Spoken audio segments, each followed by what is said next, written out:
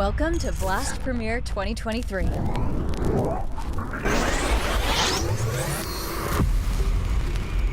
12 Blast Premier teams will begin their quest for victory in a season group stage. Teams seed each other, creating 3 groups of 4. These teams then play out a double elimination best-of-3 group stage.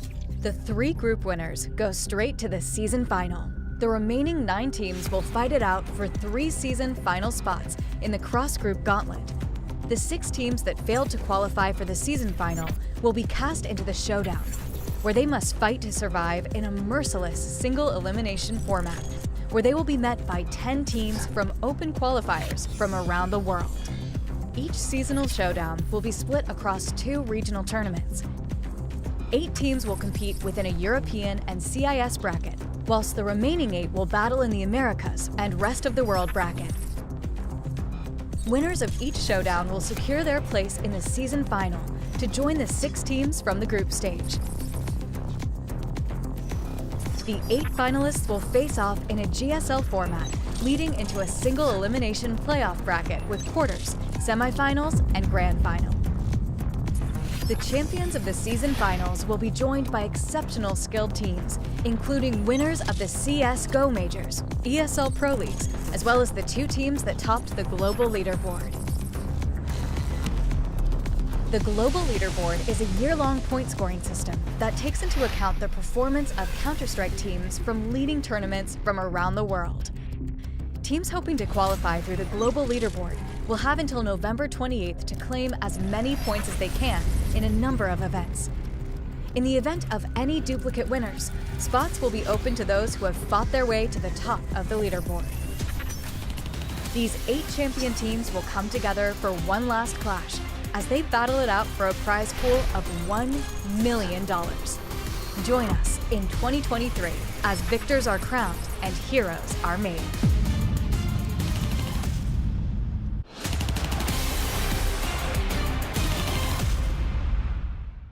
The culmination of the Blast Premier Circuit and the final Tier 1 event of the year. We are live from Abu Dhabi for the Blast Premier World Final.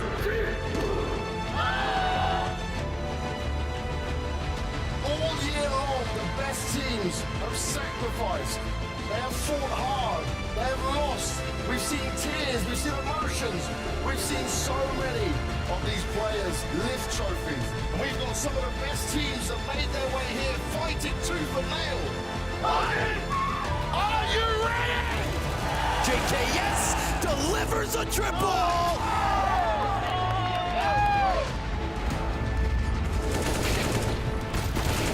What a flick from Yakinda!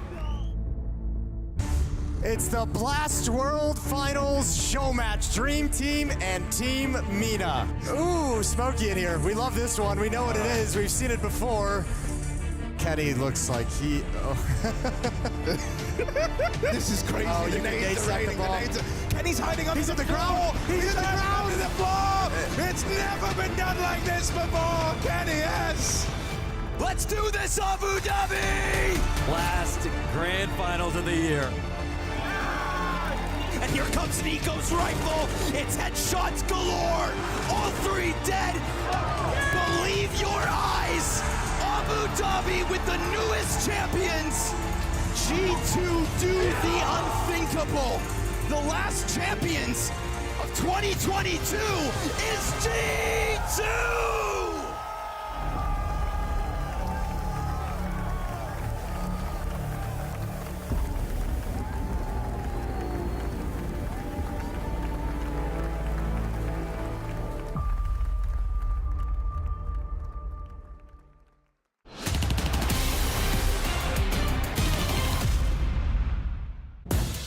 Finally, it's coming.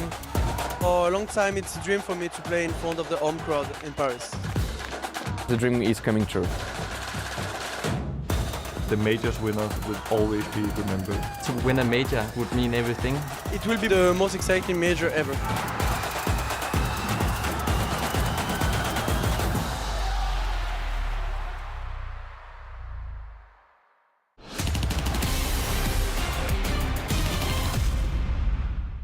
Making a transfer is a big decision for a lot of teams. Like if you're a top 5 team and you want to change a player, that is a huge risk. When we talk about transfers, there has to be some sort of disconnect between expectations of a team, goals, and what is that frustration or that disappointment is always the source of any kind of transfer. To make a good transfer good, I feel like it needs to have a lot of discussion and needs for you to think that it's gonna work in the long run. So I think it's very key to know first, like, which role do you need the new player to fill in your team. I mean, obviously the main one is like if they fit in the team role-wise. You don't want like 2 people doing the same job on the team. Most teams try to balance it out with like how people play and try and find like the ideal situation. A huge factor is, of course, is he working out socially with his teammates? And you need to know how he is as a person, not only as a player, but also as a person, because he needs to fit into the team. The best ever, oh my God. When it comes to the best transfer, there's an obvious choice. If you think about the Astralis era, that's one of the best.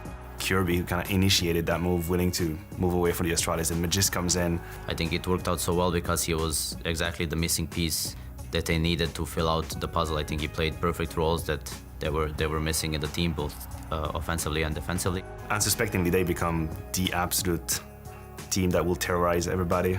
Went on to create the era, win all of these majors. Historically, that has to be the most successful transfer we've seen. In 2022, Rob's joining FaZe definitely made all the difference in the world for them. Kerrigan finally had last piece of the puzzle. I mean, they won the major after he was on the team for like, what, 6 months? I would say the best transfer in 2022 is definitely Monesi. I feel like something I got to be a part of for a small time was Monesi to G2, and I feel like he proved himself last year, and I think he's only gonna do better. He's young, he's quick, he's an opper, he has insane movement, it's one of very many clutches. For us, when we changed Yabi in instead of Refresh, we wanted a new boost to the team. I think a lot of people doubted their decision when they removed Refresh. First event with Yabi went horribly wrong.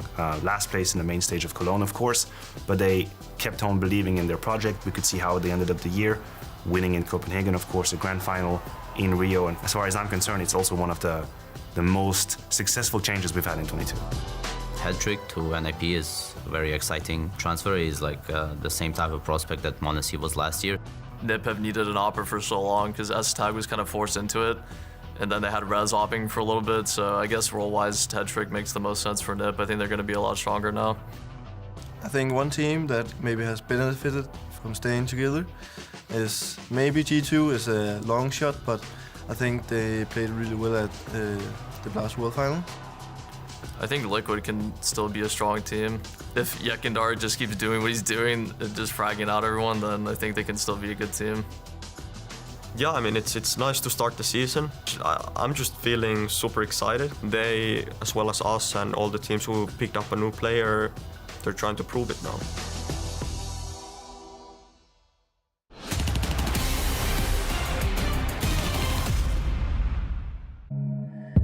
The most important aspect of being an opper is obviously like individual mechanical skill, but there's a lot of layers to it.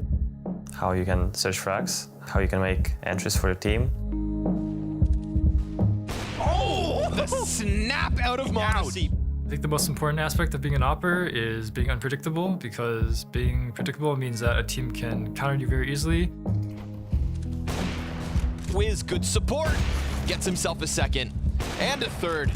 What's really important is that you need to have very good communication. Dexter is now on his own. It's all on his shoulders, and he's hitting some crazy shots. A no scope on top. Some players play aggressive, some players play like more passive and just like playing the structure with their team. To come into a team and instantly occupy the role as an AWP player, especially if you're a rookie, is incredibly tough. And first when I joined, I was not even upping on the team. All of us upping. And then Nico said after some time that, yeah, let's try you as upper. I think the most hardest part was getting used to upping in a team. Rookie now, it's all on Jade. It's a running no-scope. Prime simple, like in 2018, 2019, I was watching him and I just liked the aggression of his style and just kind of tried to play it like that. When we played in NAVI third roster, I played with Monesi and team and we like swapped on some maps. Some maps he played main map, some maps I played main map.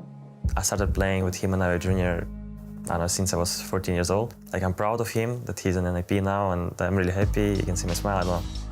I think DOP definitely is one of the most delicate weapons in terms of balancing in CSGO because kind of the overall aspect of the gun is just unique in this game. The nerf coming in for the AWP I actually personally like a lot. It doesn't change that much. Instead of having 10 bullets, you have 5. Sometimes I had even situations when I forgot I have 5 bullets, and then when I'm shooting my last bullet, what's going on? I just opened Reddit and I find the topic about 1v4 on Anubis. That's after update. In situation 1 versus 4, I had only 4 bullets. So if you miss any of these bullets now, you have no chance to win the round. It adds a little bit of a higher skill ceiling, I would say, to the AWP players. Those who are consistently hitting shots instead of just taking random shots through the smokes and wasting bullets, so to speak. I think I have kind of a really important role in my eyes of becoming a good North American operator.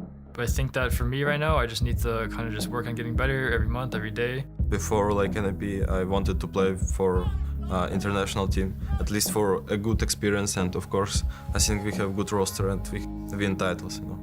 I see people watching me around on the stage, and it helps me to play my game. Maybe I'm too confident to say that I don't have pressure on stage. Those who are able to withstand the pressure, those who are able to maneuver around the chaos with all the utility today are exceptionally skilled players.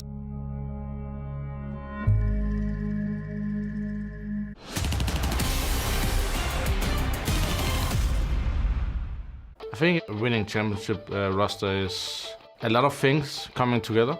The expectations for each other is high. It's like if you want to be the best, you need to go that extra step. For me, what makes championship roster is to have a team that function in and out of the server. Everyone needs to be the same sort of motivation on the team. If you're irritated with each other all the time, then you're not going to really get anywhere.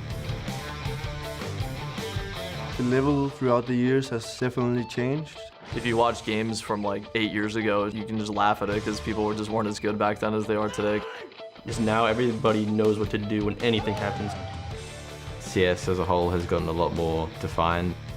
There's a lot more nuances, things that go into building a good team in the way that the game is played. It's harder to stay on the top because everybody's working hard. It's very easy to work from behind to set a target. This is where we need to be, and now we're there. How do you act as a leader and as a team? And how do you keep everyone motivated to think bigger? The next 2 years will show, is it going to remain the same, or is there going to be a team now that is going to be one step ahead of everyone else? I think championships teams over the years have changed. I think we look at domination from the beginning of the CSGO of the Fnatic and NIPs, right? I think now it's very hard to do what Astralis did. It definitely changed the way how people look at CS, how they build their team, and how important things are out of the server too. That's definitely the most important era. I think that really took CS to the next level. These guys dominated for so long, and everyone took everything from them. I just feel as a team we're just a really well-oiled machine. It could just come down to mentalities. They're just all on the same wavelength. This year is going to be really interesting to see which teams will come out on top. I can't really rule out anyone, honestly. I saw how many different teams won a trophy last year. The top 5 or top 6 even, top 7, they can all win a trophy. I still think it's pretty much an open playing field. I think we don't know which teams will come out on top. There's definitely some teams that have more to show, especially we are one of them. I think G2 is going to be punching upwards as well. I think they have a super talented lineup. Obviously hard work ahead for everyone. Everything is up for grabs. One win at Katowice, if you're top 6 team, you're number one team in the world. And now you start rolling on momentum. You also have to see who can kind of remain on top, because in my opinion, from past experience, making it to the top is one thing, staying there is a completely another thing.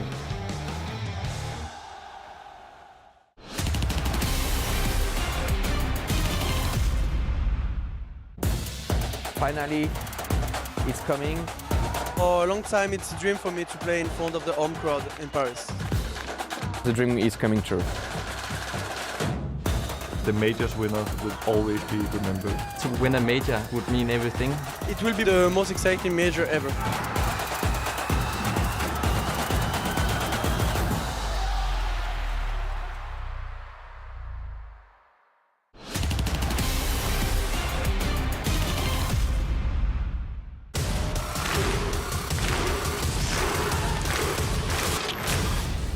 Blast Premier is coming to North America. NACS is back, baby.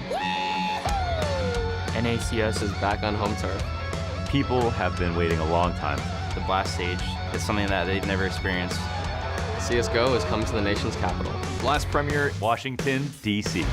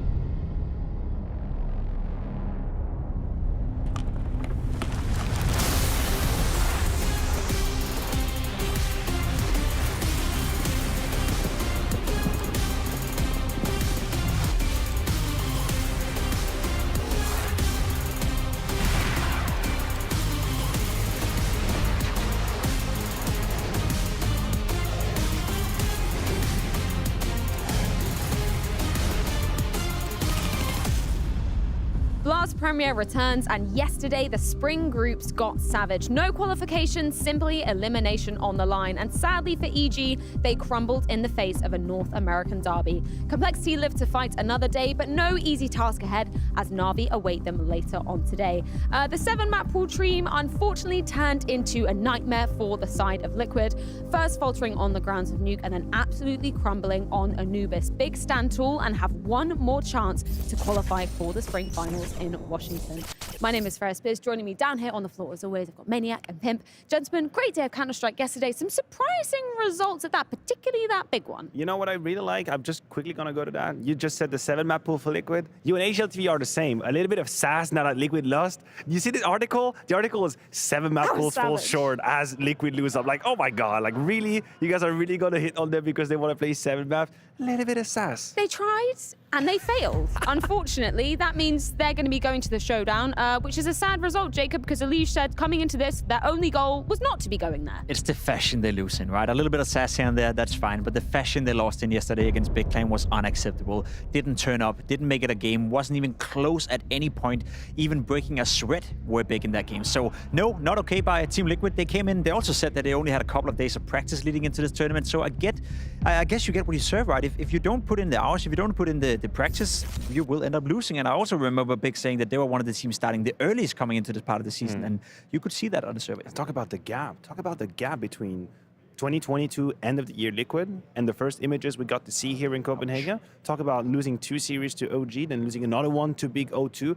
We're running out of excuses. We're running out of context. I mean, if you have a rough start to the tournament and then you say, listen, we are adjusting, we're testing, we're still going to make it to the spring final, it's going to be fine. I will give you the leeway, but now you just don't have any. You've lost twice to OG, you lost to Big, you're in the showdown. This was a failure. This event was a failure. You could bounce back in Katowice, but you failed here. Yeah, and for Big, we saw Anubis, more like Anubis for them. Am I right, Matthew? Because we'd never seen them on it before, and they look damn good. How many days do we have of this broadcast? when can I get out of this circus? 2 days. 2 days before. I hope someone out there is just noticing all of them forever. Somebody make a bank of these.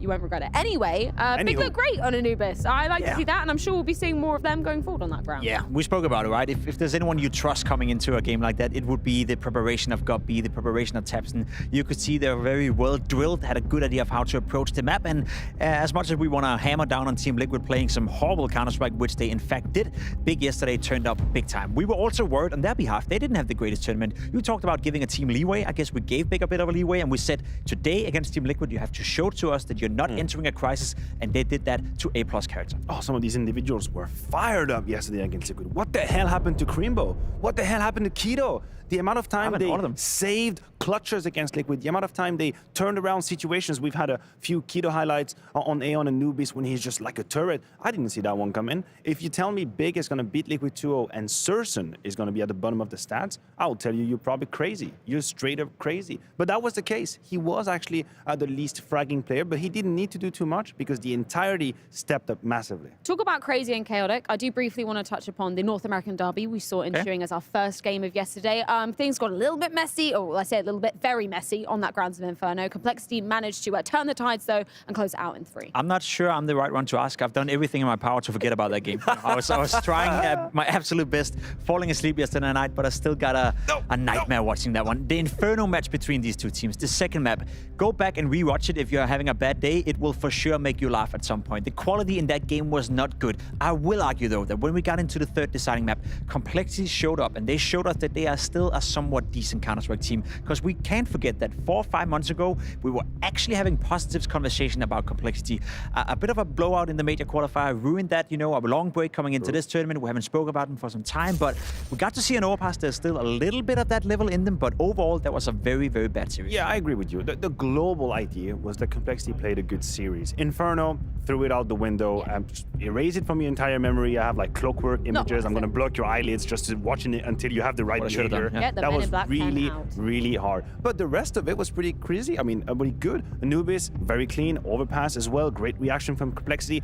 And just as much as we like to meme on them for Inferno, you kind of have to give them the props for bouncing back after that, because it would have broken a few players out there to lose a map like that. Well, let's go from what was considered your lows of yesterday, Jacob, to the highs in our CS Money Play of the Day. You guys have been voting over on the Blast Premier Instagram. So, Jacob, why don't you kick us off with the third bet? We got some AWP action with Surson. Maybe not the top fragger yesterday, but still had a couple of impactful rounds. Still got to showcase us that he's very sharp with the AWP. A nice 4-kill on the bomb side.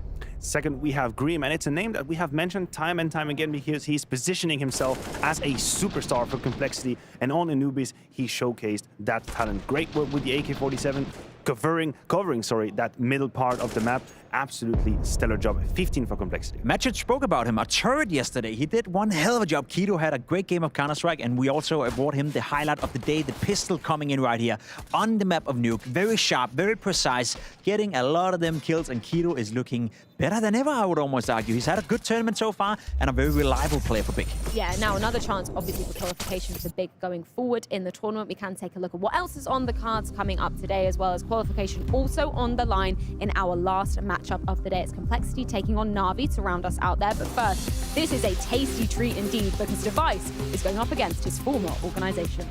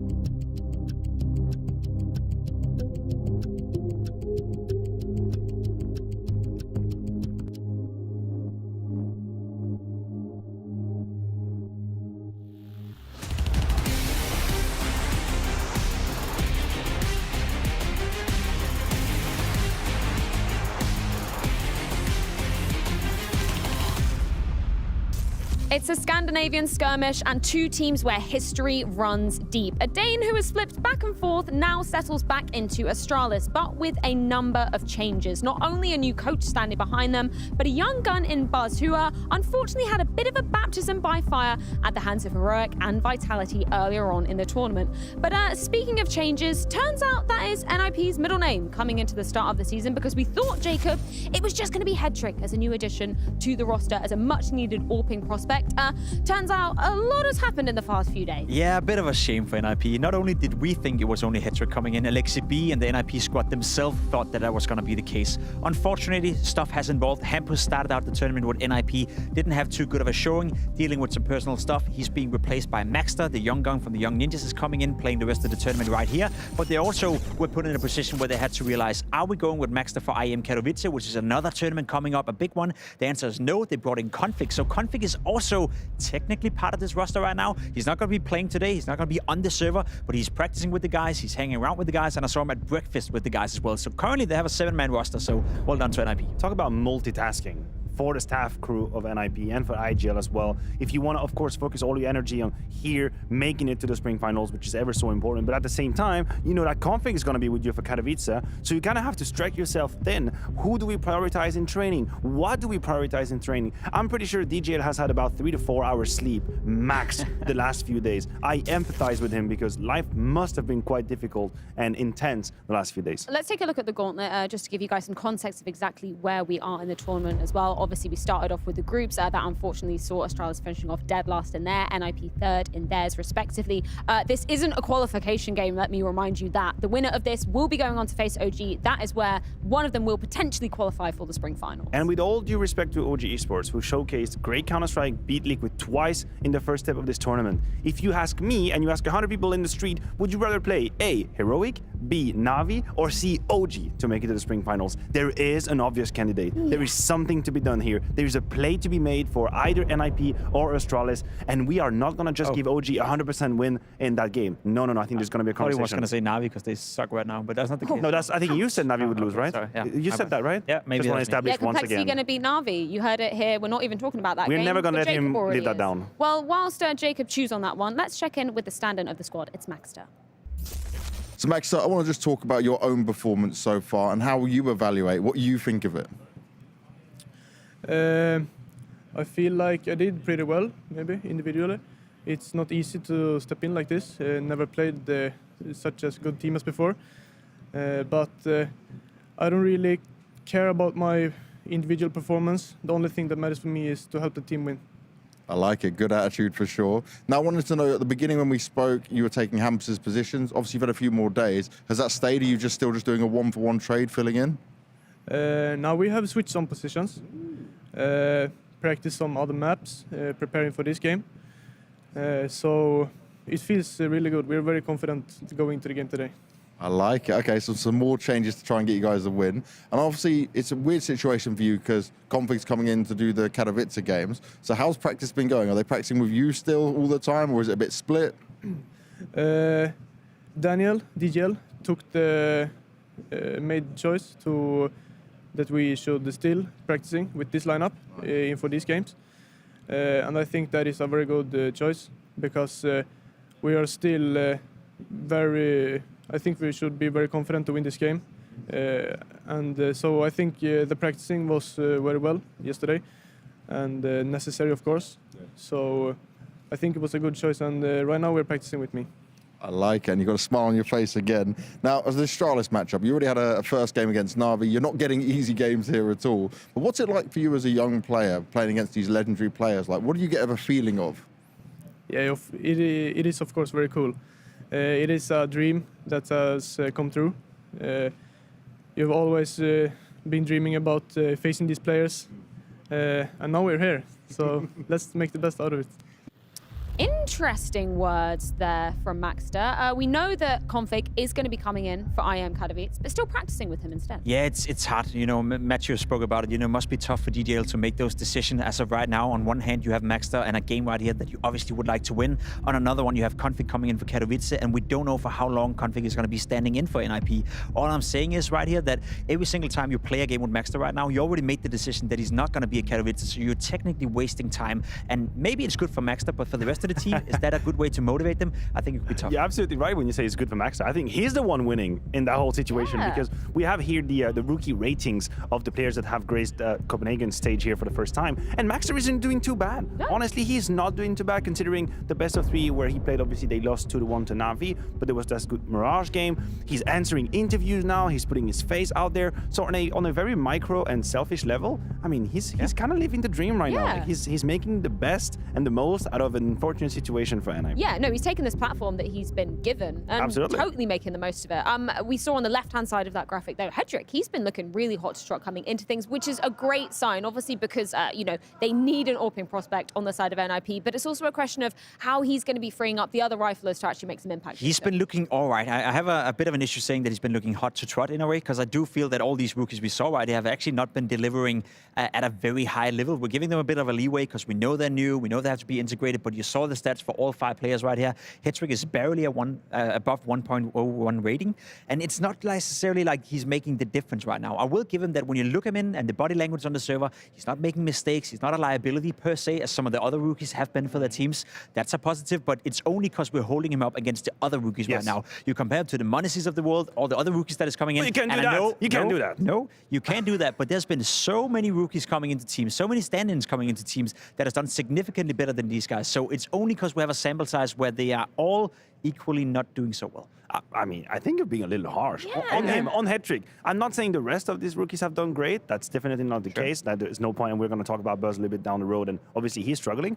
But honestly, I feel like Hedrick's been doing all right. Like he's being a safety net. He's been a guarantee to trade rounds. I think he's been good at trading against securing situations. I agree, he's not taking over. He's not taking over by any mean. But personally, my expectations were quite low, and I think he's met them. He's surpassed them because I, not for 1 second, thought that he was going to be Monacy. So I'm not disappointed because I didn't think he was going to be Monacy. That's my point, though. In the context of the rest of the rookies, he's doing all right, but he's just doing all right. He's not doing more than all right. And I do have a bit of a problem if we're trying to overhype a player that is just doing all right. Okay, no, that's fair enough. I think it's been a bit struggle city, though, for Buzz because, man, obviously the newest member to be coming into Astralis.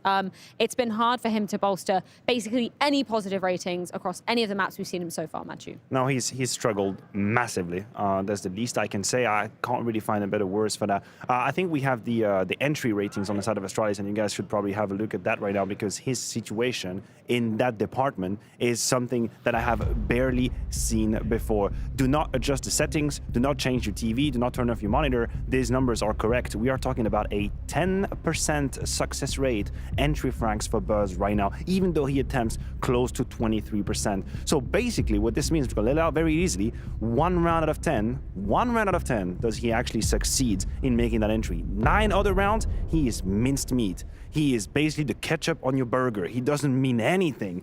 And that must hurt so badly when you're trying to find your groove, you're trying to find your confidence, and you're just being thrown like, yep, good luck, Buzz, yep, goodbye, see, what's up to you? What the hell is going on? Allow me to be a little bit technical as to why that's a massive issue for Astralis. The guy he's replacing is Config, and we knew Config to be a guy that could open up rounds. He would never be afraid of attempting. Sure, he didn't always have success with it, but he was always a guy that created chaos and installed a certain fear in his opponents. The problem with Boss is, as you said, he's not finding any openings, and neither is the rest of the team. You have Siblings and Boss being right now the 2 lowest rated players in the entire tournament. Worse than the OG players, worse than the EG players. That's a massive issue.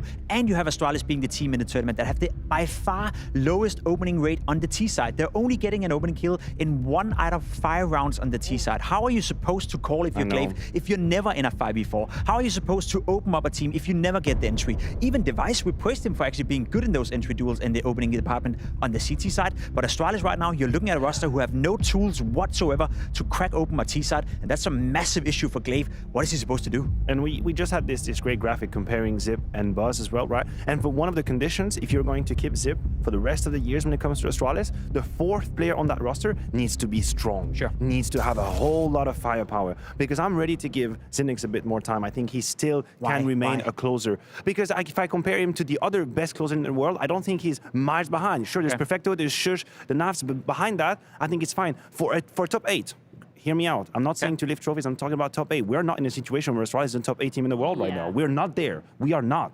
I'm saying he could be. But that puts pressure on the fourth player. That fourth role has not been anywhere filled so far in this tournament. So that just, the numbers don't add up. I'll bite my tongue and think about it. Give me a temperature check then on device, because we've been harping across the negatives of Astralis that we've seen so far. There were a handful of maps where we thought, yeah, man, device is back. This is the device of old. But another handful which weren't looking too great for him. He's had one very impressive maps per series. That's exactly what has happened with device so far. We have to put some context as well. They have played Vitality and they have played Heroic. These were the only 2 games that Astralis has gone through here. And 2 of the maps against Heroic were basically a horror film. So complicated to have the stats with a grain of salt, I'd say.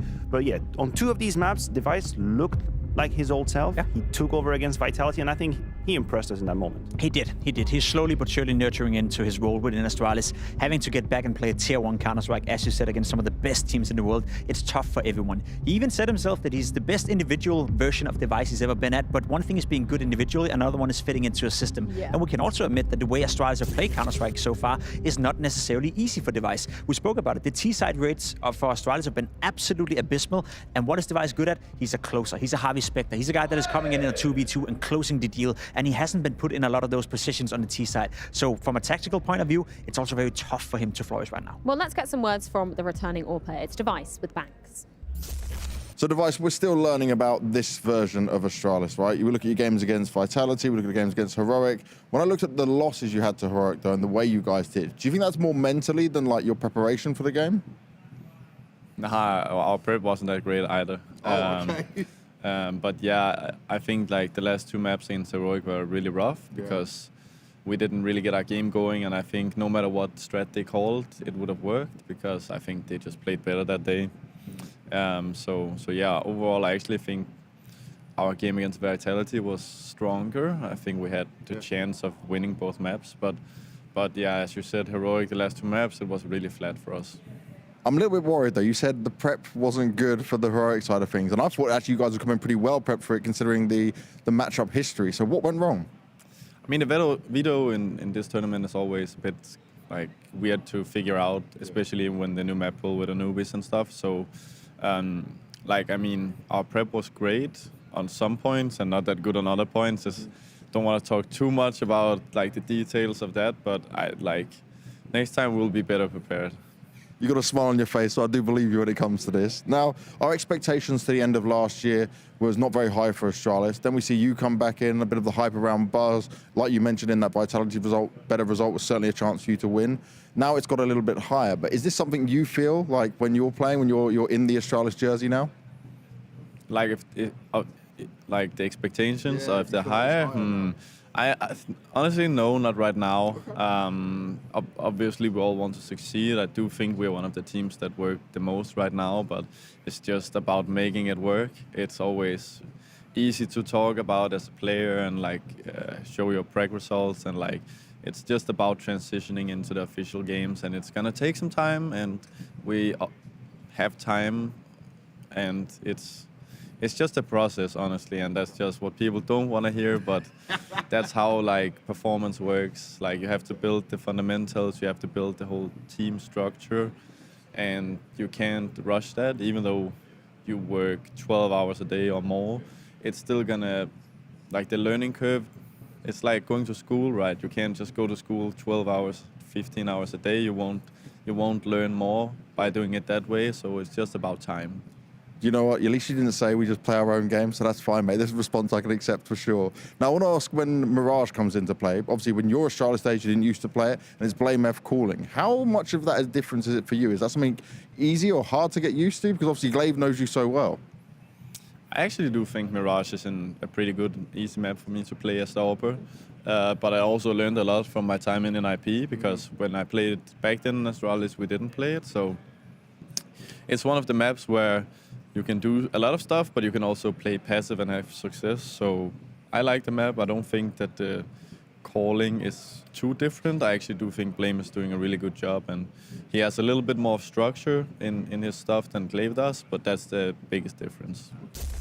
Yeah, as we can see with the vetoes on the bottom of our screen, mostly making sense in terms of the picks coming out of things, but interesting to hear Device's opinions on how he's learning to grow back with the team. Look, that's a very level-headed response he gave to James Banks, and that, you know, you cannot rush the progress, and it's going to take a little bit of time, and the system needs to install itself. And I can agree with that. I can agree with the idea, but what we can do here and what we do is we judge whether or not the pieces of that system will work. If the pieces of that system will actually be able to play at the highest level. That's what we do with Buzz. That's the conversation we had with Zip. With Device, it feels like it's all green. We have the impression that he's going to be succeeding, but still, yes, give time to the system, but the pieces, they very likely remain what they are. Buzz has a little bit of margin, but that's about it. Jacob, I do want to pivot a question to you and ask, who is under the most pressure coming into this game? Without a doubt, Astralis right now. They have no excuse for not winning this game. I love that NIP and Maxter said that we feel confident we're going to win this game. That's a good, positive outlook for NIP. But looking at it, of course, Astralis are supposed to win this game. I want to see Device establish himself as a star player. And a game against a weakened NIP with a stand-in is the perfect opportunity to do so.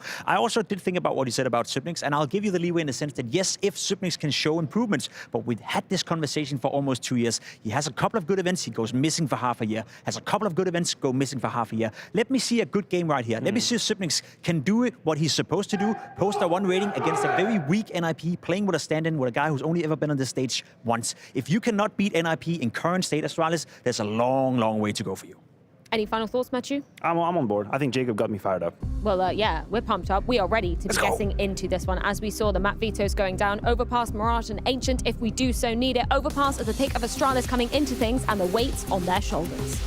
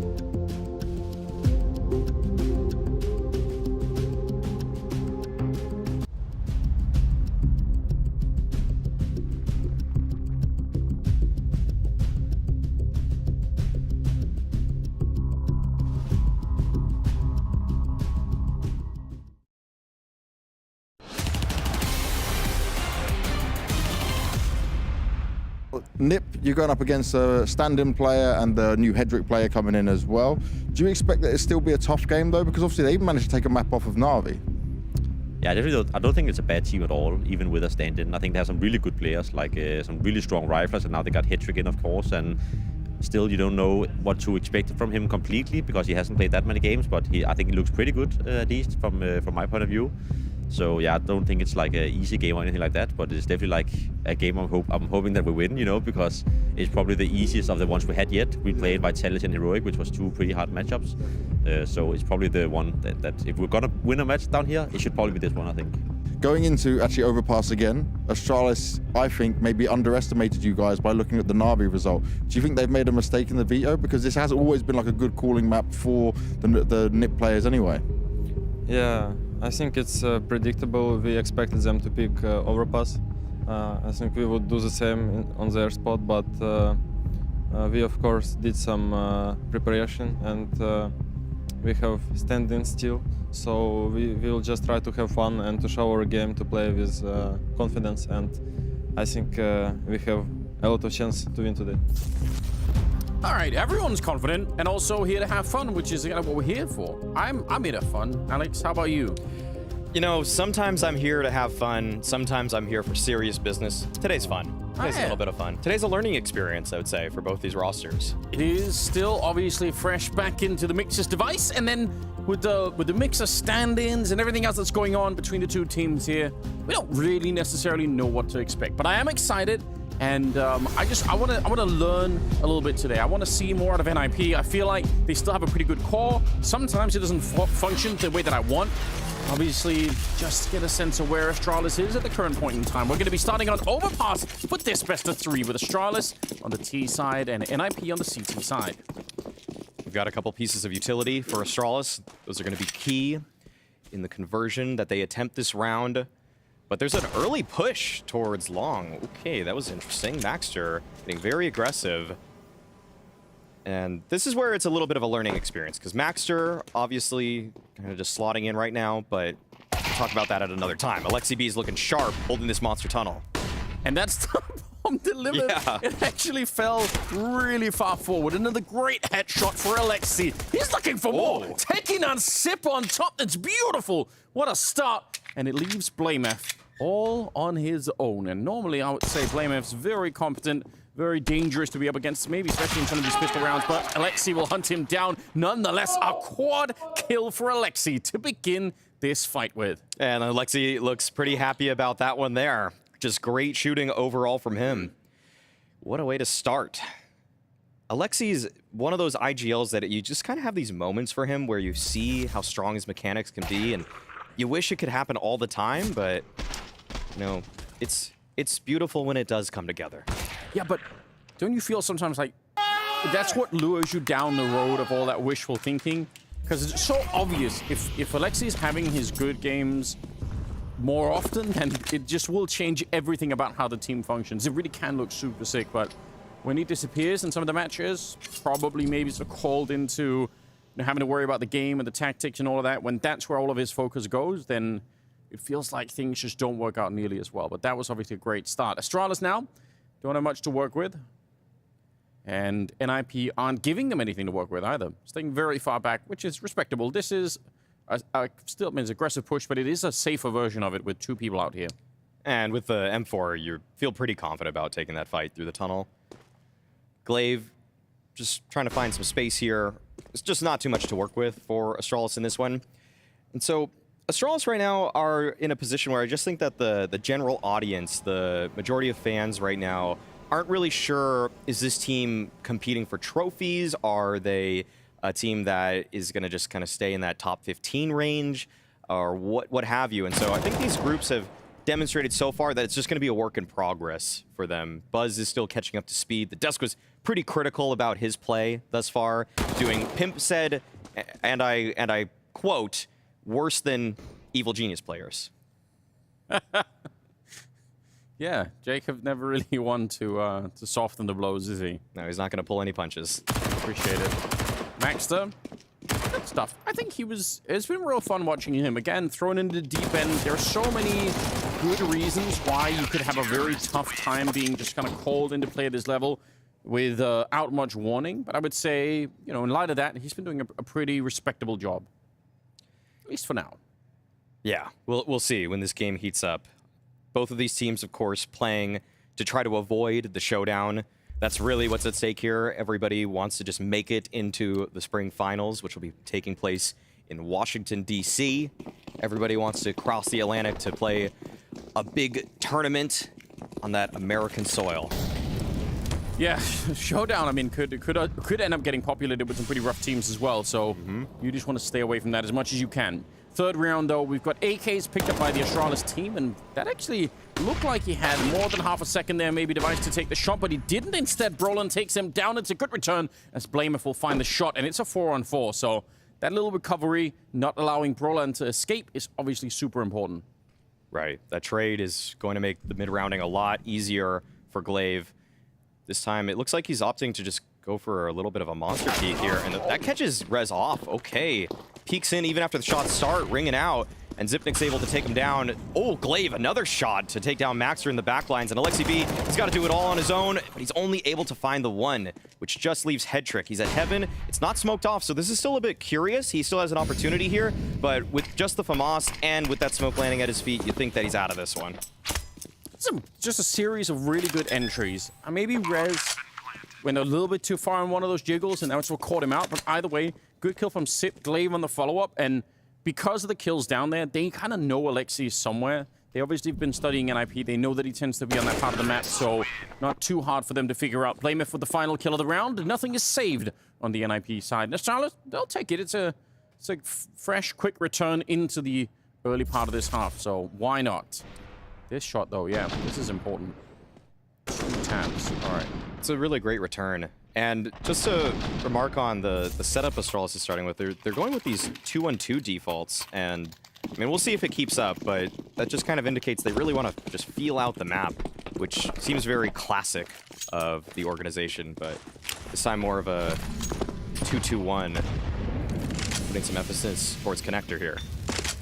Yeah, with Sip hanging around outside of the B bomb site, although I think some of those nades dissuaded him from continuing. He was in the tunnel a second ago. Door blown open, which is probably why Astralis are frozen at the back towards the ladder door connector, because once that door is missing, there could be a boost, there could be just any number of things. NIP, they were out in the water behind them, but now they've actually fallen back. They're just playing at the L-bend with a little bit of a double, almost a triple setup here, so could be hard for Astralis to manage if they get into a fight and more CTs just keep showing up at the corner. It could be a little bit confusing, although Buzz has got the right idea, but not quick enough with the trigger. He definitely had the opportunity there. Sip trying to recover the round with a wall bang from the other side. That's all the way out from where the stairs are. He took that shot to bring it back at least into a 3-on-4, and that's something to work with. Glaive sneaking in, and he's going to drop Alexi. That makes it a bit easier. 3 versus 3 now. Some spam coming through the smoke. Device out on long, and another good opportunity that is missed by Astralis, as Brolin will defeat him with just a FAMAS. Catching almost that one. Glaive, he's low on health though, so he might be in a lot of trouble. He needed that shot almost instantly. Only 24 seconds, so even if they win the fight right now, they're going to be in trouble. Glaive will get that one. Oh, they find Maxter down on the other side of the map. Head Trick, he can win this round with just this one kill. There's not enough time. 13 seconds, and Sip, he just can't make it happen. I'm not even sure if they would have made it to the bomb site without that kill. It would have been pretty close at the very least. But yeah, Astralis, this is a little bit reminiscent of the way that they played against Vitality on the T side, where they were going for multiple engagements seemingly at the same time. And this one, the key engagement, despite the fact that Astralis came out ahead in a lot of the fights, is that Device died towards long A with the bomb, and then it was just a recovery mission that was too much for them to handle. And so yeah, NIP, they're just kind of having to fight by themselves. It's kind of a cool way to play it for Astralis. But this is a nice sign for NIP that they're able to win these fights as such. And some of these fights definitely for Astralis, but they could have won it, I think, very convincingly in this particular round. It could be a bit of a cold start. Either way, I expect to see them win those kind of fights going a little bit later into it, because there were some slight giveaways there that probably they didn't need to. Timeout has been called from the Astralis org, and I think that makes sense. maybe feeling a little bit rusty at the start here. Glaive getting a chance to chime in as well. I'm definitely not opposed to the idea that they're doing. This idea of sort of fighting all across the map can just be very, very hard for the CTs to deal with, especially when it happens early on in the round, so you don't really know if it actually ends up being an A or a B type hit.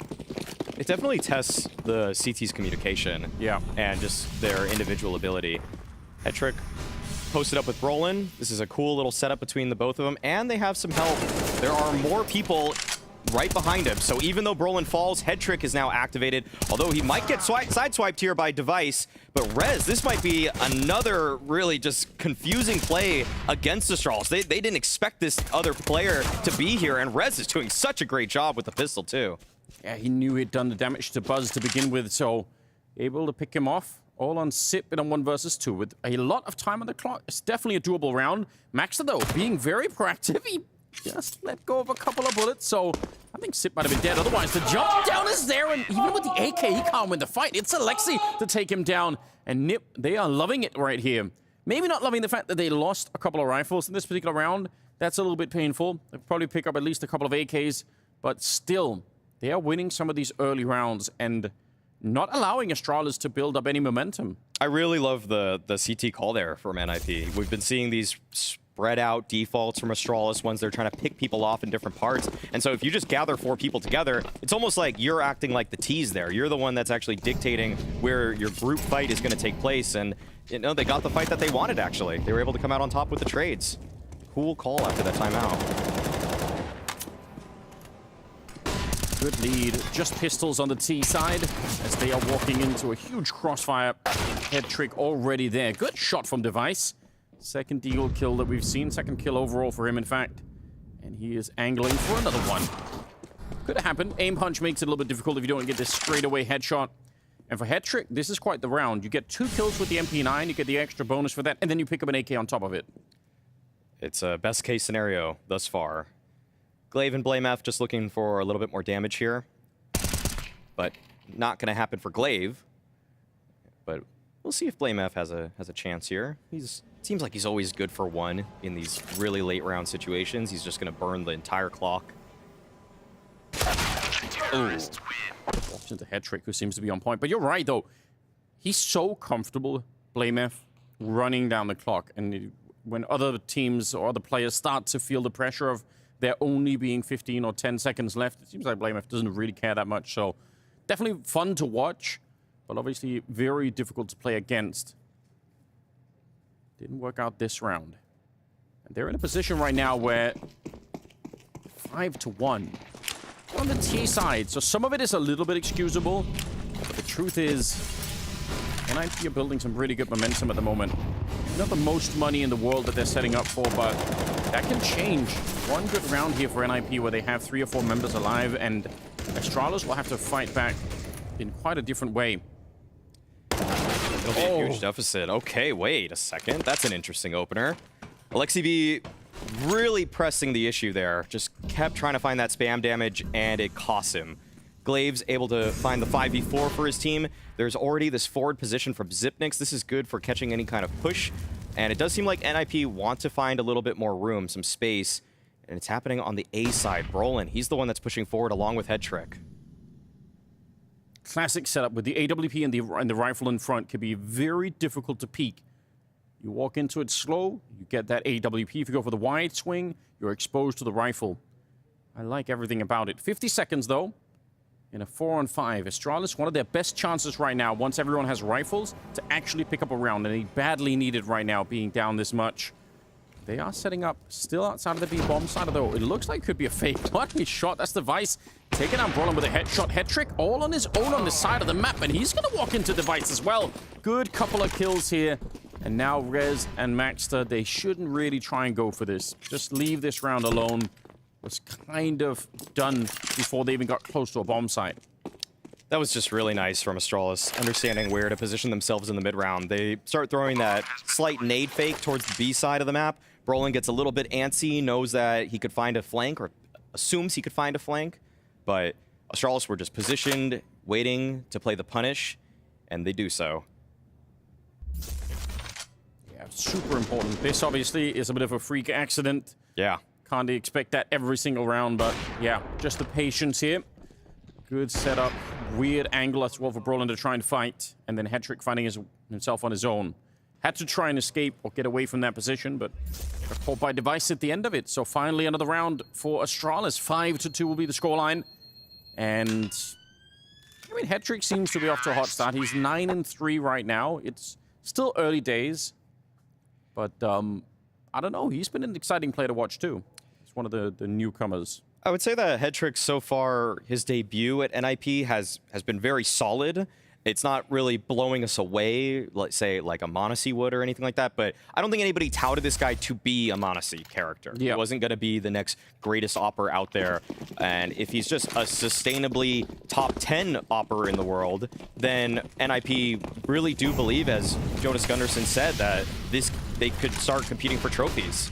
And so that's a lot of pressure on him, but it actually makes some sense, because if you believe in your rifle core, you believe in your strategies, then why not, right? You feel like also if he was trying to play like Monacy, then you could have also introducing a ton of mistakes. I'd much rather. Oh, wait a minute. Oh, speaking of which, that is a nice cover for the double push. It's Hetrick again, this time way on the opposite side of the map, and you could tell Sip, even though he's this far back, he's almost in T-spawn. He still was not quite ready for that kind of push. But I'd much rather have someone play sustainable AWP than, you know, superstar AWP that fails half the time. And I feel like Hetrick's doing a good job of that right now. Trade coming in, and BlameF, a little bit of a hiccup there. He did take a lot of damage for it. Could have been dangerous, but at least he's alive for now. What a push through. He challenged, he buys that one right through, and BlameF is out of the round. Missed shot, and Hetrick, he doesn't miss anything right now. That is uncharacteristic. You want to see Device hit those shots, even if he is just coming back. Nice headshot for Buzz, as Hetrick wants to try and take a little bit of a jump there, and Buzz looking for it. This time he was aiming for the truck, and couldn't quite get the kill. Oh, that was so close for Buzz. Almost brought that to the 1v1, but Hetrick in this round was definitely the hero. The opening pick that he finds, the way that he's able to play in front of the utility. I can't advise anybody to go for the push through smoke against Device. The one against BlameF was nice. It was cheeky, it was tricky. He knew he beat the timing, that there wasn't anybody peeked against him, but to just walk through it after the fact, that was very bold from him. And I think Device is gonna hit that shot more times than not. Surely, yes. But this is back to that trend of NIP stopping the Astralis momentum almost every time. A little bit different now. Device, he took it personally that last round. Yes. Saying, all right. Yeah. I might just still be warming up into this Counter-Strike thing once again, but you're not going to do me dirty like that without some kind of revenge happening. Taking down Hetrick to start with, that's great. That's the rebuttal right there for Device. And when Astralis have been finding these 5v4s, they've been doing a pretty good job at just slowing things down, waiting for NIP to make a mistake. And we're seeing more or less the same this time. 1 minute left on the clock. BlameF just waiting at Divider, hoping for a push, but it'll be Maxer that is challenged. Ooh, jumping back here. They're getting very, very close. He's alone. This might be a save round almost instantly. He's going to get a good kill, at least on Sip, but how do you actually try and retake this? Maybe especially hard with BlameF going to be stepping into the back. So even if they try to set up for it here, you have to assume that BlameF is the insurance policy right now that should win Astralis this round almost no matter what. There's the shot onto Rez, and now the confusion is just all consuming on the NIP side. The bomb is even making its way back. They could have probably planted at B already, but they've kept the round alive, and you could see Alexi and Brolin. They built a little statue here, and now they're just waiting it out. But this is I think a nicely played round for Astralis. Yeah, the BlameF lurk really paid off there. Just being able to find that kill onto A gave them a contingency plan. That's what BlameF just seems to be sometimes in these kinds of games, where he's just lurking on one side of the map, even though the team's pressuring on the other.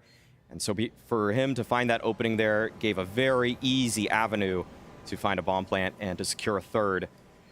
Just want to note that Device, when he was actually pushing into the site, he wallbanged Alexi right through the sight box, and it almost took him out entirely. So Device is, yeah, he's warming up into this one. I think he started 0-4, but now 5-7, could have been 6-7 if that pesky piece of wood wasn't in his way. That has to be just great news. I'm sure every Astralis fan out there, that's all they can really be watching right now is Just looking at Device almost under a microscope just to see, are we going to get that same level back? And I don't know, at one point, I mean, given how good of a player he was before his break, you almost feels like you'd be crazy not to believe a little bit. I think that's what most CS fans are here for. They want to see the Device redemption arc. They want to see if he can bring it back to the level that he was known for, just so consistently delivering. Just, I think there's still a case that he's one of the best out there, but he just has to prove it again this year.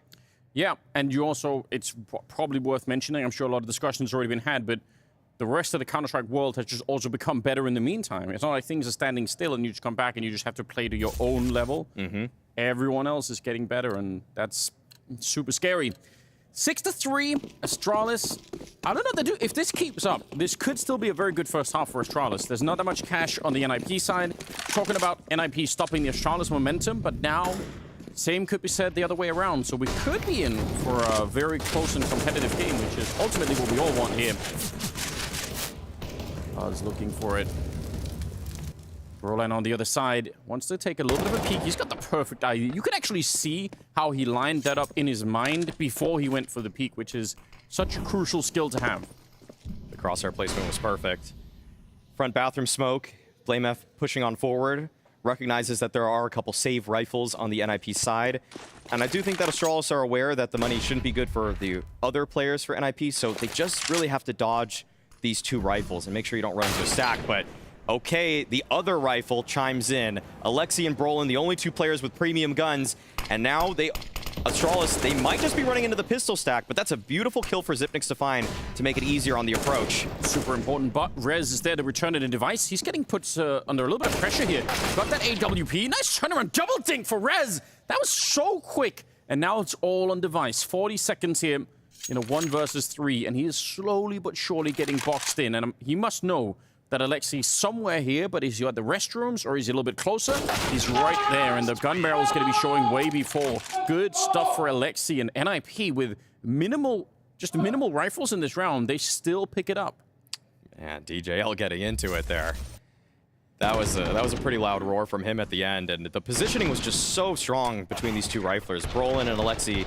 Even though Alexi's not usually the one on the A site, that angle right there paid for him. And we don't really have many hype coaches, do we? That's true, but it's also because of the Valve rule for the majors. And so I think a lot of them just temper their excitement all the time. But it's nice to see that DJL recognizes this is Blast. You can get excited. Yeah, we do it. We want that. Kind of just feels nice. Here we go, Deagles. Just natural. Yeah, you know, I'm sure more of them probably want. You're right. Probably is the rule set that makes it so. All right, hat-tricks just been cooled down a little bit. And for Astralis in itself, that's going to be good news if they can keep him that way. A weird first half so far in terms of neither team really having any real economy. It's obviously working out for NIP in terms of the rounds right now. But if they didn't win that last one, then Astralis probably bounced back in a huge way. So kind of still is on a knife's edge. Rolling up close, easy enough with the double kill. And head trick. Probably likely going to get this kill. And even if not, he is in a very safe position behind that armored truck. So I don't think he's too worried about anything. Okay, nicely done. That's half the kills so far Device have are from the Deagle. Yeah, you're right. That's actually a little bit concerning. Would love to see it with the rifles or the op. But, you know, you'll take what you can. I don't think he's upset about that. But Headtrick, yeah, he's right here. Glaive right around the corner. If he loses this fight, Headtrick, then there's an opportunity. Okay, actually, he misses the shot, but Alexi B, he's holding the crossfire. It was never really in too much danger. Had to be some clean entries, and they are not going to happen for Astralis. 8th round on the board for NIP, already winning the half. This is really good work, and you know, sometimes you just need that one round, like the one that they just had with the 2 AKs or the 2 rifles at any rate, and you can build on top of it. And it seems like a small thing, but there are a lot of teams that we've been talking about so far where when they get the opportunity to build something, they don't really take it. They just, it's the one round, and then they're back to losing awkwardly. So I'm excited to see NIP keep this going after winning a bit of a freak round like that. Yeah, exploit it to the maximum ability that you can. This seems much more of a dedicated push towards the B bomb site for the Astralis team. There's not a single soul on the A side of the map for them. But this is actually going to play into what NIP is setting up for. Okay, Maxter's already there, holding the line. 2 kills for this guy. Although Glaive's able to find a return, though. Take down Rez. I think Maxter smartly as well. Instead of emptying the entire clip, because there could have been a follow-up flash to come through. So if he's just holding, you know, holding down mouse 1, and he's reloading in the middle of a secondary push there, it's like, no, I'm just gonna stay chill on the other side. Oh, that's close. That's so close.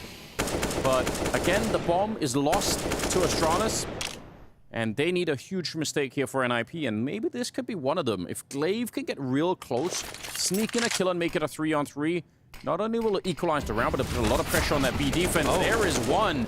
Buzz through the smoke to take down Alexi. NIP should really never be losing this round, but they've kind of put themselves in a position where they could. It's definitely losable for NIP. 30 seconds, though, and Brolin is holding the flank. So this is... Oh, no way. Okay, all right. He's able to win it. But Device actually able to take down Maxter. This has become a 2v2 all of a sudden. What a flick, though. That does bring it back. Brolin's very low on health. I mean, almost Glaive had that one headshot nearly. There he gets the spray through. And Buzz now trying to see if he can win this one. Brolin's up on top and a great flick. It's the young kid that comes up with a clutch to save Astralis in this one. He got the early shot through, but that is a 5-on-3 that NIP just lost. There's no way that they should have been losing that one. NIP fumbling it there. They had every reason to be winning this one, but just a couple players dancing around the smokes, playing untradeable positions, and it cost them. This is so... Oh, man. They really just want this one back. Yes. Yeah, it almost just feels unprofessional to lose like that. You really want to make sure that the rounds that you have, those kinds of advantages, you need to just tighten the defense up. You know where the bomb is. You know where the eventual hit has to be. Everyone needs to play off of each other a little bit better there for NIP. Surely there are some rounds you lose when you go back. Maybe you look at them and you say, oh, yeah, well, we couldn't have known this. Or there might have been a good reason why we thought it was going to be something else. This is one of those rounds where all it is fights where you think, we didn't have to do this. There's absolutely no reason. Like, it was really obvious how we lost this particular round. That's painful, especially given that there was about to be 9-3 in favor of NIP. And the fact is, especially with the money, if Astralis win this next round, they're right back in the game. They could get up to 6 rounds, probably a good platform to build this first half on. So this could really cost NIP quite a bit. The door's open. And not even just the connector door. I mean, the door back into this match for Astralis. It's wide open. Oh, they're doing it again. Yeah, risky push, but nobody on the other side immediately. Glaive is making his way back, and he may be caught off guard by this, but Zipnix is also holding... Okay, great jump spot by Glaive. That's very, very smart from him. That's some information to work with. The bomb is so far away that he obviously can't react immediately to it. When you see that kind of a push, especially because, you know, last time it was with the orb in the background, so you might have a bit of a read there. Zip still hanging around outside of the B bomb site, but they want to just try and pressure this a little bit. I'm assuming clear out maybe the restrooms. No, they just leave it. That's so interesting. Brolin just finding a free kill on Glaive because they thought they just checked it, but they really didn't. They just kind of left restrooms alone. Yeah, I mean, Glaive did already pretty well in this round, a jump spot towards B, but he doesn't think he needs to jump spot every single angle. And so he's caught off. This is another timing Brolin's just creating for himself. Super sick, isn't it? I think he might have just almost already won the round. Alexi's going to be also pushing to pick up the kill, but there's no way anyone is going to be checking for Brolin. A couple of shots in the back. He doesn't miss this opportunity, but time is slowly running out, and Astralis are running out of players on top of everything else. 13 seconds. It's a good headshot. They can maybe run there. It's going to be lightning fast. Knife out to try and get this bomb plant. And with just 5 seconds left, he can maybe get the bomb plant, but he has to come off it if he wants to leave. He's going to get a good shot there. It's a respectable round for Buzz. If they had another 5 or 10 seconds, maybe there would have been a way to play this, but they just ran out of time. So NIP back to their winning ways. NIP were relentless there. They just kept pushing in multiple directions. Brolin, obviously, the one that we saw most on our screen, but Alexi B inserted himself at the top of Connector 2. This was just a round where it felt like Astralis were slowly getting choked out, and that's really pretty tough because they've been playing so well to punish some of these types of aggressions, but they just miss a couple of them, like that Brolin early peek and the way that Alexi gets up there too. So, oh, such a nice nade. Yeah, it's so stylish. Trash can parkour, right? Yeah. Right into almost 100 damage nade. Little kick flip into that. Maybe more than that, yeah. You like to see it. But not if you're Astralis, obviously. They've got that one AK on Buzz.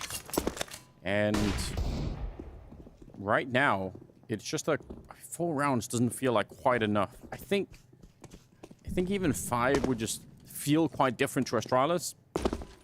5, you're building a story in your head saying, okay, and then we win the pistol, and it's all good. We can bring it right back. 4, maybe not quite the same ring to it. Alexi, pretty aggressive once again with the MP9, but I love it. He's been playing well. He's had a couple of unfortunate deaths with the smoke and with a wallbang spam earlier. Brolin, very nearly a double as Buzz is low on health, and Alexi's decided, you know what? I'm just going to come back from an angle that they almost certainly won't expect. Timing, failing him there. That's a little bit scary. He's going to find Buzz eventually, but he was low on health already. 35 seconds, and the problem is more probably that Astralis have to spend time now fighting Alexi. All right. Okay, that's fine. That's great, Rez. Good for you. Oh, Alexi got a little bit greedy wanting to throw that smoke right there, and not seemingly going to matter, though. Rez has just been a turret on this side of the map. 3 kills for him. 10 already in the game. Explain to me, Alex, why I can't have this res all the time. Oh. That's all I want, really. Because that is obviously sick. Okay, I'll be a little critical of Rez, if you want that. I think Rez just sometimes falls into ruts where he just makes the same plays over and over again. And what needs to happen is he needs to take a little bit more initiative to just find out more ways to get himself involved. When he was looking really sharp at the beginning of 2022, he started using a multitude of one-ways. He started using all these tricks. He started adding them to his bag, but then he kind of stopped doing that. And then he kind of started resorting to just being this really stable, aim-heavy rifler again.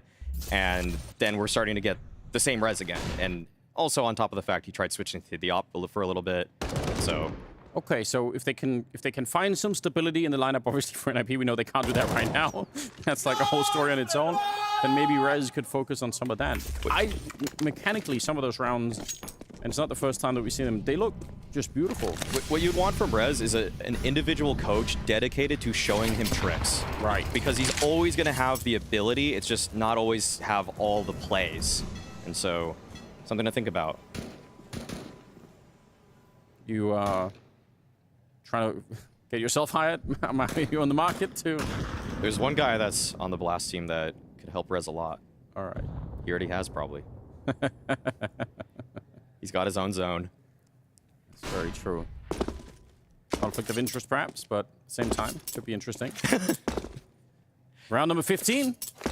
And Astralis, they've got restrooms for once. They haven't really had to fight for it. They could get quite close. NIP, their proactive plays have really been working out, and they are pushing once again.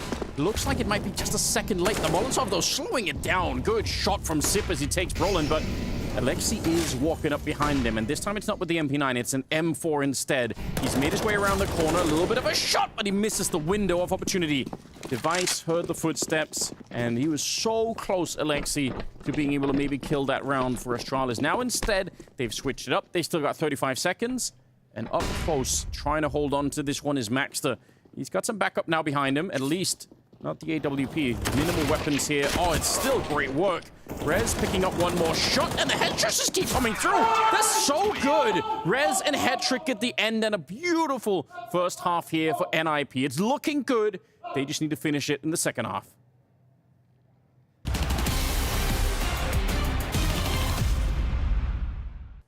Boosting kicker up. Oh, there's that the scout. Oh! See what the No! pre-aim to the top of the half No. Open B site. Wins the round. He just wins the round like that. He won the whole round. That is unreal. How does he do things like that? That's crazy. The boy is special. Outsiders did nothing wrong. They had 2 good spots and good guns. Oh, that is disgusting. And Hooksy's losing his mind. Yeah. Hands off the keyboard. You're so sick, Modesty. You're so sick. That's what he always says. Ilya! Ilya, you're nuts. You're so good, bro. And honestly... Yeah, really. He just won. That's the cool part about Counter-Strike. I mean, he just won the round by himself. He did. Watch this. Oh, man. Now, James kind of posted and then... Wow. Oh! It's insane. I can't get over it. Show me how. Liquid are teed up nicely. The Flames and Dexter. This bomb down is scary. Flames is taking real estate, but ends up getting punished. Liquid hold, and they win these fights. Just Dexter left to get past, but he's an iron wall at the back of the site. Moving around, kill number 3. Oh! Dexter! Make some noise for him, that is incredible! Look how hyped up he is. I don't even think he believes it. Look at the way he isolates these fights. Oh, Liquid, that one hurts, and that's all your money as well. Unreal. Dexter just lets loose. He wants an angle and a timing, and has at least gotten the first. Molly ahead of him, sees the gun, executes Twist first and foremost, tries to wrap it back around the hut, but the Heaven support, that could be the bigger difference maker. Rob's dead. Hunter continues to thrive until Brokey puts him down, and it's time for the ice-cold JKS to try and come through. This isn't Ramp, this isn't his wheelhouse, but it's still a chance to shine.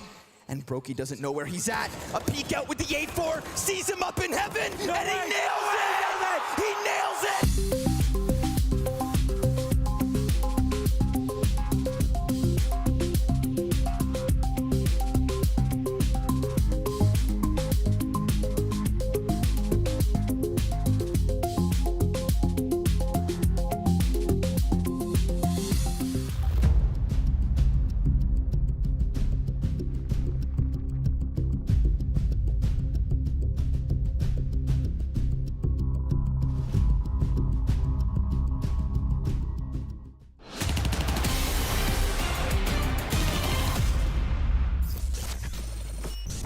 Nice.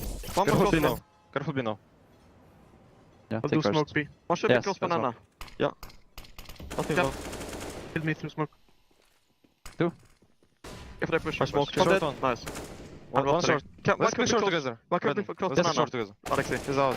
Nice. Nice. That's hard. He was monster. I have underground. Yeah, he was for sure. Yeah. I hold under, pushing me. Nice. Yeah. Nice round. Some good comms out of the NIP camp, and it's been rewarded. They've had a great first half. They've managed to really almost extinguish Astralis here in the opening half of Overpass. But the Danes obviously are going to want to fight back here in the second half. Pistol round is coming up. Astralis now on the CT side. They've got 2 sets of dualies, so you know they're ready to battle. And BlameF's got one of them right in con. This is a great position for him, hiding right behind the stairs. And Glaive himself, he's actually holding those towards B, but first contact will be towards this connector. Yeah, Device, the question is, could he be a distraction? If he's back here just in time, yep, there's the lock-in. Oh, it doesn't matter. What a great opening for Alexi. He was amazing in the pistol round of the first half, and just the fact that he's able to shut down BlameF in this one before he spins out of control, obviously very important. So, well done. That's a very good trick for Astralis otherwise, and somehow it still gets shut down. That easily could have been a disaster. But the crisis has been averted. But NIP, they're still taking their time with this one. They have this P250 on Brolin. Might be able to catch Device on the jump spot. Okay, the challenge is there. It presented itself, but neither player is going to close out. But with that information, Device, it's not really calling in for too much just yet. There's a single rotation from Buzz, making his way up to A, and this has now become a very spread out defense for Astralis. Smokes are coming in, Device, he's able to pick down one. They keep approaching though. Yeah, they want to see if they can challenge him, and they will.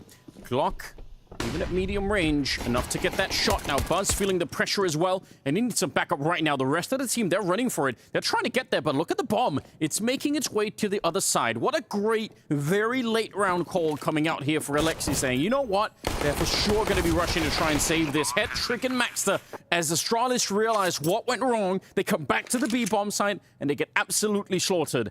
All on Buzz now, and I don't think it's even really worth it to go for it here. If you can snipe away and make some more cash, you know, a little bit of 300 bucks extra, that's probably fine, but just running into the bomb site, I don't even think makes sense.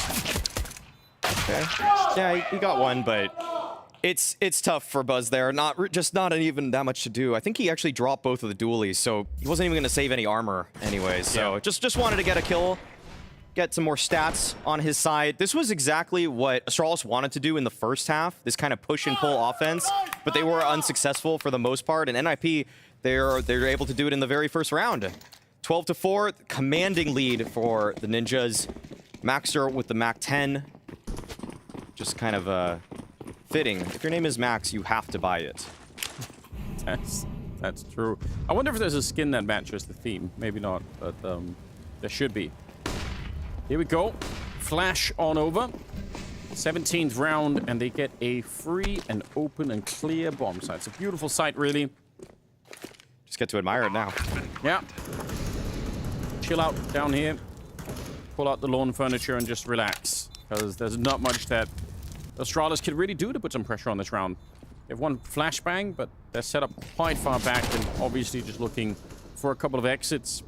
13-4. That's a long climb back for Astralis, isn't it? Yeah, it's become a little bit much. Okay, a nice hold. One kill for Buzz. But Buzz is getting his in this one. Good. Yeah, he hasn't been doing too well at the spring groups, but, you know, maybe sometimes you're just a little bit nervous or shaky in your first couple officials, I guess. Really hard to blame him for that. Yeah, there's a lot of pressure joining an org like Astralis. It's kind of easy. It's easier to sell the story of saying, oh, you're on the big stage now. If you do well, everyone's going to know your name. It's going to be safe. But I mean, there is the other side of the coin where if you don't, then people might also think, oh, well, maybe it just doesn't have it, which doesn't have to be true, right? Right. It could be that some players will take a little while and they need a little bit more experience and they need to feel a little bit more at home doing it. That's definitely seen that before too. So I feel like Buzz probably had some more negative headlines to begin with, but yeah, I agree. So far today, at least, yeah, he's been hitting some shots. It's just hard to. It's like you wouldn't pin the loss on him. That's safe to say. This has been more of a structural failure from Astralis in that first half. Just not able to close out some rounds where they were actually advantaged. Yeah. And so that's why NIP has this lead. And NIP, they want to continue building that lead. They're making their way up long. Device holding with the AUG. This is a sliver angle. He might be presented an opportunity. It might be a jump spot, though. And if he's taken off of this angle with a jump spot, then he's got it back right into that site. And that's a great kill. Really needed something like that out of him. And Brolin actually wanted to fight the AUG, and that was to his detriment.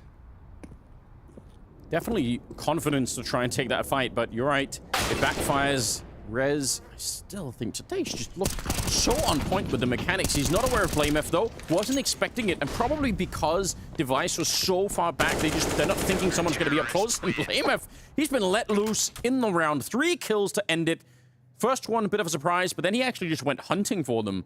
And if Astralis are going to make a comeback on this one, you have to assume that having BlameF find his role in the game could be a huge, huge factor all of a sudden.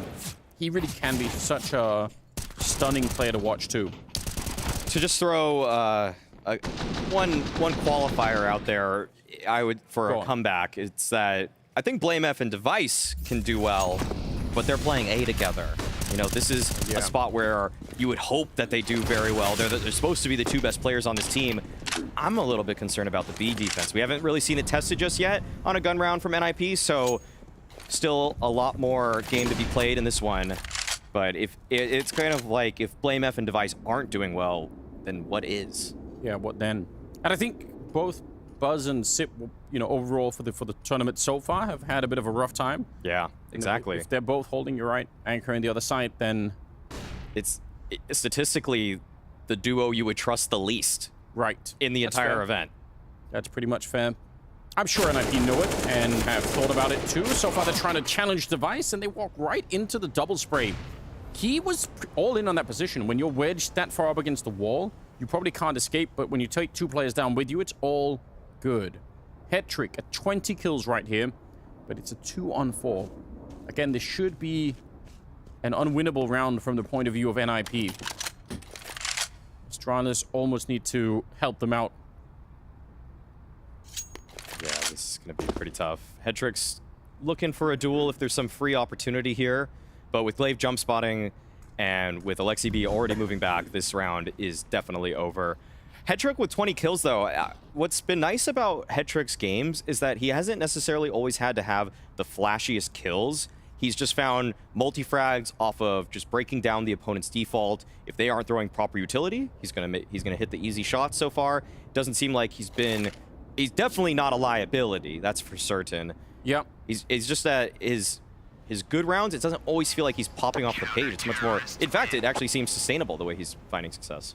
I think that's a good word to bring up. Sustainable is something that can be replicated over and over again, which is super important. So I'm all right with it too. I think it's a good foundation if nothing else. Timeout looked like being called here from the NIP camp, getting a chance to maybe talk things through. They know they have such a huge lead, but you surely also know that if the Danes start to get warmed up, if they get settled into the second half, they build up the money, it is a different game that you're going to have to play. So I don't really blame NIP if they want to just try and close it as soon as humanly possible instead of letting the momentum build on the other side. I'm curious what kind of a call they're going to be making. Some of what they did earlier, that broad attack and the late round switches from A to B, I think if you can replicate that, if you have confidence in the team to be able to make those kind of plays, that'd be super sick. It's fun to watch. It just seems like it's tough right now for NIP to challenge Device and blame F. And so a very simple solution would to just be challenging B very early on. But you always run the risk of doing that you're just going to let blame F or Device just sit in connector, go for a quick flank. All of that is so much more possible. And so this time around, NIP, after the timeout, they go for the 2-2-1 default. They are making their way up connector at present. Rez and Maxter, they're going to find that space. And this is a pretty precarious setup. Blame F is very exposed. Multiple angles that could crunch on him. So he's going to have to fight his way out of this. Ooh, is that a spot? Jumping off the slide? I'm not sure. They might have an idea that he's up here anyway. A little bit of a challenge coming out, and a good shot. It looked like Blamef could have had the spray, exactly the kind of fight that he can typically win. But instead it goes the other way, and they're going to give over a rifle. Still over a minute left. And now, will this invite Astralis to try and be even more aggressive and try and find another opening to get back into it? Device sat on long. That's not too aggressive.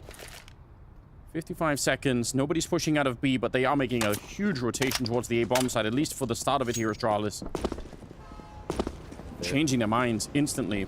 Yeah, they're kind of in between options here, and that's really concerning. But going back to B is off the back of Device's movements. There are 3 players from Astralis here ready to defend, but NIP have great utility, although the first engagement might be right here with Glaive. Yep, he's up close to the corner. He's taken down Rez. Another one keeps coming in. Finally, Headtrick will take care of business. Buzz. Yeah, I need to get back around that pillar. 18 seconds. He's done a fine job. Another good defense from him. And Sip will get that crabwalk spray through at the end to finish the round. So a 4-on-5 that NIP don't quite manage it. I think you're right, though. It was really Device pushing into the restrooms, clearing that out. And then obviously Glaive winning the double kill is huge as well. Well done. This is what's worrying about Astralis on this map, actually, is that even if you kill Blame F or Device, the other one have enough confidence to just make an individual play that can support the other part of the defense so well. Very worrying sign that they are finding this much success between the two of them. At least for NIP, that is. It is definitely bad news. Some more bad news might be coming up as Blame F is out hunting with the MP9. 3 kills so far before he finally does go down. But he's done the damage, and maybe more importantly, he's made some money. About to be 8 rounds for Astralis, and now it's quite an open game again.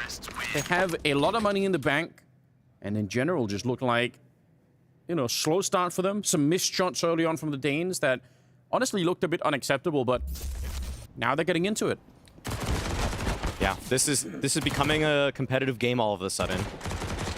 I'd say it's still a ways away for NIP to really start feeling the sweat and the heat, but it's not like this is gonna get that much easier because Device has the op now. Oh yeah. It still feels like they haven't tested that B-bomb side that much in IP, which is curious. You're right. That CET and Buzz duo should be something that they could try and challenge if they'd be looking at the stats.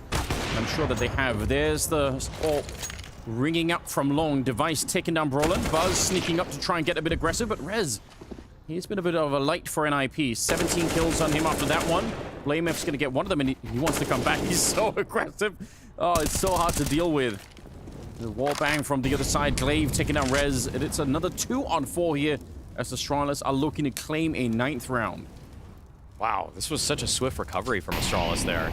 As soon as Buzz dies, it seems like Glaive's just spamming them down. BlameF's fighting from connector. They're just crunching on them on that spot. And this is now... We're seeing a lot of openers for Astralis towards that A side of the map. Does feel like NIP are just kind of running their head into the brick wall of Device, of BlameF, and then they keep these late round plays. It's already hamstrung by the fact they've taken so many casualties. Difficult angle to peek right there. Head trick now, surely try and do what he can to save the AWP. Yeah, that's a huge problem. Even if you felt like you could try and go for a B rush or 2, you probably can't finish the game like that. You do too much of it, and eventually Astralis will wise up to it. I'm still curious about them not testing it at least once. Obviously, it doesn't have to be just a straight rush. There are other ways to set up. But it doesn't feel like they are in that mood just yet. BlameF will take down Hetrick, and they don't want the second AWP. They're happy with what they've got. 5 in a row now for Astralis as they just are marching back into this game. It hasn't even been a gun round victory for NIP in this half. That's, I think, the most concerning sign about this. The round lead looks great still, but you're running out of time. You got to find some sort of way to break this defense open. Frustration, it's already starting to settle in on the NIP camp, and this is their last time out. That is very concerning. Burning through them now. Yeah. What are we to make of this? I mean, it's obviously very hard to know from the outside of the team, but this feels like the kind of thing that you do when you are really worried about the team, you know, not just losing the round, but really tilting behind it. And you want a chance to sort of shut that down every time. Okay. Astralis, another opportunity for them to just keep building their lead. NIP, they had some money there, and they're on max loss bonus now. So they're going to be receiving 3,400 if they just keep losing consecutive rounds. So you can still buy a little bit in this round. We see obviously the 3 Deagles, the 2 Tech 9s, and they have some utility on top of that.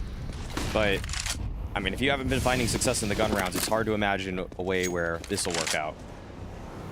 Getting a chance to flex it. Good spray transfer. That second kill.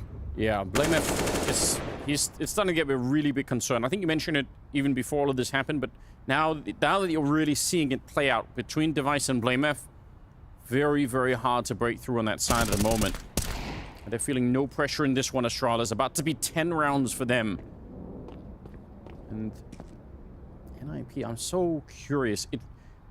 It feels like that B round just has to show up at some point. They have to test CET and Buzz down there and see. And, you know, sometimes those B rounds, one good pop flash through, if you get the timing right through the smoke in the monster tunnel, that could be enough. That's really all it has to be.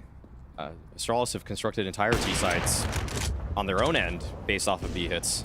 And I mean, in previous tournaments, Mahone has given some pretty good breakdowns about some of those flashes that could be thrown from the T side that go behind the pillar such that the Ts don't have to turn around, but the CTs do. So you can actually run in and just straight up face while your teammates are throwing flashbangs.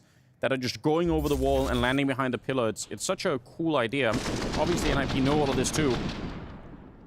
Yeah. Very, very curious what it is that is keeping them from at least trying it.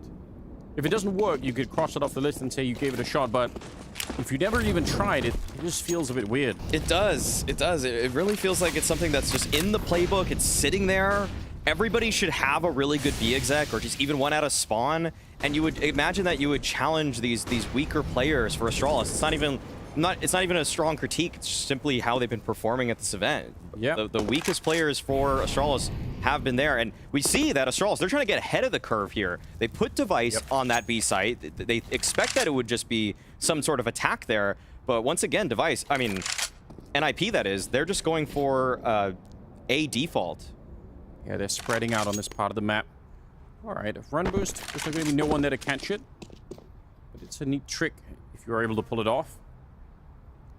Interesting position when you can get out long like this. Now, they're not really fast with it, so obviously Glaive, who's now back at the A bomb site, should be realizing that they could be pretty far up at this point in time. And Blamef, gun barrel not showing Max that he's thinking about it. Someone could be there. He gets up close to check the dinkus in, but not enough. AK just with a bit more firepower. Max, oh, he's still gonna get picked off. Good flick. But the fact that Blamef is there and Device is out here, they must have such a good read right now, NIP, of what's happening. They surely know that CET is still down there. They found Buzz. I think they have a full read on what's happening in the round, but it is a 3-on-3 with just about 27 seconds. So information overload for NIP. Now they need to make a decision in the next 10 seconds or they will run out of time. And look at Astralis. They've got it set up. They are ready to receive them at this A bomb site. Device, he's covering that truck and crouching in an easy kill on Alexi. He's going to get blown up. 10 seconds left, and they might be out of time here. It's a good kill, but they still have to deal with Glaive. 5 seconds and a little bit of a battle. The bomb is being planted almost in plain view, but I don't think Glaive realized. That's a disaster. Now it's on Hetrick to try and save it. Nearly baited into that one. The flash on top. He's surely dead. They're right on top of him. He no-scopes. One more sip. In the perfect timing. Comes through with it. And Astralis, such a close round, but they saved it. Oh my goodness, that was nail-bitingly close right there. I'm surprised that Hetrick wasn't able to close that one out. If he had been able to just tuck behind an angle for a split second longer, you think he would regain the composure in order to finish it all off, but this was way too close for comfort, and it's off the back of NIP looking like they had an advantage in this one, but it's just that Astralis, they had the rotations necessary. They were always pretty grouped up there, and man, look at what that means to them. They know that they're in this game now. Yeah, Device definitely feeling fired up. You can tell, and also I think emotionally, I'm sure this means the world to him at the moment. 21 kills on Device. Only outdone by Hetrick at 23 on the other team. So right now it's between those two. 13-11 as Astralis, they have paved their way right back into this game, and NIP desperate to win anything at all right now on this T side, and this time it might happen. I think this is the round we've been asking for. It's a B pop coming up. Device right around the pillar though. This is what he was positioned for last round. This is a hard position to clear as well. Actually, very hard. If you're coming in from the T side, I don't think you're going to be checking this very easily. Flash around the corner. Buzz is good for the one. Device is still down here, like you pointed out.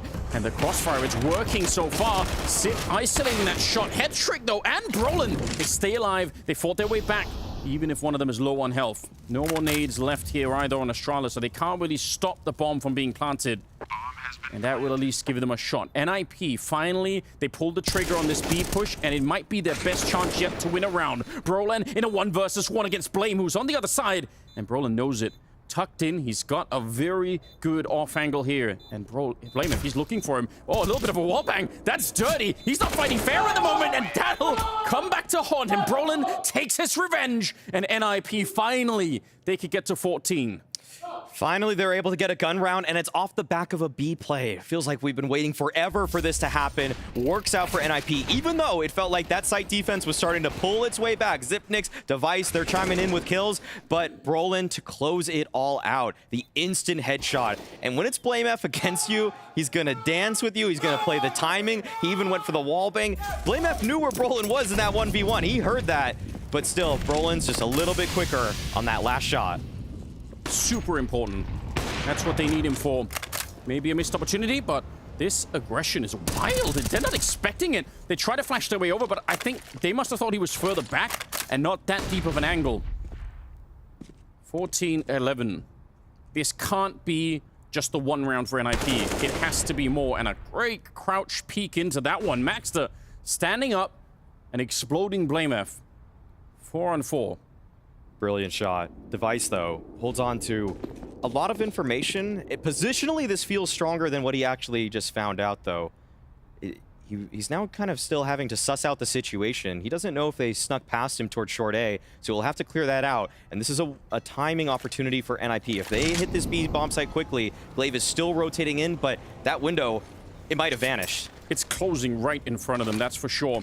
Pop flash to try and take a look down. That's maybe a little bit too early, but the smoke is godlike. Yes. What a devastating turn of events for NIP. Now they either wait it out or they just say, let's roll the dice and go. If they wait it out, though, it's going to be so obvious what's happening. I think Astralis have already put this one together. Device is holding on to so much space. The only thing is that they're just kind of coming out dry. Okay, this might surprise them, but no, Buzz is there with the first kill. Zipnik's tucking himself into short. They might overlook this position. This needs to be a kill, and it is. Rez instantly deletes Zip from the server. A lot of distractions for them not to fight Sip, but they still keep their cool. That's super impressive for Rez. I really thought he was going to look away as well. Device has thrown away the AWP in favor of the M4, and he crouches into that fight. Alexi, no more, and now it is all on Rez. We know mechanically today he seems to be on point. He could definitely win this one. He's got the health with him as well. And Astralis, how do they get back into this? They have the smoke and the kit and everything else. Good flick for the headshot. Rez, he needs one more! That's beautiful! He takes down Glaive. Look at that cheeky smile. What a disgusting mechanical performance from Rez today. Oh, wow. That was so fast. It's such overkill on the kill against Device, but it's all headshots for Rez there at the 1v2. Man, sick, isn't it? This blistering speed. Oh. Listen, I was trying to forward the idea last week that we haven't been bullying Swedish Counter-Strike nearly enough, because for me, Swedish Counter-Strike still is the original top-level Counter-Strike. Going, like, this is really way far back, in history, yeah. But it just is. I still think Sweden is kind of the country that showed the rest of the world what was possible. We're talking, 18 years ago. But still, that's, in my mind, how it works out. So there's some emotional connection there that I want them to show it again now in the modern age. Obviously, with NIP starting in CSGO, but still, you know that some of these young kids could do it. And even if Rez is more of a veteran player now, which in itself is a bit crazy, it's nice to see him pull off something like that. Just need it with more consistency, and they can pull their way through. 15-11 is the scoreline right now. We're in the 27th round, and NIP, they are really, really close. It seems like they might have found a way to break Astralis finally.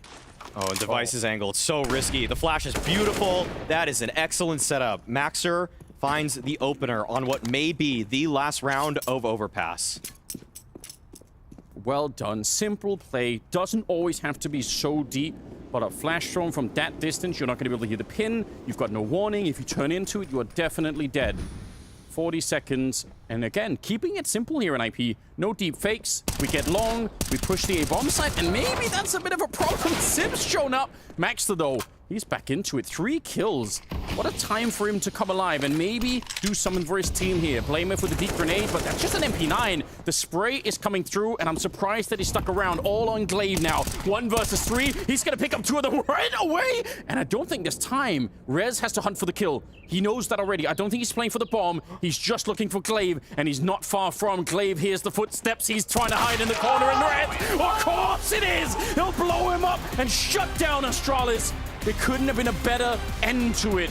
A monstrous performance from Rez, and NIP, they power through on Overpass. What a great victory for NIP. What a performance from Rez. If we ever wanted to believe in Swedish Counter-Strike, Rez is giving us a reason to. This NIP team, you can't count them out, even though they're playing with that stand-in and Maxter from the Young Ninja side. And we've got James Banks to hear from DJL. Well, it wasn't looking too good in the second half of the beginning, mate, but then after that, them couple of sick rounds from Rez really pulled it off, and, well, the terrifying smiles once again. You must be happy. Yeah, thank God for the clutches. I mean, just overall, I think it's a bit hard, especially on this map, because I think it's one of the hardest maps to play like on the T side. And I think you need a lot of structure and protocol and all that. And we are like changing positions left and right. So I mean, we just try to play more like not as structured, I would say. So I mean, I'm just happy we made some sick clutches, you know. I was going to ask you that because it did seem like towards the end you guys were just simplifying it. Is that what you told them? Yes, I mean, we said that like we have a plan A, and then we said like fuck it, we do the plan B. I'm so sorry for the language. But basically we just did plan B, and it was basically playing way more loose.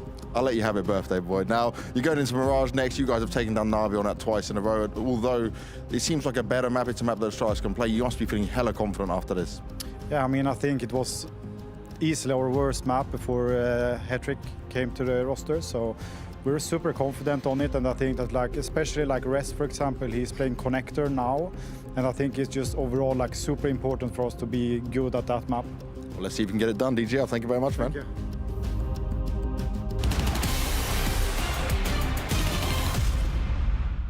T-spawn to connector to B, through palace to CT to mid. Okay, I don't even know. Bridge to A through T-spawn. Yeah, I got it. I think my team, NIP, is going to be best on this map. So here we are, T-spawn here. Obviously very similar, like artistic style to Dust 2 actually. The map has open skyboxes, so I think it was great for executing sites. I think that was like Valve's main initiative here. So let's see in how many seconds I will be on B site if I want to rush. There's also windows that are very obvious going into the B site, so they want to make it easier to execute. There's plenty of things to boost on if you get smoked off in main. What's great is that there's not many corners going into the B site. It looks good. It looks like a CS map. Like on side time in 12 seconds, so it will be really tough for CT sides. This peak here isn't very valuable as CT because the terrorists can come from the left as well, and it's very difficult overall. They will need to block it immediately and to use utility if they don't want to lose the round instantly. But obviously with throwing flashes through these windows, I think they will blind them. Like this is the first area you're gonna probably counter a CT if you're gonna take an early peek as T or CT. It's like these angles. But I think the only problem is like I don't think you can smoke everything off, and it seems like you can always boost over every area that is smoked. So it's gonna be interesting to see how pros approach the map. Because there's a lot of angles that terrorists can abuse because they can take map control very easily.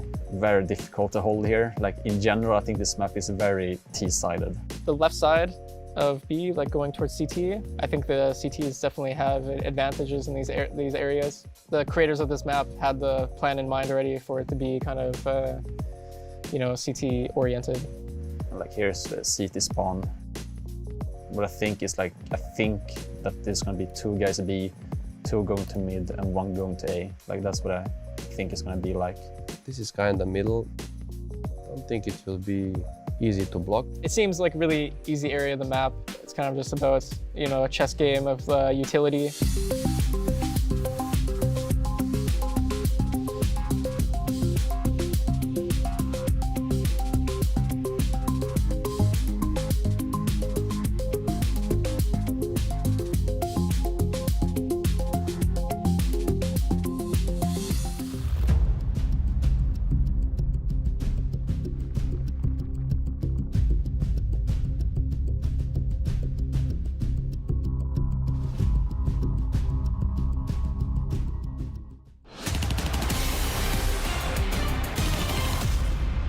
The pressure on the shoulders of Astralis, but the victory in the hands of NIP. By no means was that second half simple for them to get over the line, but the first was instrumental and a difference maker in this map of Overpass.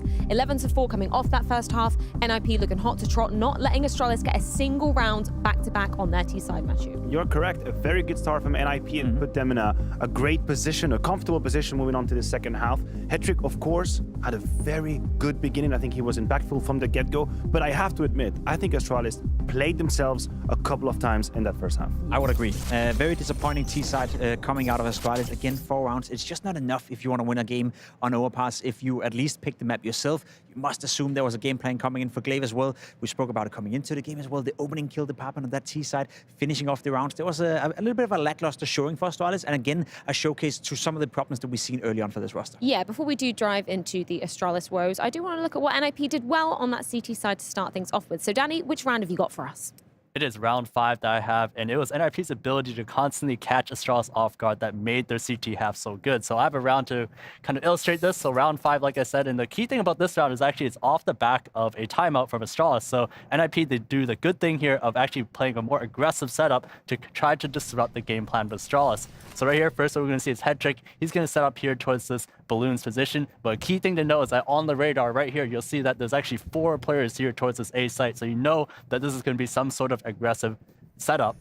Headtrick takes position here. Broland goes next to the trash can here. And this is kind of a double setup right here where we see both these players. One player takes contact on the players coming up towards playground. One player takes contact on players towards fountain. And what really enables this setup is actually Maxter, who comes here towards this connector position, because now with him here towards that connector position, they don't have to worry about getting shot in the side. But the real key here in this setup is actually Rez, who's here towards this long position, because if you look at the radar right here, with these 2 players here taking contact on both entrances of the A side, Rez's job here is to come here towards long and capitalize off the attention that those 2 players will get. That's what we'll see here in this round.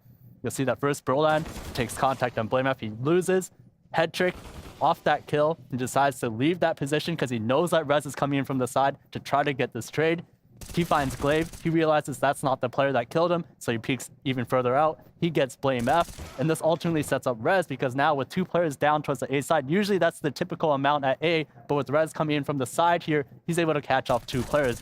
Finds the first one here, or has a little bit of labored, and then he gets that first one, and then he finds the second one here before going down. That sets up NIP into 2v1 where they eventually convert. So a really aggressive A-side setup, and that's really off the back of that timeout where they decide to disrupt Astralis. Excellent breakdown once again from Danny, really illustrating how NIP put the pressure on Astralis from the get-go in this map. Yeah, a little bit of a bargain, but it's also Overpass 101. If you are on the CT side of Overpass, your first mission is to make your opponent understand you're never going to get A for free. You're never going to get it. We're going to be much more, or many players, more than you think we are. And this was a great example. It panned out perfectly. And also depicted Headtrick's ability to make the difference early on. Now, if we're just looking at the first half here, I do want to ignore the second just for a moment. It was NIP domination all over, and we do have another round that illustrates not only NIP taking advantage of that, but Astralis just really fumbling and dropping the ball. Yeah, round 15 is an example where Glaive had all the cards in the deck to actually close it out, and it's not going to pan out. We'll see here, Broland's going to get caught off guard by a great positioning from Zip. Alexibi is a little too eager on the flank. You'll see he runs when he shouldn't. That gives Device all the information he needs. And now in that 5v3, what I believe is a suspicious call from Glaive. They just run back to B, but they've given time for NIP to get in position again. No smoke heaven, that's a bit of a mistake. Rez gets 2 kills, and just like that, a 3v5 falls short. This to me is an Astralis that is not in a great place, not in a great mood, if you allow me to use that word, because they could have just stayed calm and finished on the A side. They knew that kill on Alexibi would suck up the air back to B, but they fell into the trap, lose a 3v5. Overcomplicating the situation, right? You had a perfect scenario, as you said, in the 5v3. You have control over the toilet area towards the A-bomb side as well, and sometimes you make a call where, had it worked out right, we would have been praising them for winning the round and it looked good, but when you're in a situation like that, you gotta play a little bit more carefully. Unfortunately for Astralis, that T side just wasn't good. As you said, Freya, at no point 2 rounds in a row, you're not gonna win Overpass. Now, I said ignore the second half. Ignore me when I say that, because Astralis, they almost managed to mount a comeback, and it comes off the back of 2 heroes we've got to put under the spotlight. I mean, the work that Device and BlameF put on the CT side was incredible. They themselves put Astralis on track to what could potentially have been a comeback. And it's not only about kills, because of course we're watching a highlight reel here and you're going to see a bunch of multi-kills, which is great, but you have to understand whenever either BlameF or Device was dying early, the other one was doing the perfect move to re-grab information and allow Astralis to go exactly where they needed to be. It was so complicated for NIP to maneuver that duo, and they took a really long time and a bunch of clutches to do so. Instant flashback to the good old days with Device and Dupree playing that position together. They were so good at playing off each other, so good at using each other's death or kills in order to get in a good position. And as you said, that was the only competitive aspect of Astralis in this game. They didn't win a pistol, successful. They weren't able to win 2 rounds in a row on the T side, but on the CT side, these two guys kept them in the game and kept us wondering if there was a potential comeback on the horizon.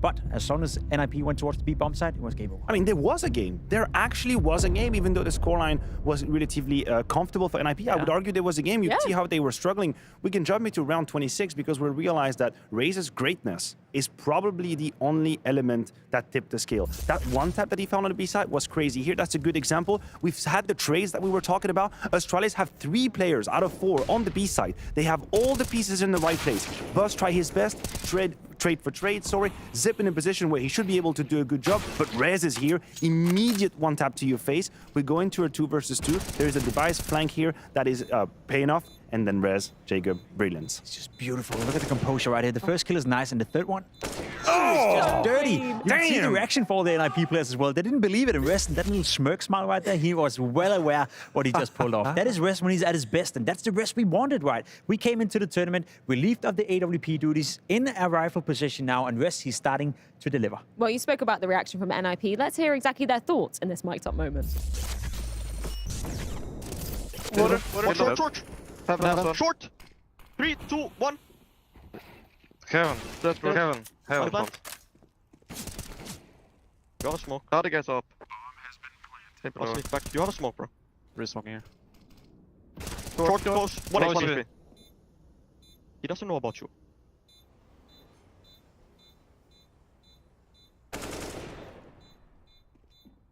Nice! What the? Oh my god. That's red. Yeah, bro. Nice. Collective cheers and thoroughly well-deserved for Rez, but kind of well-deserved on the side of NIP, finally going to the B-bomb site. Maui and Ans were alluding to it during the game. Just seemed like it was A.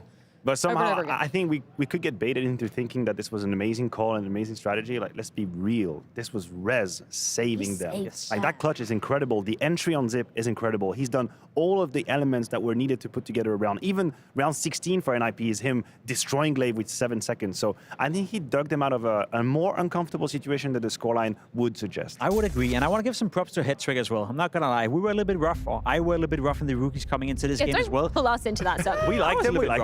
Headtrick had a 1.01 rating coming into this game, but this was the first time he actually took over a game and was demanding on the server. As we saw an example of in one of the rounds, he was up there with the rifle, he was doing it with the FAMAS as well, but also the AWP coming out of Headtrick in this game was stellar. This was the first time we see him actually take matters into his own hands. He was providing a lot of cover, he was providing a lot of frags, he took gambles right here, walking through that smoke twice. Sure, Device is missing an easy shot, but he was actually playing with big balls on the server, and I absolutely love to see that from Headtrick. I think overall his positioning is good. It is very rare that I'm on Headtrick's POV and I'm feeling like he's lost in the game. I've never really looked at him wondering, where am I supposed to go? Am I behind the timing? What am I supposed to do? I think he's got a good instinct. We saw that no-scope clutch attempt he had. This had simple flashes all over it. There was only one way you could win that clutch, and it's by just immediately going combat style AWPing. I don't mind that he loses, but I like that he could see the only path that he had into the darkness was taking that duel, and he's showcasing some very great decision making as far as I'm concerned. Let's move on to talk about NIP's map pick coming into things. That is going to be falling down to Mirage. We got to hear some thoughts from Device coming into things. Obviously, it's still BlameF calling on the Astralis side. Do you see any signs of hope for the Danes to pull this one back? I mean, for Device and BlameF to play well, that's a win condition right now. I'm actually starting to get very worried about Astralis, especially the T-sides. The T-sides they've shown so far in this tournament has just been horrible, to be completely honest. The opening kill ratio we talked about coming in as well wasn't better on overpass whatsoever. And it's easy to blame Glaive, you know, being the in-game leader. But as you said, it's BlameF calling now on Mirage. And what are you supposed to do if your players around you, if the tools you have in the toolbox is not giving you any openings or any sort of stuff to work with as an in-game leader? I want to see something from BlameF and Device because I feel like they're the only two who can save Astralis right now. I was lenient on Zip, but now he has to step up on Mirage because people know that he's been liability on the B side. They will very likely start on the CT side here as well. So Zip cannot just be an easy solution for Alexibi. Otherwise, he might just go with a very simplistic style of Counter-Strike. Well, all eyes firmly set on the side of Astralis. Is there one more lifeline to potentially stop them from falling into the depths of the showdown? But this is going to be a tough ground for them to prove themselves on. It is NIP's map pick coming into things, and it's going down on Mirage.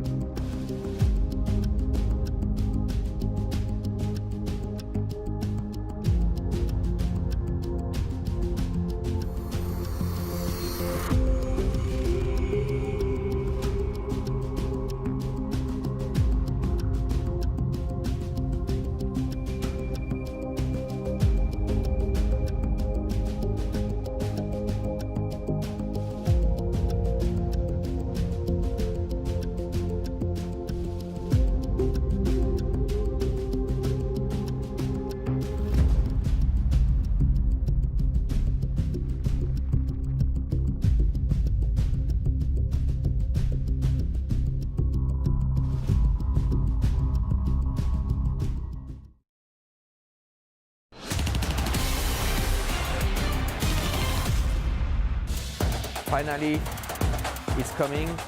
For a long time, it's a dream for me to play in front of the home crowd in Paris. The dream is coming true. The majors winner will always be remembered. To win a major would mean everything. It will be the most exciting major ever.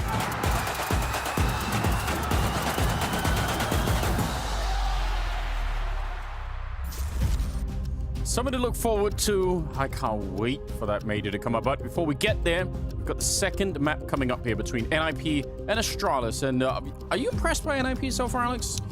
I think that what's cool about what NIP are doing in this series is that I don't think anybody would have blamed NIP if they came up short today. If they showed up with no flair, no pizzazz, no strats, just saying, you know what, we're looking to the future. We've got config right around the corner coming in this lineup. But they actually put together a very solid game on Overpass. And now they put themselves in a position to move themselves forward in this stage. It is really exciting because you're right. There could have been a mood on the NIP team that maybe this is kind of hard to find the motivation to play at a max level, but they certainly are at the moment. Very good job. On Astralis, though, BlameF and Device playing super well, maybe especially on the CT side. And now we're on a new map, so the question will be, can they keep that up? And can the rest of Astralis rally behind them so they can actually win the map and get on to the final one, which is on Ancient? It's NIP starting on the T side here, Astralis on the CT side, and a bit of a slowdown outside of the B-bomb site. Curious what Brolin will do. He's surely going to be trying to make some kind of a contact before anything else. Can imagine that he'll look for a fight, try to open things up here. And unable to connect with the kill, but you could see that there's multiple layers. Alexi B so consistently just has all these different tricks on these pistol rounds, so many different ways to get everybody involved, because even though there's this push towards B apartments also, you can see that Alexi is in the window now. How did he get in here with the timing? Could have been better. Oh, he just walks past. It's such a slow peek. And BlameF still gets blown up, though. Buzz and Device are starting to get back into the round. A couple of headshots there. 3 versus 4. Alexi looking for a second opening for his team, but that is too much. Buzz holding it down well towards jungle. And Maxter and Headtrick, whatever the plan was, they needed that opening in the middle and towards connector. They needed to clear that out to bring the bomb back. And now that they haven't, I don't know if this round could be recovered in the way that I'm sure NIP would like. Headtrick started to move up.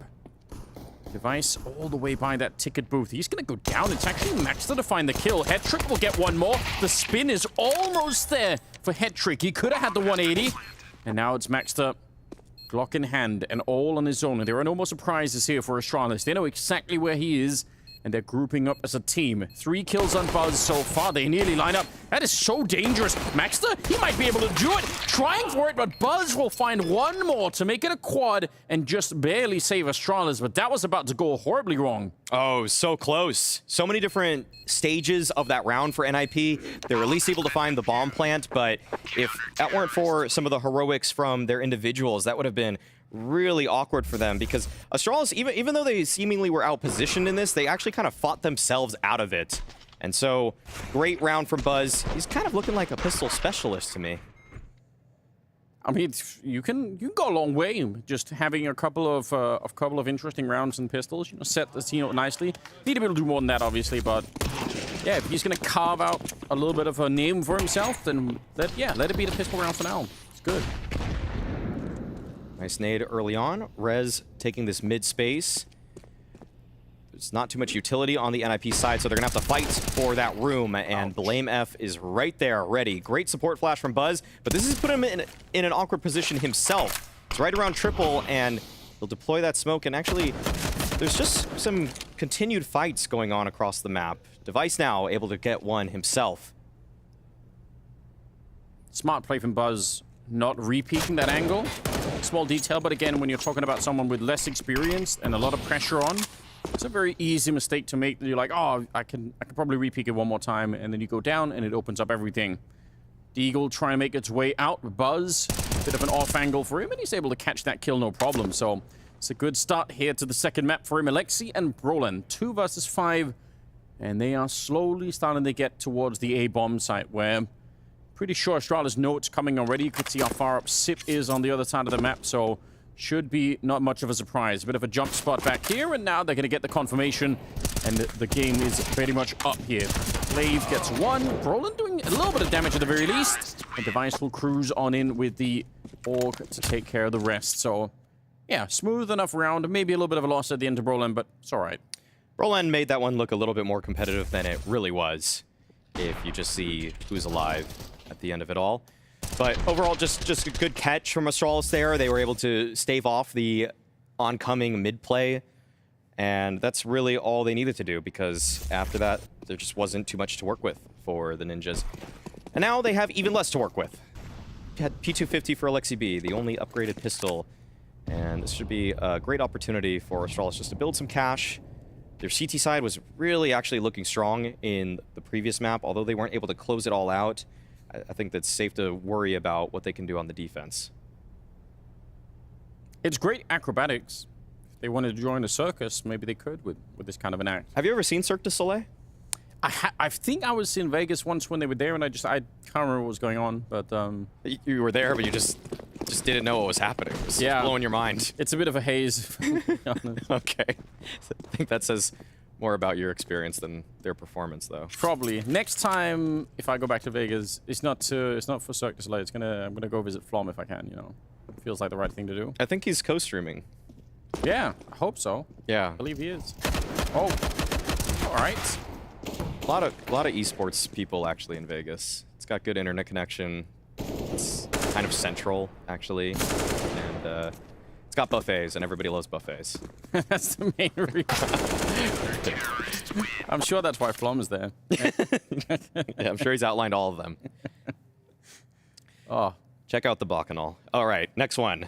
That sounds like an excellent idea for an Android app. Buffet search, just you loads up a map and it just shows you. Anyway, we're getting way off, way off in the wrong direction. This is a good start for Astralis, but you obviously can't be celebrated. What all that really means at this point is you won the pistol, and you've won the rounds that you probably should win afterwards. This is the real test. This is what we want to see, that Astralis can really start to roll these rounds. It's a big problem when they were on the T side on Overpass that they didn't win consecutive rounds. Freya was talking about this on the desk. This is obviously a CT side, but you still want to see them just build as much as you can. Don't let NIP back into this unless they really fight and struggle for it. And so far, NIP, you've already lost Maxter, so it's a good start. That's all the way up in the A Palace. Cool double push for Astralis there. Buzz, he's looking actually pretty good in this one. Would say that there was room to criticize him for his holds towards B in the previous map, but this time around, he's starting off strong, and that's what you want. Not going to expect him to always be that rock, that foundation for Astralis, but if he can chime in with games like this, and you get your normal stars like Device and Blame F popping off, then that's that third star you really need, and it feels like every team now has 3 players at least that can pop off. Yeah, you need that. Definitely need that if you want to try and play in the top 10 somewhere. Okay. Thought they would go for more of a mid-crunch there, Astralis. It looked for a second like they had the setup to both peak connector and window. They've slowed it down and just fallen back a bit. Very centered still towards the connector. Nobody really on the A-bomb side. Nobody at CT spawn as well for the defense. So kind of an interesting setup. There could be just a huge brawl in the middle. Look at how close they are. Glaive will get one, but he's traded. I don't think NIP will realize that there are 2 more players still around this corner. That could make it very difficult to break through. Buzz up close, and he's running them down, just almost stabbing them with the M4. Roland goes down last, and a great triple for Buzz. Waiting a long time, and when it finally pops off, it's just all Astralis. 4K on the round for Buzz. That's impressive stuff. Felt like he was actually playing very well within the system right there. There was obviously that first contact at connector before him, but he's able to capitalize on the moment. He finds his time to strike, and then he cleans up right there. Okay, they're really feeling themselves. Still pretty early, though, and NIP, they have definitely a couple more tricks up their sleeve in this one. Alexi B has always been a really solid Mirage caller. And yes. Yeah, this is, I mean, you're just not out of the woods by any means.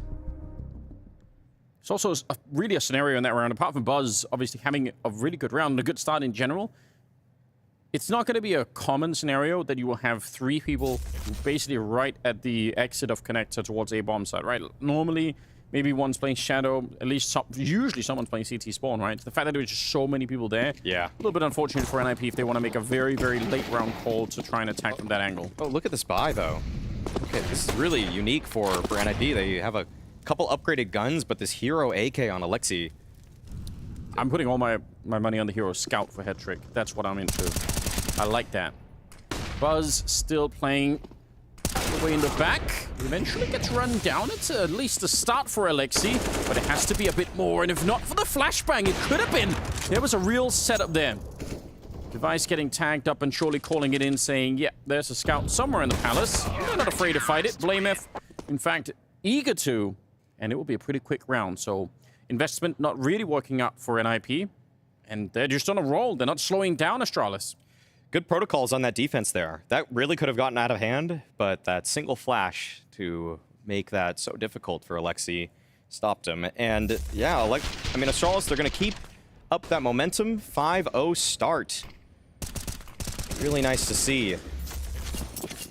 Going into the series, again, it felt like Astralis had a lot of reasons that they should be coming out with the victory. Overpass got away from him there, but Blamef, they're actually boosting him deep. Wow. Okay, he's getting very far forward with this rifle. Maxter, though, right there. Trade, though, it favors the ninjas.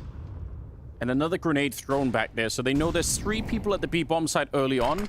If they were more forward anywhere else on the map at this point in time, I bet NIP would have pulled the trigger and tried to make a play behind that. There's so much information. And they find another kill out there. All 3 members trying to attack that B hallway. Went down. It's still a 2-on-3, though, and there is a way for NIP to lose grip of this round. They have plenty of time.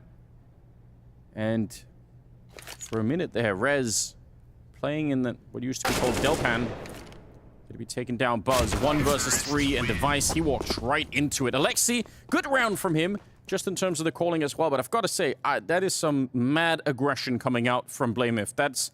I've rarely seen anything like it. Not just the boost up, but the running the whole way there. Running into B apartments is not a great fight. You're frequently just having to move straight forward. You're going to be just holding W and A, and that's never really the way you want to take a fight, especially on top of the fact you're left eye peeking. Yeah. That's just too many advantages for the player that's holding the angle, and you see exactly why that plays out the way it does. Double AUG. That's definitely rare. But Astralis have the bank to suffer that kind of loss, and even after the round, even after this buy, they still have a fair bit of money, so it's an interesting position. NIP, all of the work still ahead of them. Bomb dropped far back towards T-spawn, so right now they're searching for the middle, looking for an opening. Giving it plenty of time here. Oh, that's a great spray through. Opening provided once again from the captain himself. Alexi to take down Blamef. Oh, but Glaive, he's being pressured from multiple sides right now. Headtrick, he's moving into that ladder room. I don't think they know for sure if Glaive is here, but they will find out in just a second. Barrel spotted, and there Headtrick is for the execution. And I think Glaive was almost about to peek the other side to maybe take a fight there. Might have saved his teammate as well, Headtrick. Couldn't have been far off. 3 versus 5, and Rez sneaking in. Going to be found by Sips, a little bit awkward, but he's also alone on the site. And they're not pulling the trigger yet. Alexi is saying, you know what? We've got plenty of time. We're still in the 3-on-4. Just don't throw it away here. Walking up middle with the bomb. They will maybe have to face Device. I'm not seeing a smoke on anyone on the NIP side. There are Molotovs, but it means they can't really just smoke off CT spawn. This could still get interesting. There's the first Molotov. A missed shot for Device. And now, given the health, he has to really consider if he wants to stick around. Oh, Sip at range. Headshot to drop Alexi. That's really awkward. 10 seconds. They're going to go straight for the bomb plant. Sip wide. Swing! And he almost had it. That needed to be a 1 fight. That would have been the round right on top, surely. 2 versus 2. Device, he's thinking about that wall bang. It's tempting. You know Maxter is back there somewhere. And they're waiting him out. But the longer the wait, the closer Headtrick comes in with the flank. They're moving up. They surely still know. They're looking for it. Finally, they get him, but it's too late. Maxter got the 1, and Headtrick is there. The NIP waiting them out, and that is going to pay off. Great discipline for Maxter there to just stay tucked in. That was very close. A couple more seconds, and there's a chance there that Astralis, if they don't see anything after that first kill, they could start peeking around, but NIP are doing a great job in these mid rounds to just slow the action down and to figure out where the weaker side is. But on top of that, the molly that Brolin threw to get Device off of that ticket booth angle, that was perfect utility placement. That really gave them a path into that bomb site, even though things got pretty sketchy in the late round. And for CET, if he takes down Roland in that fight, then Maxter is still planting the bomb. It's such a nightmare for NIP. Everything is riding on that. I'm pretty sure if CET wins that fight, Astralis highly favored to win the round. If they do just win it outright, there's so much panic at the end there. Yeah, that was just the most important cover at the last couple seconds of the round. Okay, the buy is there for Astralis. It's a little scrappier. They don't have the best utility, and so they want to take the fight right to NIP. They don't see anyone. That's interesting. They don't stick around either to find out. You're right, they really don't have almost anything to hold on to this with. Device is going to be put under a lot of pressure. CET is down there with him, but he has to hit the first shot, and that's an easy one. Brolin crouching right into it. They want to put some speed behind it. Device almost getting the flick follow-up. CET down on the low ground, though. They're holding on to the site, and every second counts. NIP, they either give this up or they push right now to win it. The slowdown is always going to kill you. Rez will take down CET, and it's still just way too conservative here for the NIP side. If you make the choice to run down that AWP, then you have to keep doing it. 2 versus 4. The bomb is down on the low ground, and they should not be able to fight their way back. Astralis should have the discipline here to not peek into any AKs. Ooh, well, I say that. Device goes down. That's a bit tricky. Some damage in return, and Blamer finally managed to triangulate Alexi, and it will be another round for Astralis here. 7-2. That's something. I'm a little bit surprised Device peaked, like you said, but I also think that when he's got the lowest HP, that's actually totally fine. Figure everything out. As long as they recovered his op, then that's fine. And I do agree with you that criticism of NIP to slow down, the bomb was already out in the open. You're committed to that bomb site. If you try to break the situation down with utility, every single second is another opportunity or another chance for Astralis to get closer. But I actually have to point out that Astralis didn't pick up Device's op. They missed that. That's a huge detail to look over. They've really been practicing this quick boost, and it works for CET. Wow. Great kills. The second one running right into it, and now some wallbang spam coming out. Oh no! Well, what a ridiculous round. That's unbelievable. It's actually pretty funny that Zipnix can make this play work when BlameF couldn't. But he was just a little slower. He just kind of took the fight in the doorway as opposed to charging all the way in like BlameF did that other time. A little bit of an improvement on it. So 2 versus 5, head trick. Brolin trying to find any way back into this, and BlameF, he would love to have that op. I'm sure he'd have a little bit more confidence peeking down this angle, but still feels good enough to peek with the A1S. Brolin, though, got the Galil. This is going to be a fight that generally should favor Device, but Brolin comes out on top. Clearly a boost that they've been practicing on the Astralis side. CET, he's not that far away from getting the ace. He's got his back turned to your head trick. There's a little bit of a peek. CET is just a bit late, perhaps. Oh, it's Glaive instead to pick it up, but I don't think Astralis will really care. It is looking good right now for them on this opening half on Mirage. Very awkward start, but this is great. Yeah, for him to find 3. 2 was already great, and the 3rd was the cherry on top. Rez got his arm right there on the kitchen counter, but he ain't cooking. No, definitely not. Oh, ooh. Okay, yeah, that was a full investment in the previous round, though, from NIP. So just a couple pistols here. They have this flash for a mid-swing, so Alexi's going with that one, but it is not going to hit the mark. BlameF swings out after the flash exploded. In fact, he was the benefactor of Buzz's flash. Yep, the timing between those 2 grenades making all the difference in the world. If you reverse those scenarios and instead they peek into the flash and then Buzz is going to be late, probably goes the other way, that fight. 3 on 5, and not much of a chance here for NIP. This is a rock-solid beginning for Astralis, and with Buzz still leading the charge. Yeah, 13-4. This is nice from Buzz, because he was on that B site last game. He was a bit of a traffic cone. They just kind of walked on by him. But this time around, he's erected a wall with BlameF. This A site has been very difficult for NIP to take.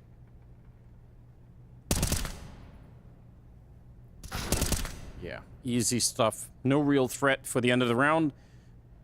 Brolin hoping to get some cinematic deagle shots out. Always good if you can do that. Just feels nice. Feels like you're doing something. One shot at it, and it didn't work out. No frag video today. Not this time. 8th round for Astralis. Looking real confident here. NIP yet to find too much success. They won 2 rounds back-to-back, and that's been the only bright spot of this half. But they've got a really good spawn for mid, actually. That's something to be happy about for this round. It's still not too late for NIP to really change this around. There is a way to get back into this. They don't have endless cash on the CT side. And if they can get up to about 5 rounds maybe on this first half, I would say there's still something to fight for. Devastating grenades, obviously landing on the AWP player there in Hetrick. And Alexi walking slowly through that underpass and hoping to find a target somewhere. He's pretty quick to try and take a look, and he'll keep going, but Sif crouched down, and with the AK in hand, he'll take him out. I think that's a great idea. You could see Alexi had a very good understanding of what was on the other side. He just couldn't find the shot. Finding a 50-50 fight early on as a T side is generally okay. That's in part of most teams' philosophies. If you can get a 50-50 engagement, you feel good about that. And I would say that was pretty close to one. Yeah. Huge opportunity. Now, though, one of them very low, 4 on 5. They're stretched out quite far across the map.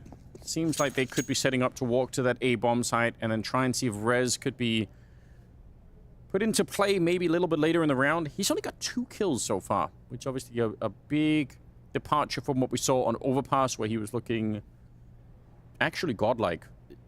Untouchable. Yeah. At the end of that game, it was showing so... It made you excited for Swedish Counter-Strike as a whole. Yeah, it's getting real nostalgic all of a sudden. But this is a quite a different affair for not just for Rez, but for the whole of NIP. He walks into Blamef, and now they know everything. Such an easy read coming out here for Astralis. They understand what's coming next.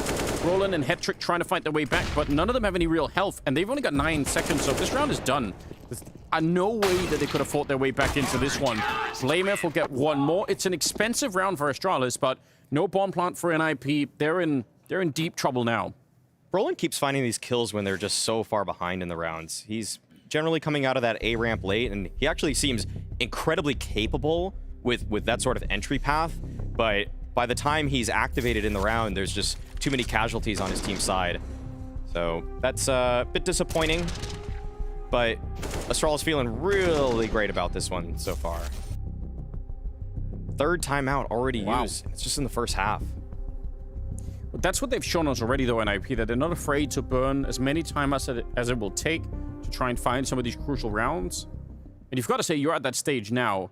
If these timeouts result in NIP getting up to the 4, 5, 6 rounds, then it's going to be worth it. Oh, another timeout. Okay. More to be said. Oh, wow. They used both 3rd and 4th timeouts back to back.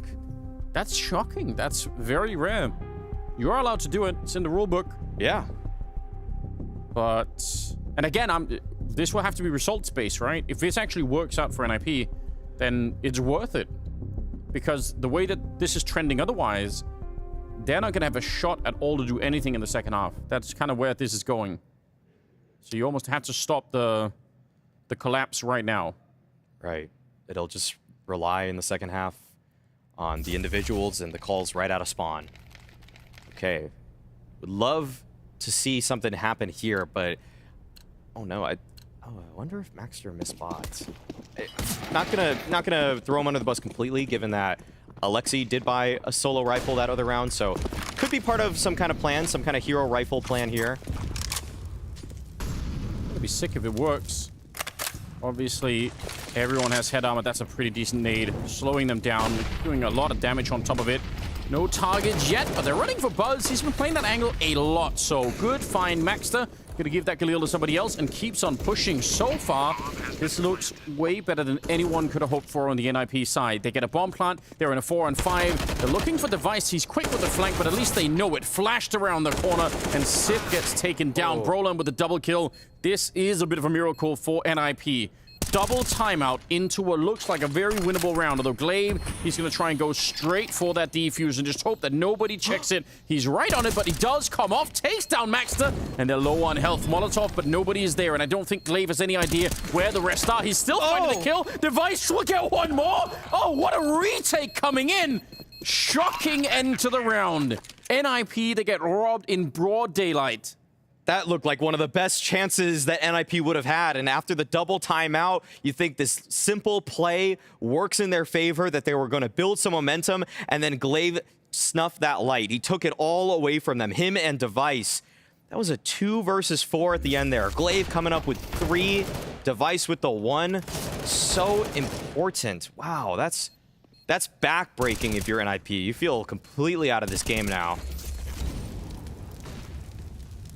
Yeah, and it's even worse because you probably didn't think you were going to win that round anyway. So if you just get blown up before all of that happened, at least emotionally, you feel like, all right, well, that's fine.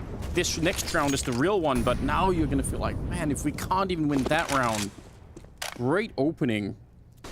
It's almost like, why'd you even give us that hope? Yeah, they probably were just making a... The thing is that they probably were, during that double timeout, making a plan for this round. Yes, that's the saving grace for NIP and their chances in the remainder of the half. That round, almost a throwaway. This time, some slower mid-control. Smoke in the window. Alexi making his presence known with some utility. And Glaive, he wants to take some space back. Maxter, he's holding the line. And if Glaive pushes any farther forward, he could be doomed. But he's just posting up right there on the edge. Dangerous for both players right now. Alexi flashed and Blamef, just as the smoke fades. The timing between those two events, absolutely crucial. Rez trying to get back into the play, but he's only got 2 kills still, and he can't defeat Blamef. It's just too good right now. Astralis at 10 rounds, and Hetrick missing a shot. Blamef will keep the streak going. 3rd of the round for him, and 16 overall as the double AWP rings out at the end of the round, and Astralis, they look like they are well on their way to playing the final map on Ancient. Yeah, NIP just feel like they've got nothing going their way. They couldn't even find their way out of con in that round. That's a pretty disappointing sight. Just the map control is getting them pretty close, but not all the way. Some frustration showing on NIP, and I can understand why. Nothing is working at the moment. Smoke up in the window, Blamef. Thought about, I think, getting the spam there, but decided probably not worth it. Device in the middle. Put to the challenge, perhaps. It looked like there was an AK that wanted to fight that one. Round number 14. And Maxter will start it off. Headshot on Sip to bring him down. It's going to create a slight opening, but they need probably...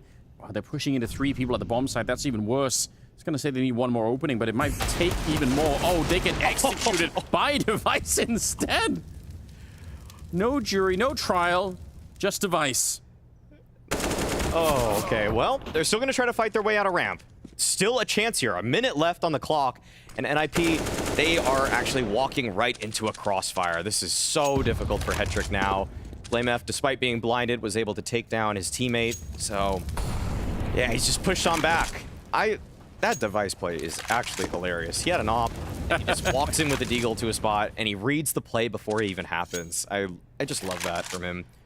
I mean, that's why a lot of people were excited about his comeback, because it's not necessarily all the crazy flicks or shots that you remember about him. It's just that he delivered consistency time after time because he just makes the right positional plays.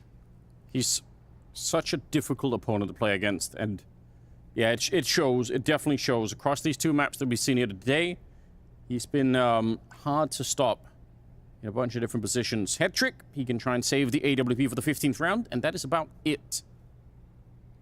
TV isn't even working. How bad it is for NIP. He can't even enjoy that. Yeah. As he's trying to save. What do you think he watches? TikTok. On TV. That sounds like a mix. On a CRT TV as well. Yeah. What a mix. Oh, look at this. So good. Yeah. Love it. Just another day in the office for Device. Just pushing through a smoke and just deagling people in the back of the head. He's so casual about it. You have an op. You could give that op to your opponents, but he just trusts his read of the game, as he should. This is such a powerful start. 12-2. I don't really know what it'll take any longer. I'm not sure if NIP do either. Even in the rounds where they found good beginnings, where they've made it, 4-on-4, it feels like there's something to fight for every single time. Astralis have managed to make their way back. They are setting up on that ramp. Forward position, and there might have been an opening there, maybe. Buzz could have got his head blown off. You could see that they know when Alexi, all it took, a couple of bullets ringing out to bring him down. That's great. Blamef, though, looking for some revenge for his fallen teammate. Gun barrel, yeah, he sees that device just ready and waiting, and he is so lightning fast. The break not touching that reaction speed. And Glaive finding the kill on Rez and Delpa, and it's now a 3 versus 4. And that's a big problem. The bomb is in the middle and isolated over by Tetris as Lexi. I'm sure he's calling around this and waiting for his team. Oh, they're gonna bring him back. They have at least one flash on Brolin to maybe set Alexi up for a peek. Surely that's got to be the plan. No. Oh, wow. Okay, trades there. Blamef at the steps. He hears this. 40 seconds left, but they're just out in the open right now.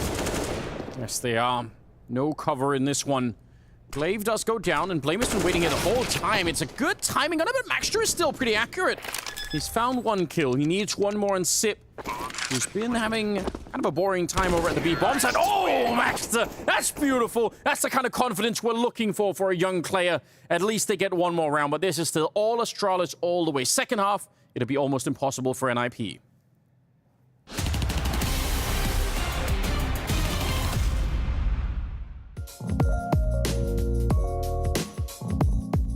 The first experiment's underway. The first experiment, it's not much of an experiment. We want to let these guys size each other up. We want things to be even. We got to figure out, before things get crazy, who's actually coming out on top when it becomes Yakinder versus Stown. Let's go! Clearly, it seems like Yakinder's got the hot start, but what Yakinder doesn't know is what's to come.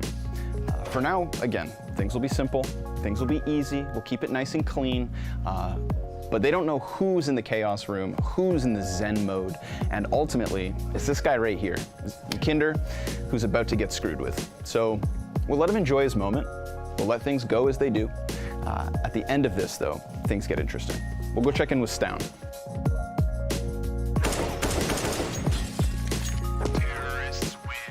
Stown has started the day a little cold, but that's fine, because again, things are gonna stay quiet in here. We're gonna give Stown a great environment. We're gonna give Yakinder more and more challenges.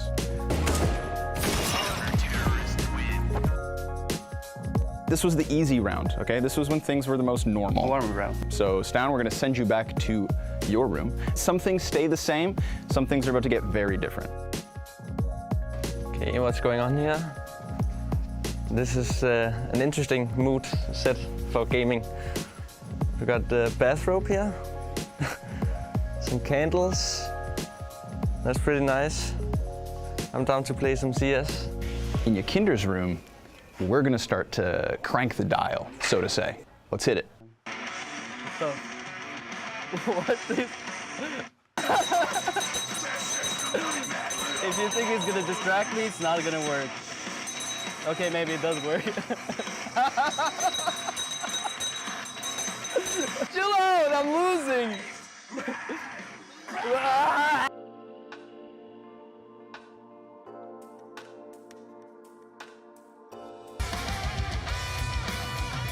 Boy, focus, Crowny. We need to win this.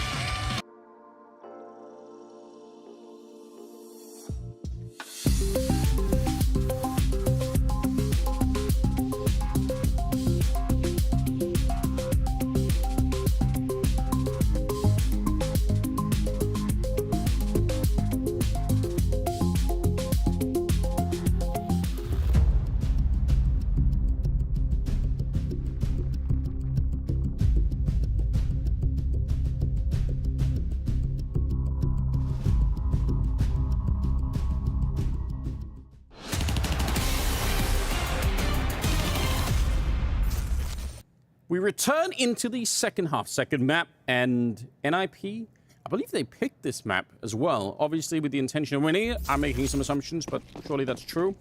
Astralis, though, they had different plans. They are up 12-3 in the first half over NIP, who looked like they kind of forgot how to play a little bit. Alexi in the middle, he's going to take 2 great headshots. He was a beacon just fighting out there. So that's pretty impressive. But the truth is, the road back here for NIP, it's monstrously long. I don't even know how they could possibly do this. I'm going to have to be convinced. They need Rez back from whatever vacation he's on here on Mirage.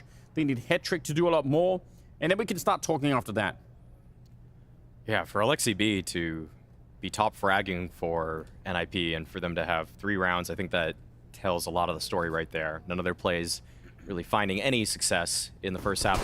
But they have a way to come back. But Device, he wants to stop that in its tracks. Brolin's still at the ramp, and that's a little bit concerning for Astralis' approach, but as this round continues, we see that BlameF has inserted himself into a great position. When there's this much time, somebody like BlameF is just always going to be so unbelievably frustrating. He wants to spend these last seconds that he can. He's checked it out, although this is a bit odd. Around the corner, Glaive is able to find it. It's a free kill on Maxter, even if he missed the first shot there. Astralis, they're back in the lead. 3 versus 2 somehow. And Hetrick's very low on health. He's the only one that's near the bomb site. He has no idea that BlameF is back here. If he shoots the gun, he might be dead already. Surely if BlameF comes back, it's another basically free kill. It's a headshot as well. And Brolin's got to be wondering, how on earth did we go from this 5-on-3 into a 3 versus 1 the other way? Sneaking through, but is it even much of a surprise? Might be able to catch one and make it a 1 versus 2, but even then, it'd be hard. Oh, nice shot on Glaive jumping. That's how you want to get it started. Yeah, might as well make it fast, because you're going to run out of time pretty quickly here. No kit that he's currently picked up. I don't know if there is one, but certainly has to try and find it if he can. BlameF will take him down. And just when you thought NIP had done enough, Astralis, they claim it all back. We have yet to see this Astralis lineup really start running, but I have to say that this edition of BlameF is just, for the style that Glaive wants to call sometimes, he is such a great addition. Just so good at slow playing, so good at feeling the round out. That being said, Mirage is a bit of a different story, given that BlameF is calling for Astralis on this map. But in terms of just that old school 2018, 2019 philosophy, I mean, who else would you want to just slow play like that? Yeah, hard to say, isn't it? Scout. A little bit of a stack. 3 people at the bomb site, but with the opening, still should be able to find a way through. Maxter is trying to do something, and he's found at least the 1 kill before he gets taken down. Device over the smoke and sending Alexi B into an early grave. Going to be 14 rounds here for Astralis. There's nothing that Rez and Brolin could do. And they get already started to slowly try to back on out, if they're even going to be allowed to do that. This is a very comprehensive victory right here. Yeah. Not really anything to criticize Astralis for in this one. They've looked just, all in all, the better team on Mirage. There's been, I'd say most of the kills that NIP had were in actually kind of late round situations where they were already so far behind in the round. Sure, yeah. And so even in terms of the kill total, not too much on the side of NIP either. 14-3 now, and Anders, this is looking like a wrap. It really is. I can't even think of, can't sell the idea right now that NIP are going to try and find a way back into this. They look very, very defeated on top of everything. They already used all their timeouts. They had a double timeout earlier. So, yeah, whatever the plan is, we're not seeing it right now. Oh, wow. Okay, NIP are even saving here. So, it's always kind of interesting to just kind of theory craft about these sort of moments where you have so many, you have to come back 12 rounds essentially because you're giving up this one. So you're saying to the world, to your team, that let's just play perfect CS for 12 rounds straight to try to get back in it. I like that. That means we're very likely going to lose anyway. So if we're going to make the comeback, let's make it the most epic comeback possible. Where it's, you know, we're so close to getting pushed out. Pistols, some long-range fights. This is more for sport than anything else. I think if you're on the Astralis side, you just think, yeah, let's take some aim fights that are really, really advantaged towards us. And it will be 15-3 by the time the dust settles here. Okay. there's almost nothing we really can say at this point for you know, in talking about what's been happening here for NIP. No, we can look to the future, though. We can. I mean, obviously, they have the... there's another map to be played after this one, but they do have the config move coming up, and I think that's kind of the interesting storyline that I almost felt like we were going to have to talk about, because I wasn't sure what sort of form NIP were going to come into this series with, given they know that's right there. And so for them to be bringing in an aggressive rifler like config into this lineup, he was obviously one of the strongest free agents out there, and with Hampus's sudden departure, you're probably just going to pick up the best player you can, try to make it all work. But role-wise, very similar to Brolin. That's my one sort of concern, because they both are really aggressive riflers. They play some of the same spots, even like A overpass, and they've really both played those spots for their entire career. So someone's going to have to give something up. Very curious how that will play out. Yeah, that's definitely, I mean, the future is where it's at for NIP. There's no doubt. We know that already. It's just that gave us so much hope on the opening map, and this time, at least, they're defending the bombs. I don't know, Glaive does get the headshot on one, and a good... Oh! Bro, the spray is in, Buzz! How is that 2 kills? And now Device. No bomb plant, because the Molotov did finally take care of Buzz. He's looking for it. They're already out the window. I don't think Device has any idea. Smoke is there. They've somehow managed to escape him. And he's just got no information. They're going to be walking right around the corner. He's trying for the plant, but he is surely dead. A missed opportunity, maybe? Oh, that could have been dangerous. Maxter will take him down. And it is one more round for NIP. The legendary comeback has begun. Yeah. Let's just put that out into the world. It'll likely end up in the void. But it's been said. You put it out. So. Seems more legit if they do make it happen, you know? Got to frame it a little bit at the start. That's true. That's true. You never really know what could happen in a game of Counter-Strike. But with no timeouts... If they make the comeback NIP and win this, I expect Astralis to cry it. There are going to be real tears. It'll be like losing a major grand finals. It just must feel something like that. Yeah. Glaive is sneaking on up. He's getting dangerously close. And that is... This is the kind of stuff that NIP never even really got close to being able to do. Good shot from Alexi in return, but just losing that part of the map so early is devastating. Molotov against Alexi. Head trick might have just saved his captain there on the other side. That looked like it was about to be dangerous. No scope fails him. And it's Maxter and Alexi 2 versus 4, and they are trying to see if they get into the middle, although Blamef's catching them. Yeah, they're getting picked apart. The comeback is really short-lived. It wasn't much of a comeback at all, really. No. Maxter in a 1 versus 3. He's got the right idea. Glaive is going to peek right into that one. But now they know. Bomb is in middle. Maxter's nearly dead. Device, he's going to go down as well. Okay. Maxter's not had a bad map, but unfortunately, it's only him and Alexi that are doing much on this NIP team. And unfortunately, he's against BlameF. The guy that's always going to try to out-mind game you, outplay you. And even if you find a fair fight against him, his aim is not to be trifled with. He's got 24 kills. You're right. It actually can't get much worse than this. Oh, no. Player to be up against. Maxter's made a bit of a coin flip. I don't really mind it. No. He's close enough. He has to do something. Yeah. The bomb gets planted on the other side. And because he's so far away, BlameF can reposition over and over again. He's going to try and get close. BlameF setting up where he has the shadow advantage on the other side. So Max's shadow will be showing on the ground by the time that he gets to the corner. He's creeping in slowly. Oh, BlameF! He did spin around. Oh, no, the timing! Maxter takes him down. Great conversion here for the young star, and that's something. All right. I feel like Maxter's slowly growing on me. Maybe not outshining some of the other members on NIP, but again, it's so hard to win a fight like that against BlameF of all people. Oh, yeah. But it's a beautiful 1v3 for Maxter. All headshots. Great positioning here. Device definitely wants that shot back, but just catches BlameF with that timing. Doesn't start rushing it. When other players die, they have these reactions, but BlameF actually just kind of looks up a little bit. Whatever. Yeah. So cool. Okay, the comeback's back, Maui. It almost went off the rails too early. But that's a good thing, you know. Now they're focused. They know what they need to do. 10 more rounds in a row. Oh, no. Starts out beautifully. Yeah. You stop believing. But true Maxter fans never did. Yeah. You're right. They were right. Yep, there it is. Okay, Glaive's position noted, and BlameF is trying to play around this. It's just so sneaky, so slimy, and he catches Brolin. Wow. And Brolin was even looking. That's the worst part. Brolin was super aware that he's probably going to try and make a play around this. Glaive goes down. They know where BlameF is.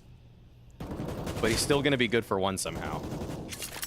Just always finds a way. Yeah, just some opportunity will present itself. He'll find some timing, and he still has the bomb. I'm not going to say he's going to win this, but he's going to make it really costly. He's given them time to make a mistake, right? That's exactly what he does. Just saying, if you get too curious, if you feel so comfortable in this 1 versus 4 that you just want to send someone looking, I'll be here waiting. Spent 30 seconds already doing it. The double peeked here. Oh, close. No headshot though. Finds one out in the open, but a nice trade there. Alexi will take him down, and NIP just need 9 more rounds. When you play against BlameF, your heart rate can never go beneath 100 BPM. It just has to keep... You've got to feel like you're in a panic all the time. Yeah, any kind of athletic wear you have on you is just saying you're running. Like, it thinks you're in a state of exertion. That's what it's like to be in the server with them. Okay, well, NIP, they've got 6 rounds right now. They've got some utility to work with. Maxter's got some nades. They don't quite hit the mark, but Rez, he's gonna pad the stats a little bit. He's had a very quiet Mirage thus far, but now is a great time for him to end the round with something respectable. Yes, just try and set it up. A couple of kills there. It all counts. Even if overall the impact is low, you just want to see him get back from whatever slump he found himself in here. Before this round, he was all the way down at 4 kills. So up to 7 now. And that's where NIP headed to. Oh my. Oh, okay. Yeah, you don't see that one every day. When this... In the early stage of this map, as soon as people found out about it, they were obsessed with that wall bang. Yeah. But it didn't really amount to too much. But yeah, it's just so situational, right? Yeah. The chances that you can find the timing, even there when it's close, not much is happening. But it's fun to see. First timeout. Oh, NIP used all of theirs. Yeah, this is interesting from Astralis. They don't really call too many timeouts, it seems like, anymore. But they're gonna go with their first. In some ways, this lets DJL talk. Yep. He didn't have any more time to say anything meaningful, but now he's got an opportunity. So we'll see if that helps bring this comeback. But Astralis, they're just so close. So close to finishing it. And I mean, you have to assume as well, in terms of, there's just no fear here for them. They know that they're in a fantastic position. They got a giant buffer zone before this even starts to become a little bit scary. So I'm sure they are not worried at all. Flash in the middle though, and Device. I don't think Rez saw that. I think Device has managed to get his way here a bit early. Yeah. Oh. Spots it down, underpass, could call it in for the other side. Glaive, is he going to be flashed through, or is he just going to take the fight straight up? He's waiting for it. Calling in Sip maybe, but Rez is pushing up, so this is a very dangerous standoff. Waiting for the utility to come out on either side here. Yep, Sip is being called in. They should be able to win this fight pretty quickly. And Device, he's not quite holding it. Rez has almost managed to escape. Bit of a shoulder peek, and Device comes in to catch him. Great communication between the 3 players right there. Almost felt like a missed opportunity. Almost got away, but yep, the man advantage lies with Astralis. 15-7, Brolin's tucked himself deep into the firebox, and Astralis, they are beginning their approach from Con. Even that 1 kill in the middle puts a big question mark on that comeback story. 45 seconds, bomb is being planted in front, and they are worried about this. They do realize this could be happening. Couple of shots ring through, but they should have kept it up. Brolin comes up with a kill. They thought about it, and they were right the first time. Buzz will get the shot on one of them, and it goes down to Hetrick. Probably did not need to fight that here. A 4-on-3, now back into a 3-on-3 on BlameF. He's got an HE, could kill Hetrick outright. It's going to be the headshot on Max the first. I don't know where the nade landed. Sip spotted one of them. Still at 2-on-2, and BlameF Good fight. 27 kills on him and shot in the back. It's 16-7 as Astralis, they managed to close it out. They killed the comeback before it even gets close. And that's what they needed to get to the third map. On Ancient, not bad. Just an impregnable defense for Astralis in that first half, starting the game off 12-3. It looked like they were going to close this one out. Took a little bit longer there at the end, but they got the job done. They will be moving us to Ancient. This is going to get pretty interesting because both of these have been pretty lopsided, but we've got James there on the floor.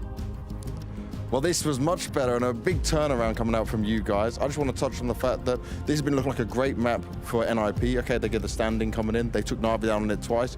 Was this the full force of not being happy with the first map coming into the second? Yeah, I know, and we know they will pick Mirage as well, and it's one of our best maps, so yeah, we haven't shown it before, but normally it's a very good map for us. Now, I want to learn a little bit about Ancient, because the only 2 times you've played it with Device, and obviously you've not had time to play it with Buzz on an official game, is when it's been online. How are you guys feeling on it? Is it a comfortable map for you guys overall? Yeah, I think it's also one of our best maps, actually. Okay. So we are pretty confident, especially on the T side. It's been a very T-sided map after the update, I think. So if you can make some good CG rounds, then it's going to be smooth, I think. And how important is it for Astralis to get the win, especially considering NIP have the stand-in? That's got to be like a big motivating factor for you guys to not go down like this. Yeah, of course, we are here to win, so of course we want to win, especially when they're playing with a stand-in. Yeah. All right, let's see if we can get it done. Thank you very much, Castle. Good luck.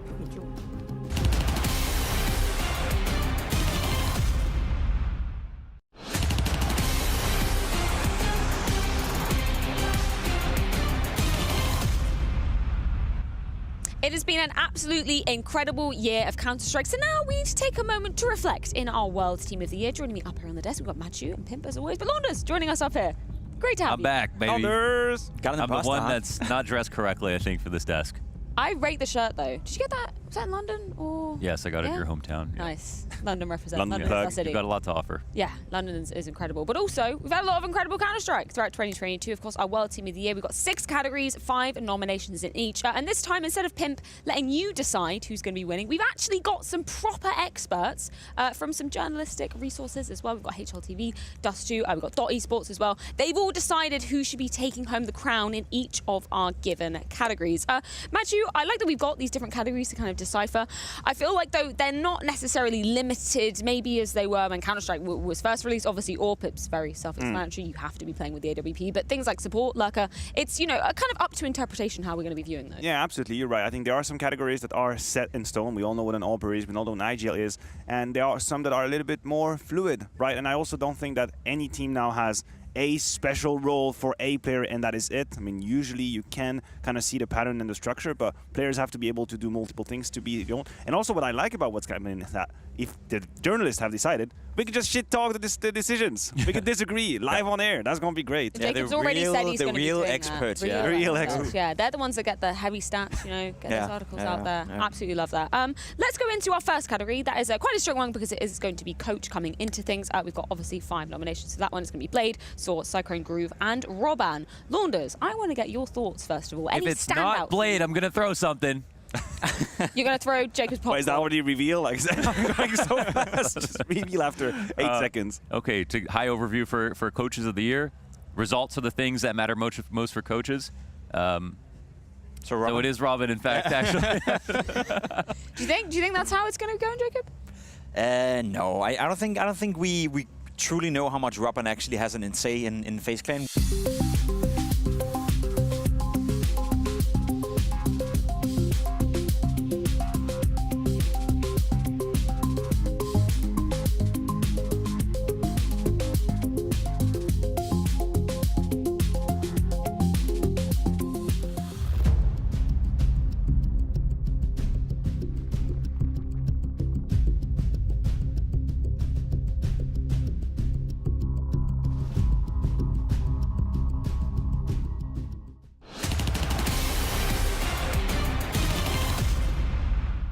Now, although this ground was NIP's pick, the Ninjas simply invisible on the grounds of Mirage. It seems like there's a bit of a trend, Jacob, that the T sides in this series, that's going to be struggle city for you. Yeah, other way around. The CT sides have been looking very, very strong for both squads so far. I would argue Astralis have shown us a couple of times in this tournament now that they are very strong on the CT sides. I remember the Heroic game when they had a CT side against Inferno, completely shut them down. We saw on Overpass as well, there was tendencies to a really good CT side. And now on Mirage here, there was a very well-playing Astralis. BlameF obviously topping the scoreboard, but every single player from Astralis was involved in this one. Yes. And it's actually very interesting that Boss, who I think were one of the most influential players in that first half, is on the bottom of the scoreboard. Speaks the story of a well-rounded performance coming out of Astralis. Yeah, you're completely right. Players who could have been liabilities for Astralis were not. In fact, they were the ones tested first, and they put a stop to whatever shenanigans LXB was trying to throw at them. You talk about Buzz on the A side, he had a great momentum, he had a great entry into this second map. Zip on B, whenever he got tested, had multi-kills. And when LXB couldn't play this simplistic style of Counter-Strike that I talked about, it all became tasteless, flavorless. Really not great to watch NIP struggle. It just felt like we were patiently waiting to go to a third map. And this might be the stand-in situation. This might have been BlameF with great calls as well. But NIP were never in this game. Yeah, incredibly bland from NIP to be showing on their map pick. But I do like that you bring out Buzz because, yeah, obviously, as we saw, he ends up at the bottom of the scoreboard. But I think you're totally right. At the beginning of this second map, he was instrumental for Astralis. Yeah, for sure. We see it in the pistol round as well. Once again, he started off his entire pro career, I guess, on lane with a pistol ace. This time around, he gets a 4-kill in the first round right here as well. Buzz showcased to us that he can hold up to his own. You said it. He was tested in the beginning of the game. Yep. They have probably targeted Buzz and said, okay, maybe there's a bit of a weakness on the A-bomb side. Let's give him some flak. Let's see if we can stir him out of it. And he was just responding with multi-kills left, right, and center. So a good start for Buzz. He zoned out of the game, but he wasn't needed after the first couple of moments. What really annoys me, and we can see it in some of the highlights brought in by productions, the lack of utility from NIP. Yeah. It was all really dry. So I don't know if it's just a conscious decision that they're going to wide swing because they felt on Overpass that they had their numbers figured out skill-wise. But on the side of Astralis, it looked so easy. So rarely did we see a player being uncomfortable, being pushed out of a position, having to fight back to regain some access. No, they were just swinging into them one by one by one. The distancing, the trading game was really off for NIP. And so multi-kills galore. Astralis had the time of their life in that. Yeah, the deadly duo of BlameF and Device once again rearing that ugly head if you're an NIP fan. Obviously, we saw them, putting in some legwork in that second half of Overpass. Not enough to be swinging the comeback in at their favor, but great to see them getting some impact on the first half of this. You know what annoys me a little bit? When I watch BlameF play the CT side of Mirage, he's so proactive. He's moving around. He's actually initiating duels, and he's out there, putting himself on the line constantly. He's so comfortable on a CT side on Mirage. We've seen it time and time again. Back when he had Config as his partner in crime as well, we always saw BlameF being aggressive in connector. We always saw him go for duels. Why don't we see more of this BlameF more often? Why is he not comfortable doing this just a little bit more often? Because I feel like once he's into a rhythm where he feels comfortable in his surroundings on a map like Mirage, he's one of the best players in the world. Yeah. He's completely shutting down this area. NIP had no business walking up connector at any point in this game, let alone middle for that matter. So it's good to see, but it gives you, a feeling that you want to see it more. I want more of that. That's because he makes it look easy. That's why. Whenever he's get this 25, 26 kills a game, it feels like he's just in the right position and the multi-kill just comes to him. But I mean, this is also based on a very high game sense, an understanding of the game, where he has to be, what angle he's got to hold, when he can take duels, or when not, and that in itself is pain. Yeah, the fact that he's cooling on this map as well, just a testament to how comfortable he does feel on the grounds of Mirage. When we're speaking about the inverse, though, NIP just looking hella uncomfortable throughout the entire duration of this map. We even saw them burning their timeouts. What was it, by round number 12? All of the timeouts for NIP were gone. And I like that you mentioned 12. Might as well have a look at it because you're correct. This was NIP's second back-to-back timeout, and you will see that the first few steps are good. It starts in a great way. Max just has found a completely unsuspecting Buzz here. Rez, who's basically in vacation in that game, doesn't realize that it could be any sort of flank.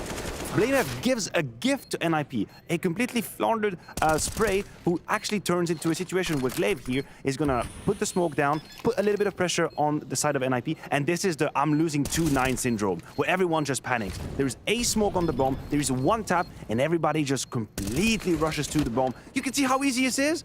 How easy that situation just turned out. And I guarantee you that's because we're at 2-9 scoreline and NIP have mentally checked out. There is no way in hell you're supposed to win a 2v4 that easy the way Glaive and his teammate did. That was symptomatic for the game for NIP. If you don't win a round like this, you're not going to win the game. It's simple as it is. I will argue, though, that the way they played it in this round, Glaive and Device, perfection. Glaive tapping the bomb, turning around, being aware that he's probably being flanked from CT spawn, getting the first kill, tapping the bomb one more time where I'm thinking to my mind, you got to stick it, you got to stick it. But he's aware that Device is not ready. He's waiting for Device coming in very late from apps. And once he's ready, that's when he goes in the bomb. That's when they win the round. So perfection by Astralis. But as you said, if you're NIP, you lose a round like that, game over. It's well played by Astralis, but why is Brolin feeling like he has to kind of go back to jungle when the bomb is obviously planning for CT spawn? What exactly are they trying to achieve with that? And why is poor, I think it's Maxter, who's immediately picking out the smoke when there is just one tap on the smoke? The bomb is right here. You can just spray it through it. That's the point. That's why you plant here, because you can spray it through the smoke. You don't have to just go out of your way. I mean, anywho, a whole lot of mistakes being made, and this is what happens when you get slapped around. The rounds that you should technically win, you don't. Well, let's reset and refocus coming into what is going to be the third and final deciding round. That is going to be Ancient when it comes down to things, which is a curious one. And I love that Banks prodded a little bit the Astralis coach coming into this ground, because for neither team have we seen them competing here at the Spring Finals on this particular map. Yeah, I want to see if we can trust the words of Castle coming into this game, because he mentioned that Ancient, at least in practice, has been a very good map for them. That T-side has been good in practice for Astralis. I like the sound of that. Yeah, me too, because I've been tired of seeing Astralis play T-side Counter-Strike so far this tournament. It's been horrendous from start to finish. So if that's true, let's see a good T-start for the first time in this tournament coming out of Astralis. Also, he did mention that Mirage usually in practice has been good for them. They picked Overpass. So according to him, the map pool within Astralis must be way, way stronger that they've been able to show in this tournament. And they got to prove that right now against NIP. I like this song that you're singing, Jacob, that it's going to be a great T-side coming out of Astralis, because as far as I'm concerned, it almost feels like the 9th round is going to be the pivot point of this third map. Both teams have shown excellent CT side. I have no doubt Astralis will be able to do exactly the same in here.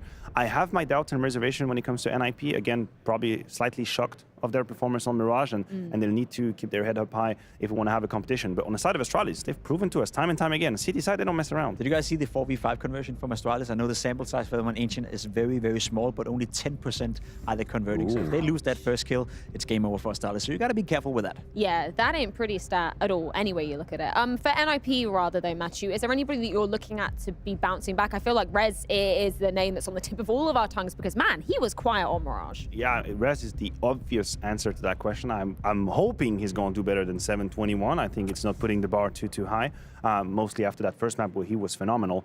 But in the end, I think Brolan is also a name we need to mention. When it comes to the T side, when it comes to NIP finding openings, finding ways into rounds, you have to realize they don't exactly have a full strat book right now. We know that they are going with a limited capability in terms of strategies. So Brolan has to offer way-ins. He has to offer solutions to LXCB. I think he did a few times on Mirage, but it was too little too late. There's a good chance this will be the last time we're seeing Maxter play, so I do want to take the time to give him some credit. He was the one player actually showing up for NIP and Mirage, won a couple of clutches, had a couple of first duels as well going his way. Again, if they were to lose right here, I don't think we're going to see Maxter play for NIP anytime soon. He's had a decent tournament so far, and he's going to be needed if they want to win Ancient as well. The youngster is actually doing a good job, so let's see if he can do it on Ancient as well. Yeah, it does come down to the third and final decider map, and that is going to be Ancient. 1-1 for each side of things, and NIP completely blown out of the water after their pick of Mirage. We know the knife's going to be important, so let's dive into it.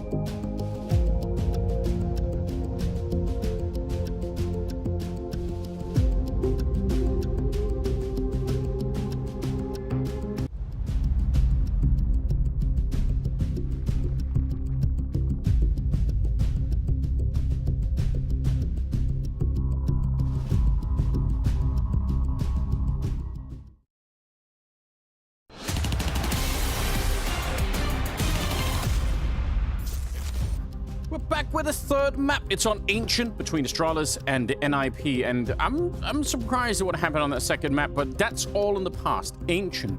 What are we thinking? What's happening going in this particular map? It's tough to read it because these teams haven't played this at the event thus far, and we've seen that it's had a couple of changes in the teams that have elected to go to this map. It seems like the spawns have changed the mid-fight a little bit. That's a huge priority for teams. You don't see as many B rushes, although it's kind of a sneak play now to go for that. And yeah, I think that right now it's really tough to say which of these teams is going to be coming out after the break looking like the stronger team on the map. Well, we're going to get into the ninth round because we want to catch that. It could have a pretty big importance for what is to come. We do know that even though some stuff has changed, the T side can still sometimes elude a couple of even high-level teams. So I'm curious how they'll play out. It'll be Astralis to pick up the knife, and I'm assuming they're going to be playing on the CT side first. Yes, that's a safe assumption. And even though there have been some changes, it seems like in the Tier 2 space, the T side has gotten a little bit easier. But still, at this group stage, we have seen that it is the most CT-sided map in the pool, at above a 58% win rate for the CT side. And so you would probably expect at least 9 at a minimum for anybody that's trying to mount a successful defense. Yeah, good baseline number to keep in mind. We're going to head into it. Third map is coming up. And I, for one, am very, very curious. NIP, they didn't really show up on the second one. Rez especially was gone for the entire map. That has to change. They need Rez back. They need Head Trick to show up with that AWP. And actually, NIP will start on the CT side. Oh, so wow. Astralis, they picked the T side, and they're going to be rushing straight at the dualies. And what a knockout. CET taking down Alexi, and the power is just overwhelming for this one. They could not hold the B bomb site. 3 versus 5. And there should be a bomb plant to follow, although they're actually slowing it down. Rez charging onto the site before the bomb is even planted. This is the Rez that we needed. He's hunting for it. He nearly has that one. He spins. What? Oh my god! You must be kidding me! It's 4 kills! Rez! He can't do this! Device is all alone. His teammates have been decimated, and he surely must be panicked. Rez hunting for the ace now. He's got the bomb back there, but what a ridiculous turn of events. That is a 1 in a million. That shouldn't have happened. Astralis are wondering what just hit him. He's so close. He wants to peek back. He's got his teammate. And gets a headshot. Oh my god. I need to see this in slow motion. How? How did he find all of these kills? How did he isolate these fights? Oh. That's unbelievable from Rez. So quiet there on Mirage. Really nothing even to be proud of. Roland's reaction as well. That's the second time today we've seen Nip that excited. The other time, another Rez moment. Man, he can just change around in the blink of an eye. Oh, I've got tears running out of my eyes because I forgot to blink throughout that. This is so crazy. What's going on? Wow. That's Astralis finding so much control, so much space, and then suddenly it's all gone. Okay. That's going to be tough to recover from. Yeah, I mean, hopefully it's something they could do early, Astralis, but if this feeling sinks in, okay, Rez is back. And now they have a good start. Yeah, you can't let it linger. Yeah, it's almost like they're taking the pseudo timeout here, just kind of hanging on. Even though they just have a couple of upgraded pistols, they're just really waiting this one out. Hopefully they're not stirring in their feelings a little bit too much. They're just shaking it all off. Rez continues. 6 kills already. Yeah, I mean, I think it does make sense actually to slow it down so that the excited feelings on NIP, they can dissipate a little bit before the rifles really start to come out. But they'll obviously win this round, no problems. And Astralis, yeah, they have so much experience in this lineup that obviously they should be able to shake this off. They've been in many, many situations where they've had rough starts and they've managed to come back. So on some level, they should have the depth of knowledge to be able to just power on through. It's easier said than done, of course. Okay. Good utility early on. Blame F down to 58. Hasn't even spotted a player just yet. And Glaive really wants to make some headway, but no, Maxter shuts it down, boosts it up onto this spot. Close angle, and he's able to find a couple kills. Wow, this is comprehensive from NIP. They're just shutting everything down. But Device able to find a return through the smoke. That's a bit fortuitous. And on the other side of the map, Xyp9x has lurked his way into cave. Things are getting a little bit more interesting than they probably should have. Although NIP, they're just playing back. They're giving so much room right now, but that may allow Device to find a bomb plant. Yeah, that would be the only way to get back here. Sip, if he could maybe sneak in a kill on Brolin just as they're getting there, it's a 2-on-3 with a bomb plant. That's winnable, but a lot of ifs before we really get there. Yeah, they're so far back. It's created a bit of a space. Rez showing up at the right time, but he still gets taken down. Sip not ready for the follow-up fight. He had the idea. And now Device, yeah, I mean, from a 2-on-5 into a couple of kills and a bomb plant, that's a pretty good recovery for Astralis. I don't think that Device should be able to win this round, but obviously just doing a bit more damage would be very, very helpful. They are starting to group up. They've spotted him already. Alexi coming through the cave, and it's going to be Device going down without another kill to his name. So 3-0 in favor of NIP. But yeah, a slight recovery at the end of the round there. Yeah, with how that one started, down 5 versus 2, finding a bomb plant, a couple kills, you're a little bit happy about that. But this is just a great hold from Maxter. Really, just angle that needs to be cleared, but as you're peeking out of that A main area, there's just so many spots you want to just look over, and so Glaive didn't hard clear it, and Maxter was able to make that MP9 look good. All right, scrappy buy coming in for the Astralis side, and they're putting the pressure on Mac 10, and that is actually not a bad run for BlameF. He nearly had Maxter, but he's going to stand his ground, and that takes away a lot of the pressure that would have been on here. If Maxter dies, then Hetrick has to swivel back and forth with the AWP. Oh, jump past and a flashbang. There to cover it is Rez. That's some really, really, I'm going to say almost lucky, but they're not. There's really good fights being won here from NIP to balance the whole defense out. Man, there are a lot of things that could have gone wrong in this round, but well done.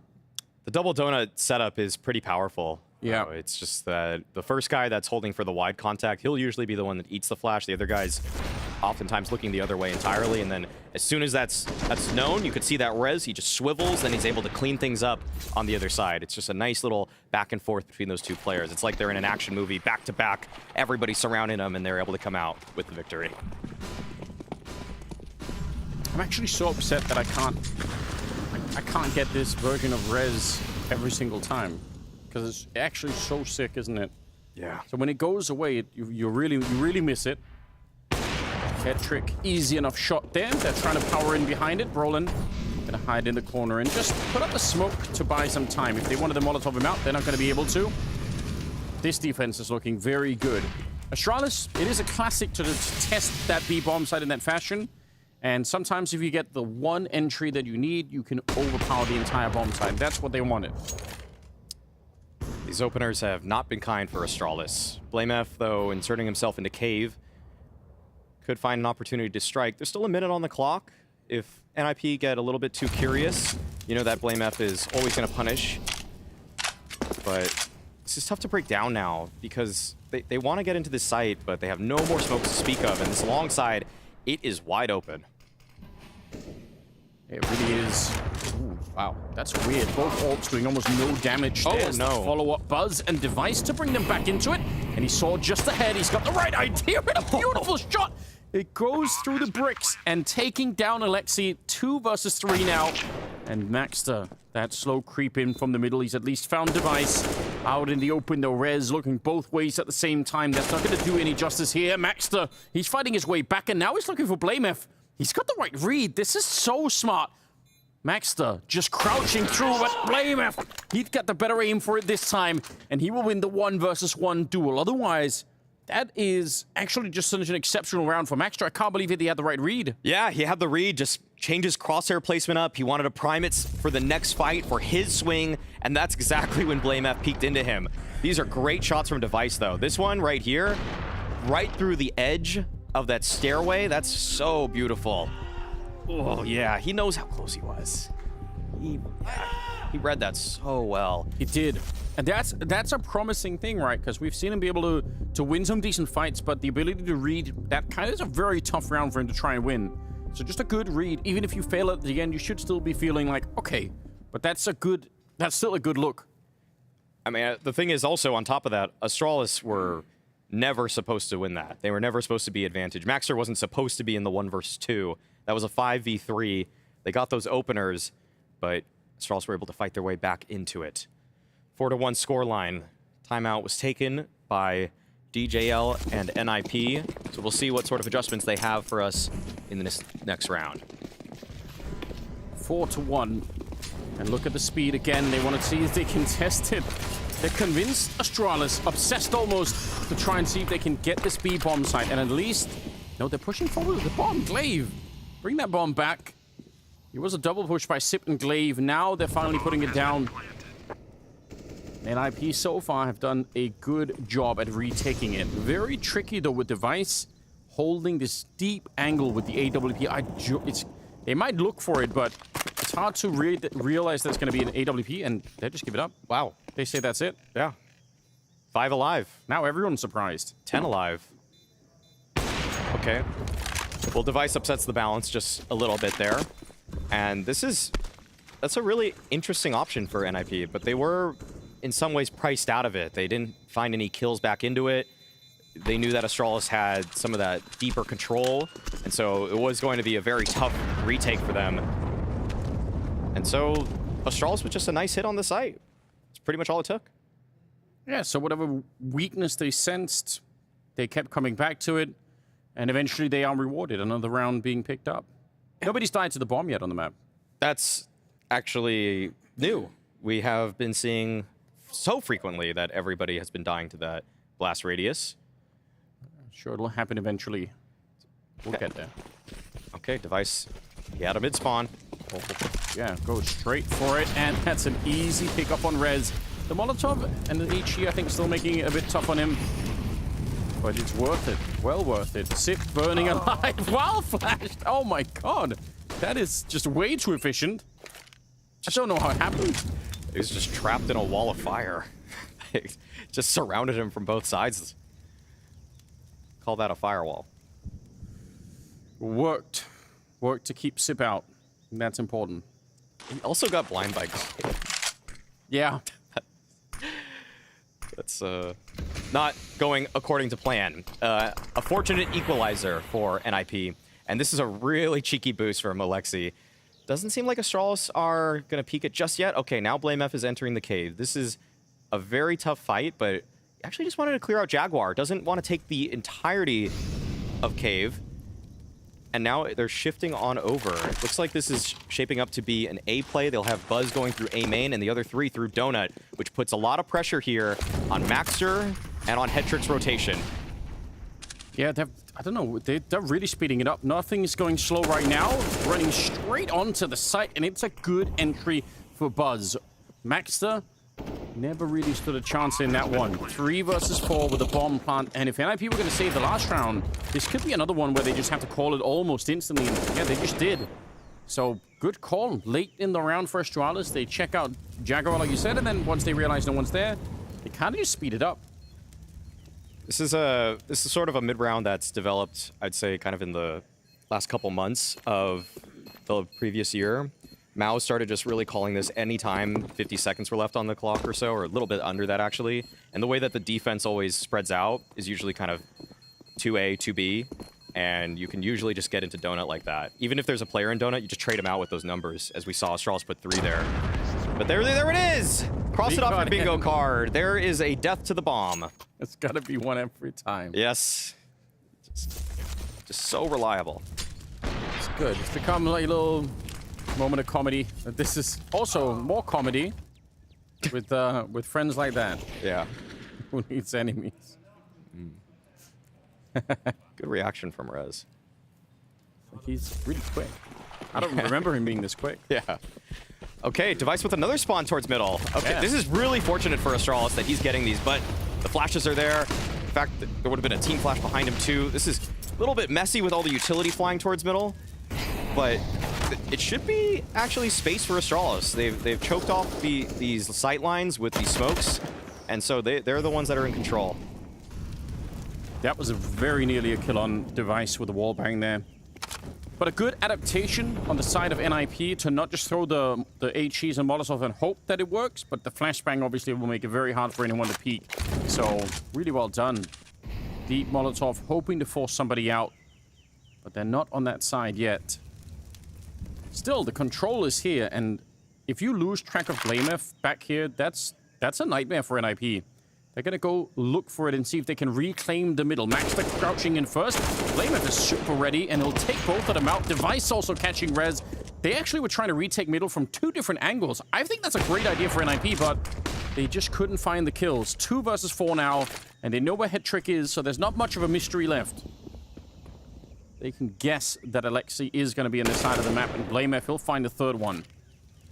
Wow. So good at holding angles. That's so impressive.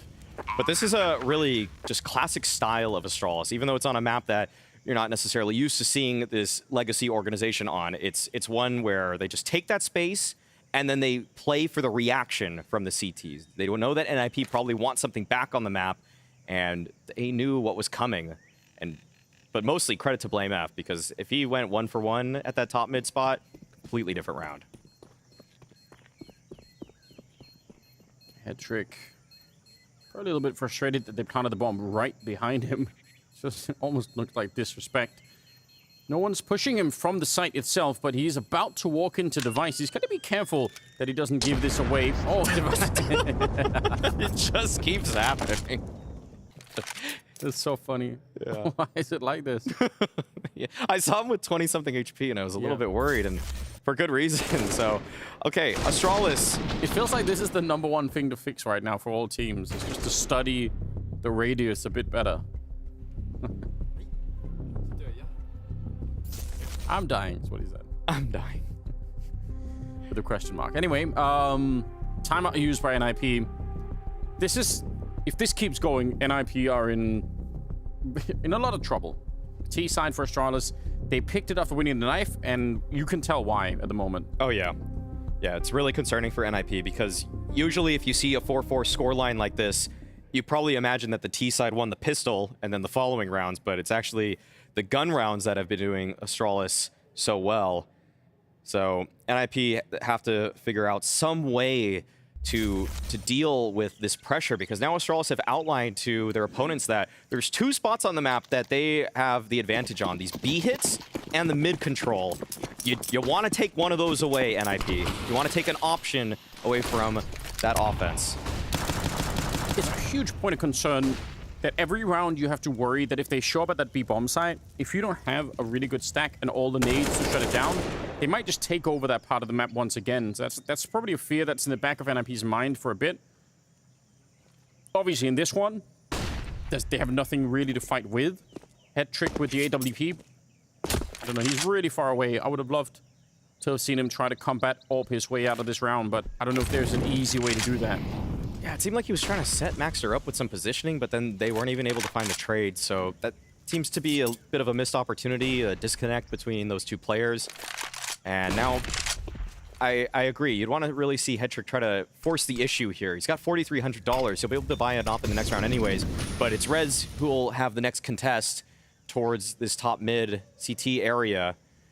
They are encroaching on his position, but there's another fight that is taking place. Zipnix spots out Alexi, and now Astralis, they will be challenging this angle. Rez, he's right here. Oh, this might be it. 1 kill for him, but he can't find the second. That could have been really interesting. If he gets both of them there, it's 2 rifles his teammates can come pick up, and they can start to move towards that A bomb side. But now, I've got to say, the bomb is going to be planted. Saving the AWP surely has to be more important than trying to roll this round into something. Blamef goes down. Still, I feel like it's so tricky. Maybe another mistake here. If Alexi could sneak up behind, there might be a chance, but it's still a long ways away. Now they have an AK. it might tilt them towards trying, but also they could lose it all, and those rifles are important at the moment. Device is going to stay alive just on 16 health, but they can't get him out of that position. Don't have any nades for it. Roland trying to move up close. It's a good kill, but it doesn't change the fact that it's a 1 versus 2. And head trick, he will lose the AWP. Quad kill on Buzz in that round.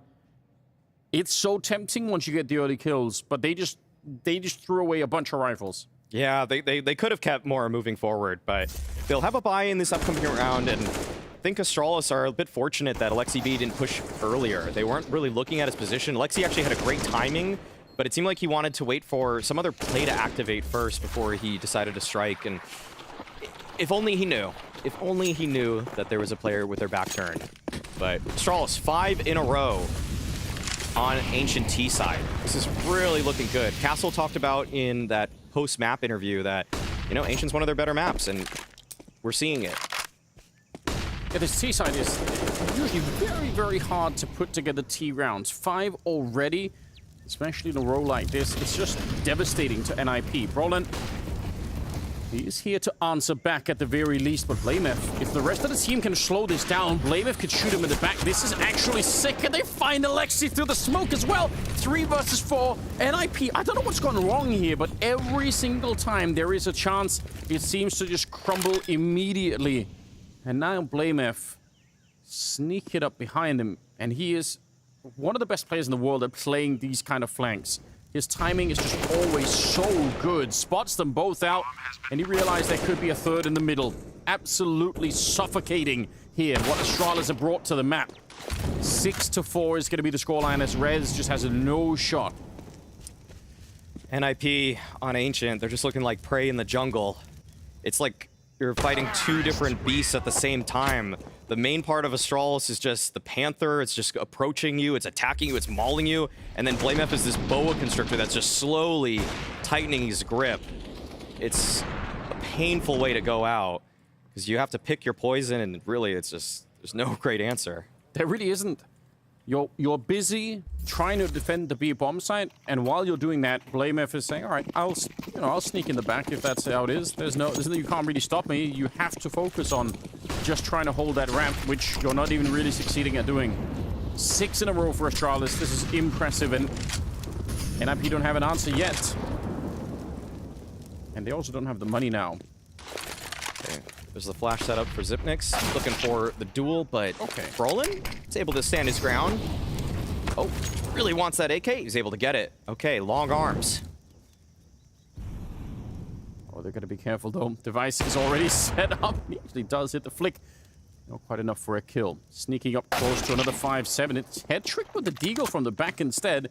And Glaive, who's only got 1 kill so far and 7 deaths, gonna get exploded. But once again, Blamef has managed to lurk his way in through the enemy lines, and he will set up that kill right away. Finds a second as well on Maxter, and it's a 2-1-3. Maybe even could have been more, but I think there was a bit of chaos happening there. Alexi is making a lot of noise. Is being heard. Devices around the corner. Now he knows. Pulls out the Tech 9. Thought maybe he was gonna run away. 50 seconds now for Device to try and find the 1 versus 2. Rez might have single-handedly saved this round, though. Yep. For NIP. He's got 2 kills. He's still holding on to this A side, and Device has to find an avenue in. He's making his way through top middle, so he could get the jump on either Brolin or Rez, but both of those players are actually pushing out their respective spots. And so it's unlikely that Device will find a freebie on the flank here, and it might actually even be him that's surprised by his opponent's positioning. Yeah, it's kind of rare to see 2 versus 1 like this, where everyone was moving for such a long time. Oh, it's all down to timing. Oh, he has to start running. Just doesn't have the extra seconds in the round. Brolin's going to be able to find it. And finally, after losing 6 in a row, NIP, they bring it back with another one, and that just has to be the start of a massive landslide towards NIP. Otherwise, this could be done. Still. Yeah.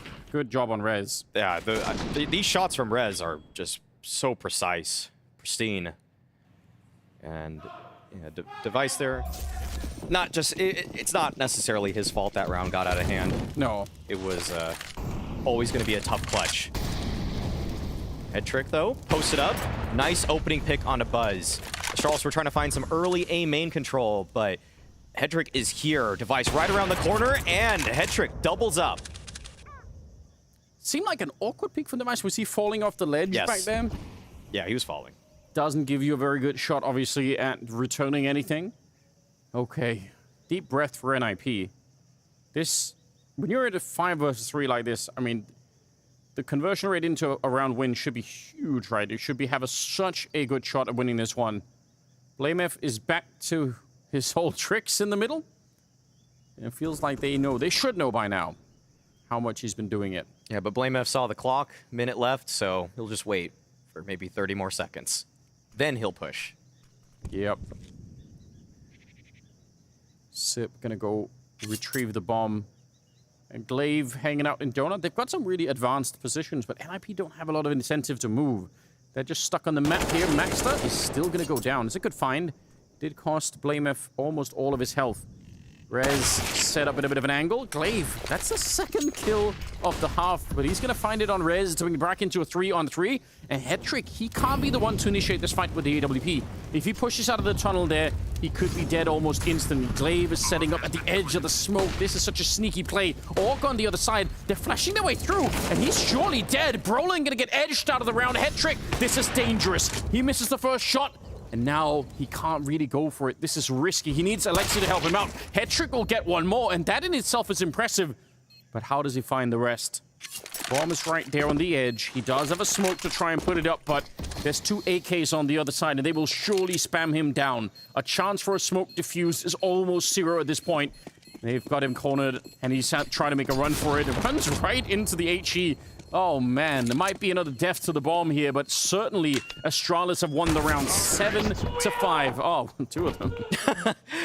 Oh, no. Wow. That was a 5 versus 3. NIP had so many edges in it, but just these little pokes and prods, the way that Astralis are so sneaky on the map, they just crawl at you. They're just constantly making some slight advance, and NIP, they just got caught off guard in these 50-50 duels, despite the fact that Headtrick willed them into such an advantage situation.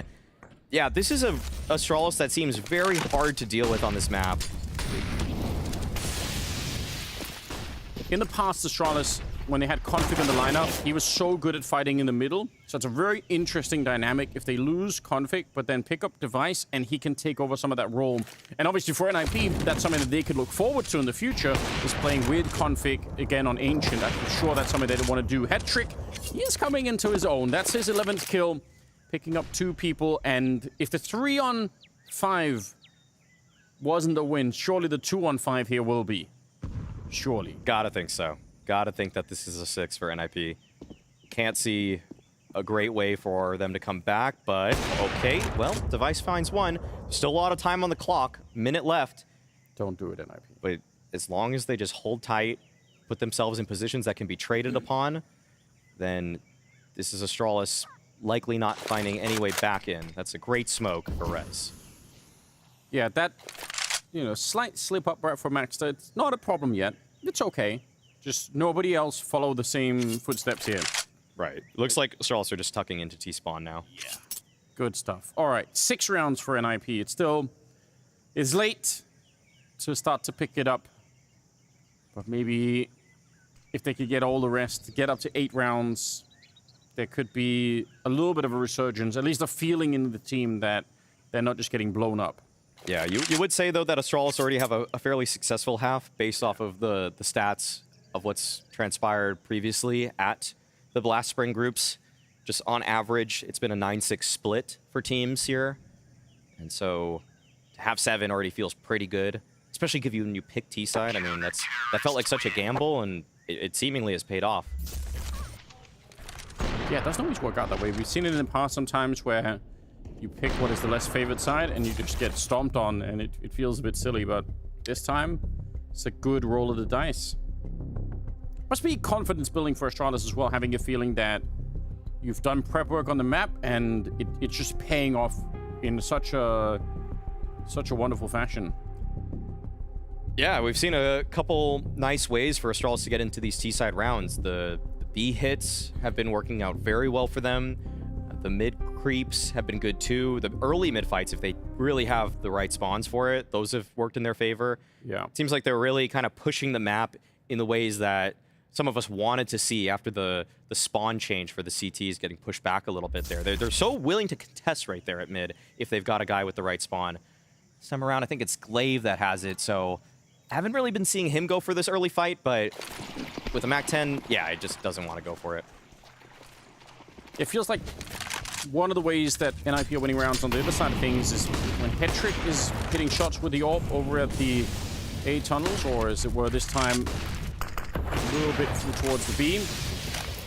And very aggressive mid-control coming out from NIP, which is cool. And you can hold this for a bit, but when you run out of the grenades, usually you have to give it up eventually. Exactly. Alexi has one more smoke for this mid-hold, so maybe they can hold on to it until about 50 seconds left in the clock. But it's not being used just yet. He's trying to actually just challenge the angle. This will buy him and his team a lot of time. In fact, it might even save the smoke entirely if they have to go for a retake later. This is really kind of a risky approach, given that Device has been contacting into so many angles with that AWP. Yeah, I'm very curious about this. Flash around the corner, Rez and Brolin. See, Brolin's going to be the trigger for this play. Just a sliver that he's seeing. And I think he spotted that out. Flash around the corner.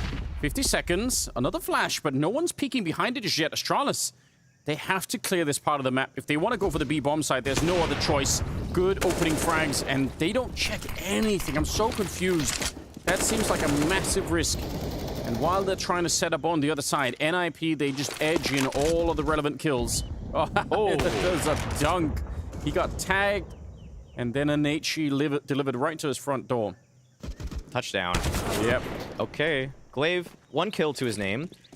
Oh, it looks like he'll actually be able to find a bomb plant here. 15 seconds left. They are approaching him rather quickly, and oh, he can't actually get it down. That would have been nice for the money going into round number 15.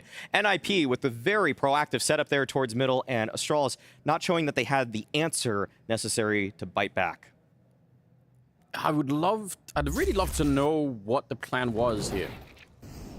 If maybe they did just get jumped on before we saw the whole thing unfold, but surely you can't attack the B-bomb site without at least checking Jaguar and seeing if anyone's there, right? And middle too, probably. Interesting. It's tough to just construct a post plant if you don't have cave. Well, here we go. Tech9s, not much else, and this B hit has been working for them a couple of times, so they're going to go back and test it again. Grenade rings out, and they're... Oh, it actually bounces back on Buzz. Unfortunate for him. Bomb is going to be attempted on the other side. Sip is setting up in case anyone wants to come through. The Tech9 is looking great, and they're all flashed and almost dead on the other side. The spray continues for Sip. How is that not another kill? It surely should have been. 3 people for NIP stuck on the wrong side of the smoke. And there is even another nade on Sip. He's actually stolen a Molotov, and that's just devastating for NIP. They could lose this to another B rush, and that's just unacceptable. Too many rounds so far where the CTs have not been able to hold the bomb site. Through the smoke, Blamef gets another one, and Hetrick and Alexi trying to get back into this one, but it's impossible. The Deagle shots are coming through, and Alexi is entirely on his own. 1 versus 3, starts with a no-scope, but it's just no time. It wouldn't have mattered anyway. One last round for Astralis, and they look absolutely red hot on this ancient map.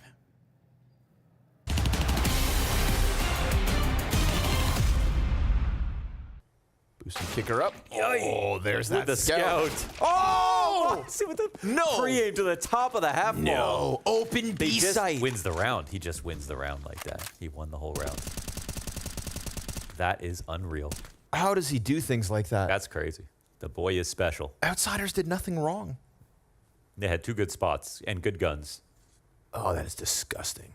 And Hooksy's losing his mind. Yeah. Hands off the keyboard. You're so sick, Monacy. You're so sick. That's what he always says. I love Ilya. Ilya, you're nuts. You're so good, bro. And honestly... Yeah, really. He just won.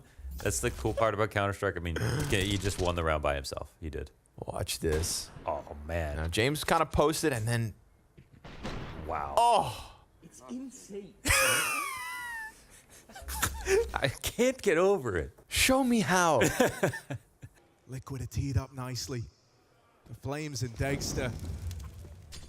This bomb down is scary. Flames is taking real estate, but ends up getting punished. Liquid hold. They win these fights. Just Dexter left to get past, but he's an iron wall at the back of the site. Moving around. Kill number 3. Oh! Dexter! is incredible! Look how hyped up he is. I don't even think he believes it. Look at the way he isolates these fights. Oh, Liquid, that one hurts, and that's all your money as well. Unreal. Dexter just lets loose. He wants an angle and a timing, and has at least gotten the first. Molly ahead of him, sees the gun, executes Twist first and foremost, tries to wrap it back around the hut, but the Heaven support, that could be the bigger difference maker. Rob's dead. Hunter continues to thrive until Brokey puts him down, and it's time for the ice-cold JKS to try and come through. This isn't Ramp, this isn't his wheelhouse, but it's still a chance to shine. And Brokey doesn't know where he's at. A peek out with the A4, sees him up in Heaven, and he nails it! He nails it!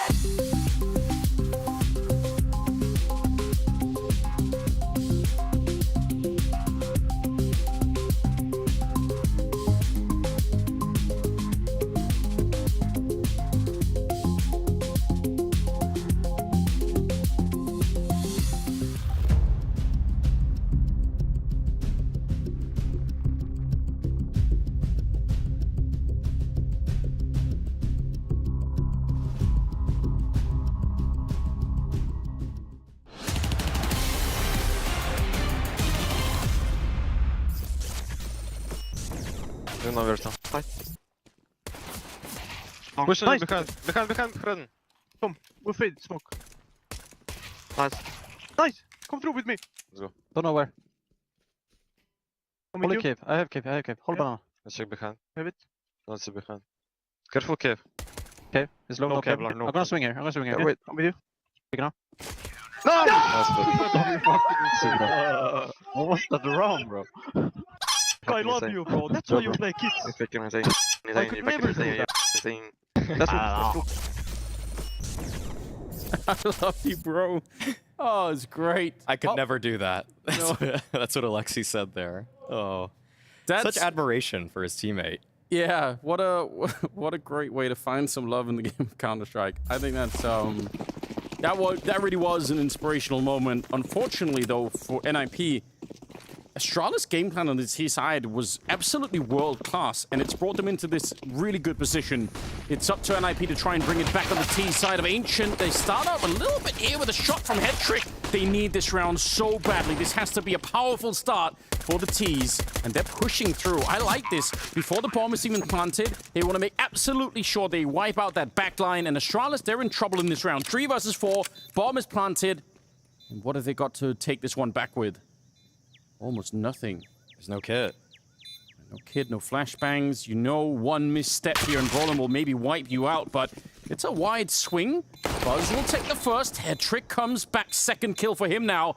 And Blameth and Buzz, they're running out of time. Just getting chewed up. Headtrick with 4 kills. Well done.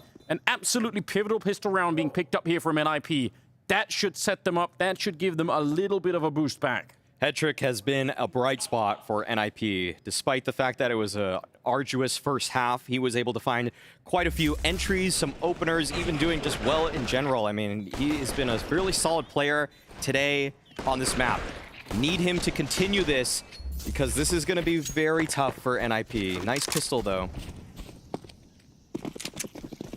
It's still, you're right. I mean, it still is a long road ahead, even after winning that pistol. But if they don't win it at all, there is that real chance that Astralis just take it all over and never look back. So at least they've given themselves a slight opportunity here. Boost going on in the back. It's a full stack towards the B bomb site, but smartly for NIP, they are investigating. Yes. Rez has a great chance here to cut off the rotations, stat pad a little bit. NIP still doing a good job outright towards that B attack, but just a moment's time, it looks like they're gonna put the pieces together and figure out where the majority of this defense is. Not the best smoke from Rez, but shouldn't be too much of a concern. It's just pistols. Okay, Buzz is actually kind of playing around with the smoke, just going in and out of the gray screen. And Rez, good triple, as to be expected from a guy that's displaying such mechanical prowess today. Yeah, and I think Astralis, as soon as they hear that they've lost the middle. They kind of realized probably NIP rotating around it. NIP using all of the time to their advantage. They never really worry about the bomb. They just want to make sure that they don't get run down and lose the rifles. And mission accomplished in that sense. Okay. NIP, it has to be full-on focus from here. If they want to make it back after fairly bad first half, they can't let go early. Especially if they can win that first rifle round, which is coming up. Yeah, it's got to be clean. And this is a great chance to actually build some momentum because Astralis, they're not working with the strongest by themselves. Don't have too much utility. Device came into this round with none. Just the AUG. Roland seems like he wants to contest this space, but Glaive with the early Molotov to deter that push. Some potential risk in this round is there are 3 people on the Astralis side that don't have any head armor. So even if there's just 1 AK in play on the NIP side, that's a huge equalizing opportunity there, maybe for NIP. The Galils, oh, there is a second AK on Hetrick, but the Galils and the MAC-10 will still be able to do a lot of work here if they find the right targets. Glaive is one of them, and he's jiggling that corner. I mean, he's not quite with him. Surprised that he's that calm. He's got some backup in the middle, but still, if someone had been up close to the corner, they could have run him down. That would have been, yeah, it was pretty risky. Blame F, though, in the pocket towards middle. Have Molotov. Flash, that's nice. Okay, if they spotted him, then he's going to surely be mollied out of the spot. This is really tough for him now, and he actually finds a nice shot that seems to have pierced 3 people, but no kill to his name. Down to 40 seconds, and they want to go aggressive Astralis behind it. They don't just want to wait and see what comes. They want to go investigate. They catch Brolin right there in another fight. Res goes down. Sip, what a time to come alive. He's had a dreadful game. That was his 6th kill, and there's only 25 seconds. They have to go for this. The crossfire is almost insurmountable. It should be. Sip will find a 3rd, and the smoke on top should seal the round. Even if Alexi gets this one, there shouldn't really be time for NIP to get back into this round. 2 versus 4, 11 seconds on the clock, and Sip doing so much work to get his team this one round. Oh, monster hold from Zipnix there. That push, rotating back in. Buzz taking down Hetrick at the very end there. That's not what NIP wanted for the first gun round. They found the opening pick. They had some space to work with, but then Zipnix had the perfect response. Yeah, just as they were about to maybe slip the net. If they could have got back, then maybe Astralis lose track of what's going on. Definitely need more rounds like that out of Sip. Been kind of a quiet day for him all across the board, really. You'd want to see that change. 9-9. So the scoreline is all tied up. For NIP, if they don't win this round, they might have to take a little bit of a breather and have more of a save round coming up. 2 good kills to begin with. Fights being won from Astralis before NIP could even really execute any strategy. Yeah, exactly. NIP didn't even really go for anything there. That was just individuals peeking out, trying to find timings, trying to just win some duels. I'd like to see a little bit more faith in the overall game plan, because next round, it's not going to be pretty for NIP if they lose this. There's no money to work with. This is a real chance for Astralis to start tightening their grip once again on this game. But Hetrick, he's inserted himself into top mid. Glaive seemingly just wants to hold on, but look at this from Buzz. So bold, and he catches Brolin falling down right there off Tetris. Yeah, the double push as well. So even if there was an instant kill on Buzz, you're really expecting for there to be a second CT that's pushing through. Maxter's going to get one, but yeah, you can tell we get the answer right there. He was not ready for Blamef to also be that far forward.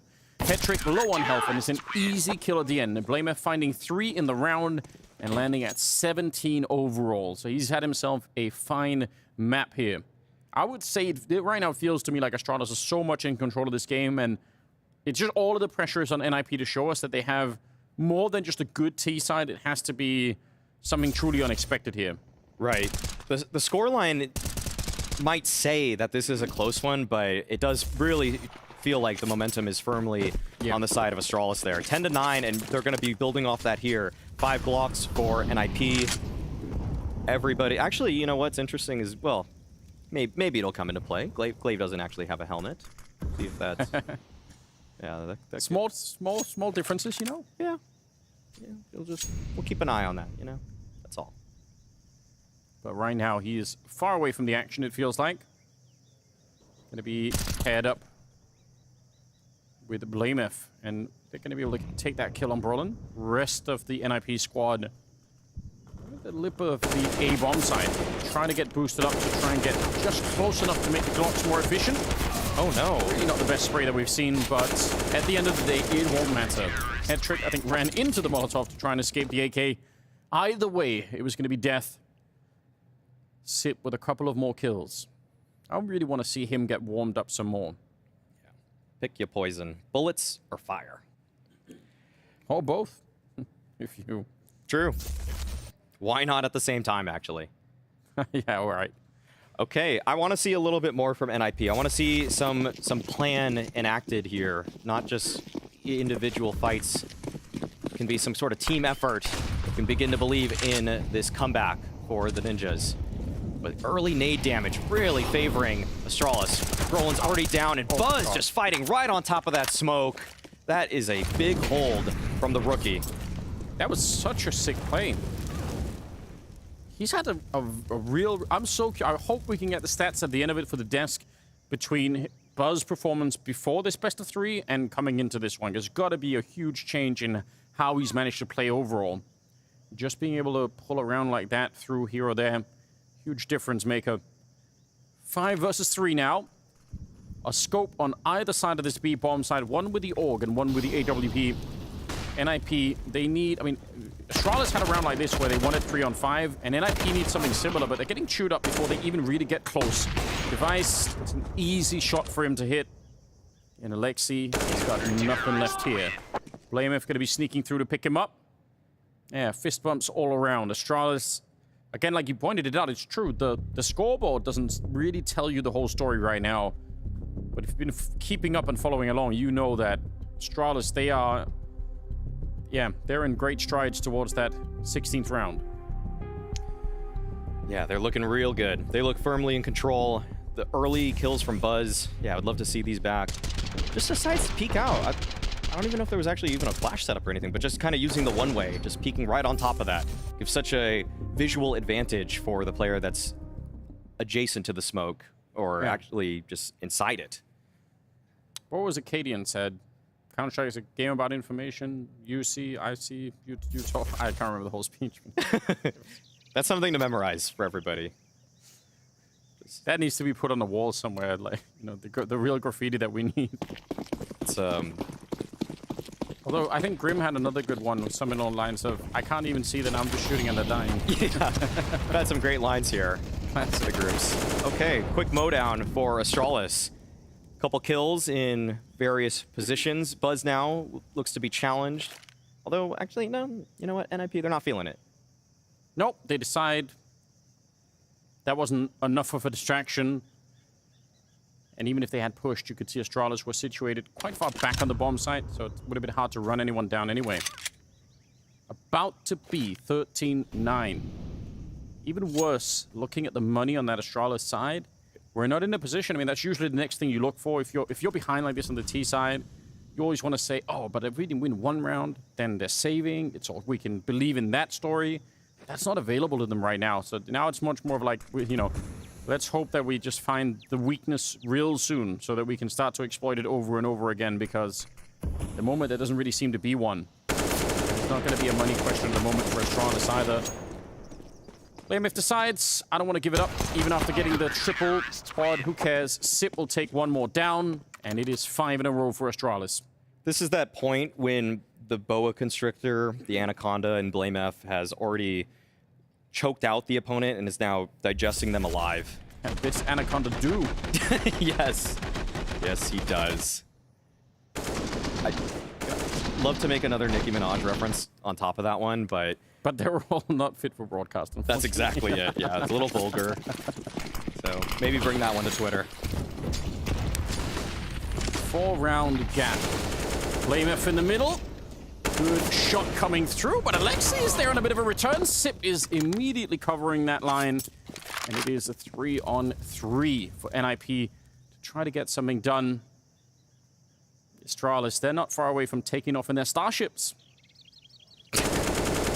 Oh, wow. Device recovers to at least get a kill there. Head trick had him dead to rights, but great adjustment.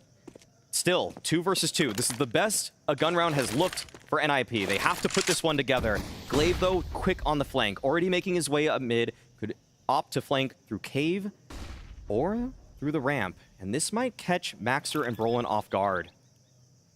Yeah, again, timing is just king in this round. Glaive is sneaking up, and you can tell it's too early. Even if the spray is pretty questionable, Brolin's got a knife. Oh no. Damn, wow. That's Astralis in the late round, just looking way more composed, ready for the fights that are coming their way. 14-9, and this is looking grim for NIP. At least they got a bomb plant. They had max loss bonus. They'll be able to buy in the next round, but that is the only solace you could take with you moving forward. Actually, is a really good flick, given the fact that he was a little bit caught off guard. And this overall is just way too much. 14-9. Astralis, they're in such a fantastic lead position.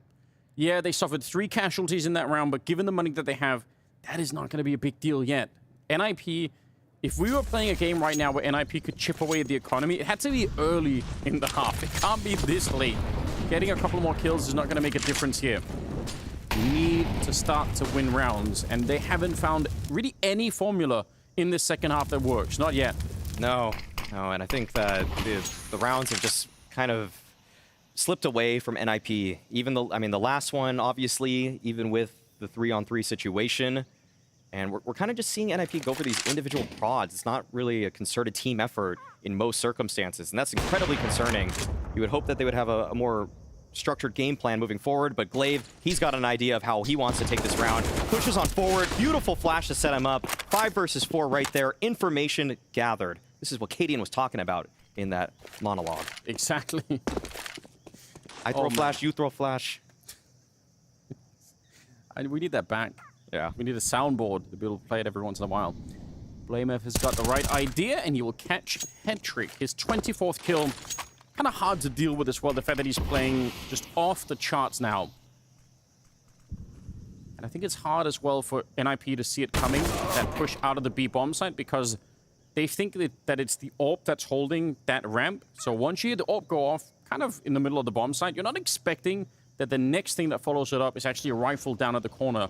So tough break, and even if Alexi was looking, there was a flashbang to set it up. 2 versus 5 as they try and get onto the site, and they do at least catch Blamev, so a nice kill, but only 14 seconds here, so they can't really do much of anything. Smoke goes up, but Glaive is challenging it right away. Not an inch is given here by Astralis. A SIP will take down Brolin. It's 15, and they're 1 round away from bringing down NIP on this 3rd map. This has just been Astralis finding their form at the most important moment. They are looking really good on the CT side. The flash setups, the double pushes together, and then really the only time they're taking individual fights is Blamev with these really cheeky off angles. So everything just going their way. They're really in their comfort zone here on Ancient. Truly. NIP, there's just been such a string of rounds. To avoid the showdown, they need 6 in a row. That's the kind of strength that, I don't know, nothing right now tells us they can summon that. They don't have the game plan here on the T side, and Astralis looks so comfortable. Even Device has picked up an auto sniper. Is he mocking them, or is he just trying to follow Kerrigan? He's trying to get ahead of the meta. Roland, though, opening pick. Okay, Buzz is going to be challenged here. There's a Molly burning him alive, but Blamev is here to the rescue, but he only finds the 1. That's interesting. I don't know how Buzz didn't take more damage. 3 versus 4. This is a good hit. This is the right template to build something behind. And SIP is occupied in the middle, realizing there is somebody back here. But Roland's just trusting his team to get the bomb down and hold the site. And then he can show up late, shooting SIP in the back. It's perfect. 2 versus 4 now. And Buzz is going to get taken care of as well. The auto sniper will do nothing at all. And it's a 10th round for NIP. Finally, they break the streak. Yeah, that's going to be a tough one to replicate, though. Kind of interested in however those opening kills went for NIP. We got Brolin hanging out around the cave. Shoots. Oh, okay, Glaive tried peeking right before his flash there, and then just nice entry into Donut. Okay.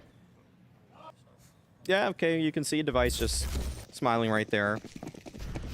Just knows that maybe he doesn't need to pick up that weapon anymore. Just close this one out. Keep it clean. Keep it respectful. You know someone's going to make it work one day. Wow, well, you said respectful, but they're doing anything but that. They've walked the whole way. They're just walking right in there.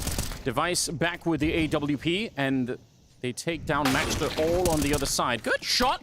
Device taken care of, and Alexi's fighting back. It's still a 2-on-3, but they've got to be so worried about the flank. Even if now we can tell none is actually coming, in the minds of NIP, that is still a concern eventually, that someone's going to be walking up behind. So actually, Astralis, it's pretty sick that they're all grouping up like this, because this kind of is... Normally, this is the standard play. It might be the play that NIP are not expecting, given what they just saw. Hetrick and Alexi, 2-on-3, holding on to the afterplan here. But how does he know? Sip, come on! Hetrick now in a 1 versus 3, and he's going to catch one of them, but they could go straight for the defuse. They might just be running up to it. Even if it's 10 seconds here, the Molotov will do it, and they are right on top. 16 rounds on the side of Astralis. They defeat NIP and send them to the showdown. Brutal loss for the Ninjas. Obviously, not the most ideal circumstances for them in this event, playing with Maxter in the stead of Hampus, but they've got to look to the future. They got to look to the fact that they have Config that'll be joining them for the Katowice play-in, but Astralis, they're happy about this victory. It was a very composed Ancient that they put together, and they were able to walk away with the dub. And there's a core here between Device and Blameoth. That looks like the kind of spearhead that could pierce a lot of teams at the moment. That looks really strong. There's a lot of question marks in the rest of the lineup. I definitely want to see Sip play way better than he was today. We know he probably can, and if they can get this team kind of rolling a little bit more, then maybe there's something to be excited about for the future as well for Astralis. Definitely a nice victory for the lineup today. And again, they've just only got Device back, and he looks lethal once again, which is crazy, isn't it? I can't believe it. I would have given him many more months to try and warm up to this, but he's just strapped right in. The Device hit the ground running in this one. Definitely looked like the better offer between both of the rosters. Hetrick, though, I'd say that people were happy. They were pleasantly, I don't even know if they were surprised, but you know, there's something to take forward with NIP. They're not really confused about that position anymore, and James Banks is going to find out more on the floor. Glaive, that was one hell of a performance on the final 2 maps coming out from you guys. I just want to touch on the fact that you won Ancient in such a fashion, yet you dropped both pistols. It was somewhere they got off to good starts on it. This is positive signs for sure. How does it feel? Yeah, it feels really good. I mean, it would fit better. It would fit better if they didn't play with a stand-in, but of course it feels really good. I think they're a pretty good Ancient team. Has been in the past. I know the map has changed and stuff, but yeah, a confident win for us and something that we can work on. Now, looking at the first map, though, when we come to Overpass and we're thinking, okay, we see it all go down the way it did. You guys came back in Mirage with just such dominance. What was that talk like in between? I mean, we were pretty good prepared for Mirage. We were pretty confident that they would pick it. And I mean, even if we hadn't been prepared, I think that the last couple of days we have been practicing a lot. And we have been showing that we have been trying out some new stuff, and it has been working good for us. So yeah, really happy with that win as well. So now let's see if we can keep the streak going. Yeah, it is that streak that's needed as well, because otherwise it's down to the showdown. I want to touch on Buzz as well. He's looking more comfortable, especially when Mavrasi showed up at the same time. How are you feeling is like fit into the team at this point? I mean, I think it's getting better and better from every time we're playing with him. Of course, when you're playing in the beginning, you're playing for an organization like Astralis, of course you're going to be a bit nervous. Everybody wants you to win, everybody kind of expects you to win. I'm not so sure anymore, but you know what I mean. So yeah, of course it's tough for him. He's a young guy, but he's really fitting well into the team, both outside the game, but as you can see, also inside the game. I want to touch on that though, right? You mentioned about Astralis being a team that people expect to win. Maybe, okay, not so much last week. Do you think now you've got Device and you've got this full roster in here, that the expectations have increased? I can feel it for us personally that the expectations has increased a lot. Now we feel like we have a team where we can beat the best teams in the world, and that is why it was hurting us a lot to lose in that fashion that we lost to against Heroic. Of course, we were happy that we won a map because it showed that we have the potential, but still it was sad to lose in such a big fashion. And against Vitality, I think they played extremely well. One of the best teams at this tournament I have been seeing so far. That was and we played like pretty good against them, I think, but they were just better this time around. So yeah, I'm pretty happy right now, but let's see what the future brings. Now finally, I've got to ask, you had a lot of prep time for this game in particular, right? Plenty of time to get yourself ready. Tomorrow you face OG. How's that going to change things? Yeah, so OG is a team that is not playing with a stand-in, has been a team for quite a long time now, longer than us. So I know that they will be slightly favored, but still I believe that we can do it. I believe that we can win. I think we have a huge amount of potential in this team, and yeah, I think we still have something up our sleeves and a little extra gear that we can show that we haven't been showing yet. I still feel like there's a little bit of tension when we are playing. Like it's not feeling like totally in practice, like calm and stuff. But I think we'll get there. I'm looking forward to seeing it, Glaive. Thank you very much, man. Thank you very much. Well, Astralis clearly weren't lying when they said they enjoyed playing on the map of Ancient. The first time we got to see this team player on LAN, and man, good signs for them, obviously bidding their ninjas farewell into the depths of the showdown. Tomorrow, they will be facing up against OG, and what a great CT side to be closing that one out, Jake. Yeah, we've seen a lot of good CT sides coming out of Astralis. That has been the main takeaway, the main positive takeaway for me, at least so far for them. Ancient was a good performance, a good showing. They had a weak start, so to speak, down 4-0, but then it bounced back, and from that point onwards, it felt like Astralis were just miles ahead of NIP. Wasn't even competitive, wasn't even a game. Sure, there were certain rounds that NIP could have won, but 16-10, I think that's even a bit deceiving. It wasn't that close. No, it was absolutely not close. I agree with you. We set the scene properly. We said whoever can come with somewhat of a decent T side will definitely be in the lead. And Astralis has shown way more finesse in how they were approaching the mid-round. We gotta give it to Blame F, just as much as we like to meme around with debates. I think in this particular game, he offered so many solutions to Glaive. He had so many late round annoying lurks where the rest of the offense could just go back to his side. That kind of finesse, NIP had none of it. They literally just won one round in the entirety of their T side, and this is where you could see the difference. It's kind of crazy when we were pre-facing this matchup before it went live.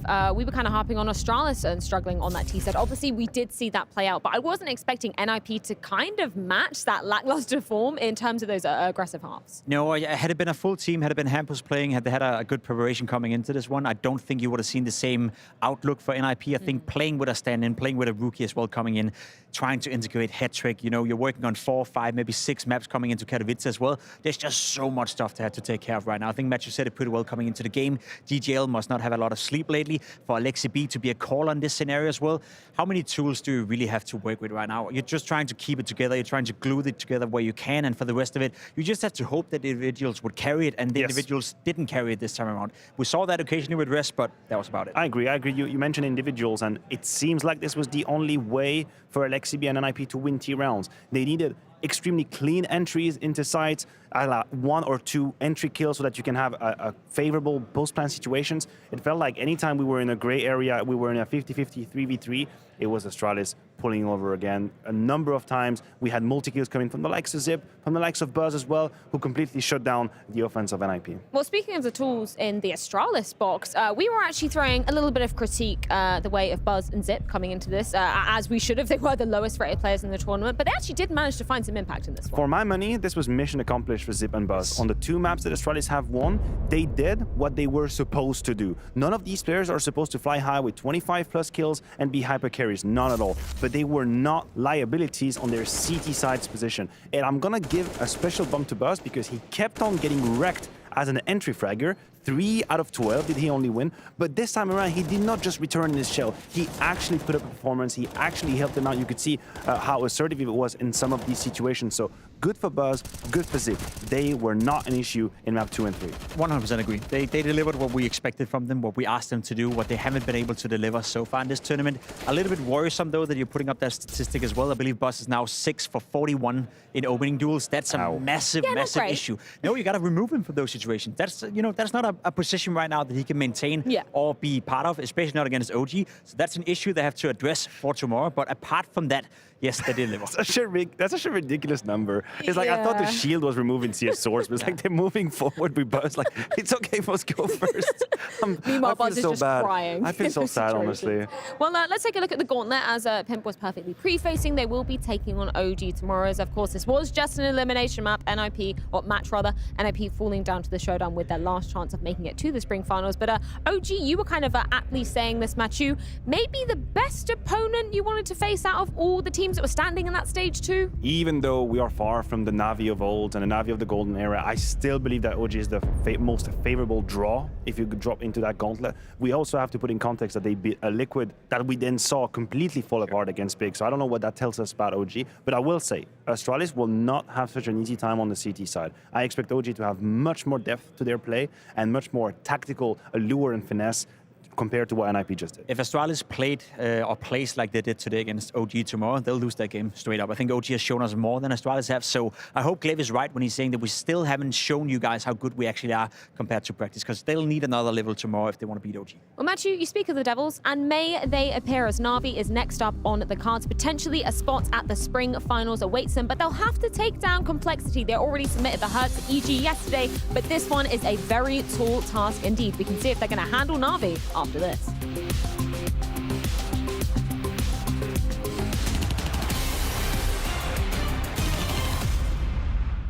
When you guys were starting out as an AWPer, was there certain players you looked up to? Was there a player you thought, I like how he plays it?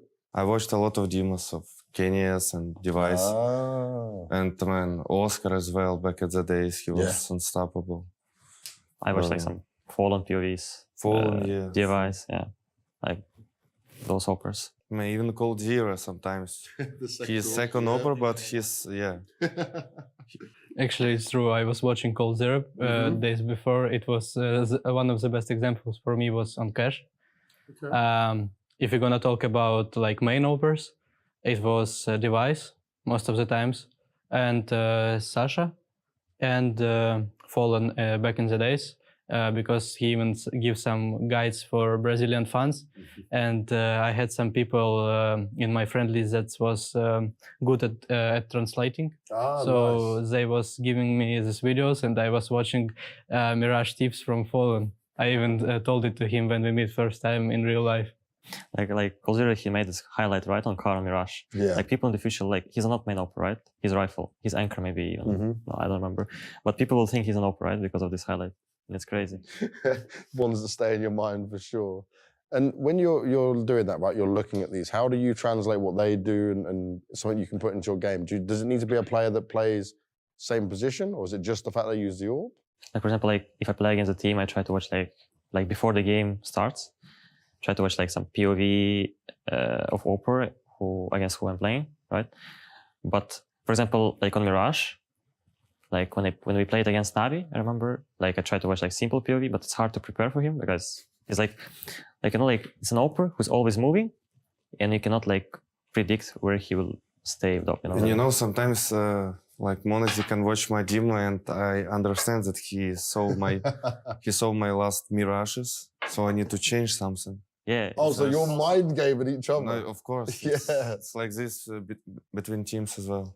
Oh. I'm watching the Poe demos as well, but I like to see more like small details when he's trying to peek somehow or he has some.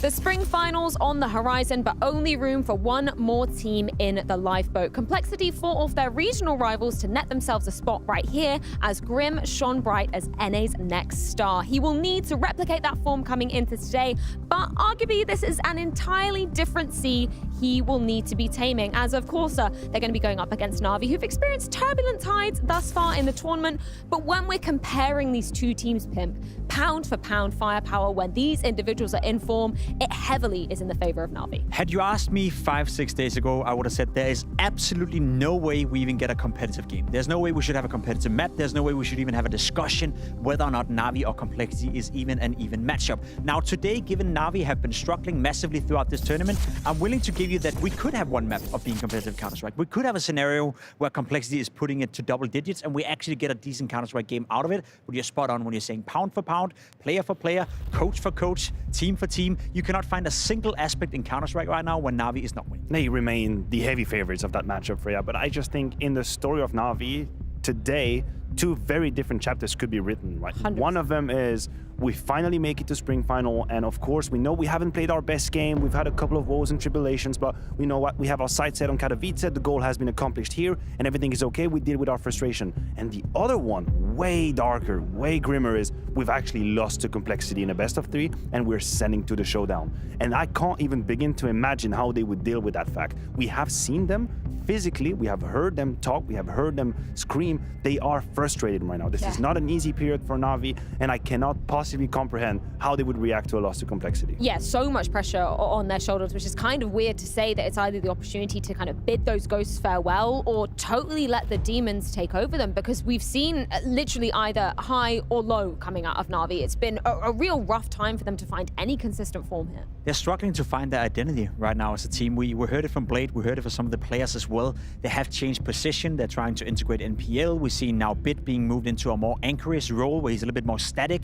We see Electronic individually struggling as well, and then Simple for the first time in his career. He's been in a relatively long period where he's not been a superhuman, he's just been a star player, right? So by all meanings, he's not a bad player, but he's not to the simple standards of Counter-Strike right now. So there's a lot of question marks attached to Na'Vi right now, and they'll have to give us some answers to some of them. Maybe not all, but just some. You know, I know it is heavily unfair, sorry, but when I look at Simple right now, I'm thinking this would be the time to be extraterrestrial. This would be the moment. Your team is obviously far from ideal. Your protocols are far from perfect. Some individuals aren't delivering what they're supposed to. But this could be the moment where you, by the power of your freaking shoulder, you actually carry them through the win. And we've seen that one map.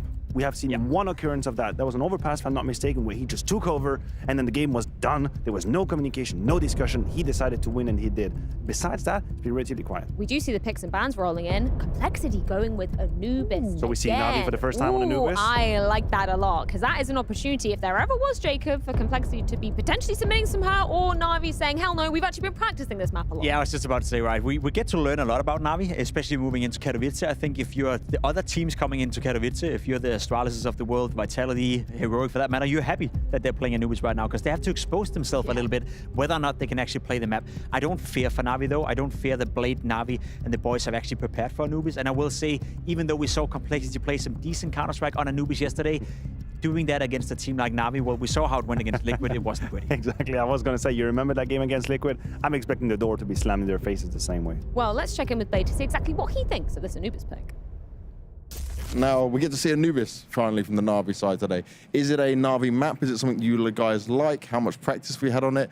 Obviously, you were very much expecting it, and I'm sure you had a lot of notes because Complexity have played it a bit. From the beginning, I think I said that Anubis is really easy map to play, and that's why it's really hard to play it, because everyone understands how to play it. Okay. And if you analyze most of T sides, I think they pretty similar. T can control map really easily, like in 40 seconds of the round, and they just need to wait, and then they control everything. And yeah, and I think that's why it's really random at the moment, because you must, on City side, you must gamble a lot. You must gamble in a specific moment. And to see the puzzle of approach on T side, also a specific moment. If you don't realize what is going on, you play passive, T can overplay really easy. So for us, it's something like this. We understand the map, but as a team, I think we're not very good there now. We focused on other maps, but we played Anubis several times. We know how they play T side also. And it depends, I think, how we will execute our game plan.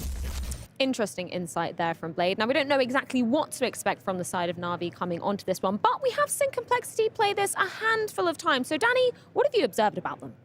Yeah, so Complexity played this yesterday against EG as well, and they actually have this one B exec that Na'Vi will probably have seen. So I want to break it down. So right here, what we're going to see, 4 players outside this B site. It starts with the double smokes towards CT spawn. These have been a bit more common in pro play nowadays. But this Molotov that Grim actually throws here towards the pillar is actually a pretty interesting one. this Molotov lands just behind the pillar like this, and what it does is it flushes out players who might be here and actually spreads in a way where there's not really a way that they can really hide behind this, so it exposes them to players that are going to come out towards this B main area. Now, ultimately, what this does is it allows them to kind of flash their way through the site, and these flashes pop just kind of in front of the B main entrance. They pop right here, and they're layered in such a way where these players, as they're coming out, they're always going to get flashes above them. Now, the next thing to kind of note here is the pathing. So first thing you'll see here is that Fang, when he comes in, he takes a direct path here towards this default side, making it difficult for a player who might be playing default to kind of peek from the left or right sides without exposing themselves too much. The next part here, though, is also these second and third players, as they come in, they kind of path towards this left side here so they can take a wider angle on a player at default. Now, another cool detail here is that because of this slight elevation difference here, it actually makes it a little bit more difficult for CTs playing this default side to be able to multi-kill from 2 different elevations. So that's also a key detail in their pathing here. Now, to sum it all up, when it all comes together, you can see that when Fang comes in, he has that Molotov on the right side, he has the smokes on the left, with the flashes popping above him, and then ultimately Grim, he's able to take this longer range, wider angle, so that he can take the default side. So it's a simple strat that Complexity have been running a lot, but we'll have to see if it really is enough for NAVI. Yeah, very interested to see if NAVI are going to be prepared for that one, particularly as they are starting on the CT side of things. But I'm also curious, Matthew, to see how MPL is going to be faring on this map too. Yeah, that's going to be a true test for the rookie for sure. For now, we have already established that in the MPL's world, there is Inferno and there is the rest of the map pool, which he definitely suffers compared to Inferno. He's shown some greatness there. But I think when it's the first time as a team that you play a new map, there are going to be areas of the map or the round you have no idea what the hell is going on. Sure. Like, you can have your plan that you've gone through in practice, but the official game is going to be a little bit different in any case. And this is where we get to see what he's made of. A little bit of chaos, a little bit of plans going to hell, and then you have to show us what you can do. To me, it would be a welcoming surprise if NPL can actually play Anubis at a relatively high level, because you're spot on when you're saying that what we've seen on Inferno compared to the rest has been 2 different worlds for NPL. We can't forget that Inferno was the map he was also being integrated into back at the World Finals in Abu Dhabi, so he's had a little more time. So maybe that's a sense, and maybe that's a sneak peek into what we can expect when he's fully integrated into the lineup. I think the most known Blade quote throughout this event is that I think after Katowice, NPL will be a different player. So hopefully he can show us early on that Anubis is one of those maps that perhaps he can find some comfort in. Well, Complexity side of things, they're clearly not scared to be picking into the grounds of Anubis. So let's get some thoughts from JT. Now, your confidence is all in Anubis for now. We're going to see NAVI play it for the first time. How do you feel about that? Do you have any information you can take from maybe, I don't know, seeing what they've done in practice or knowing from other teams what they've done in practice? How do you go into a map so blindly? I mean, I think we're really good at the map, so we obviously picked the map. And I think for me personally as a caller, I'm able to just see how other team plays within like the first few rounds and go from there. So if we're able to collect information in the first few rounds for me and my calling, I think it should be fun. And in terms of the next map, Inferno, for them and then the Overpass Decider, was this very much what you predicted when you guys were looking at it and getting ready for this? Yeah, 100%. This is the maps we prepared for. This maps we thought that would happen. So we got the Vita right. Let's just see if we can make the win happen. Now, in terms of making that win happen, how do we bring that same mentality and that same fire we saw yesterday against EG to a team like NAVI? We have to just do it in the game. Just come to the game confident, come into the game trusting our own protocols and what we've went over the last few weeks. And from there, I'm sure we can take a win.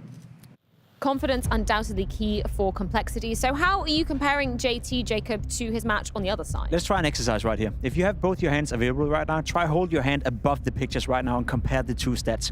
How similar they are, right? You're looking at JT, and Electronic right now being somewhat similar in terms of productions on the server. All I'm saying is Electronic used to be a known quantity with the rifle. He used to be, for 5 years, a top 5 rifler in the entire world of Counter-Strike. Mr. Consistency, Mr. Guy who could always open up around. As of late, though, he's been struggling massively on an individual scale. Take nothing away from JT. I think he's having a decent tournament. He's playing above expectations right now. But for Electronic to still be captured as an in-game leading role, I don't think I'm ever going to sit with it. I think we lost Electronic for good if he's going to continue within this role, and I don't want to believe in that. No, I don't want to believe that in either. That reality doesn't interest me at all. I just wanted to quickly bounce back on a point that was raised by Banks during the interview, the attitude from Complexity. And that is something that stood out for me very clearly. The difference, the night and day difference in the attitude between playing against EG and playing the other games that they had to go through here in Copenhagen. winning. And that scares me just a little bit, because the name of Navi, notwithstanding the issues they're going through, the problems they have, the tribulations and whatnot, the name is still Navi. And if Complexity is a team that can get into their own heads when they go up against the big ogres of the game, Navi is a candidate. We'll see if they yell, we'll see if they go at it, we'll see if they take duels, because if they don't, this could be just a Liquid game once over. And when you speak about Goliaths, unfortunately for Halzak, he's going to be meeting his match on the other side of the server in Simple. Sure, Jacob, you alluded to it hasn't been, the top dog Simple form that maybe we're used to, but it's still not bad by any other player's standards. No, not at all. Simple is still doing a decent job, right? Despite not having the peak level right now, he's still delivering at a fairly high level, especially compared to Halzak. Again, look at the numbers, compare them, remove your hands, whatever you may do right here. It tells a clear story. Now for Halzak, he's been in a situation where it hasn't been good for him. I think we've seen him miss a lot of bullets, a lot of opportunities, a lot of clutch scenarios where he should find more impact, and that's not going to help him when he's going up against Simple. It's not going to help him when he's going to be up against Bit. It's not going to help him when he's going to be up against NPL, for that matter. We need to see more from Halzak, because he has shown us before that there's glimpses of glimmerance, but it's been a while. Don't think back to Inferno, Jacob. Please don't. Please don't do that to yourself. Why'd you have to do that? We're all having a good time. Yep. We're having a good evening right now. It was fun. It was probably the worst game we're ever going to see all year. So. God damn it, Freya. Look, we talk about Simple. Yes, of course, we have crazy high expectations. I just want to see him move a bit on the CT side. I've been like a broken record, just remix, and we do it again. Simple, please be active on the CT side. Don't stay in your position. This is when you peak. This is when you're good. This is when you're flamboyant. When you go in and you're trying to gap kills, not just staying on the side like you did on Inferno. So now on Anubis, we have no idea. There's no blueprint for Simple. Show us some movement. Yeah, where do you expect then Navi to be lying? Obviously, we're going to be seeing them starting on the CT side of things, but now we have maybe a little bit more data of how people like to play Anubis. What are your expectations for Navi in this one? I still expect Navi to run all over Complexity in this one. Now, one thing you're asking for is a lot of movement, but that's one thing that the map Anubis may limit Simple a little bit on, right? We've seen it yourself. You played it with me as well. It's very tough sometimes on the CT side to actually make an aggressive move. You do it in the middle of a round. You react to whatever the T's are throwing at you. So I would argue Anubis right now is one of those maps where Complexity, if they want to on the T side, can sort of dictate the tempo of the game, can sort of dictate how it's played out, and then you'll see Simple come into play afterwards. Hear me out. I agree with you. I don't think Anubis is very easy or very apt for immediate aggression from the get-go, and this is not what I have in mind when I mention Simple. But I want him in the mid-round to follow his instinct and change positions if he has to. That is something that he used to do whenever he's in the zone, was in that flow state. He would just give up a position, go and be the +1 towards middle, go and be the +2 towards B, because he has an ID, he has an inkling. The fight is going to come to me here, I'll move my position. On Inferno, he hasn't been doing this when we saw him. He was just sticking to his position, no matter what's happening on the map, and this is what I dislike. I think you're totally right, because literally the one time that we've seen him do that at this very tournament on Overpass, he had an absolutely beastly rating. So I think maybe you should be the analyst for Navi. It's also one of those maps that allows it, right? Yeah. Overpass is a free playground for all AWP players. You literally cannot fuck it up, even if you try to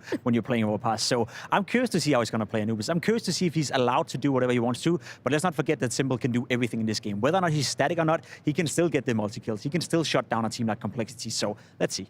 You know who we didn't talk to? And I think who we should give a word to? Grim. Yeah. Grim, the star of Complexity. And this is your time. This is your time. We've been praising you for what you've been doing in this team, for what you've done against EG, but also in the other games. That is your moment. Showcase to us that even against the very top, you can have that position. You can be a superstar. Because guess what? I'm with you on that. Maybe one day Grim's going to take a flight to Europe and never come back to NA. Because here, the grass is greener, rather. And who knows? Maybe there's a future. He's been the best player on the server in a lot of his games so far, but doing it against Navi is a different competition. Come to Europe. Let's see if he can. Let's see if he can.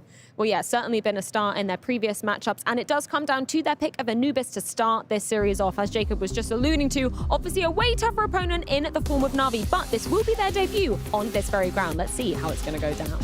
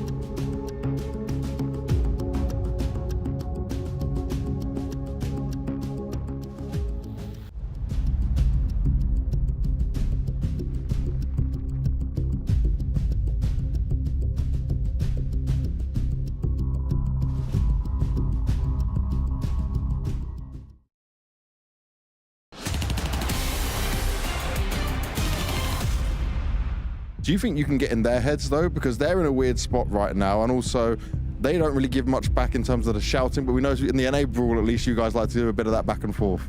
Yeah, I think we can get in their heads a little bit just by winning a few rounds in a row, and everybody, dang, we're losing complexity, and I don't know. But I think that we're putting in a lot of work, so I don't think we're to be underestimated. I'm just saying, like, as a team like NAVI, like, you know, it'd be a bit weird for them to lose, but I think that we're not to be underestimated. We're going to come in with a lot of confidence, and I think we're going to have a good game against them. But I don't know if we're getting our heads at all. I just like yelling because I know Hex like yelling on their team. Like, I'm going to yell back. I'm going to have some lines ready, and I was yelling for him, but I don't have like anyone to really yell about on the NAVI team. But hopefully we're still going to bring the fire and put on a good showing. Man, if you're not a Grim fan, I don't know what's wrong with you. Excellent attitude coming out of Grimothy as he hopes to take down the likes of Navi. But like he just said himself, it sure would be weird if Navi lost this. Yeah, it makes me want to cheer for him just because, like, you know, it comes in with that humility and everyone thinks that every team can beat every team. But, you know, you come into a match, you have reasonable expectations. And right there, we saw a very transparent moment from Grim. And I think from him, when he says that they're coming in with confidence, they played a lot, it does mean something coming from Grim, I think is the best player on Complexity at the moment. So I guess our expectation is to look for some good rounds, to enjoy the fact that we're watching Navi play Anubis for the first time, and see where Simple spot's going to be and how much he likes the map. I'm down. Let's get it on. Spring Finals on the line, showdown for the loser. And Simple right at the belly of the beast. Into middle on the pistol. Smoke comes over top. Complexity trying to make this split happen, but it's going to have to be via way of 3v5. Not ideal. Bretta's player over here towards Fountain connects to Fang. And of course, we're going to have Simple try to run back through Storage Closet to try and come and help this. Bit doing an excellent job of serving up a distraction so that Navi can simply end this. Super easy. Yeah, waited for the mid split to come in. So I think it was Complexity versus Liquid last time they played on Anubis, and it was just not a good T side at all because they couldn't get any of their splits going. They actually were throwing some bad flashes, which was not what I expected of all the things that could go wrong for Complexity, for that to be one of them. And I think they just had a lot of the wrong ideas. Now, it was their first time playing an official, I think, at this level, at least. Correct. So that's something where, okay, they'll probably learn a lot from it. But now it's like, here we go from level 1 to like level 3. That being said, Liquid actually, you know, quite good on the map. We don't know how good Navi are going to be. It is the question looming over this series. Desk feeling like Inferno is a definitive win for Navi. So Complexity gonna have to show us a stark improvement. Is there anything that you didn't like about the last Complexity showing we got out of Liquid that you think needs to be addressed moving forward? Think about it. As we watch the SMGs absolutely own Electronic. That fourth kill. I mean, the Fang just disappears. Yeah, so kind of what I was saying, like they threw a lot of bad flashes. They couldn't get their execs going. I think I was surprised to see they didn't try to do a full exec on any site, actually. But maybe it was because they kept failing on their default. Also, JT came out mid, trying to get con control for the B split. Like, there was just not much behind that. I couldn't tell what they wanted to do, what their, you know, idyllic B side looked like. You couldn't even get a semblance of it because they couldn't make any progress in this 5v5 early round situation in establishing map control. So we'll see if that changes now, but this is basically what JT was up to last time and just getting smoked out. So I expect there's going to be a lot of clashes between him and Perfecto in this position. I think a question still whirling around my head in terms of Complexity is, where's Hauser? It's been a very quiet event for him, lowest rated player for Complexity. Contrast that to Simple at the top, dominance perhaps in store this evening. Simple on the scout, awaits that peek out of Grim. JT obviously has been turned away already. Scout shot connects. Re-peek will be punished, so a little bit of pressure falls on the low HP of NPL and Perfecto with just that MP9. You'd think the AKs could chew through, rotates coming over, Halzert gets the kill at a distance, makes that dark push way too easy, and Grim, quick as can be on that AK, just rocks Electronic on the rotate. So sure enough, they squeeze that site and get right through. So already, like, the fact that they pulled that off, that's, like, better than most of the rounds they had versus Liquid. Almost all of them. I think that was even like a 16-2 scoreline or something like that. So the big thing, I think, noticing JT coming through the attack right away, skipping a couple of steps there, but trying to put some chaotic pressure on the site. And that actually, it didn't get them a kill, but it paid off later on when they had a low player holding on with 2, and then Simple dying on a scout as well. So that put the team a little bit in jeopardy, and we're watching Navi learn the map in an official as well. They probably don't feel the same kind of pressure they would if they were playing like a FaZe or a Liquid in a debut. But at the same time, yeah, they're the ones with no experience playing versus a team who has had to face a very harsh reality, probably after some good theory crafting and practice in their initial pick of it.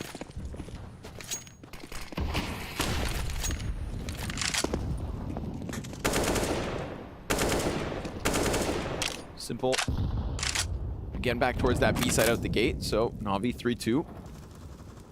Simple with Perfecto and NPL. Cool angle on that nade. So we saw, who was it yesterday that was, it was Big, who's throwing nades back through the window? Yes, sir. But they were throwing it directly on a run jump, and it was landing a little high. But Floppy's right there, went a little lower. Didn't land, there was no one there at the moment, but keep an eye on it. There's potential with it. Simple hunting has wounded JT. You see how wide he goes? Because JT's almost always there by himself. JT's leg has been mauled, but he's still alive and kicking. Ooh, fire doesn't spread far enough. That's now, of course, unwatched for a second, so maybe Complexity still keep their guard up. Bad smoke inside of middle.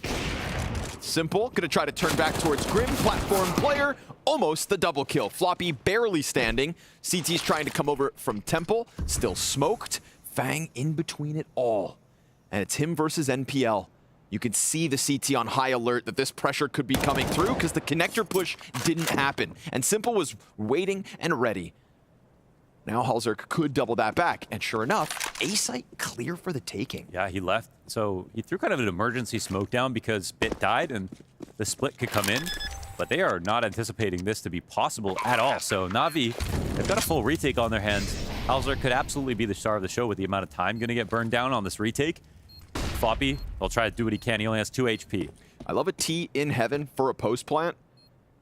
Use that column, block off connector entrance, and if they don't send up somebody over here on lane, catch them off guard. Great use of Floppy, watching that one other exit. Of course, Floppy 2 HP, so to no surprise, down he goes. Perfecto's gonna get the flank of Halzard exposed, unless the timing is perfect. And so far, it's good. A duel at a distance, 10-second stick, and Perfecto, he'll be given the gift. NPL down to the wire. Oh, he's got it. Damn, and it was a really good defuse.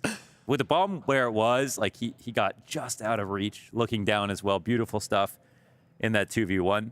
And a nice try from Halzerk positionally. I don't think you could get much more out of it than he did. He was literally waiting for as long as he could to see the 2 players taking the natural rotation through mid to avoid the big flank that Floppy was the early warning system for, and nearly got out of harm's way. Something quicker, perhaps. We got a lot of players here. Simple. Oh, standing in the open while Flash. Dark player, Crossfire. But both get unraveled. And now Complexity. Something quicker. I feel like, you know, we talk about what they did and didn't do versus Liquid. Sometimes it was that change of pace as well. Oh, they never did anything fast. And this one just comes out of nowhere. Yeah, that's really great. Again, that aggressive push by JT when they split B that previous round win into this round with a full B main exec. A lot of teams weren't even trying that at the World Final at all through an entire half. And here they're making it look viable. Now they had Simple full flashed, and Simple thought it was just a default. We're not expecting things to come quickly. Clearly reading into what we've already seen Complexity do, but it's a different Complexity.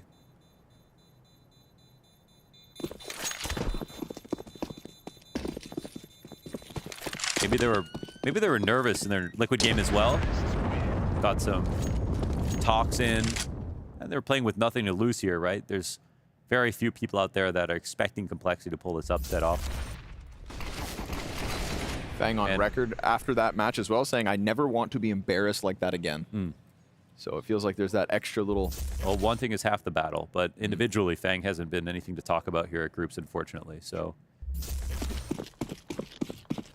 And he's a guy with a whole career ahead of him, and already had some pretty standout individual performances. And like that Fun Spark, where he got the MVP. That was big in the finals. Like decent teams when he was a very new player, showed a lot of potential. Mauled Evil Geniuses in the NA head-to-head with the hopes of holding the torch for North America here at Groups. Right now, pressed up close against Electronic. Smoke makes this one a little weird. Simple's coming over, but also leaning back still. So Electronic may have his hands busy. Both players have been very quiet about this. Simple watching Electronic's back via way of connector. But a flash could come through this doorway, blind the ump, and you'd think Fang's AK comes out on top of that spray fight. However, Simple starting to shuffle elsewhere, and that's going to serve as the activation for Electronic.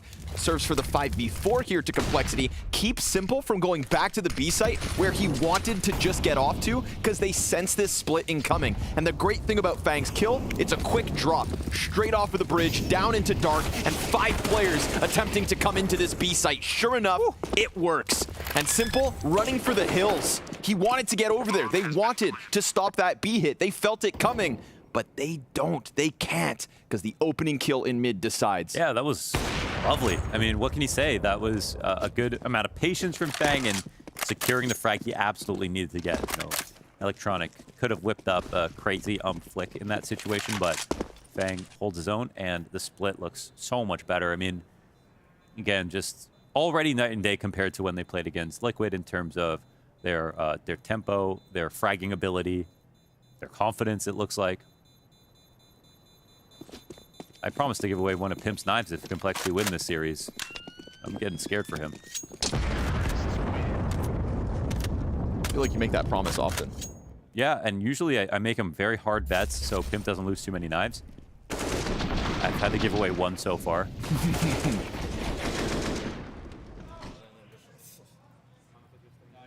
All right. Little affinity for that B site so far. It's worked out well to Complexity's favor. But a couple of saved guns. Will that turn this one upside down? Are we talking Complexity T-side lead? 7 rounds deep. Oh, Molotov for the close. Oh, the M4. A ton of damage. Just Bit holding one angle, and Complexity present themselves on a silver platter. That one's gonna sting, sends them back. Yes, and oh, did they properly dispose of the guns that had dropped? I don't think so. Well, I guess then they're looking for a timing where Navi go back and get them so they can just reroute. But this was a, let's try to get this over with quickly, not blow anything to like scouts maybe on an anti-eco. And instead, they get the best gun of the round shoved right into their faces. Yeah, confirmed. 2 rifles sitting right on that exit. Another one dropped in middle. And just like that, any thought of heading elsewhere has been stopped. Electronic's not going to let off this pressure. And the thing is, if they want to go back, going back to save basically, because now the guns they're assuming are going to get collected in this position, and they certainly will. But only after the round is confirmed. 40 seconds. Actually, it's 2v3. Even though Grim is low. Sticking to this original rotation. Also straight up missed Molotov off of the spawn. I thought maybe it did something where it spread onty the other side, but flying around the map right now, it just got caught on the platform. They have the nades for the exec, and there's only USP here for the moment. Can they really save this? Yeah, well, they get the bomb down. I mean, they may be advantaged here, you know. Simple's off can be a liability, but may have to come by way of Floppy. Grim to be knocked over by a stiff breeze. Gonna lock into Glizzy. It's a good crossfire here. Floppy on jail. First fight's gonna be Perfecto versus Grim. And again, low HP, but Floppy peels one off, gets the second. All 3! Floppy puts them in prison, locked down on that A site. Yo, well done, Floppy. Holy hell. He kind of knew that second peak was coming. The first one was bait, readied up for it. After this start to the round. The way they rerouted back through spawn after getting off by Simple inside of mid, it seemed like, man, This round was lost, but they played it cool, got to the site. Punished Navi for playing retake. What crosshair? Dot crosshair. Dot crosshair, okay, yeah. Dude, I love the dot crosshair. Dot crosshair, baby, let's go. A B site. The dot crosshair clutch. Damn. Honestly, shout out Complexity for keeping that one nice and, you know, despite everything seemingly going bad, still finding and managing to find that little gap. Pieced it all together. Yeah. All right. Could have been that little bonus round win from Navi. Instead, sure enough, 4-3. Halzerk into the action. Boost back sight. That's a nice setup. And it's going to get Simple to 5v4. Then, of course, you can bonk your head on that jump up. So basically a free peek. They see Halzerk posted and waiting. And so they smoke him off. Frag comes through. Minimal damage. They're going to try to go for a boost of their own, but this is dangerous. At least the nades have already come out.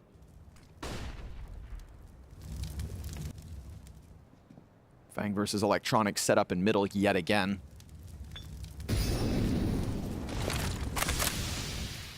Ooh, did he see something? Feels like it, huh? Simple's back there by tall box. Eyes peeled. Floppy's got himself a 1v1 versus Bit. I think he's just waiting to peek this correctly. Let's see if he clears the angle. Oh, no. Ooh. Yep, the pathing's good. The pathing's perfect. Oh, the shot not so much, but it's recoverable. Could have been Floppy to peel away everything. Perfecto's going to get pressured from both sides. He would have heard that drop from Fang. Similar play. Complexity have done this before and trying to do it again. Nice transition, good damage. Similar situation to the last round. Fire on the feet of Simple burns him back. Cannot stop Plant. Halzerk punches in those numbers. Bit flanking through the water. And Halzerk, just stay posted. You know Simple's here. There's that internal timing that somebody could be coming up from long, and now he's going to try to be concerned with that as well. Not the case. Fang peeks out, loses his face. And Halzerk, he's going to be split from both directions. Holds off, baited, no shot, waits, finally hits the elbow. Oh, it's a game of chicken. And Halzerk plucks up the 1v2. Hey, not bad. Another clutch for Complexity. Halzerk has also been a player who we expected a lot more for coming into groups. And it feels like everyone's flourishing today. So, well, they'll take these opportunities. Retake's not looking too good here for Navi. And it's another great start. Complexity standing up to these 5v4 situations.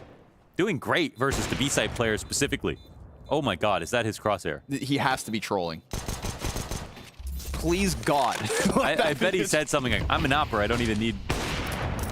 That's... Yeah, he clutches that and goes, I mean, I don't even know what to call it. I was going to shout out Floppy's, you know, dot crosshair, baby. Yeah, no, it says Summit 1G crosshair or something. No, for sure he just hadn't executed. Just want to bleach my eyeballs after that. I don't know. And they lost to that. Get screwed. Okay, so pieces falling in place for Complexity, right? I didn't want to jump into today and try to sell snake oil in terms of the Complexity upset. Yeah, you did. A little bit. But we've got the Floppy clutch. We got Halzerk's clutch. We got Grim doing as he does, top of the board, and also Fang right there with him. That's everything coming together for now. Yeah, we've got strong JT calls, belief in the calls as well, and we've also got new calls, which I think is the big difference. And again, you know, new for Navi here on Anubis. It's got the makings of one map win. There is still Inferno up next. This one's absolutely free, barring JT's death. Looking like an inspirited Complexity. The start to the day.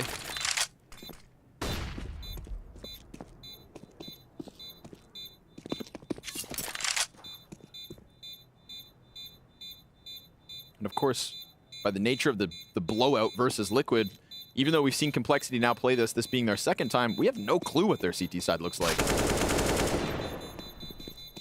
Yeah, not at all. Yeah, they might not have even felt that great about their T side, but we didn't get a chance to see their second half. So there's still stuff to learn. They have officially doubled the round count of Navi, 6-3. Yeah. I feel like Simple hasn't tightened up that much. I think he came into this match expecting to play free and have easy rounds, disrespect utility, and most of the time, though, I think he's probably just been caught off guard with the pace. Like, it's not defaults with tricky map control and fake flashes and things like that. There's a lot behind every small thing that comes.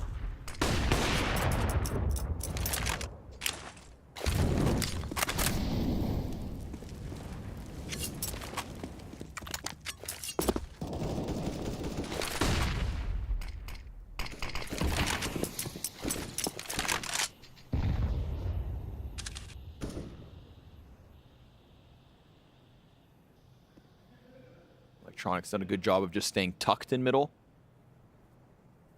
So I don't think this boost from Halzerk is going to net them much. And while we usually just see Fang on his own, there is a pack of players here from Complexity. Nade just mere seconds too late. Otherwise, that would have hit 2-3 players. So Electronic has burned through that cache of utility that was left for him on the floor of mid. And while JT is going to keep up with this consistency inside of Dark, trying to deny vision with that deep smoke, usually there's a split, so don't be surprised if Navi are more concerned about long. In reality, nothing there. 4 players top mid, and JT just going every which way in canals. Simple with the op-up, waits for them to come through here. But a deep T smoke could all of a sudden make concern for Temple, which is the case. Bunch of players bodying up. What is the play here? Yeah, this Molly helps out a lot. They need to kind of move. Actually, Simple moves out the other way. Where are you going? Into the Temple. They'll try their damnedest. JT does double back from that A play back into the late B. It's something fresh, but it's also kind of nasty. That just gets stopped every step of the way. Yeah, the utility getting layered on and inside of mid every single time they tried to do something new, it became a little bit clear. Navi players picked a great spot to defend against mid. Even after Electronic dies in this position, they both have very favored fights versus the con player and the split coming in through mid. Something a little different here for Complexity. Not everyone's doing that right now, but that is a cool idea. It doesn't feel hard to kind of split sites via anywhere on this map, like through mid, doing full A, full B.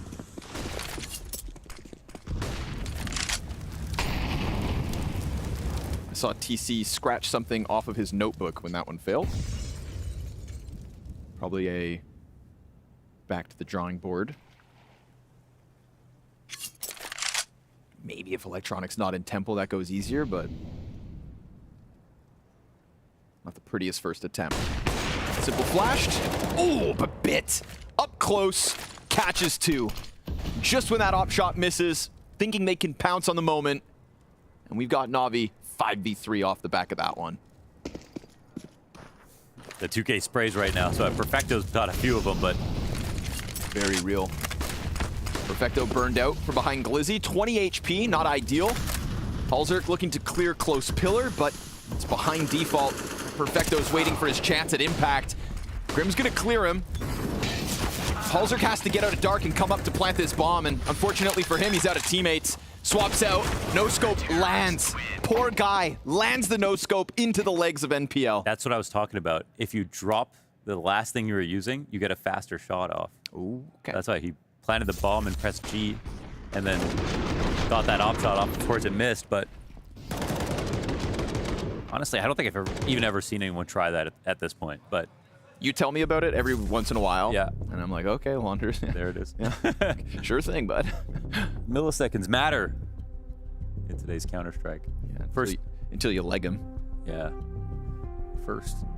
Well, the ADR will be counted towards the top 20 rankings towards the end of the year. Okay. So.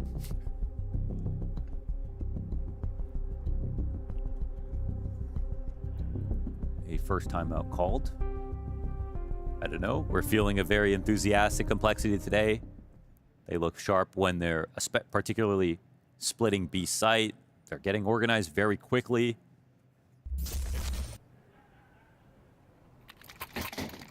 And clearly, Navi players, they also look pretty good in spots. There's, you know, solo site holds, some of the 2K sprays, just majority trades going down versus Complexity. Honestly, Simple is just like a few of these rounds. If he had gotten one kill, they probably just win them all.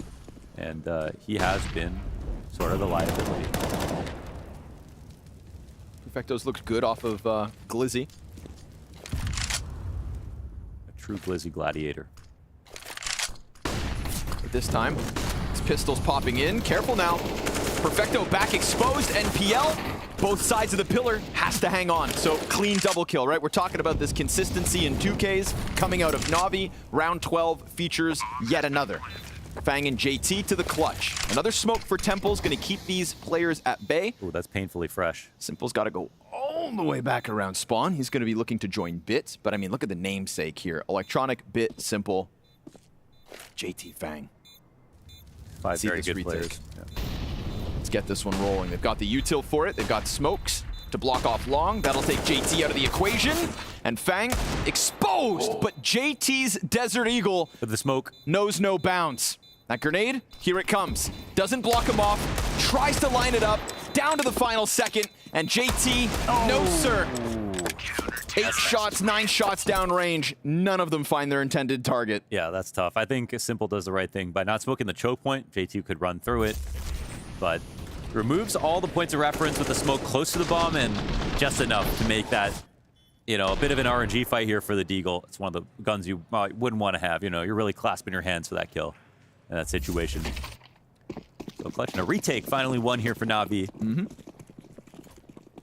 Still very energetic force buy out of Complexity with a bomb plant. They did some damage there, but JT a little late to the party. Tries running down into the canals.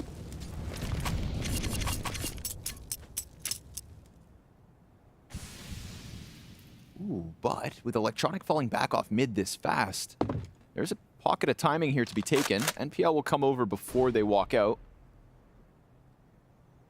But it is still a curious one. Couple of smokes for Complexity to try and make the most of. They're soaring down here into mid.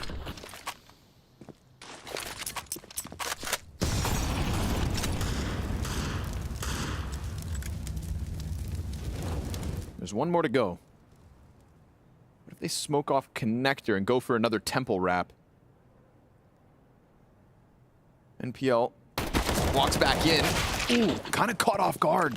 Timing there works out, gives an M4 over. Interesting spots they're getting through spawn.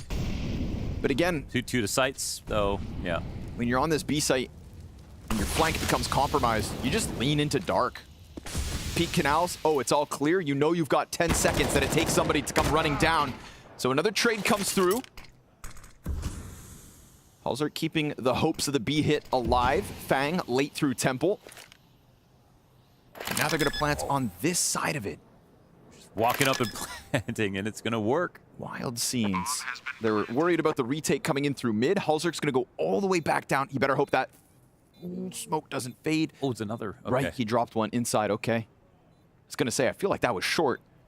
And then he goes back through temple. They're so confused. Brand new map, so hard to read these post plans.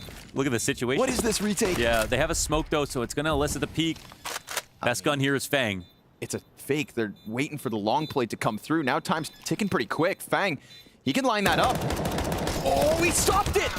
But then Bit trades right back. Halzer reveals that he's down on long, so Bit's gonna stick it the entire way unless... Oh! Complexity! They rob it! Oh, he's got him. Well done, Halzer. Does what JT could only have dreamed of. Yes. Gets both. JT walked, so Halzer could run another clutch, a 1v2. We have 2 1v2s, a 1v3 in this game. And it's gonna run it back with this. No, he did it with this. He did it with that crosshair. Let's go! That's like a 1v3. Wow. You could play a dozen scrims, and I don't think you're ever playing a retake like that if you're Navi. What an oddity of a round. But we've got somebody close on jail. No, NPL. Oh, there's no money in this. Sets up Navi to rob away the round. Bomb is right here. Bomb's fighting. plenty more players where those ones come from, and Electronic survives the op shot, falls away, and will be cleaned up by JT. Ooh, Navi making Complexity sweat when they have no business doing so, but patience is a virtue. Bit walks out and dies. Simple. Time to shine. Hasn't revealed himself, maybe. Not sure. Full HP. They're not checking the flank. So where there's 4, there's 5. And it's only Simple left. Spotted and dealt with. That's an 8 for Complexity. Thank goodness for their sake, they don't just die to USPs. Marginally scary situation, similar to scenes to when they ran up into Bit over on the other side of the map in a previous run, but they survived both. They've actually looked scary, but they haven't had any real issues on these full eco rounds for NAVI. So the last full buy of the half here for NAVI on their debut on Anubis. Up to 6 rounds so far, but a very impressive map, we gotta say, for Complexity. Can't say no matter what happens at this point, because if they ended on 8 rounds, well, that's not enough. We're gonna see about the second half. But so far, quotas are being met. Take that if you're Electronic. He's making sound on the run back, though. Grim, oh, of course. I mean, Grim hears that coming a mile away. Yeah, they walk through the mid-smoke off the boost. Forces Simple to double back. That angle can be held until the end of time. And Bit chooses to play on top of the table. We've seen him get something from behind the weaved baskets. Yeah, yeah. Oh, again! Man, always with these 2K sprays. What a couple of kills here from Bit. Pairing headshots. Grim starts to take charge. And he finds a weakness. They've been kind of avoiding Simple catching these rotations. Perfecto will spot him finally. Grim's going in. Grim's going out. Now they just got to clear the close right corner. NPL, however, running back quick. Can't come out wide. NPL, ooh, it's just the one. JT to the clutch, shut down by Simple. So Bit 3 times in that half with at least 2 kills plus damage on long. Turns Complexity away. And we'll see them in the second half on the defense.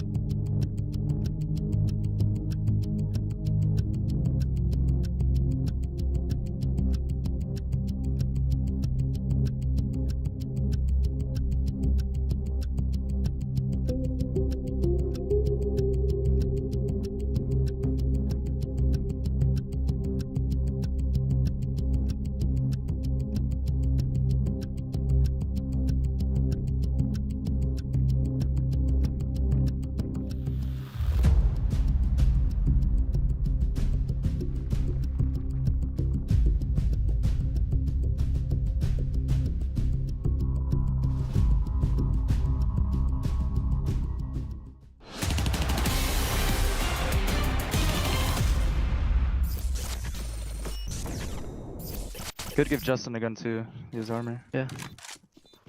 I'll give it to you, Justin. Yep. That's it. 13 bullets. I'm with you. 13 bullets, Justin. Top Ready for it. spawn. That's just zone is what it is. I'm picking CT. There he's in. Let us push off the bomb. He's off the bomb. The right pushing it. Stick on the left. Tapped again. He's got to stick on the left side.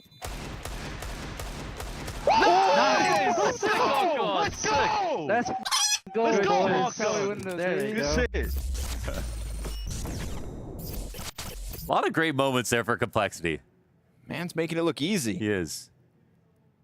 So it's 8-7 half. We move on to a side we didn't see a lot from Complexity because it just got blown out by Liquid on.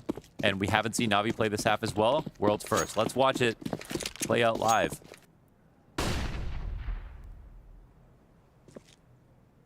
And I'm so curious to see what Navi's take on their T side of Anubis is going to be. It's like a fresh flavor. We've seen all these other top teams approach it. And really, it's about the details in mid that I think I'm most curious about.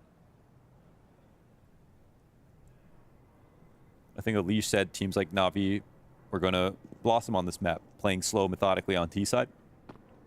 But then I think some people have said this is not a thinking man's map. And you should just ape it. So, not exactly sure who's right. One of them probably is.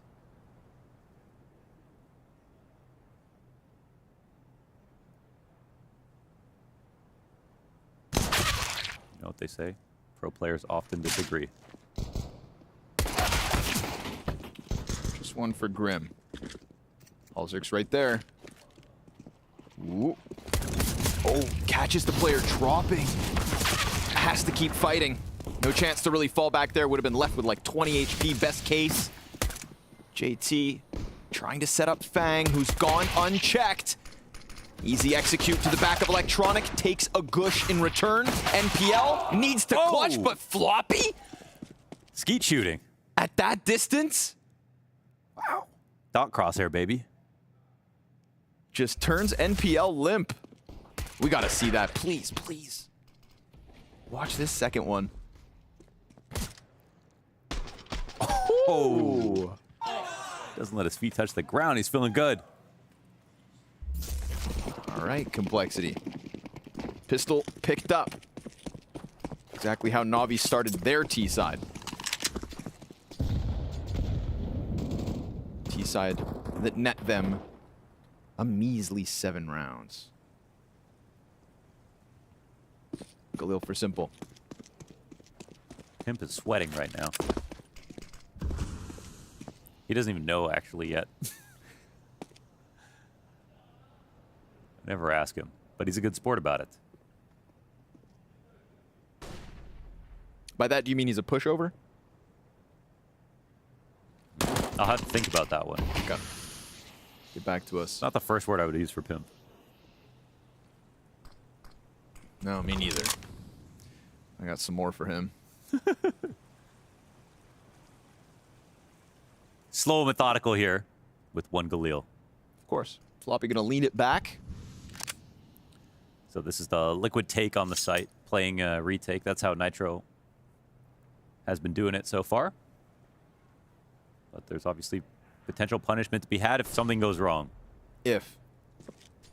That something could be Simple's Galil. Instant flash. Blinds a couple. Galil leaning back. Pistol players getting chewed up. And easily spat out.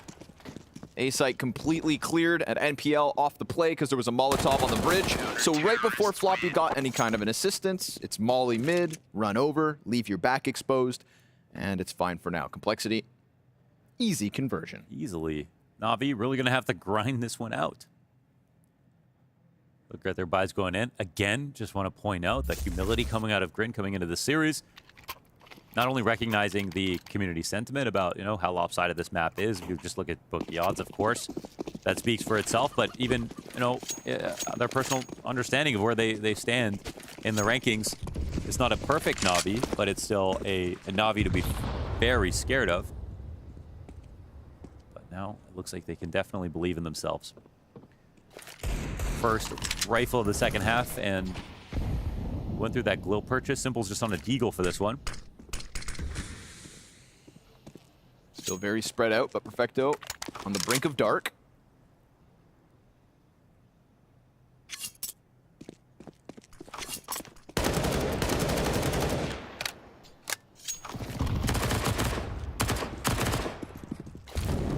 JT trying to turn away any close player. Playing the mirror of himself in Perfecto. Navi gonna try that same walkout by the looks of it. Of course, last time Floppy spots them from heaven, so this smoke from NPL destined for it. Will Fang challenge Water?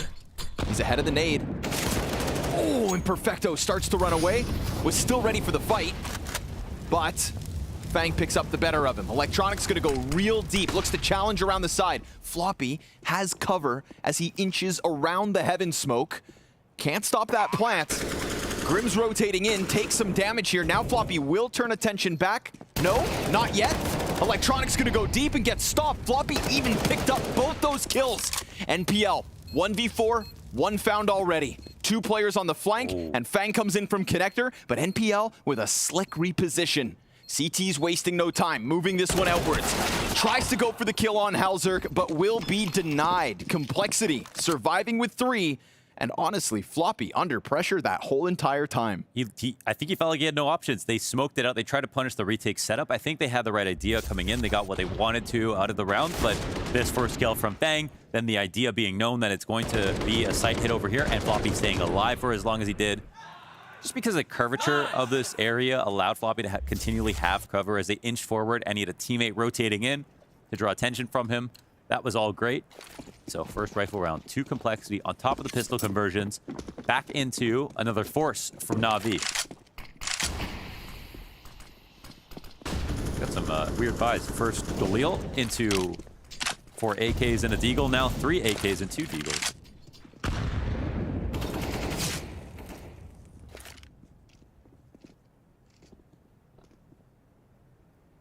You can see the respect across the board from Na'Vi on the approaches so far. I think they would treat everything like this until they start winning and then loosen up. That would be the classic Na'Vi style. Okay, and Floppy changes it up. They're testing him. Oh, nice one.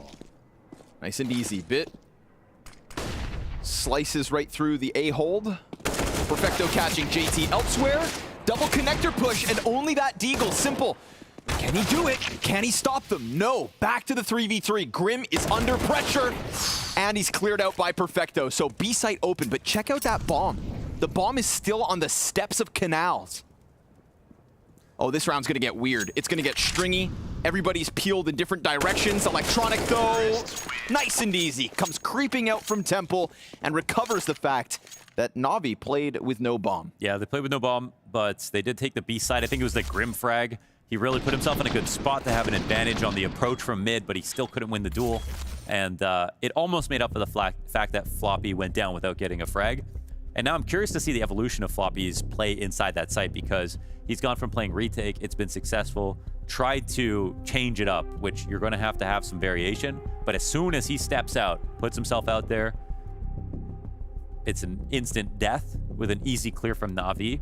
And I think part of the game has to be pretending you're going to push, playing spots like Bit did as they pushed the long position, so that teams can't just feel like they can walk in. I think they could have punished with an op on a few of these rounds.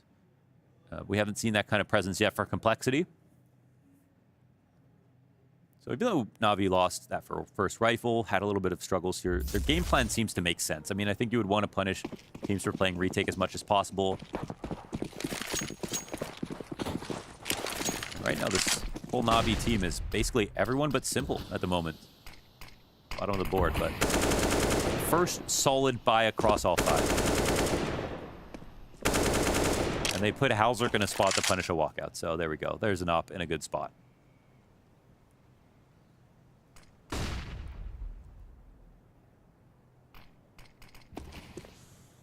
But of course, still alone.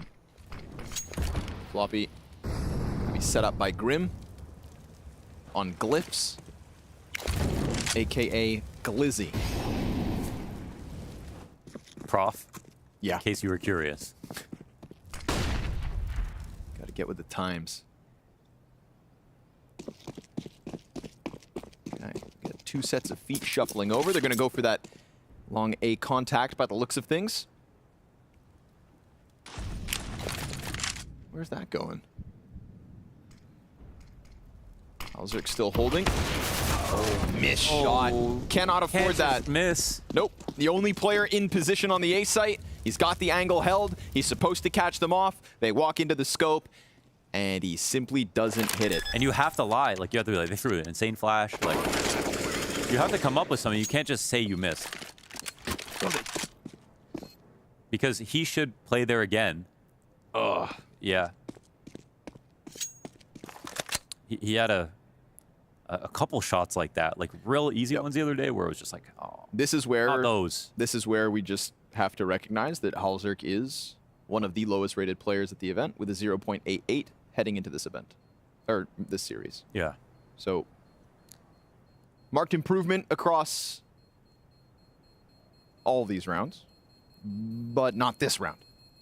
This round, it hurts. It hurts. And that was the best gun for Complexity, so the most expensive loss, but they saved 4. They have the armor. In this situation, they'll buy again. They'll live to see a better day. But do they have an op? I think that was core. No. It's a really unfortunate round to lose just because of the op in the right spot. It was like the perfect next thing to do. It was based on what we saw. 100%. It was the adaptation we would have hoped to see from that A site. Instead of Floppy just trying a different passive further back angle, you go for something that's meant to work every time. And they don't molly him. But you miss. You missed. You gotta click on them. We're using a lot of timeouts here for Complexity, but they already survived their T side, so. NAVI are clearly working off of what they're finding as the match happens.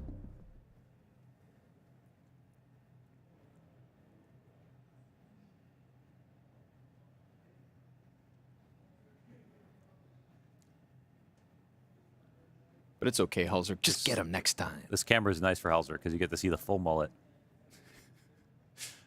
The party in the back. In all its flowing glory.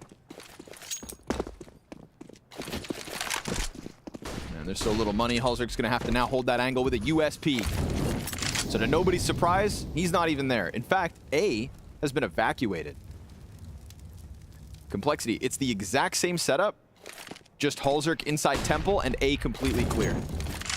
It's an interesting risk to take, I think, in this situation. So they could potentially once again save if things don't go right, and now it's forward thinking. Their other guns are not great, and they didn't invest into utility. No. Focused on the money here, our Complexity. Invested in their future. It's wicked smart.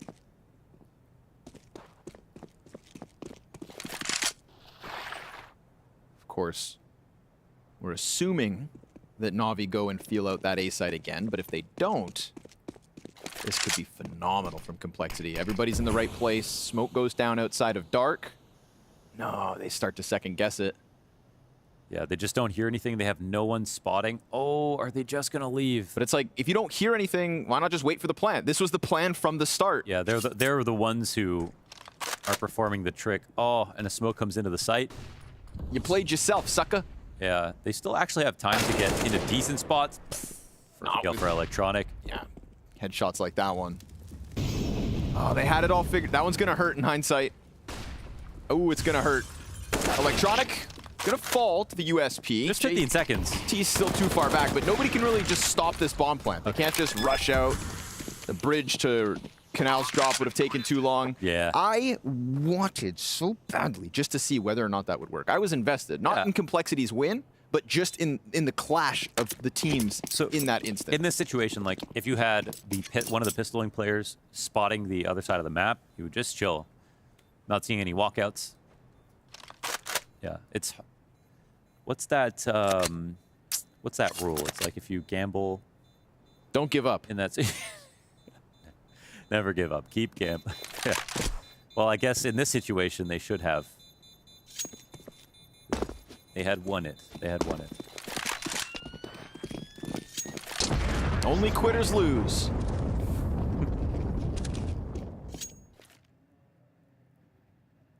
Just quit losing. No scout. this time. No MAC-10 running through the other side of the map. Just Complexity overthinking it. And of course, while we can sit here and you left that bomb site, in reality, they still got away with majority guns. This rebuy is going to be made very easy, and they've set themselves up. So that's true. You know, it's just the fact that for a moment, it was looking like they could have caused an upset. Okay, Captain Upside, but what does that mean about how they're going to play the A side of the map now? They don't have an op.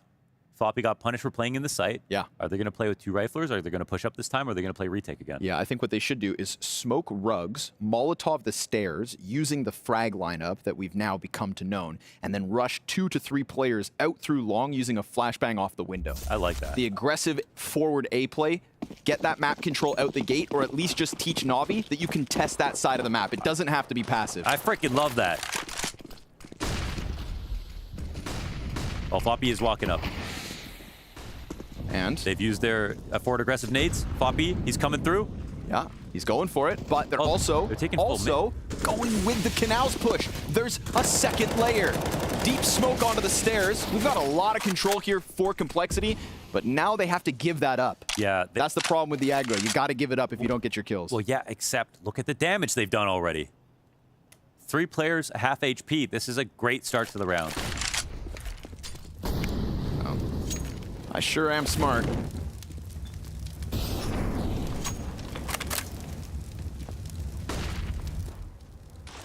But in spirit, it is a contrast to what we've gotten outside of Complexity. Look at Navi, checking every corner, cautious in their approach here. And now, with Complexity leaning back into the passive play, it's not just Floppy. And it is going to force Navi to have to apply some kind of a pressure as to not walk into what has been otherwise those B stacks. Fang. Oh, damn. Now he's low. He's going to fall away. Will escape as they weren't that close just yet. Ooh. A little bit low on grenades now. Grim with the one smoke of the round. He can smoke them out of the split if they go that way. I don't think this actually matters because they're going to be hitting the A site, it looks like. But they all leave. Again, they all just fall away. They think it's going to... Oh, no. Off of that kill, they completely peel off of the A site, leaving only Floppy, who now knows there's a ton of pressure coming in. And Complexity, back-to-back rounds, have the idea, but pull off. Highest HP is simple here. 55 to work with. It's a slide out from Grim, shut down by Bit. Again, Complexity could have, and arguably should have, had they just stuck around. They got scared in those final moments when the mid push came in, thought that B split was getting set up. Usually there needs to be a bit more into it to like really make it look like there's a B split coming, but Navi are happy to see this rotation out. I mean, they'll only find out about it later, but man, Complexity, they don't even know how much damage they did. Nope. They did great to kick things off. But it's another situation where they have an amazing response to what they've seen, where they lose. And that's kind of all that matters. You exhaust that option, you can't really revisit it again, so what do you do next? See how inventive JT can be? And I haven't really seen a CT push that comprehensive in some time. So, love what they got out of it. They might feel like they got nothing, and as we saw, they nearly 150 damage from the utility and the push. Little do they know. Now Halzerk is back in with the AWP and heading to the A site early.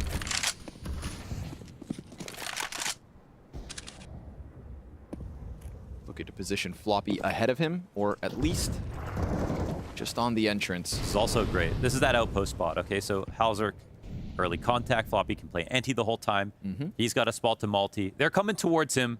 I mean, love the developments here. But very nicely done here from Navi, going through the protocol to unravel that initial setup. Yeah, he didn't get flashed, but they do fall out completely. Perfect util for the situation. Perfecto gonna try to be larger than he is. And again, Halzerk peels all the way back. Yeah. Dude, Complexity. They're just so jittery in some of these mid-round moments. And now that bomb plant basically for free, except for Halzerk will contain control of that front connector play. They could chance the retake. It's man advantage. But you've got Simple. Yeah, that's right. Simple still just sat back leaning and holding on and hoping to counter his counterpart in Halzerk. So he waits. And it's silent. Now that retake starts to come through. Utility coming out of Complexity. Grim kills Simple nice and easy, but NPL with a double spray into heaven. Holds them back. Bomb critically ticking. Perfecto 1v3. Gets the first two, and then just leans back. Perfecto. Did he get enough time? Oh, did he do it? 1v3? Oh, he did! Oh my god. Fang took an extra second to get on that bomb. I think he has a defuse. He was that close. But Perfecto, what a spray those first two, and just got away. Getting shot in his foot as he looked into the wall and just tried to get out of there. Another gut-wrenching round for Complexity to have to try to stomach. Navi on fire with a lead. Man, another great opening tactic, sullied only by their own merits. They decide to leave after we can see a great start into the most minimal pressure on Halzerk, who has the opposite position where they actually don't even flash him, and he still runs across the map. They had no info to make that move. More than twice that we've seen them get out of a good spot. M4 goes down first. Electronic with a multi-kill here inside of middle. Grim responds. There's already so much damage done. 3 different instances throughout this second half where Complexity have a setup, have an idea as to what's going on, and it looks fantastic. Just maybe they should be checking on B main more, trying to flash retake it to spot. Sure. Like that. If they had info on either side of the map, then they can make an informed decision about both. So yeah, that's a fair point. I think that, yeah, like from our perspective, it feels like they almost have enough to make a good decision, but there's been a few bad calls here, man, in terms of where the team... Yeah, I don't think I've seen a single player from Complexity take a step outside that B side. It's almost as if they're not giving themselves enough credit, right? They get a good setup, but then they think, oh, Navi are too smart for this, and they go one layer deep, and meanwhile, Navi were just keeping it simple. Self-doubt. It'll stop you from greatness. It's gonna be a tough demo to watch. And a last timeout called for Complexity. And there is a lot to talk about. And again, they just have to figure out new innovations for their approach to the A site, where, again, lots of great ideas gone to waste. But if they really have the chops to beat Navi, you know, they're going to have enough setups to get them through this half, even on max rounds.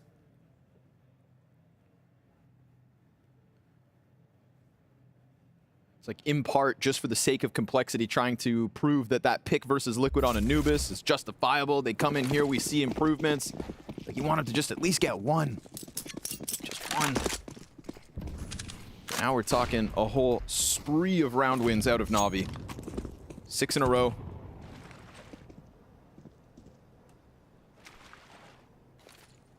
It was pistol round win, conversions, and heartbreak ever since. And if I'm Navi, I fake here and hit B. There's just been so many times they got away with this A site that, like, Complexity are going to be terrified about it, even if there's a little bit of pressure, as we've seen. But I don't know how they're reading the situation. I mean, they don't need advice. Yeah, it's been working. Yeah. It's true, we kind of sat here with the perspective of like, oh, poor Complexity. Meanwhile, Navi have just been blindly walking through a minefield. Yeah, bomb is coming back in this direction. Here's that B main information. Yeah. Uh-oh. But, just like that. And the full commit, man. It's 5v3. Halzerk, eyes on middle bridge. But because of the 2 kills and so many players over there for Navi, Electronic can just lean back on this angle, make sure nobody goes for a flank. We saw what Tapson could do when allowed. We just see the most natural next step of progression for both Navi and Complexity.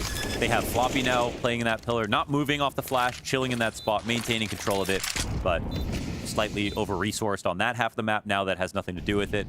Navi don't put too much pressure to make it seem weird, and then they go back to the B site, and Complexity also respond by trying to get info over there so they don't make a bad informed or uninformed decision, and now they get punished for that play as well.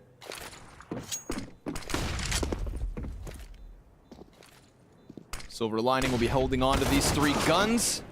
Make it 2. Navi, they're not going to let off the throttle. No chance. Mid players coming to split this. So Complexity on the brink of being bottomed out as Navi take 14. That much guaranteed. Halzerk a chance to escape, and he'll get that. NPL chases deep, but no, can't keep it. It's 1 AWP, that's it. And $3,500 basically for everyone on Cole. Yeah, it's actually an interesting decision here because they don't see this op next round unless they save. But they have been normally keeping the money totally even, not really biting into that poisonous apple of forcing behind a really good gun. And I think it might just be an attempt at the Halzerk show where they all half armor up and wait to play this against 15. See what Halzerk can do. I really believe in taking earlier fights when you are on and off in this position so you have more rotation potentially in a round. You get that kill too late and it's unimpactful. And he's just camping mid in the spot. Ooh, a chance. Nice. Nicely done. Gets away. What's the reposition? Sends it all the way back to CT Plat. Yeah, but they know there's no op on A. That Bit has been searching this over on the A site, but Perfecto just hanging on here, anticipating some kind of aggression. Map's kind of small here. Well, look at this clash. So many members of both teams ready to fight mid. I mean, if the op takes the long one, Pistols can prevail versus Perfecto. Oh, and Halzerk, he gets the close kill. Pop out of the 5-7. Fang onto the AK, but Bit draws it back. 40 seconds. Bomb on Simple. And so many bodies spotted on Dark that the mid to A would work out well. Floppy leans into heaven as he has before. I think they know with confidence that Halzerk's here, so they smoke the rotation. Floppy can feel this split coming in his direction. Complexity trying their absolute damnedest to keep this one alive. Floppy under pressure, both sides of this. Simple doubles back towards mid, gets clipped by his counterpart, and so that AWP will find 3 kills on the round. A first one inside of middle, drops Perfecto point blank outside Dark, and then stops that bomb from progressing down into the A site, and so Navi's streak will come to an end. It feels like finally for Complexity, Lady Luck blesses them with one of these outcomes. And they didn't overindulge. It was a very conservative choice to just keep that up and see what it can do. They were ready to play against 15, and so with that, they reap the benefits. They've now got that op saved over, plus the bonus money that they retained, and then guns that they pick up. And a great mid-round moment where they retake through Con, put so much pressure on Canals, and use Halzerk to be the focal point of each and every one of these moments.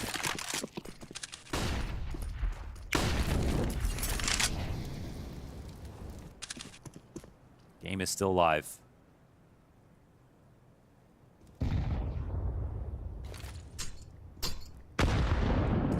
Early nade damage is decent here for Complexity, but Navi's so ready to jump into this B site. And JT, if he's not careful, he's gonna get pounced on. Grim trying to hold long. Great flash. Oh wait, it's from Simple. Makes things weird. CTs hang on. JT able to get away from Dark and add to the tally of kills. They're stuffed on the approach. JT, time to shine. Triple for him, and Complexity 13. That was pure substance from JT. You love that. Things are going wrong with his teammates. They capitalized on the bad flash into the site. Now you can blame the flasher, you can blame the guy who maybe came out on the wrong timing. Either way, that's one player down for free from Navi. They'll take a pause now, but that's 2 straight here off that kind of bonus round for Complexity. They've still kept this before match point, so a 1-round game with this win. And Navi didn't really, they didn't just run into this. They tried to approach it somewhat carefully, slightly higher pace. But that was a very honest loss. No real lucky kills there for Complexity besides the opening entry that was traded. It's all about JT. This one, wow. The fact that he gets away to hold off on long, and Perfecto doesn't just instantly shoot him in the back. That's one of those timings that I think could have gone Perfecto's way. JT fully exposed to the flank, but he gets away with it. And if they can just get away with a couple more, they'll secure 15 on their map pick of Anubis. Navi's first outing. And we're going the distance by the looks of things. Again, trying to dismantle what has been. That's... Hold on. Nice nade. Damn, Fang. What's he thinking about? On the op. Double op here. Pressured by Util. Doesn't shoot. Oh! Okay. Quick scope onto Electronic. 5v4 complexity. Not an easy clear whatsoever. Half his body showing. Pretty optimized position from Electronic, but still dies. That's only one of 2 ops. Navi's heart sinks. Also, weird smoke. Doesn't actually get up that top step, so JT can abuse this, and Perfecto, since he's smoked off, won't know that's not exactly where he wants it. Could make for a weird instance as this B split encroaches closer. Again, we've got JT preoccupied with dark. And instead of somebody tucked to close on long, it's Grim with the AUG. Scoped up from Glyphs, waits. All the smoke fades. JT in for a world of hurt, but it's being covered. Grim comes wide. Singular kill, but Fang's AUG is able to catch multiple kills this round. It's simple in the clutch. 10 seconds to the clock. The peak comes a moment after. He just watched it, but Floppy bought time and Complexity buy another chance. Yeah, that's 14 all. 3 straight. So much money left over for them. I mean, they're winning, and Navi instantly go into the buy. Round 29 and Complexity are showing their teeth. It starts with Fang. And it honestly ends with him too. Those are all the hopes gone. And this is the weirdest stat of the game. We're talking about Halzerk, one of the worst players to come in a group, but Simple is basically the worst fragging player of the server, and Halzerk is the best, despite the rounds that he's had.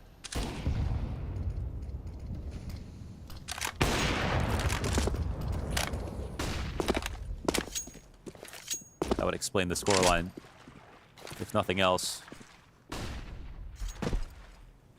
It's so much better today out of Complexity.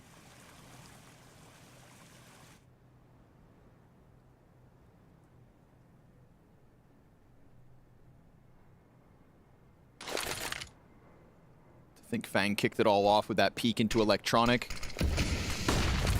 We've also seen Complexity smoke the bridge halfway, take a glance down into the canals.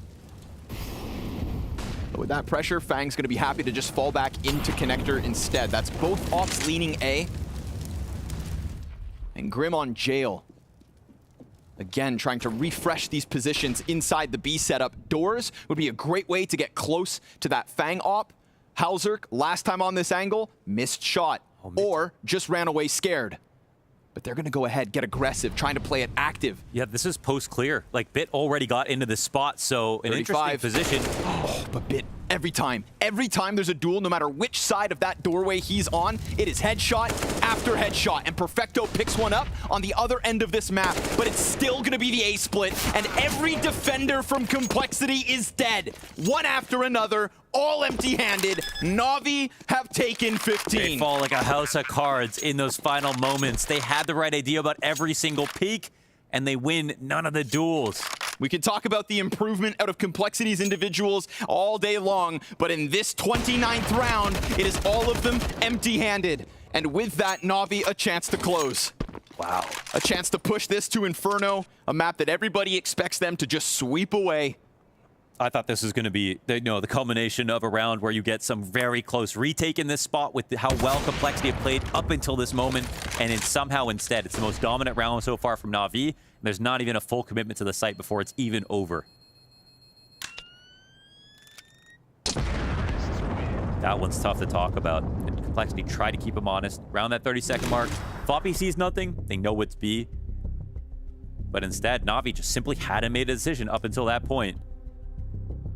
Kept their eyes peeled on both extremities.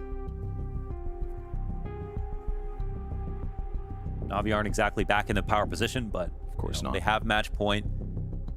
But we're right back into 2 ops, which was a solid setup for 3 rounds or 2 rounds that they won. But hold on, check this out. Grim, when we get back into the server, is taking it instead of Fang, and he's got that forward-facing B setup. His spawn's best for B site. Aggro long B peak? I dare you. Well, we saw how powerful it was when like NAFLAG used it in the B site. Very good angles in towards connector and hell, he could even do it dark, you know? Yeah. Either way, Grim's got something cooking. He's gonna go dark with this, see if he can clip somebody. Nope, just nothing aggressive, just wants to take it to the site. Okay. Strong to have. Double ups, really good on this map. Complexity. Nothing overly ferocious. They want a round like they just saw now. 2 ops again. They wait for walkouts. This is 2 ops is the best way to punish, right? It's when you see these 2 ops, oftentimes you're trying to look for a rifler down, then a full exec, flash, smoke that opper. Wonder if taking Fang off the op and giving him the M4 opens up some more aggressive mid plays, right? Hauser could flash him. He could take that fight to Electronic. It's worked out well to him. We've gone back to the original way of playing the A site with Floppy here in a retake spot. Spoiler, didn't work too often. It wasn't terrible. It was just, as soon as he tried to change up, that's when he got punished. So, but to end this on potentially a retake with 2 ops, well then that becomes a little scarier. I actually don't like the play, considering the fact Halzerk's also back out here. Because we've seen the Navi exec right now, and they're really good at reading pressure. I think this comes down to Bits comms. Simple starts dropping the nades. Oh my god. Fang. Oh, he turns it back! He almost let him die, but can they still get out through main? Floppy spotted bodies, but he gets hard cleared. Op shot out of Halzerk. It's gonna be a 2v4 post plant with damage versus 2.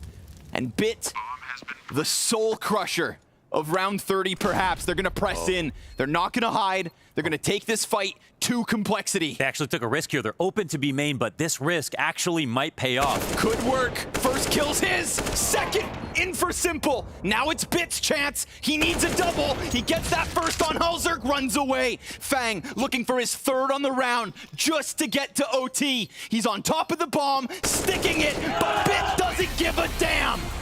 Round 30, and Navi will survive this test. Multiple instances that Complexity could have robbed away rounds. Excellent forethought, but also indecision.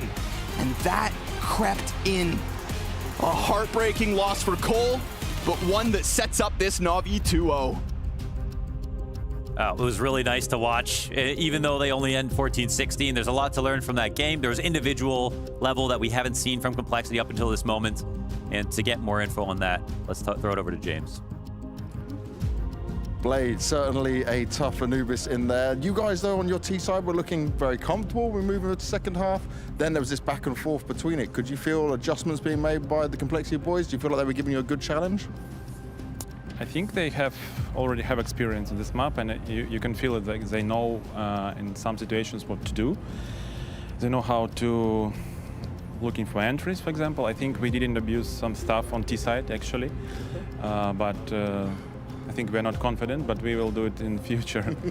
And yeah, it looks very good. And as I told you before, I think T side is actually a little bit imbalanced here because they control map from like first seconds of the round. Well, you got off to the win on your first time playing Anubis. Now we're moving to Inferno, and Complexity here at this tournament, they've not looked good on it. So you're very confident going into this. This is also where we see MPL come alive a lot as well. If we play like this now on T side, I think it will be confident Inferno. But something can happen. I don't know. I hope everything will be fine. But we are more confident in Inferno than in Anubis. Definitely so. Well, I'll let you get on with it. Thank you very much.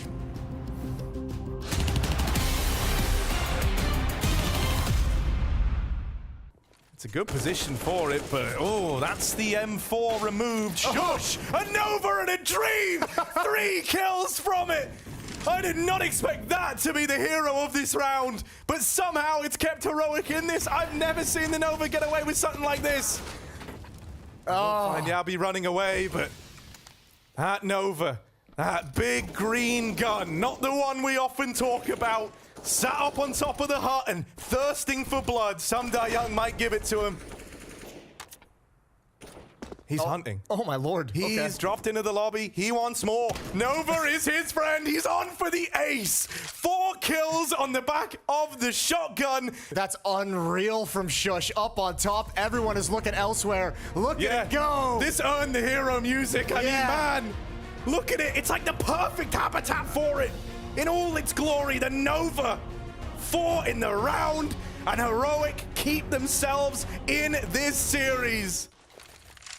And a smoke goes into the window. They do not want to make this mistake. They do not want to give those guns back to Liquid. No more chances, because there will be no more attempts this year.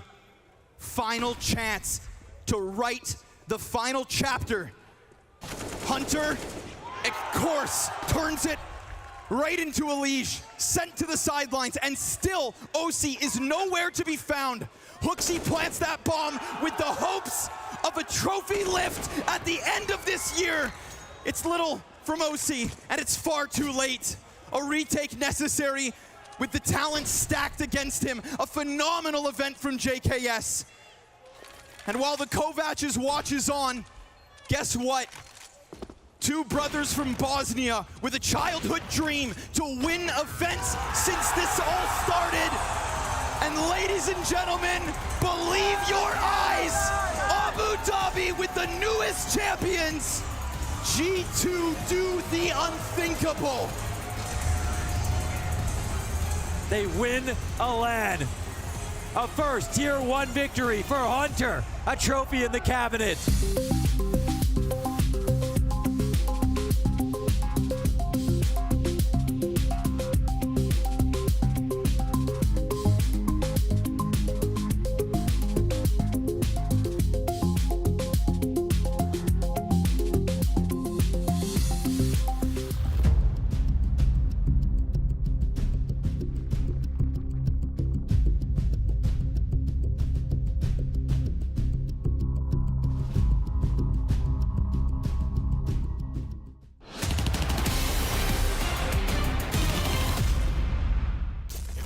Talk about an absolute nail-biter, as close as it comes for Navi's debut on the grounds of Anubis. It sounds cliche, but it literally did all come down to round number 30. This clutch, instrumental for Navi to be sealing this one. Pure madness, round 30. The illustration of a game that was back and forth. We see here the double entry coming on from Complexity. Bit is going to find an ever so important entry. We have Halsek on the punish, and then it's the Grander, it's Grandiose, the 2v4 from Bit, a player that has been the star of this game, and Simple, who struggled massively, but here he finds the impact. Here he finally steps up and puts Bit in the position to close it. Beautiful, beautiful clutch coming in from Bit. Beautiful coming in from Simple as well. As you said, we're struggling throughout the entire game, but he gave Bit a chance. He gave Bit an opportunity to win this clutch. But don't forget that we're very close right here, missing a couple of bullets. We're talking 1 second, and we would have went into overtime between Navi and Complexity. And let's be real, that shouldn't be the case. No, Heartbreaking for Complexity. It's really heartbreaking. They put up such an honorable fight. So much better than I anticipated it would be. I thought it would be such cleaner, easier, more comfortable for Navi, but Complexity made them work and sweat for every single person of it. Particularly after Navi string 70 rounds in a row, we can see the round distribution history coming out right here. Then Complexity, nah, that wasn't them stamped out. Hell no. They were bringing the heat to They were bringing the heat. They played a good game of Counter-Strike, especially in the first half. We may as well walk back the viewers, because it was starting off well for Navi. Win the pistol, win the conversion, you think to yourself, okay, we're onto something. We're off to a good start. But then Complexity came into play. We may as well call it out, right? We have a lot of clutch scenarios in that first half that all went the way of Complexity. 3 in a row. First, you see Floppy coming in right here, together with his mate Grim, in a position where they're not supposed to win it. In a 1v3, Floppy delivers. Floppy's had a rough tournament so far, but this is beautiful. That's clutch number 1. 4-3 for her, Complexity. Round after, Halsek. We were after him yesterday because he couldn't win clutches. Today, well, this one, it's a beautiful clutch. He takes down Simple. He takes down a very low Bit as well. Muy bien, muy bien. Another one coming in for Complexity. And once again, Halsek finds himself in a position where he has to clutch this one. Fang gets a kill, but again, with a deagle and a very questionable crosshair, as a lot of people have mentioned, Halsek finds a way to kill the dude through the smoke with 0.26 seconds left of the round. And those 3 clutches made this game very, very competitive. Look, the last clutch from Halsek, it's pure brilliance with the deagle. I don't think we can much criticize Navi, but I think in the other clips, there are mistakes being made by Navi. There are gross mistakes being made in terms of trading and the spacing between the players. Floppy gets a triple kill. It's actually never an actual 3v1, it's actually 1-1-1-1, and it's the same for the double kill on Holzerk. He is completely isolating Simple before he turns around to Bit, who's coming from that tunnel position. So mistakes were made from Navi, but props for Complexity to actually seize them and seize the opportunities. Yeah, being able to capitalize them, obviously crucial for Complexity. I guess we can forgive those small mistakes, so arguably for Navi, because as Lau and Connor as well were alluding to during the cast, this is the first time we've seen Navi actually playing an official on this. So sometimes, you know, the movement, the mobility can be a bit I don't buy it. I'm stepping in. I don't buy it. I think it's the kind of quality that goes beyond the map you're playing. Okay. The fact that you play a clutch together, the fact that you handle a 3v1, I don't believe it's map related. There is a rhythm to a clutch that's supposed to be played. You can apply. It's like a protocol. It's a blueprint stuff. Oh, most favorite word right now in Counter-Strike. You can apply that to any map. I don't think Anubis itself is the solution as to why this clutch happened. It's a testament to the struggles now they're going through, right? Yeah. We spoke about it. The communication issues, the lack of synergy in between the players, some of the individual quality that we praised him for. Simple, let's talk about him just for a moment, right? He was struggling for the vast majority of this half, came in the very last round with a nice double kill, but apart from that, he didn't deliver much to this Navi squad. True. So there's certain things right now going on within Navi right now where you can point your finger, and say, that is not okay, that is not good enough. And as Matthew said, it's not Anubis related, because we've seen it on Inferno, we've seen it in pretty much every single game they played so far. No, that is very true. Coming on over into the second half, though, Navi were actually able to put the pressure on Complexity, and they had ants in their pants in this round. Navi were in control for the vast majority of the second half. You're right. We have round 22. We can roll it up to show how Complexity were lost a little bit in some of these situations. You can see here it's a 5v5 with 35 seconds left, and Navi don't exactly have a whole lot of map control. They just have that mid portion of the map, but Complexity react to that kill way too strongly. JT dies. You can see on the minimap that sea of blue skins just going towards the B side, all in full panic, leaving the poor Famous of Floppy completely alone on the A side. And even though he does well to find the first kill, that is just it. Round 22 is over. You're not retaking that 4v3. I don't think there was a necessity for Complexity to overreact on that perfecto kill. I 100% agree. Yeah, again, mistakes made by Complexity, maybe the pressure getting to them as well. A little bit. It's a classic one when you're underdog, you're smelling the victory, you're so close, and then you mess it up just at the finish line. Saw it in the last round as well, a 4v2. There were moments in this game where Complexity could have won it, could have swung it their way, and that's why this loss feels so rough on them, right? They were so close. This was their chance getting into the best of three, and now they're left with absolutely nothing after Anubis. I do want to continue to praise Navi a little bit by throwing Bit into the mix as well, because it's been a redemption story for him after having some peaks and troughs throughout the later stages of last year. There were moments in this game where Navi needed someone with a steady aim, just to stabilize situations that otherwise went a little bit tits up. And that was Bit. Bit was the one to actually secure situations. It's not a coincidence. It's not a has that he actually is in the last round that we mentioned, because again, he was the one with the stable aim. You can see here the amount of time he punished Complexity with this pristine crosser placement, which, by the way, if you are playing Counter-Strike, if you want to learn a little bit, watch a couple of demos of Bit and see where his crosser is in general. On in terms of verticality, he's right there. He's at the very top. I got a question for you, Matthew, because I've been wondering ever since Blade said that they're trying to move Bit into a little bit more of an anchor role, a little bit more of a static role. Do you think that suits Bit? Because when I see him play on the T side, he can entry, he can kill in movement, he can run around and do a lot of damage to pretty much all teams. So the thought of him having being a static player, having him being a turret on a bomb side, I'm sure he can do it, but is that where you get the most out of it? The reason I am not angry with it is that the first quality of Big that I would name isn't necessarily game sense and reads. I don't think it's rare that I see him outmove his opponent in terms of being quicker in a position or faster in a position. I think he just wins 50-50 duels 70% of the time. And that is his strength when you have that mechanical skill. So I don't necessarily mind. I think he could be, he's like way more evolved RPK, if you allow me. As in, if you're in this crosshair, you're dead. Like, you're in this crosshair, you are dead. It's over. You're not winning that duel. And I think if he gets a little bit of help finding the right positions to guarantee the multi-kills, he's going to have the skill for it. So I'm not exactly against it. I'll be open-minded to the idea. Le Tank 2.0, that's exactly what you're saying like there, Matthew, Rocket. I think. Le Rocket. I like that one a little bit more. You know what I do like, if you're an NAVI fan, that is Inferno coming up next. If you're a Complexity fan, however, it has been a tough road so far on this map. It has. We saw them play against EG, a game that you should not watch, a game that we all try to forget about, because the Complexity versus EG on Inferno yesterday was abysmal from both sides. The fact that they're coming in against NAVI right now doesn't prone well well, but NAVI have also been struggling, and I gotta point it out one more time. Simple right now is in a bit of a crisis. We saw it coming into the game. His rating at the event so far before this matchup was 1.22, which by all means is a great rating, but he had that one monster performance on Overpass. You take that out of the equation, and you have had a lot of average maps from Simple. In fact, the past 3 maps he's played so far, his rating has been 1 and below 1 on all 3 maps, especially on Inferno. CT side Simple, he's nowhere to be found. He wasn't on Anubis. He hasn't been on Inferno this tournament. He is struggling right now, and that's an issue for him. But I believe in MPL. I think MPL has shown greatness on Inferno, and that's enough for me to believe. So we're going towards a 2-0 Freya. Yeah, well, this has been one of the grounds that MPL has not been struggling on, so it makes sense that NAVI bring Inferno into the mix. Unfortunately for Complexity, though, it's been struggle city time and time again, and this is their last chance for redemption.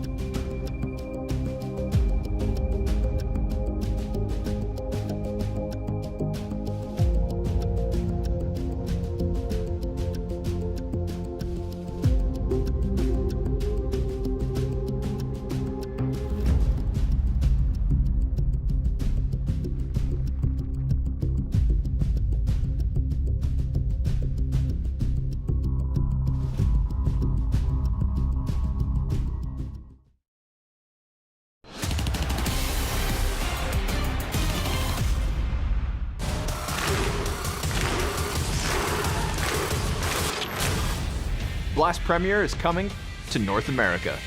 NACS is back, baby. NACS is back on home turf. People have been waiting a long time. The Blast stage is something that they've never experienced. CSGO has come to the nation's capital. Blast Premier, Washington, D.C.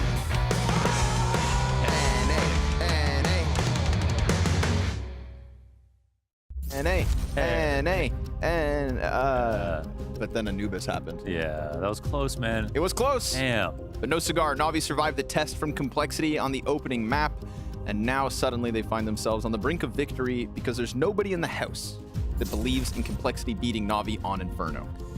Yeah, I checked. I checked with everybody. Yeah. Yeah, it's like it. Yeah. Well, I thought Anubis was going to be like a complete stomp just for almost no reason, just because of Complexity's own play. So, you know, at least they're just in general playing better today. But NAVI on Inferno, It's a powerful thing. Now, the one thing is, Simple Simple wasn't there last map. So they'll need him here. Well, maybe they'll need him. I don't know what's going on, man. We'll see. Let's get Complexity to Washington, shall we? It's in their hands, Mo. It's in their hands. I mean, I'm just as happy to see Navi in Washington. That's true. Like, oh, we need an A team. Honestly, don't you just want to see the best teams? Yeah. Yeah, you do. Yeah, you do. You want to see the best teams. You just want the best teams and like at least one NA. It's okay. We got Cloud9. The dream's alive.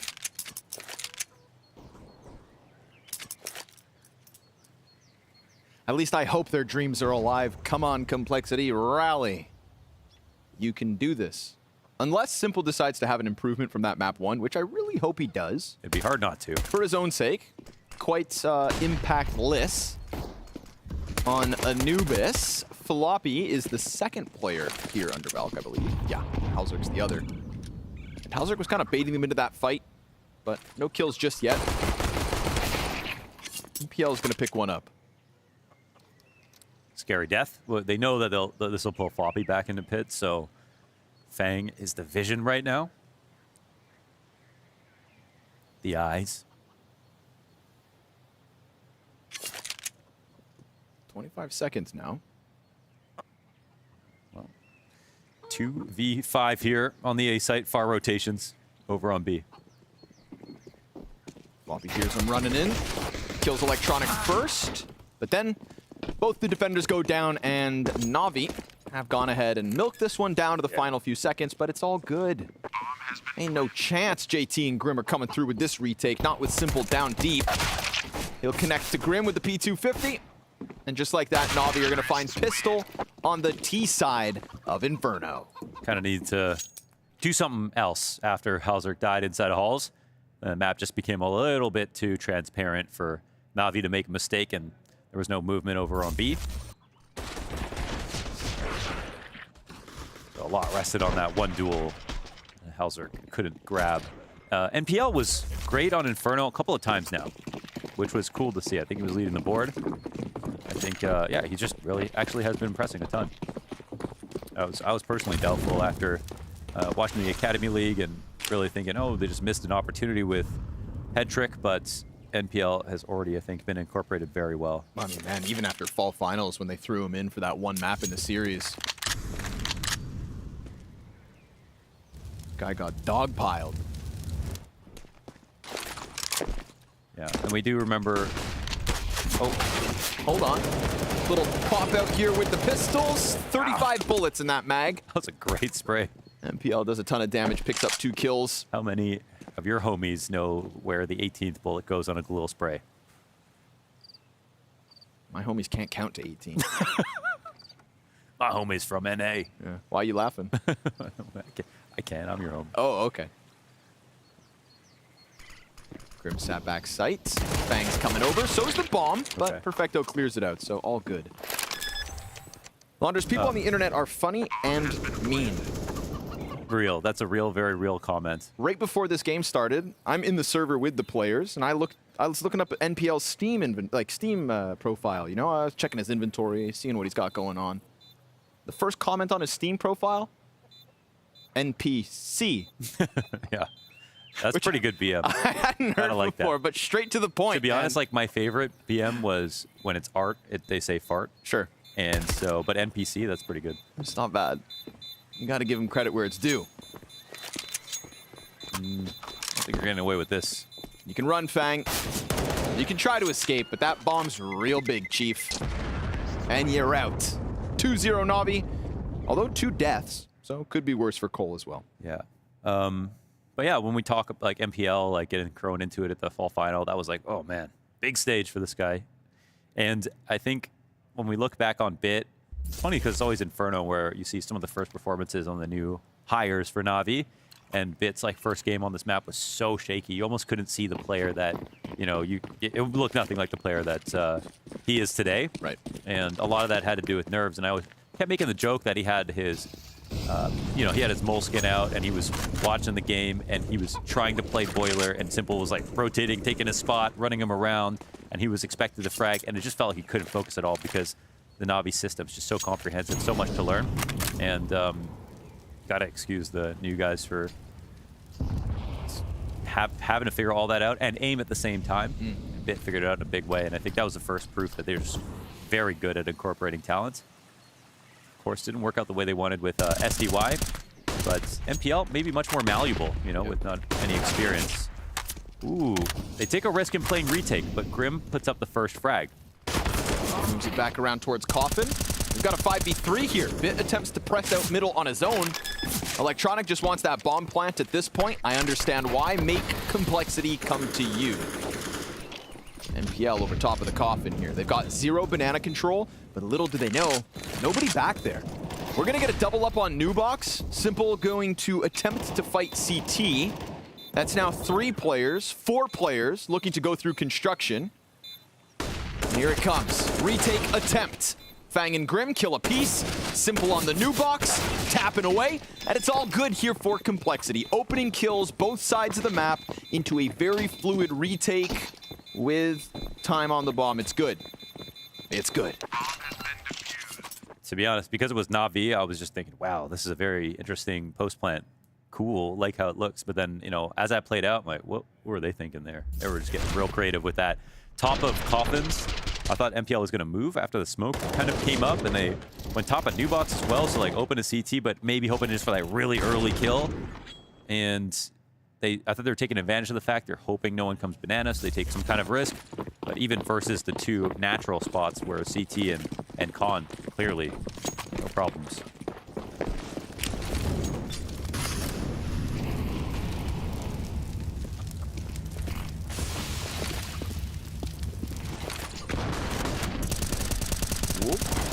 Not far off, but Perfecto's still alive. It's into the left side. Complexity also not going to shy away from a second engagement here while that smoke's still up. JT, quarter HP on the retreat.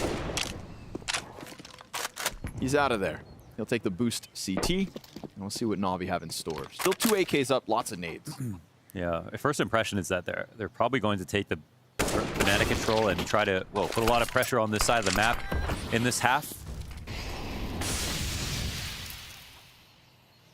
But they've been trying to attack mid at the same time these last 2 rounds, and it hasn't worked.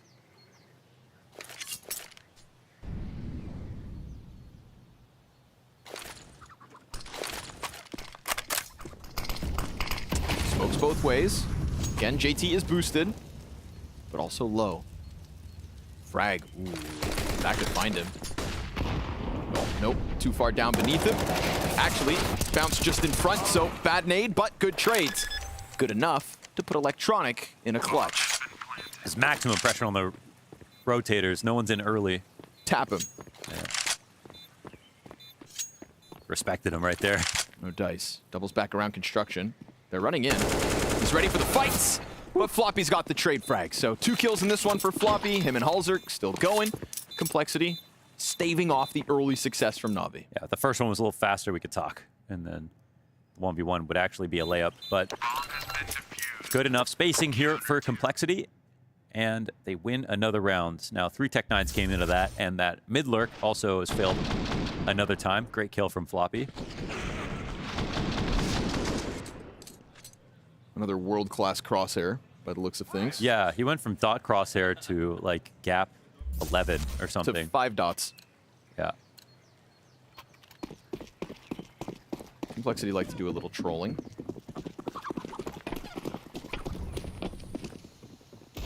That Floppy. All right. The mid smoke out of Complexity, and then they're gone.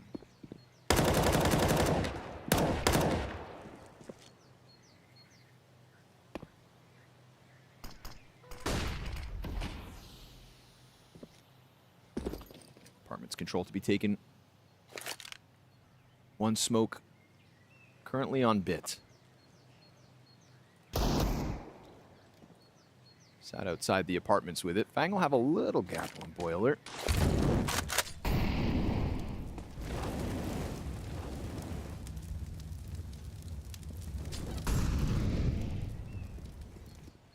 Can we really expect Navi to strong arm out of this one? We got active moves out of Complexity at the start of it, but then just leaning back. However, they took that second player off the B site. It's just so passive sometimes I get worried, but if there's anyone you would trust. Yeah, it should be Grim. It's Grim. Grimathy. Was 0.01 rating off of Simple coming into this match. Highest for Complexity. And they keep it clean, but the construction wraparound could make things interesting. Electronic stretching for the gun. They've got the tree player pinned. 15 to the clock. And Electronic hands on an M4. Can grab that bomb. Oh, could have got a kill right there with it. Again, could have maybe planted, would have been run down, but still, you take 3 kills if you're Navi in that one. They made things sketchy. Yeah, JT kind of saved it. He could have been peaked optimally, and then if he, yeah, if Navi organized that, there would have been 2 players alive in that post plant, but that's not the case. But I think in the long run, and we are 5 rounds in the half so far, but it feels like Complexity playing this passive, putting so much stress on their site holders, and then even sometimes playing retake. I think that's just very out of meta at the moment, and I feel like Navi again, even though Complexity actually testing them on Banana, I think if they eventually win it, it's going to get a little hairy. Because I think G2 are a team that shows us, like, if you give up Banana really easily, my God, they're really pushing it. You can simply exec, and unless the other team gambles heavily early on, it's just an overrun B site in seconds. Nice name. Oh, hey, this is pretty good actually from Complexity. You got to say, yeah, they know when to come back. Pretty quick 3-player re-aggression. Oh, but if they're playing dodgeball, they just lost. Bowling up both sides of the alley. And Grim has now been relegated to the sandbags. Nowhere to run, bud. He doesn't want to. He takes the fight to them. And that could have been a kill, but instead a death. Oh man, the flash was good, but there was just so many sets of eyes there. Not everybody blinded. 45 seconds. We've got Complexity nearly entirely on B. Floppy hiding in the graveyard. The spots we're playing here, Halzerk, you know, susceptible to a potential Molotov. His teammate also no utility playing committed spots on the site, and I think we're going to see Incendiaries come out. This might not be a great setup. We'll see where they land. Nothing for Emo this time, but it's a full split coming in. 15 seconds. Down to the wire. There it is. Takes a couple shots here, but Halzerk misses his chance. Fang from the back site also cleared out. And so just like that, the one thing that could have gone their way, taken off. They basically hoped that Navi would play it overly simple and just decide to run in or something. You know, they just didn't use all their utility. They were very smart about it. And then, I mean, they came through with a full split right there. They gave Complexity a lot of respect, did things properly. But you would like at least one smoke between the 2 players who are playing backside in a committed position. You want to at least connect the Emo pillar to quad with a smoke, play behind it, or be able to smoke yourself to make it seem like there's a player there. Like you're playing second oranges, quad gets mollied, you throw a smoke on that, then it kind of multiplies your presence a little bit. Didn't have many options. But this, you know, early to mid-round situation, they lose the first kill. Complexity fight hard with 3 and make use of the op, get some early nade damage in.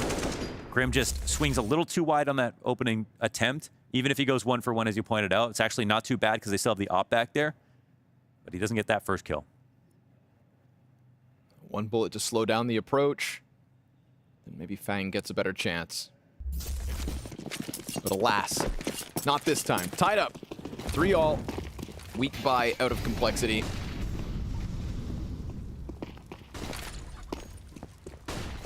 Now Navi can maybe start to have a little fun with it. I want to see Navi having fun again. Because, honestly, man, things have just felt a little tense over there. Losses don't help.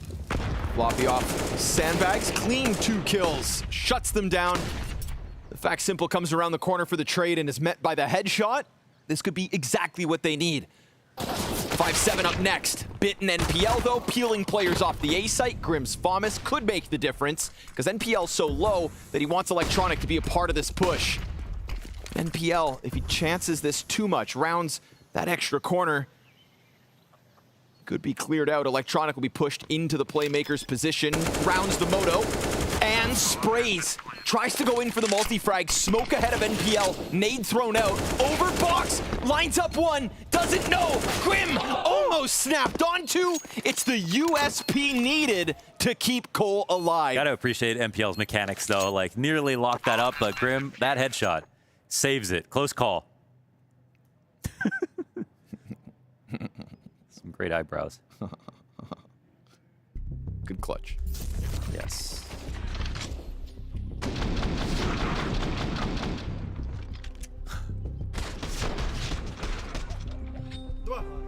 May have had to have been the headshot. And a grimace from Navi.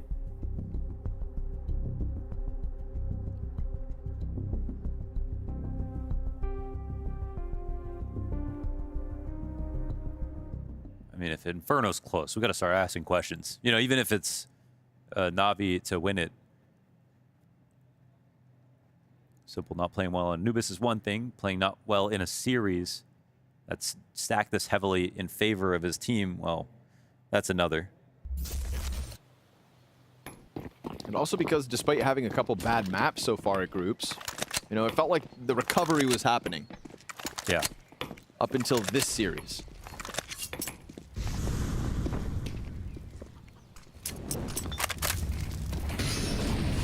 Fast pop, and just shut down in an instant. I mean, cooked. That's the absolute perfect setup for the situation at hand. Navi going fast up mid. They don't even often do that. And here our Complexity, high-low setup, ready for it. Yeah. Nasty little turn there from Bit, but leaves him on 7 HP. Him and Perfecto gonna have to try the unthinkable. Navi tried to get a little aggressive there. Looked to catch Complexity with a hook.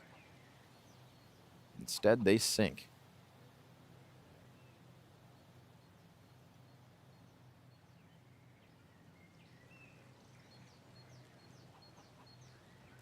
I mean, I'm starting to have a change of heart on just what Complexity are showing us here on CT side. I mean, they at least are heavy presence on bracket here. They had good re-aggressions on Banana that previous round despite losing. A couple of things look scary in moments where there's like, oh, I'm not sure that you're going to get away with this versus Navi, but overall, they're keeping a lot of rounds competitive. They have a 5-round or 2-round lead right now, 5 rounds in total. They're surviving this half. 4 AKs picked up. Almost no skin lost here in the initial hold. They totally punished Navi's idea, which is the big thing too. On Anubis, they outplayed themselves a few times in that second half. Right. And you wonder what the scoreline would have been if they didn't. Yeah. No, there's definitely a world where they picked that one up. Navi going to, again, try to crank the tempo, at least towards Banana. Perfecto. Doesn't get anything he'd hoped for. It's now Simple, the tip of the spear. Given one chance. Backing up just in case the util comes through. There it is. It's minimal. JT primed to get aggressive. But as he walks up along the wall, Tech9 finds the headshot. We've got a player Nubox and Halzerk on coffins. Grim. Damn, man, they don't know about the construction wrap. Now everybody else can just pause. Halzerk still playing because he doesn't know. Grim's able to answer back, does a ton of damage to the other players coming through. Can Floppy be the difference maker? Those rifles getting picked up on the backside. And Navi making the most out of a bad round because Electronic wraps it through construction and unravels the Complexity setup. They had nothing to lose. They were the ones who came in with low guns, and they punished the walk-up too. They're setting up the coffins flash to retake Banana. But honestly, they were so far ahead of it, they wouldn't even have gotten blind, even if that flash came out. So the clear gets punished. Navi back in the game, just like that.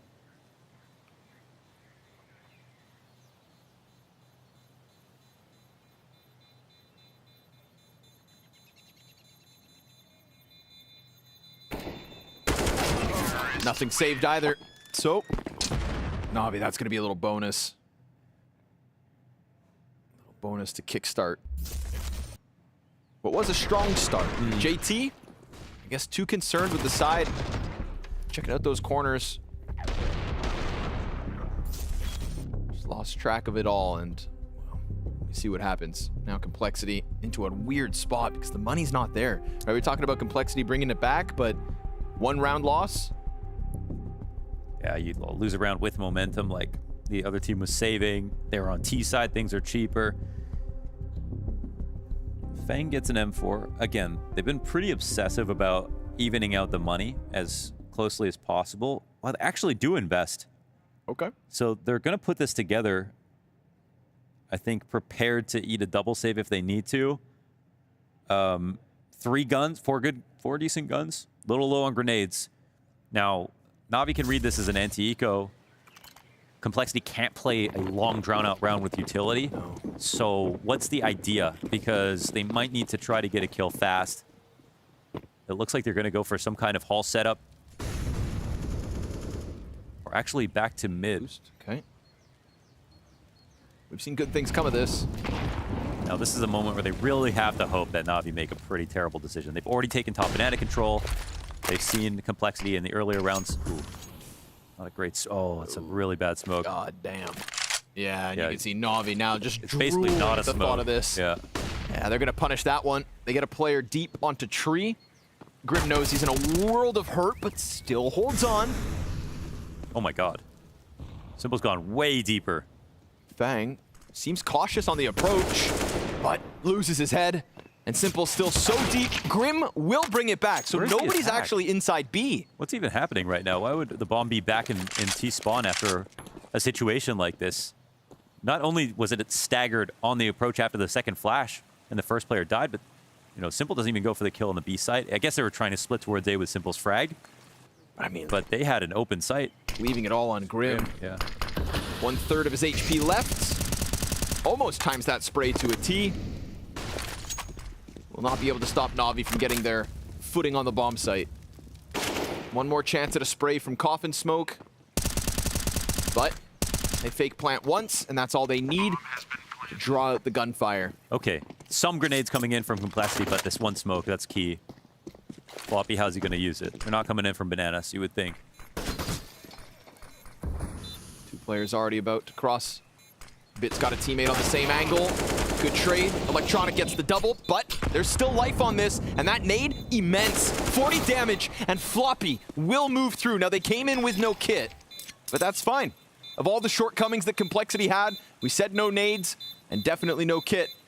Yes. Out of the wire, and they get it. Solid spacing, good trades, and Navi also had no utility trying to draw out that post plant. So, hey, Complexity believe in it. They have numbers, and they win the round. And Grim does a great job of delaying, and because they don't kill him on the initial attack, Simple decides to take it one level deeper and say, hey, let's try to hit the A side off of a move here. I'm deep in CT spawn. They're not ready for it. What a weird round, though. Very weird, yeah. You won't see that one twice. If you're Complexity, you don't need to. 5 more rounds on this half. Keeping Navi in the workshop.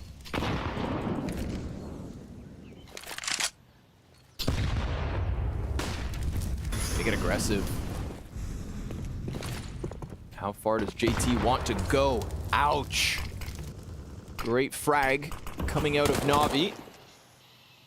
And all that damage is enough to have him scurry back into sight. And we've seen that affinity for the jump up on top of Porch, the crossfire in middle. Not this time from Complexity. Grim, the 3rd player to go towards A. Cautious on the approach. Deep smoke from Navi, of course. Means Arch could be compromised, and Complexity decide to play 2 on it. They're so nervous about Arch. There was an enormous gap here while all this went down. And since Navi didn't commit up to Banana, stayed passive, CTs are going to take some time to approach this carefully. And the fight does come back towards A here. It's going to be a solid call out of JT, I'm not sure. 30 seconds. Balls are giving up a little bit of real estate. Floppy, just the one. Good trade frag back from NPL.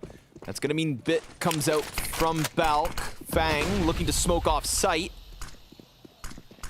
Things aren't comfortable here for Navi. 15 seconds to spare. Flashes find their mark. Bomb hits the ground. Simple clears one, and NPL, it's a multi-kill round. Denied. Grim tries to push out through Moto, and JT, all that damage that happened on Banana is now going to keep him back from this. Simple presses outwards. He knows what he wants, and he gets it as he pleases. 5th for Navi as that crunch through the A site pays off. MPL's resistance in the floppy initial kill is what makes the difference here. They come through the attack. Fang puts up his little one-way, but then he fumbles his keys, actually. Switched out to his knife, and then the MP9 doesn't do anything in the back of the site, just gets scaled on really quickly.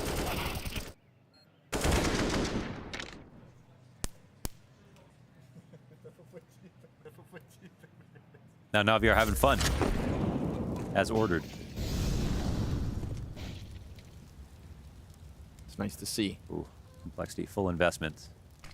This one doesn't look too convincing, though.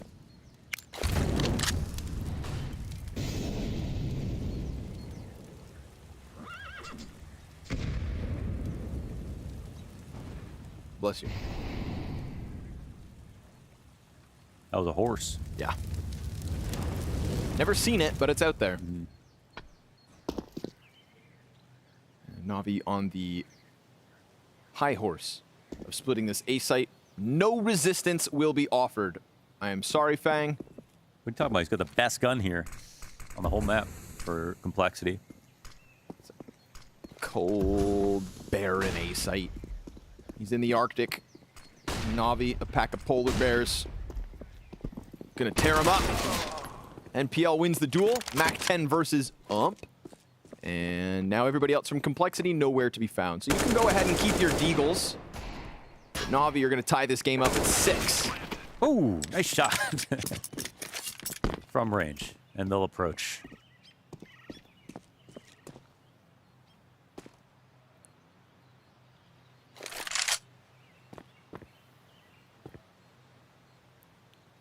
Like the weirdest part so far, but this half is just, I don't know if it's Navi's calls that look weird or look a little weird today. It's just not the best Navi we've ever seen. No, it's not. You know, and it's been that way all week long. Of course, Simple. Yeah, we had like a vintage Simple moments, and then going on record as saying this is just a warm-up for Katowice. But listen, there's a lot on the line with the Spring Finals invite. You do not want to have to get sent to the showdown.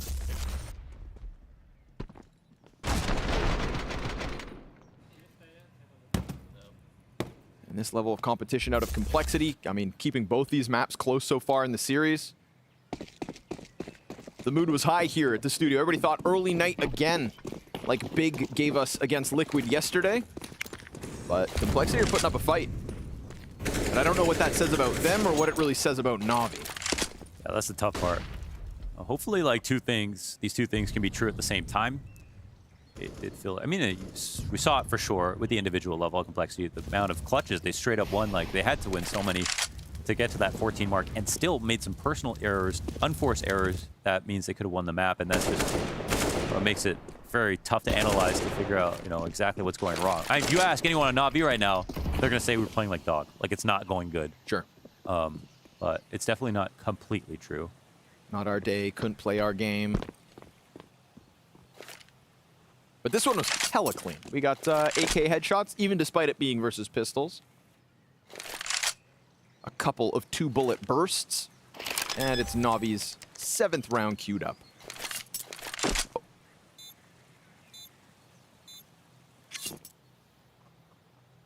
Navi have been, like, overall the strongest org in the game's history with the amount of, like, time that they spent in top 2, top 3 since the game's inception, and have kind of survived everything with all these different rosters. I believe the only org to have... all majors. Yeah, attended every major. And also, guess what? Organization who has never, not once, been sent to a showdown. Oh, wow. Okay, that's a stat. We've had Vitalities in there. We've had G2s in there. We've had Liquids in there. Never had a Navi. And I remember there's a couple that always get close, you know, and you think, oh, this is the time. But they always pull it off. Yeah. And I always wonder if that's like by nature of the fact that groups are usually right after either the winter or summer player break. You know, that used to be the whole talk about Navi, slow start to each season. They kind of shook that off during their... They did. It's 2021, they shook that off. Yeah, they got rid of that story, but maybe it's back. You know. Again, the fact that they have kept up their level of competition throughout everything they're going through is still just the wonder of 20 of 22, in my opinion. Is. Yeah, it really is. Lesser men would have one less. Yeah. And yeah, I mean, yeah, they've always been doubted, and they had their big year in 21 with a major and Simple, you know, with that major run, very special moments. But even through all the years they were doubted, they were always still the top 3 team. Like they were just they're just been the most consistent of anybody.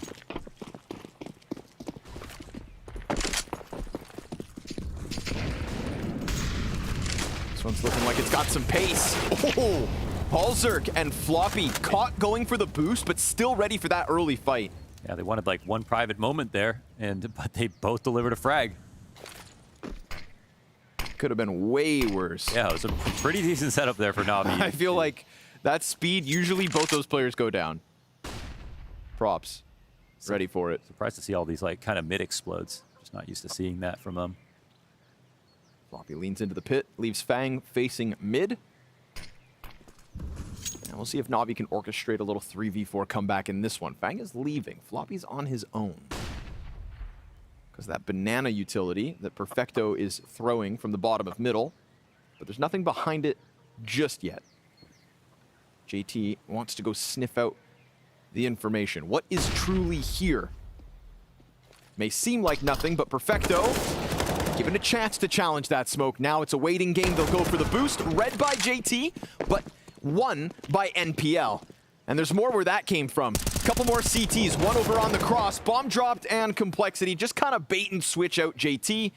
And Bit nowhere to be found on that push. Bomb delivered to the B site.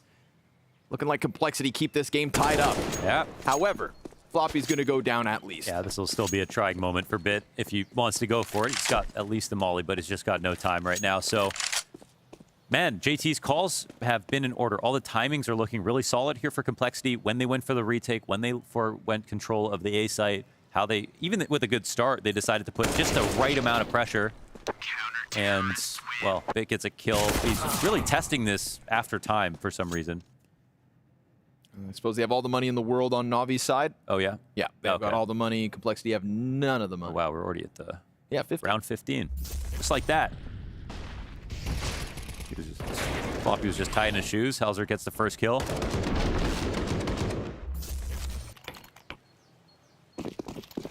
Floppy almost standing like inside Halzerk's barrel. But good presence of mind there from Halzerk. Knows what's expected of him. And now Complexity try to throw out a little aggro. They get away. Unscathed, in fact. No damage.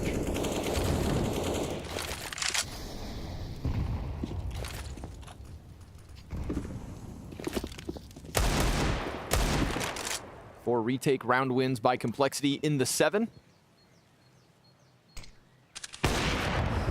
Another chance. Another chance at what could have been the 5v4 and a flurry of Navi's players. Bomb's still back in spawn, though. I don't know if they would have really jumped on that. Obviously would have loved an opening kill. JT looking to come and cross back over to the site. I'm excited to watch these final moments from Complexity because they've been pretty good in these moments. Again, finding compensation positionally. Simple's got him pushed back into B, though, right now. We'll find play towards mid. Saw JKS using the smoke so well the other day. Comes in a little earlier, though. Down to 2 flashes are Complexity. Down to 35 seconds is Navi. Navi don't have any smokes. Challenging this. Fang emerges, and with a back turned, Halzerk stuffs NPL. Then Electronic activates with the bomb nearby. Grim, top box, draws in Navi's commitment. Yes. It's a flashback out from Perfecto. I mean, he has to get this kill, and the molly could have made the difference, but Grim stands tall. Simple, 7 seconds. And unfortunately here for NAVI, this one's gonna fizzle out. Grim holds his own, and with a look of confusion, he'll send NAVI into their CT side.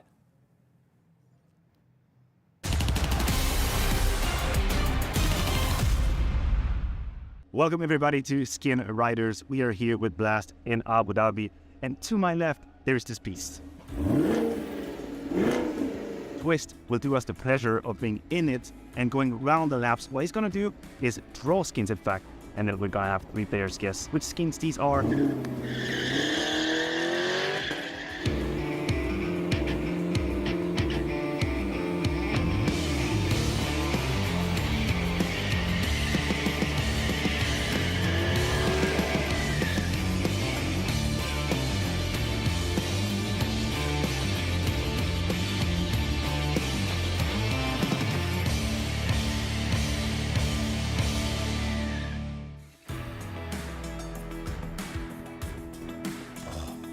Why is the painting so bad, guys? They don't want me to succeed. This right here is like something that a child would draw. We need some art classes, so we help people start doing like normal human beings, and right now it's a complete mess.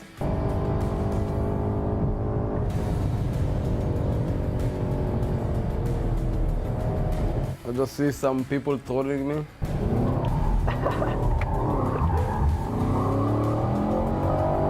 A player or an animal do this. I think a player, probably not a good one, but a player. Like someone smashes the color on the paper and just like does with his finger. But I'm not sure why there is so many dots that are like going out of the USP. And they're also not only going out of the USP, they look so... They're just, you know, a mess. Every drawing is a mess, and I'm not sure who to blame. Yeah, I would just say USP 0. I think the skin is USP kill confirmed. It's either kill confirmed or Cyrex, but I'm not sure if there is even a Cyrex USP. I think the skin is kill confirmed, even though it's black and scribbled and stuff. I can't think of anything else that looks kind of similar.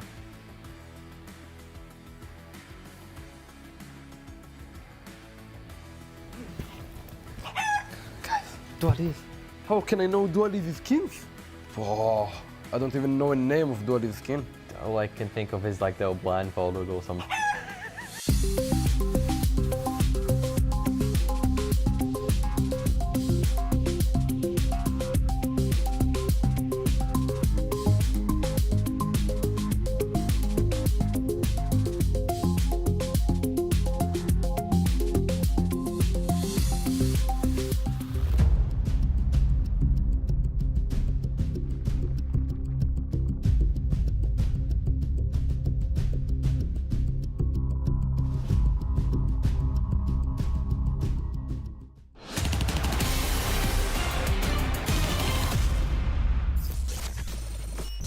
Yeah, wait, 3, 2, 1. I'll smoke banana and god flash. Yep. Smoking now. Come back off me. We have to go kind of quick. We have no kid. I'll flash into pool with this. I'll god flash banana. Ready? Sec. Yeah, I'll swing right. Flash. Flashing banana now. Pool. Down there. Second.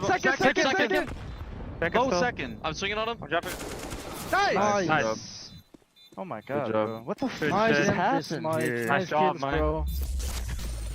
Okay, let's talk about what good Complexity did. Okay. They had a few rounds where they're a little bit too fast in their setups. Understandable. Inferno is not a map that they actually love right now. Apart from that, though, JT, as the caller, clearly had really good setups. Mid-control went their way so many, I think almost every single time. All the explodes got shut down. Late round situations, they actually pulled off retakes. They did really well to get the rounds they did. I mean, definitely NAVI look a little shaky right there, but gotta say, Complexity look a lot better than I think you could expect on their Inferno. I would agree with all of that. And I think that obviously Grim going back to what he has been throughout this event, top fragging clearly. Yeah. The heaviest hitter so far for Complexity. But we've met his counterpart, Electronic, toppling a couple of players towards Banana. This is just going to force Bomb up and over into A. And of course, it can be recovered here for Complexity, but it's going to need to be clean ones. First one, found by Floppy, but extended fight versus NPL. He almost gets away. Fang with the homing missile of a Glock shot to catch him on the fallback. Now we're talking 2v2. Fang can just stay inside of pit. Halzerk a little concerned. Oh, but it's clean. A one-tap into Electronic. And a 3v5 made possible here from Complexity. They just need one more kill. Perfecto down as Halzerk catches a couple, just like Fang. Between the two of them, 4, and Complexity momentum early. Yeah, what a move here. And a lead in the second half to kick things off. I mean, this would be their biggest Inferno win if they pulled it off. I mean, crazy scenes already. And again, after a 3v5 that's this clean, they don't even get top banana. They don't get damage off at that moment. It should be pretty much over. What a huge win. I mean, every stat down the board for NAVI, where it came to 45 conversion, 5v4, they're ahead of Complexity. But it looks like Complexity can stand in the face of their own statistics today.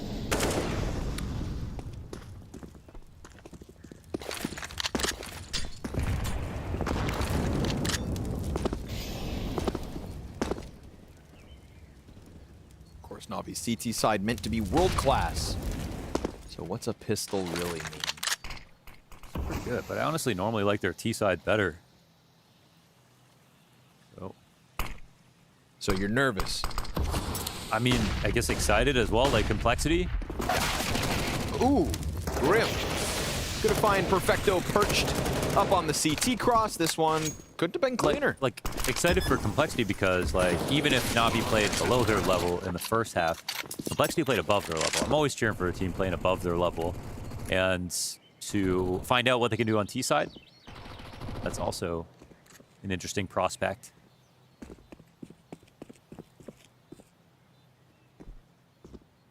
Improved on Anubis, better Inferno.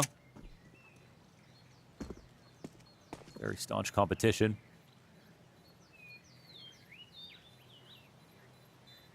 In reality, you know, couple of those mismanaged mid-round moments on Anubis go their way. We could be looking at Complexity already map up. They lost a 4v2 for the 16-14 scoreline at the end. So right, add that on top of the setups that could have been. Yeah, you're right. Probably the closest one to just push OT. So coulda, shoulda, woulda. And right now, they're doing it. Yeah. And I like that you brought up Grim too, because I think he showed a lot of experience with the way that he played the B side. Even in some of those retake positions, it is way harder than it looks to get your one kill when you're playing retake and stay alive.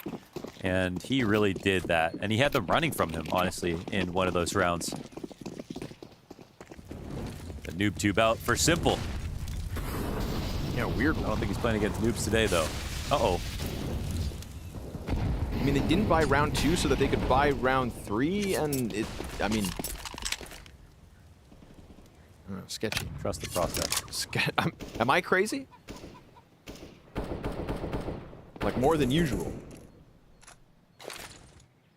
Let's see what comes of this. But obviously, Electronic getting taken down to 20 is not the best start. And a forfeited over.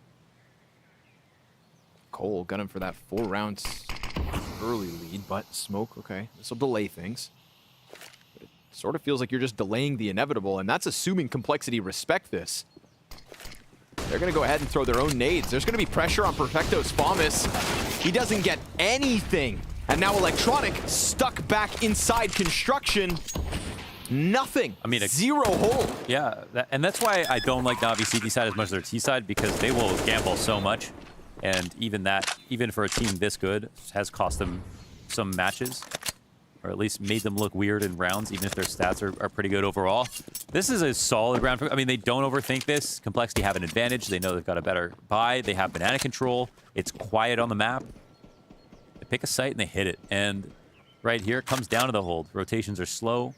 Navi totally mesmerized by the idea that their mid control is actually winning them the round, and well, rotations are incredibly slow.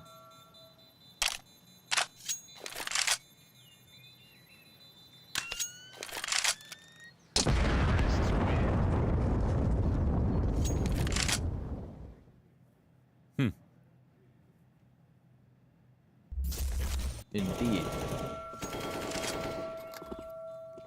Yeah. Ooh, I liked it in slow motion. Okay, Complexity. Probably feels too easy at the moment. Welcome change. I'll be a little curb by here. I 5-7, Nays picked up.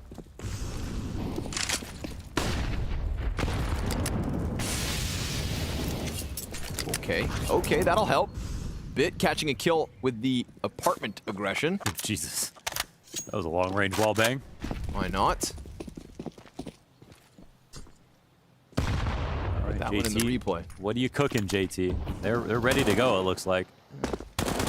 Oh, wow. Only.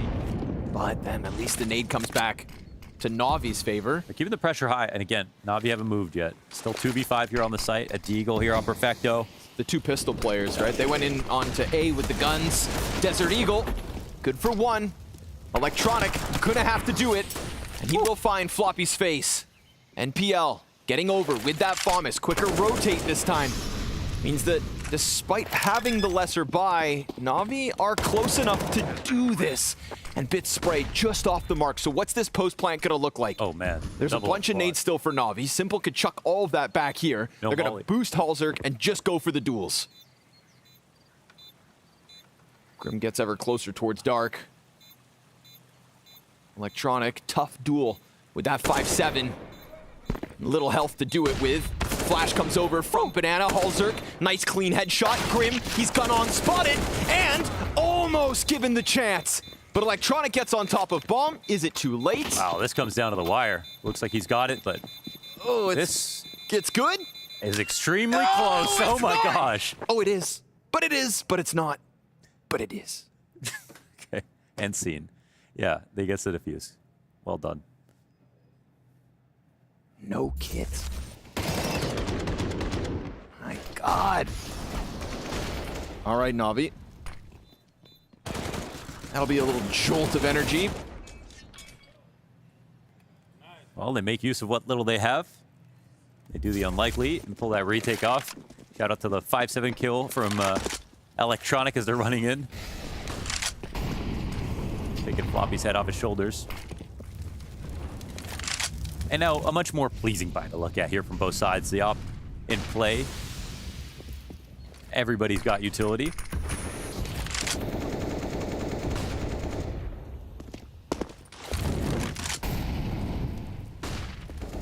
Navi have control of top Banana. What's Floppy got in store for us? Doesn't pounce on them as they fall back. CTs throw utility up into the apartments, and then JT gets chunked down to 13. Yeah, that's a good honeypot right there. Wanted that to come through. Landed the nades perfectly. I think they know they did damage, even though they don't have any visual confirmation. And now Navi, they don't see a lot, but they did good damage, and they have two players aggressive positions here. We might see that damage result in kills. See if they throw a good flash. There's just the one on JT, so they try to go around dry, and it comes to a grinding halt. That's just a straight up wonderful setup after the utility comes down. So many favorable engagements, two very strong spots on the top of Banana, and light grenades from Complexity. Yep. Maybe JT was hoping to hold on to that flash for the actual sight hit, but they don't use it to round Banana, so they get smashed. This one's going to fizzle out. Navi's defense seems to be alive.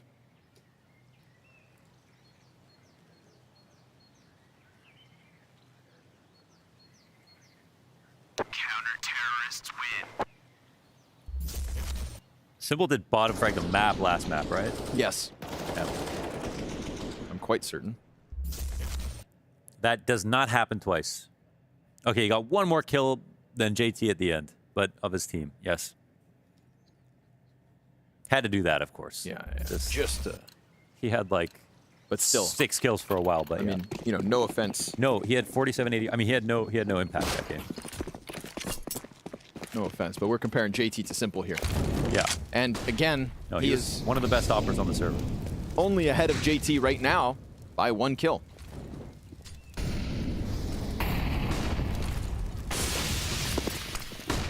Little underhand flash for Grim to try and carve a route towards the top of Banana.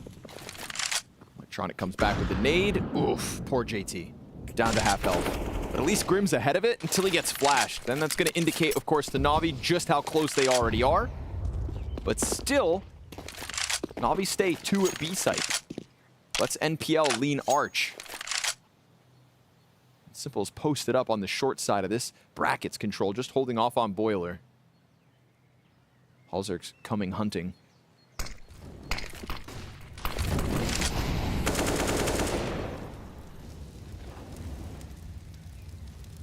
Well, they're starting to jostle rotations a little bit. There's no Hall's presence here from the T side, so 3 on A should be a formidable defense. 40 seconds left here, and the 2 B players are far from getting over. This could come down to MPL. Maybe Simple as well. Lands his shot. Fang hangs on, then dropped by the second. Up quick on the cycle, but there is a curious moment here. Grim gets into the arch, and just that bit of cover lets him come back with a free headshot. Site players gonna have to do this on their own. Bit stays tucked. Moto smoke goes down. 15 seconds. Grim hitting the bomb site, gets NPL to fire off, and nothing out of the rest of the defense because Grim gets into arch. It all gets unraveled. Wow, Halzerk with that trade frag, and that's it. It's just a thin line to defend against those players scaling onto the site. It looked fine as soon as Simple hit his first shot, and then his second. Grim tucking an arch in CT just for a second. How tricky was that? Pauses for a moment and jackknifes this arch wrap. Yeah, but I'll say it again. This is why I don't like Navi CT side, because they play like they have good enough players to win, you know, rounds versus great teams gambling, and they have the off from Simple playing on A, like right off spawn, and believe that it's going to be the A site. But the rotations can't help. They can't help at all. You know, that's a spot where Grim can't stand there if there are rotations like any earlier or at all in that position. But well, luckily for him, there was no assistance. But if they're not all just mad fragging, then that's when setups like this get exposed. It was the same criticism I extended to Complexity, you know, when they were just a little bit too passive. Complexity working this out. A second timeout called here for Navi, 2 of 4.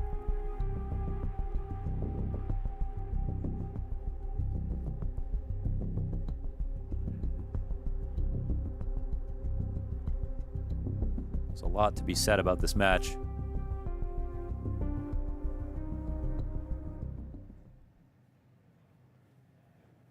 But for Navi, the game far from over. 3 rounds map so far. They're on a full buy. They have everything that they need. They could try again.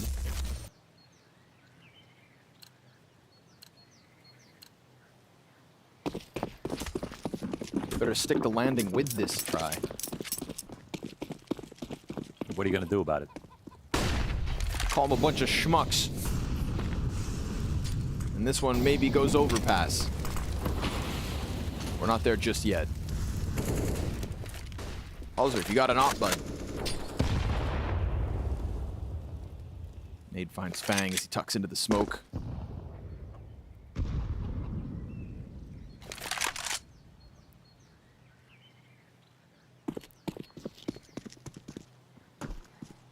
Op duel queued up. He's looking the right way.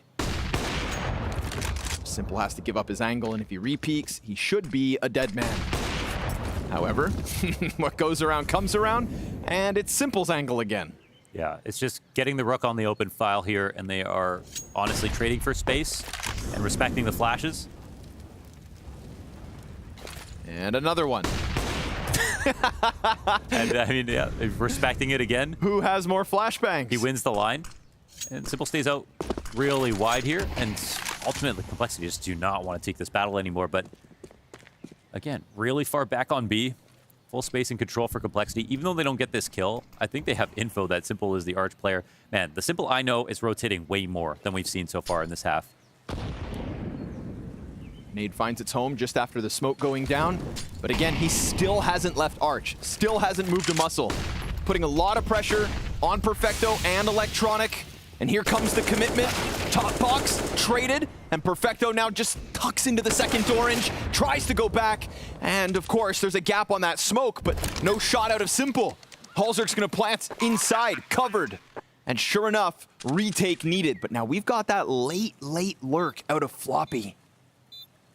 And Navi do they take this chance with only flashbangs and one kit currently on NPL? If they continue to play this slowly, Floppy will find his timing, and therefore complexity on 13. Simple, stoic, like a golem just stuck in the mud back on spawn. And now these CTs are gonna get wrapped from both ends, so complexity not only pushing through that bomb site, but a nice, calm, collected play from Ricky Camaro to give complexity that 4-round lead. You hate to be a negative Nazi, you know what I mean? But how many times can you, you know, try a strat like this and expect better results? Nice, guys. NAVI look like they're running on fumes when they're up a map, playing on another map that they love. And again, you know, when I talked about how they normally play this 2-3 setup versus top teams and still win games, it's because Simple rotates more than any other top player in the world. He will get into your site. The reason that when they got bid onto the team and he was uncomfortable is because you can't even teach people from their other squads how to play with a player like Simple, because he'll rotate in your position if he feels like that's where the action's going to happen, and then you have to adjust around him, and it can happen at any point of the round. If we look at a heat map right now for Simple, he has picked the spot and held it for up to a minute. We're not getting a lot of opening attempts from him, and we're certainly not getting a lot of kills on the straight-up holds. His best round was 1-2 kills on Arch with a wall bang, and they still end up losing the round because there's no aggressive part of that. But he's got an op. Everybody else on pistols. You know, Electronics trying his absolute best to keep NAVI in this second map. Always good for a couple towards that B site. But complexity playing like a pack. This time, they're going to go ahead and challenge his 5-7. He's in the corner, and JT clears it in an instant. There's nobody actually on the bomb site nor pit. They're up inside apartments, NAVI. And so the bomb goes down for free. Floppy clearing all the corners. NPL is going to be found out. And so this one, perfection. Complexity 14. 2 away from extending this game into overpass. And who knows what happens? Yeah. Who knows what happens at this point? Yeah, that's the story of the map, absolutely. You know, good enough to get 14 rounds on Anubis. Good enough to potentially win Inferno, which is a massive upset in and of itself, into they could actually take this series maybe if it goes to overpass. It just feels like NAVI don't even see themselves winning at this point, where they've made greater comebacks versus greater competition in tougher circumstances. There are fumes right now. I feel like there's outs we could have offered to NAVI on Anubis. First official outing. Complexity clearly an affinity for the map, picking it versus Liquid, and then again tonight. But this? I think it's safe to say NAVI. I would even like to see them getting angry after these rounds, you know, when they lose. Right? Inspire us. Inspire the belief in this team that's meant to be a world beater. Instead, complexity chewing through them here on map 2.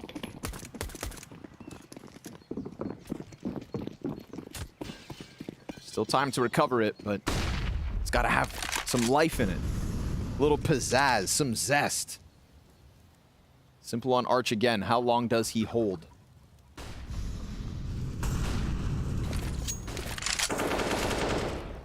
Because complexity are playing like they are fighting every round for this win. Yeah, they're doing it, man. They're playing optimally. They're approaching with conviction. The spacing is good. We're getting more out of Grim. 25 kills to his name.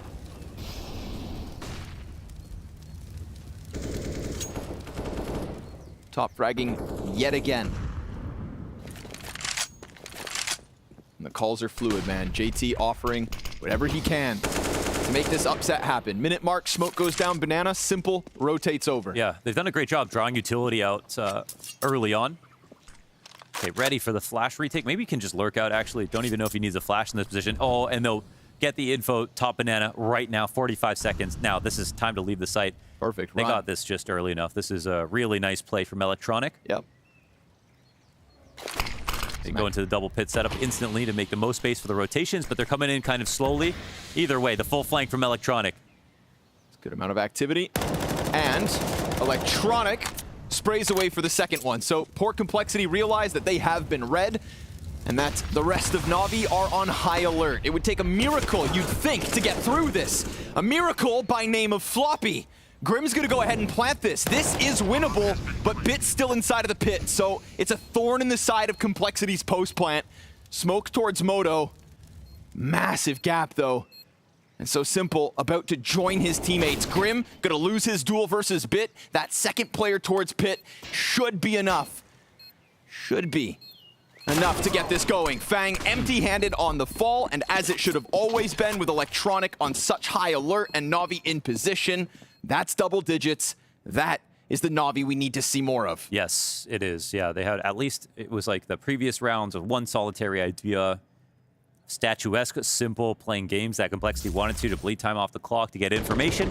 Well, here, very active defense, and they do it like with no utility, which means there's no telegraph as well. As soon as Electronic creeps through the edge of the banana smoke, sees nothing, well, round's over. It actually somehow, you know, comes a little close there at the end, but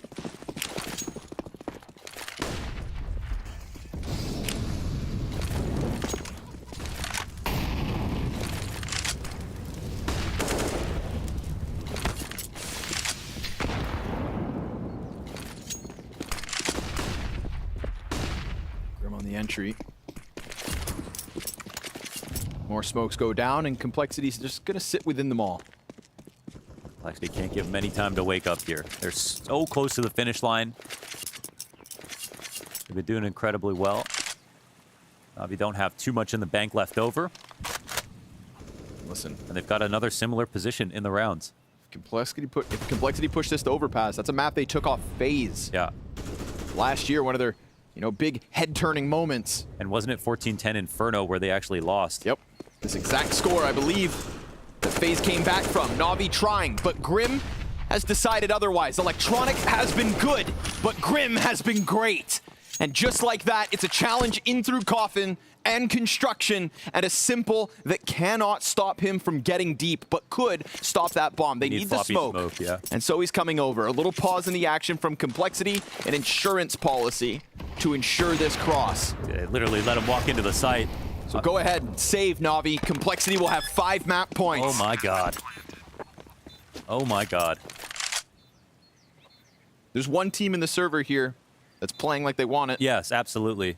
No, it's something to say that, like, I would have been way harsher on Complexity if they played anything like this in their first half. And Navi have brought no ideas to the table. There's one team in the server that showed up with more practice. There's one team in the server who showed up and didn't say this was just a warm-up for Katowice. Dude, Grim has 28 kills on this map.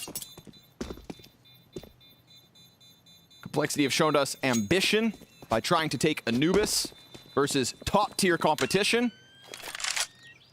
Seen excellent calls out of JT, even though a little uncertainty kind of crept in on that first map and could have cost Complexity the rounds that would have otherwise made this, by the looks of it, a 2-0. And so you've done the heavy lifting here on Inferno. 5 attempts to finish this second map and push yourself into a place that you're comfortable. Overpass awaits us. On the brink of defeat, Navi use one of 2 timeouts remaining. We've seen an emphatic blade here in these moments. Trying to get the guys together, but you know, it's almost a lack of emotion. That's the most worrying part. Sort of knowing that, like, today is clearly not their best, and what's crazy is it's felt like that for the last 5 rounds. The game was way closer, 12-9 at one point.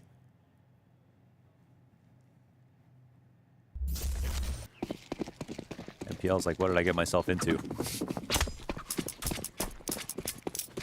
SDY's like, your problem now.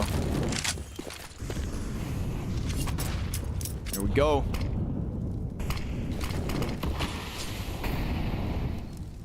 Complexity with a hope and a dream of being the one NA team to lock in a spot at Spring Finals. It felt like that hope was all but lost. But Grim is fighting. And Navi struggle. Electronic set up on the half wall. Grim's got vision above the smoke. Starts to press up. Simple should shoot this down every day of the week. Well, they don't molly him correctly. Oh, the shot's in. Nice lands. And then it's perfect for Electronic to just pounce on the moment. Nice 1 and 2.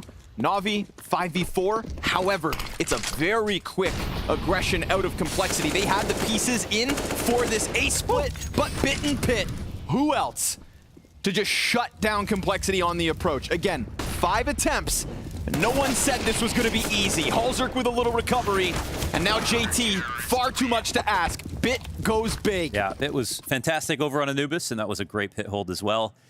And there, you know, it goes off without a hitch. There's a good contingency plan for the peak as well. Not only to Simple get a chance to take a shot, he stays alive when the boost comes through, but his teammate is ready to swing immediately instead of sitting on the half wall waiting for something to happen. They knew what to do in that moment. It looked very fluid. Still, that was a cool attack from Complexity. I mean, they failed at the top of Banana, nearly turned that into A within the same breath. And it's very possible that Navi weren't ready for that bit. Smart to use his utility as soon as possible. Probably hard to read that they could change that up into an A hit that quickly. Complexity showing a cool attitude about what just took place, even them coming into a save. Is what it is. Every round winnable. They've got Simple off the first angle, pistols out, teammates near him. Oh, it should have been easy, but Halzerk and Floppy with a kill apiece. Perfecto also dies to Grim. Maybe that's why they had smiles on their faces. Grim can run to B. Yeah, they have 2 players stuck in the A site, and they're actually scared to rotate. They need to move fast. This is how it could all end. Potentially on an eco. We've got no armor on JT, and the bomb is going to get planted in an open site. A worrying moment, but we know what JT's Deagle can do. Oh!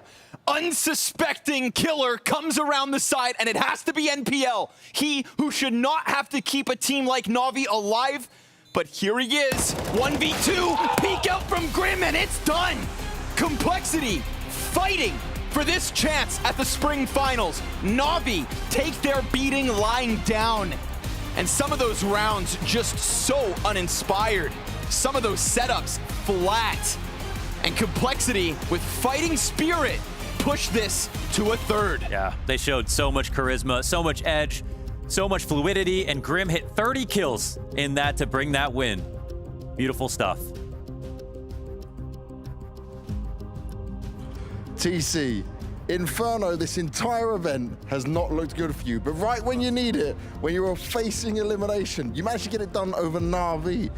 What was this feeling like? You guys just had momentum. Grim was back on his game again. This felt fantastic. No, it was really good. I mean, we've been working on Inferno a little bit. Obviously, every time we just get completely dominated. Like, you don't lose, you only learn, right? So we've just been going back to the drawing board every time, implementing new protocols. I mean, we've obviously swapped some positions around. So yeah, I'm just glad, like I told the guys before this game, we don't lose to anyone on Inferno, we just lose to ourselves every time. So if we can just like actually do everything that we know we need to do, like we can pull it over the line, and I'm glad we were able to do it. Now, you said something interestingly. You said about going back to the drawing board. Fang told me the same as well, and I was actually worried when I first heard that because you're starting the season where you should be in this good situation. But you've really been changing things around that much? To be honest, not like during the event. Actually, it's like we've implemented a completely different approach from the start of the season. Okay. So yeah, I think there was maybe a bit of a misunderstanding there because I heard we got some flack on the desk for just like changing things up. We were a bit confused. After 2 losses, like I mean, like I even said to you in my interviews, like we're not like it's the first losing in one game. It's like it's one thing. We're taking a completely different approach, and we're trying to raise everyone's level and everyone's understanding of the game. So yeah, it's like it's gonna take some time, but I'm glad like at least we're getting some results, and we're just not. It would have been rough, obviously, if we just exited the tournament without a single victory. So I'm glad like we're slowly building, we're slowly getting somewhere, and hopefully we can just continue that progression as the season progresses. Well, that's what it's all about. But now you've got Navi, and it seems like there's blood in the water. It seems like they're crumbling here. What are you going to say to the boys? What is the game plan now going into the 3rd and final map, mate? Well, at the end of the day, we just need to stick to the work we've been putting in and just trusting the process. I mean, it's going to be tough. Like, we might be playing a battered and bruised NAVI, but it's still NAVI at the end of the day, right? So, I mean, at the end of the day, we just got to take it as it comes. Like, just stay cool, calm, and collected and play our game, and hopefully it's enough to pull it through. I mean, they're a very strong team on Overpass, as everyone knows. But I think Overpass has been a pretty good map for us since, like it's always been a pretty good map for us, right? So, I mean, it's probably the map that we could possibly have as the third map here. So, I mean, I might, hopefully I don't eat my words after, after the map, but yeah. Well, let's see if we can get you to Washington. TC, thank you very much. Awesome, thanks, man.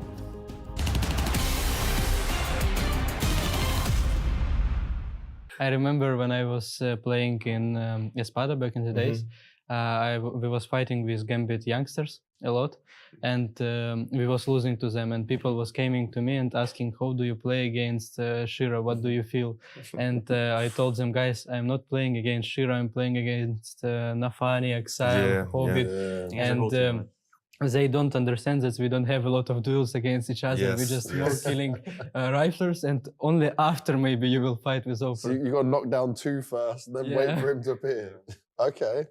How do you compare you, and how do you guys think of Sasha versus Zaiwu in the AWP battle, in the head-to-head like that? Because we as talent, we discussed that Simple does things that we would not recommend other players try because you don't hit it.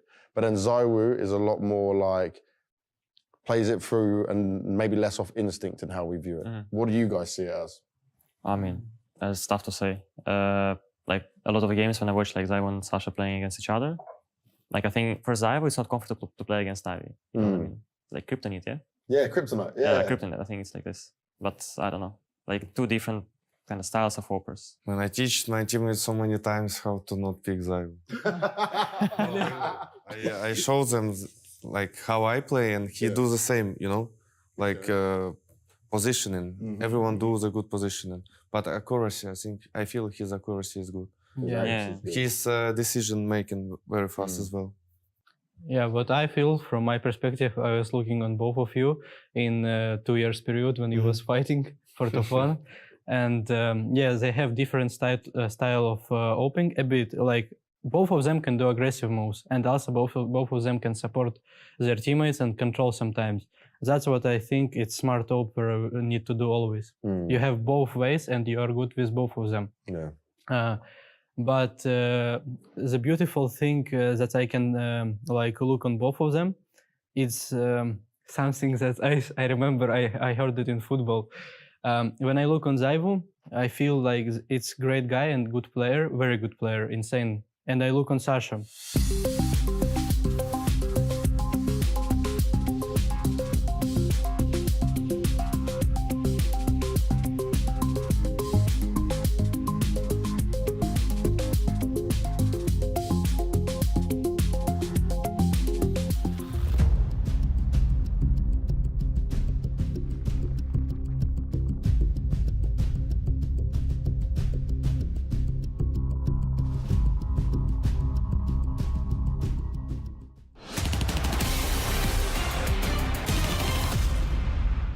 Now, this was never, ever the map that Complexity were meant to steal, but man, they completely blew NAVI out of the water, and I think it's only apt that we begin right at the end, Jacob. What is going on for NAVI in this game? Look at this round. It's a complete weak buy coming in for Complexity. I've never seen Simple use his AVP less than he did in this game. Almost afraid, almost scared of using it. Gets a double kill with the USB, but the trade is going the way of Complexity. And look at the positioning right here. 2 players stuck on the bomb side, and an easy clutch all of a sudden coming in for Complexity. I mean, they have no control over what's happening. NAVI has no control. They're in free fall the entire round. The 2 first players who fall are the 2 B players, completely sucked up towards CT spawn.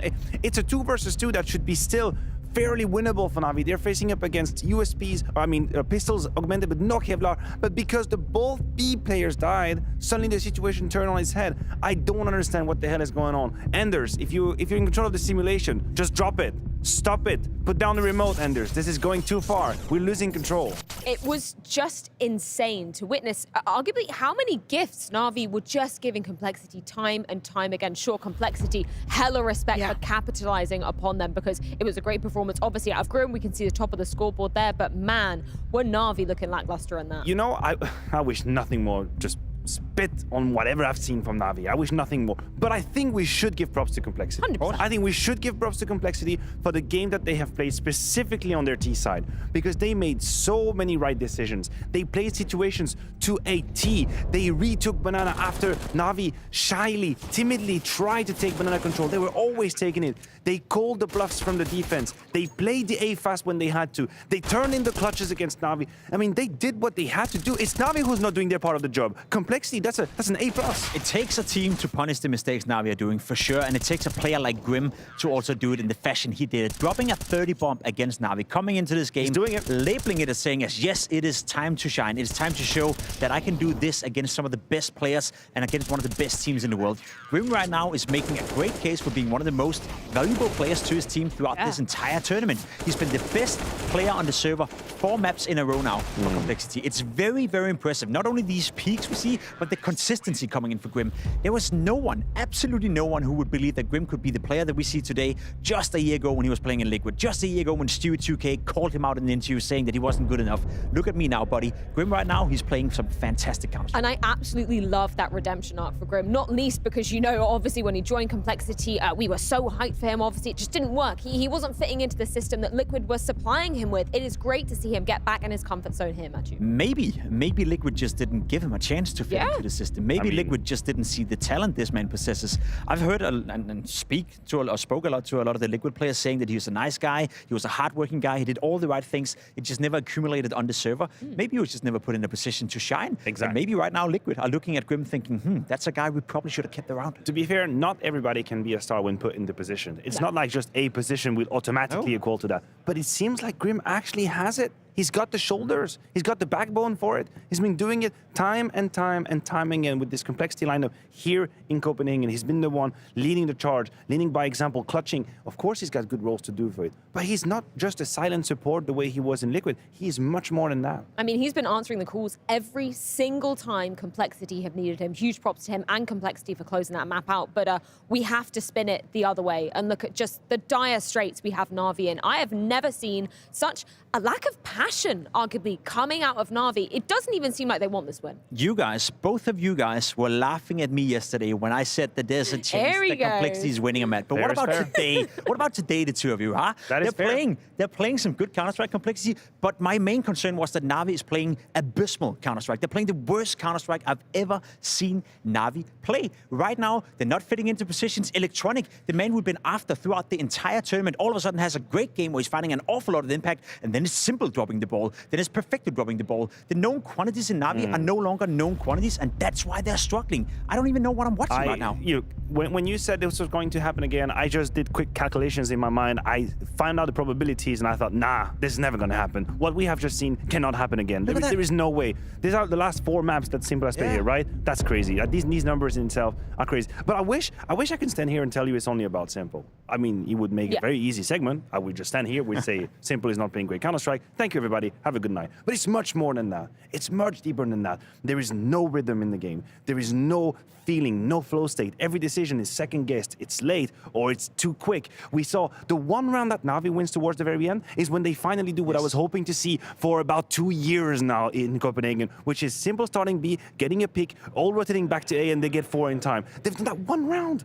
What is going on with just a static 3-2 setup? Initiative, right? I don't understand. The one round they take initiative. The one round that something is actually moving around. You've been calling for it every single game throughout Copenhagen. You just want to see movement. You want to see proactivity. You want to see some initiative coming in from some of the players from Navi. The one round they do it, they win. The rest of them play like scared babies on the server. And it doesn't make sense. If you're Navi, you're not supposed to be scared against Complexity.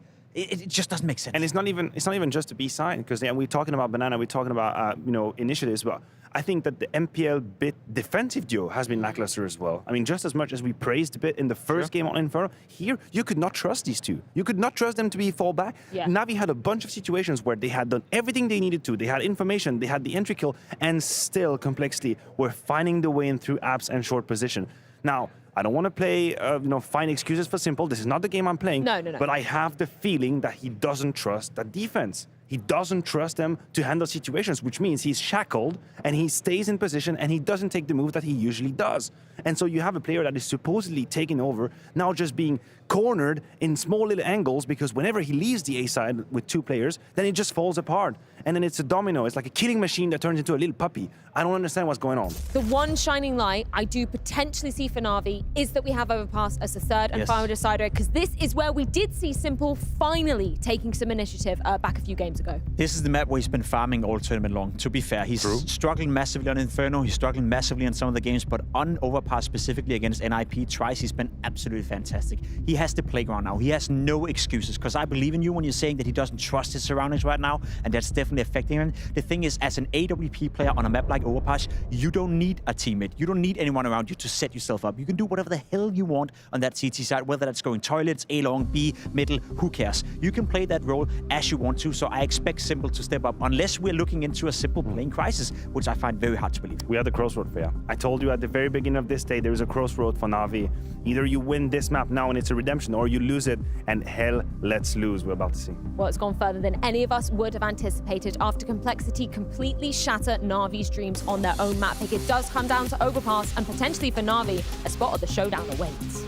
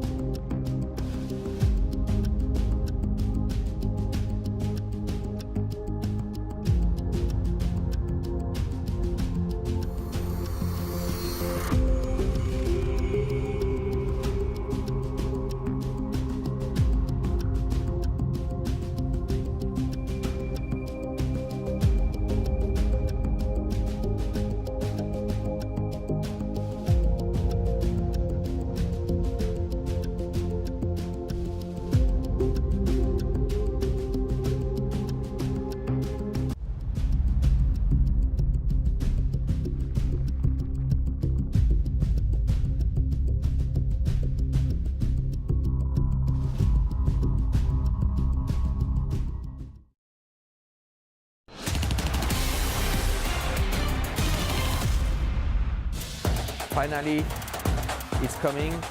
For a long time, it's a dream for me to play in front of the home crowd in Paris. The dream is coming true.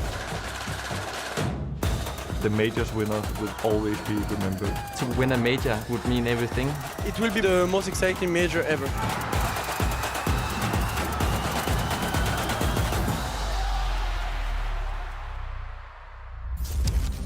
There's a storm brewing, folks. It's a storm for North America and the chance at having an NA representative locked into the spring finals prior to the showdown. It's something that felt very much dead before this best of 3 started. And after Anubis, everybody thought Inferno would be queued up for NAVI, but now there's something in the water, man. Yeah. We can kind of feel it. And it's not just a breakthrough for Complexity in terms of finally being able to win Inferno, but now we can fall into Overpass, which is a map when we look back at 2022, one of the biggest standout moments was when Grim, specifically, and Complexity turned everybody's heads on Overpass versus FaZe. And he's coming off of 30 kills on Inferno. Yeah, they love the map. They play it a ton. They're going to be comfortable. It's a weak NAVI, and it's a chance for Complexity, who showed, honestly, even if NAVI were just not present in those last couple of maps, that's one thing. But it's clear that Complexity were playing very well. Protocols on his face, the dry running, the spacing, the highlights of the individual stars on Anubis. There are plenty of great things for Complexity to talk about, and for them to be the NA team, to book a ticket to Washington right now, that would be an incredibly special moment. And this is their chance to strike with potentially one of their biggest upsets in their org's history. So let's see if they can make this dream a reality and stick it to NAVI on a map, on another map that they're very good at. Feels to me like this would almost be this same throwback to Blast London 2019.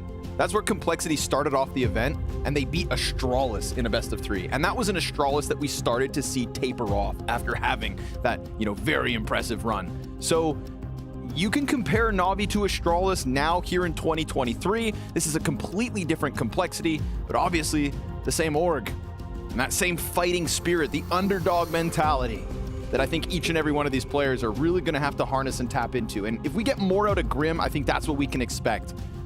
But what a turn of events if maybe the likes of Halzerk can come online right here, right now. It's Overpass, he's the Opper, and he started this series as the lowest rated player for Complexity. That is not why Complexity went and reached out to European talent and brought them over to the region. And he may look North American, but this is a Norwegian. And we got to see that Norwegian rage come out in this match. This is the map that matters. This is Complexity versus NAVI for a shot at the spring finals. NAVI never at a showdown. So show us why that happens. Coming off of 2 losses and a win here for Complexity, losing to FaZe and Liquid on Overpass, but beating up Evil Geniuses 16-8, and clearly in the best form so far here in groups. Oh my God, it's horrendous. Electronic at least able to recover. Simple right there with him. Okay, we'll let it slide. We'll let it go. But obviously Complexity just as frustrated that they don't pick up that kill. Guess who's here? Simple, 3 kills. But guess who's also next? It's Grim. He shuts down Simple. He knows Electronic's here. There's no support for Electronic yet, but Electronic keeps his head tucked and keeps the hopes high. That is exactly what you need. 3 out of Simple, 2 out of Electronic, a full house from the heavy hitters. Yeah, I guess they're looking to get it together now. And yeah, Simple, these past 2 maps, not great. His group's performances on average, not great, even though we had one kind of outrageous performance out of him. And Electronic, even though the calls didn't look great over on Inferno, as an individual was not a problem for NAVI, so he did very well. And even that pistol fight between him where they just left it all on the table, they used all their ammo, didn't look too good. He still got his kills in the end.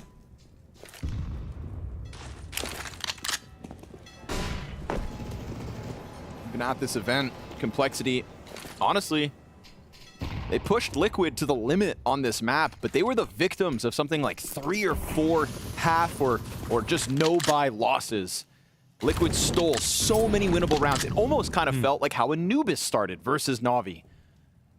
Very true. Something we're going to have to keep our eyes on, and right now they're trying to weaponize. Nice boost. Perfecto nearly dies to the Sandbags tower, and Fang in with the scout, but no damage. He'll get out of this prickly situation. So 2 MAC-10s look to encroach. All 5 of NAVI, eyes set on the A site. No one pushed up towards long. Fang could make a world of difference. They give him an empty swing. Looks like they're rearing to try it again, actually. 2 missed shots out of him so far. Halzerk Nice first deagle, and Floppy's MP9 racks up a second kill. Simple, chance to shine here, but didn't expect that. Floppy drops him right into the Bit play. Yeah, I've got the bomb kind of lagging in this position, but Bit on full HP and the good gun. So worried about the flank, so they can't go for that default plant on Dice. Grim could charge through that smoke. Bit's attention turned. At least the bomb goes down. Bit with a chance to recover. Looking for the third on this one, but it's Grim again. And this time, just 1v1. Nice from Bit. Oh. Patient, waits, and it pays off. Yeah, use the plume of the smoke to get to better cover, and he could have gone into bank. That's what Grim was thinking. He would go ahead and try, but he got to that spot on default. Clear to the right side. Too hard to read. Really well done from Bit. We also saw some great rounds out of him. And again, at least for Navi, it's almost all about the individuals that have put together good rounds, because there have been some good plays here and there. Are these crosshairs real? I mean, they're actually sticking to them. If it works, they'll look like gods. I So refuse to believe it. All right, fast one. Floppy, M4. Ooh, maybe expecting, I mean, look at the amount of MAC-10s we had.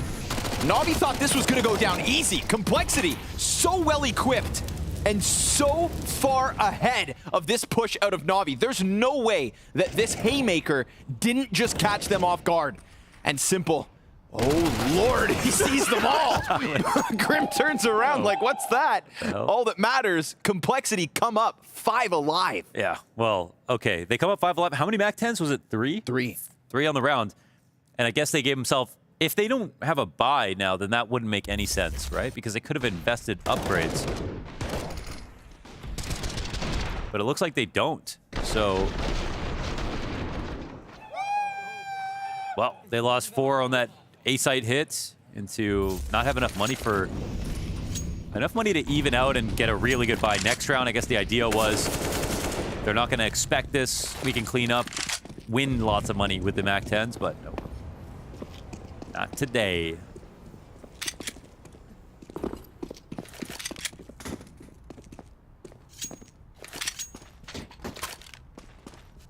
It's going to get pretty energetic in here with Complexity if they keep racking up the rounds. Inferno was one thing, but it wasn't the series end. No. And they were honestly, you know, pretty convivial about the moment, but at the same time, weren't erupting. They were happy, ready to play this next map. Just the right amount of energy, I feel. Feels like a team that knows the map win is good. You gotta ride that energy.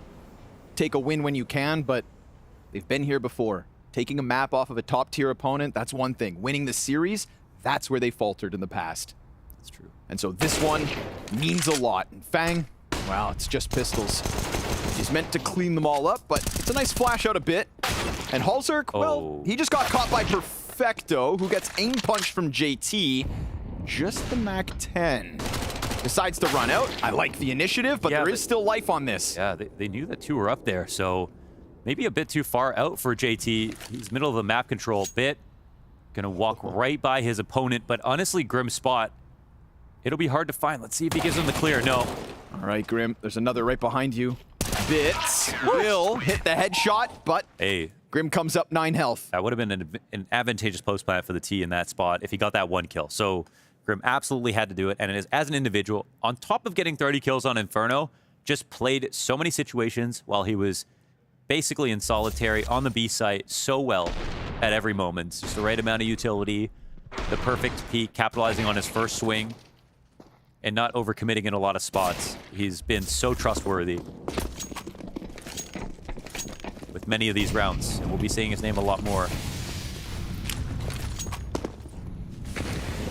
He keeps it up.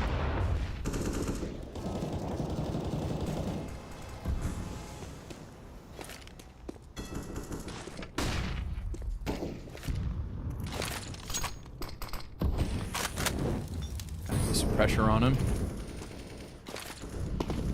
Presence from Navi towards long. Flashes will be heard from the bathrooms player, and that's their sign to leave. Yeah, they do get that early info, so the rotation's really natural here from the CT, but it could be a very clear setup.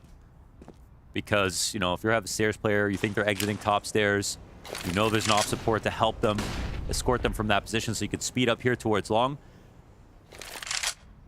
They'll go hang on to that. This is Bit's natural environment.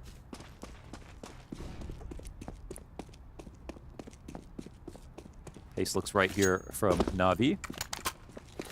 And they've scared Complexity enough that they've overstacked towards that side of the map. Fast steps here outside Monster. JT's moving out. One corner closer. Decides to slide it back. We've got 4 players from Navi on the short side. Oh, simple. Incredibly clean. Floppy, he's got a teammate right there with him. It's a bit of a bait and switch, but he gets nothing. Grim slides up. The one-man army. Double kill. Saw Perfecto. Goes for the short play, and Heaven also falters. So Complexity with the pieces in the right position, but Navi hit the shot. It somehow, just from that perspective, looked like they were winning that round. Trades were going well for a second, but then we look back and we see the initial frag, the map control one, the JT kill going down earlier on, keeping material high from Navi. And great trades versus Pit. They doubled up so early that the first player was swinging. You know, if he got one, it would have been very hard to read that a second one was there. But they had enough with that first kill and didn't have to get tunnel vision. So timeout instantly called from Complexity. That was sort of a simple outplay, right? Like they had the one read on the rotation from Fang, immediately took the space on long, knowing they had it, then worked back to B, thinking Complexity would overcompensate towards the A site, and they were right about it. And even though Grim gets here in time again, they don't have 2 players on the Monster side. They lose their first player on short. So I think that puzzle is put together clear as day for Navi. The fact that Grim is the 3rd CT to try and stop that push and the only one to come up with kills. Yeah. You know, listen, Grim was enough on Inferno, but I think this is going to be a Navi with a fire lit underneath them. And I question whether Grim is enough on his own. It's early days, but it's a nice reward here for Navi, queuing up an easy 4th. Yeah, I mean, we could talk about the frags that Hauser couldn't get on overpass. They had, again, I think a good performance and a bad one, where some of the easier shots were missed. We also saw some good rounds. We'll see if he can... Which Hauser we get today? No. Dirty freebie. Simple also for the time being. Happy to just be swinging with the AK. Saw how clean that was against JT on short. All is good. Bomb's already got its way out onto the B site, so it's just a matter of who picks up the pistol kills. Nothing comes out of Complexity. It's 5 alive here for Navi. Perfect conversion and a perfect way to just keep Complexity stuffed down on the CT side. Yeah, and they're already looking fairly rich. The amount of money Simple's got in that bank account on top of his teammates. Thinking about what play to orchestrate next. So far, solid default wins coming in the early part of this last map. Ooh. No kit is a small risk here for Complexity. Puts pressure to make things happen, but look who's ready to do it. There it is. They're gonna need op impact from him, and he kicks this one off well enough. I think Fang almost wishes he wasn't here now that Hauser has opened up with this frag. And so, yeah, he finds the time to escape. At least the bathrooms. Of course, he's still going to play out on that outpost. Halzerk down to the B site with that AWP, opens up Grim to rotate and try to come and support Fang. So reposition of the op near instantly, and we'll see if Navi end up pouncing on the wrong bomb site for that reason. Again, we don't want to see kids come into play, but they're playing to defend the sites. Collateral! Halzerk, 1 kill, but immense amounts of damage, and there's a single smoke here for Navi, so queue up the freebie to Floppy, and no damage done, essentially. Well done on the opening tactic. Navi, they're shut out of this. I don't know if they're going to go through. They're going to try. Yeah. It's desperate, and it stinks. So there we have it. Halzerk rewarded for that quick intuition. Change position. Go. Yeah, that's solid. I mean, yeah, opening tactic. Lots of movement from him as an opper into teammates that can help put up a hold, and Complexity keep it competitive. Solid round. And this is what we want, you know, Navi playing well and Complexity playing well at the same time. It only validates the Complexity performance so far.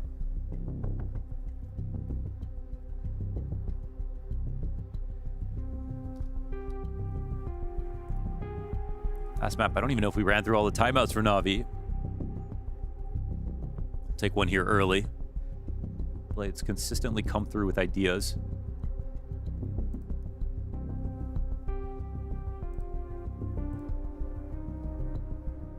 His success off pauses was relatively high.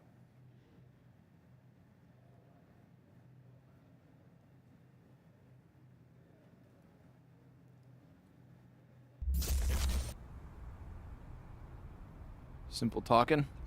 Navi buying in.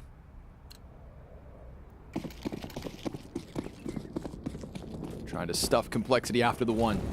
Don't fall to that off, you know. Halzerk, a marked improvement in this series so far compared to the event. And JT, oh, the audacity, the aggression, and the wall bang. Bit shows him a little feat from beneath the wood. All JT needs to commit to that spray down. And we've got an opening kill the way of complexity again. MPL's fast through the stairs. So here's how they try to make up for it. Quickly, potentially, into the B site, running around, scrambling to get this exec in order. It could work, but Grim doesn't have to worry about Monster. He can just fixate here on short. Halzerk takes down the first one, and Grim goes ahead. Body bags a double. Simple 1v5, and the first kill is in. Close left player, and Floppy hears him coming. Everybody on high alert. Everybody coming deeper in, and the flash. But Simple still hunts. Oh, nice kill onto Halzerk, but the problem here for Simple, exactly, took some damage back. Either a wall bang through the metal or whatever it is, it's enough to turn Simple away for the time being.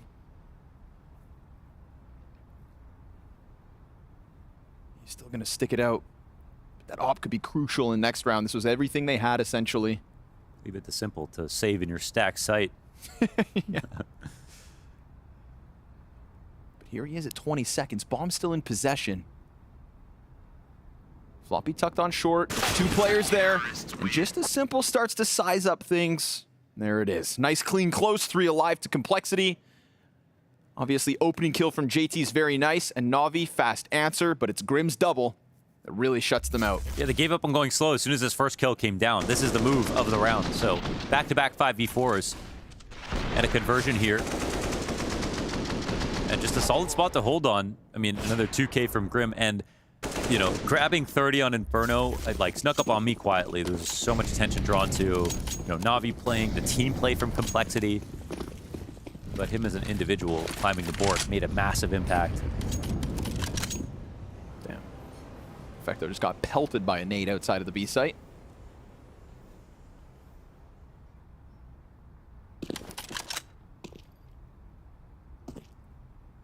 So it's just going to lean on the heroics of Simple. Letting him get close. They'll tag Halzerk, but Fang sliding between it all. Flash comes out of Halzerk. Perfect for Fang to just alleviate any pressure. And I'm telling you, man, Simple is here. Desert Eagle shot finds its home. Grim comes up from connector, because when we had that bad map on Anubis, you know, we kind of touted it as Simple doesn't do that twice. Yes. And then we get into Inferno, and it's still not a glorious moment for him. But now, this is map 3. And if there's one thing that is going Simple's or Navi's way, it's him so far. He's at the top of the scoreboard, where he's meant to be, where he truly belongs. But it is complexity with a 5th round queued up off the back of this one. Yeah, getting hard kills. So there's that, and the transition from the setup into the flash is great. I thought Fang was going to be left on his own in this spot with Halzerk opping from bathrooms where he was, but he got into a good spot to throw that support flash. Then that was beautiful on the timing. Just pistols coming into it here for Navi. Now the buy-up is for Galil's with the op. His first op of the map. Last round we saw it, allowing him to be in front of the pack, Desert Eagle in hand, looking for the contact. He almost rocked a couple kills with just the pistol, so also nobody inside of connector. Feels like that's going to be a very welcome sign for Navi to just try and move that op closer to the A site. We've seen this double long setup from complexity before. They'll do again. Halzerk up on Flowers waits.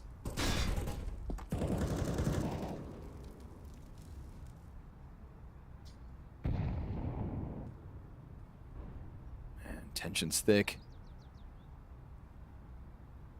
Flash over. Halzerk tucks, drops off, but there's the pop-up. Fang can't manage that second. Bit knows he's pinned in, but JT picks up the kill into connector. Big find. Yeah, it's a push-pull play here, and JT last time got shut out. Oh, Perfecto, they're coming right into him, and it's great. JT, another 2. Finds both players lining up. Bit grabs Simple's off the ground. But it's as they're still just picking up the pieces of their long contact that Complexity decide to play aggressive, playing rounds to win. Yes, and Halzerk staying in that spot, you know, eating the flash, puts himself at risk, but it does a lot for Fang. You know, if 2 players are focused in on his position, but now they know he's still up there, and Fang can peek right after the flash comes through, well, they can support each other. There's such a higher chance of them both dying if one of them falls off and tries to re-peek afterwards. So really love the commitment in that spot. And, you know, they threw that flash deep specifically for Halzerk's spot. And sometimes it's an after-image flash just because of how far and long that area is, of course. So, but we look back again over towards B. Oh, what? Damn. Right, because we're watching it from Perfecto, so I just assumed Electronics right behind him. Okay. That's something different. Okay. You always pray that your IGL plays well, because then they call better. They call more fun stuff. They keep the mood high. Yeah. JT feeling it. He's 6 and 5. 11 kills to Grim. Between 7 and 6 for the other 4. So this is Complexity showing up in its entirety. I feel like this match for me is very much cheering really hard for both teams to play good CS. You know, feels like they both need it. Yeah. Regardless of results. They're getting close here, Navi. They're already on the brink of this bomb site. Simple's in the back of the pack with that off. He's also got the bomb. Electronics dead first. Wide play out from NPL. Complexity win the first 3 duels, and that short player only gets 1. Simple, missed shot, no chance. Complexity on fire. Great use of space there from Floppy off the pillar. Doesn't expose himself to short, waits for the flash for the re-peek. Beautiful rifle work. Everybody on the site was so well coordinated, expectant of a play just like this, and delivering on the mechanics right there. Doesn't expose himself. It feels lucid, it feels informed. And it feels like Complexity's players are just tethering off one another so well right now. They're racking up money. Floppy, Halzerk, JT, all on the brink of $10,000. And Navi, it's almost like that doubt's creeping back in. The same one we saw on them from Inferno. And it's already better Halzerk than we saw last time. It's good on A as well as JT. He makes that play off short very often. And so this game, he's not only doing it, but he's getting multiple frags while doing it.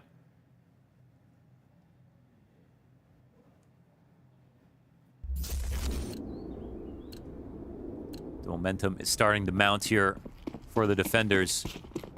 Things are going their way.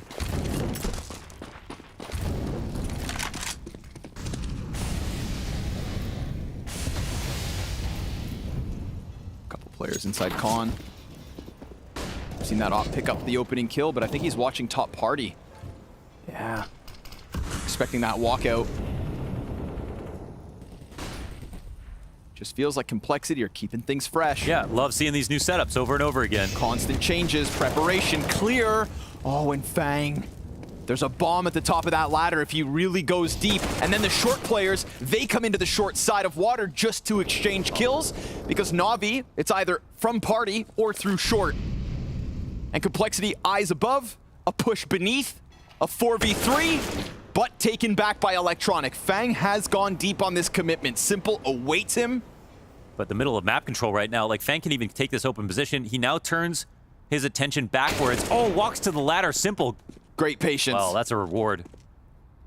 And then now suddenly the tables turn completely, right? You have Halzerk, no way to rotate out. Grim can potentially gamble towards B, but we don't even know where Navi want to end right now. They have a choice, but their time is limited. Mm-hmm. And if Grim doesn't want to commit to the A site, well, there's actually a chance he could put this up. Halzerk, if he enters the fight. Electronic, just outside the wall. Yeah, it really depends where he's going to look. Oh, what a shot. But now Grim knows. 15 seconds. Listen, man, he's in the pocket, and he's been playing out of this world Short players coming up. They know he's here now. 5 seconds to spare. Somebody's hands will be busy. And Electronic makes sure to get him from above. Put an end to that hope there. Na'Vi, really nice slowdown. Dude, I mean, but really nice. 2 beautiful kills, and they ran the risk of 1 kill, losing them the round. If Halzerk stopped Electronic, that's Electronic to kill Grim in the end. Simple just waited and waited. Yeah. Pays off. So still, good amounts of variation out of Complexity's CT side. Yeah, they haven't done the same thing twice. It's a great sign. But a nice rebuttal from Na'Vi, and a nice little pop-off there from Electronic, making sure that he turned on Halzerk, because if not, it feels like, you know, Short's then all of a sudden occupied by an op. The other 2 Na'Vi players have to be desperate, out Monster, and Simple. This is the outsider setup. Gonna have to watch this one from the sidelines. Floppy will be naded out. That's just on the other side of Monster. That's gonna draw Grim back out from Connector, so a kill on the B site means JT needs support. NPL, he's gonna hear this. He's walking up and bang, oh, back turned. They evacuated Khan because of the Floppy kill, and NPL just slides right into that gap. Yeah, and he's been a regular suspect in that part of the map. This time they don't expect it. They think it's a brand new approach to the default. But it's just a second layer to the same attack.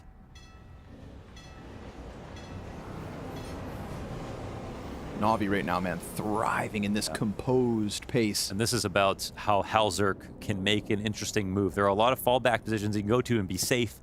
But if they get close to the site, they're not going to lose it. Oh, my nice God. flash. The flash is perfect. Good thing Grim was there. Well, this makes it a 3v3. There was no plan to attack there. Halzerk knows now. It's his chance, and he nails the first one. Bit and bomb goes down. We've got NPL front-facing from bathrooms. Halzerk, a missed second shot is going to allow for Na'Vi to keep moving forward, but guess what? Grim's in position. B, A, doesn't matter. He finds his footing, and he just sinks in. Perfecto with a clutch attempt. He's got a smoke. If maybe that becomes important, but right now, he just wants that kill, and Grim's not giving it to him. Bank peek, predicted, but Grim goes wide. Complexity 3-round lead, 2 to play on the half. Oh, that's Na'Vi, material advantage after MPL's play, and they dilute the attack because they send someone in through Monster. The counter flash is beautiful for Complexity, and then things just go sour. Running back to the A site, it's easy for Grim. It's the point of the round where he knows it's going to be A, and Grim has been on point with rotations. In B, in A, when they need him. Man means business. Business booming here for Complexity. Double digits, potentially, for this CT side. Fang looks for an early fight on his own. We're not going to get connector play from Complexity this time. They wanted 3 B site early. Na'Vi knocking on the door. Yeah, this one's a little bit more ropey. We've got the Deagle in from Bit, low grenades. But their timing attacks that have been fast have been shut down. Got to see some kind of a heroic here, Na'Vi. Oh, missed shot. Good flash. Perfecto closes the distance, but then he gets blinded. Simple's the one to bring it back, at least with the single kill. The only kill so far from Na'Vi, stuffed by smoke. They fade away. That's harder than it looks. The secondary flashes coming in versus the attacks have been absolutely beautiful, and they scored a few extra seconds for the Monster player, Floppy, to stay alive. But they could still hit A fast. They could get in there before the defense is really erected.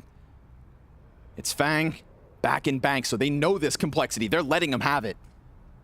Seems like Complexity happy to play a 4v2 retake if needed. Yeah, they want to trust it. This is how they lost to Anubis, but in this position, it's definitely a great move.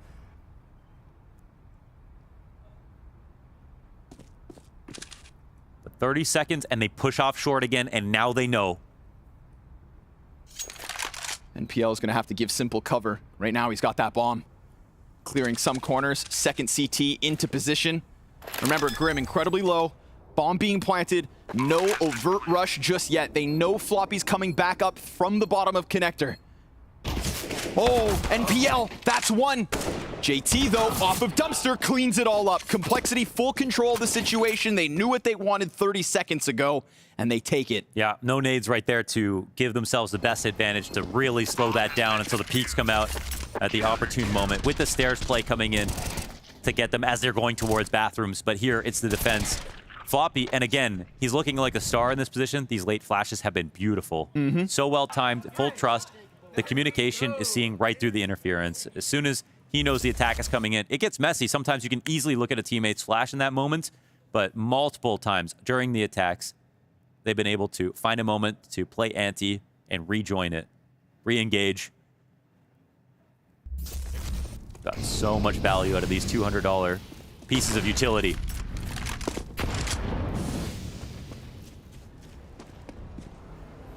And once again, round 15, something new. Fang real deep.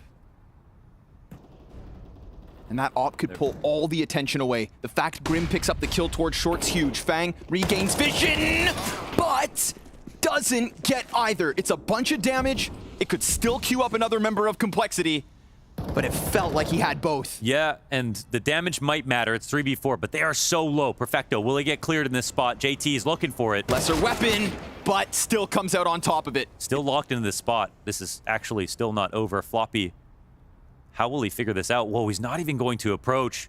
Really? Okay. Tries to go for the wallbang to keep himself alive. Yeah, but 4v2, you know, he can sit on B if he wants to. Look at that HP, Launders. 46, 8, 29. And who other than Grim to be sat inside this A site? But it looks like that confidence has faltered. And he peels away. Yeah. Looks like the wrong gamble here. Navi come towards the A site. They feed into their fears. Sending one through B. That kill goes down nice and easy, but it's going to be confirmation. Bomb plant incoming on A. They hear the smokes. And Grim does get back fast enough to just have to worry about Banks. Simple 92 HP, the guy who has to go big here. But Grim pushes out. It's a ton of damage though, so it looks like Navi full control of the situation. Now suddenly Simple has this massive advantage. Grim, can he kill his teammates first? Not even needed. It's a 6th one from Navi. It's 1/2 away from these teams going to finals or that showdown.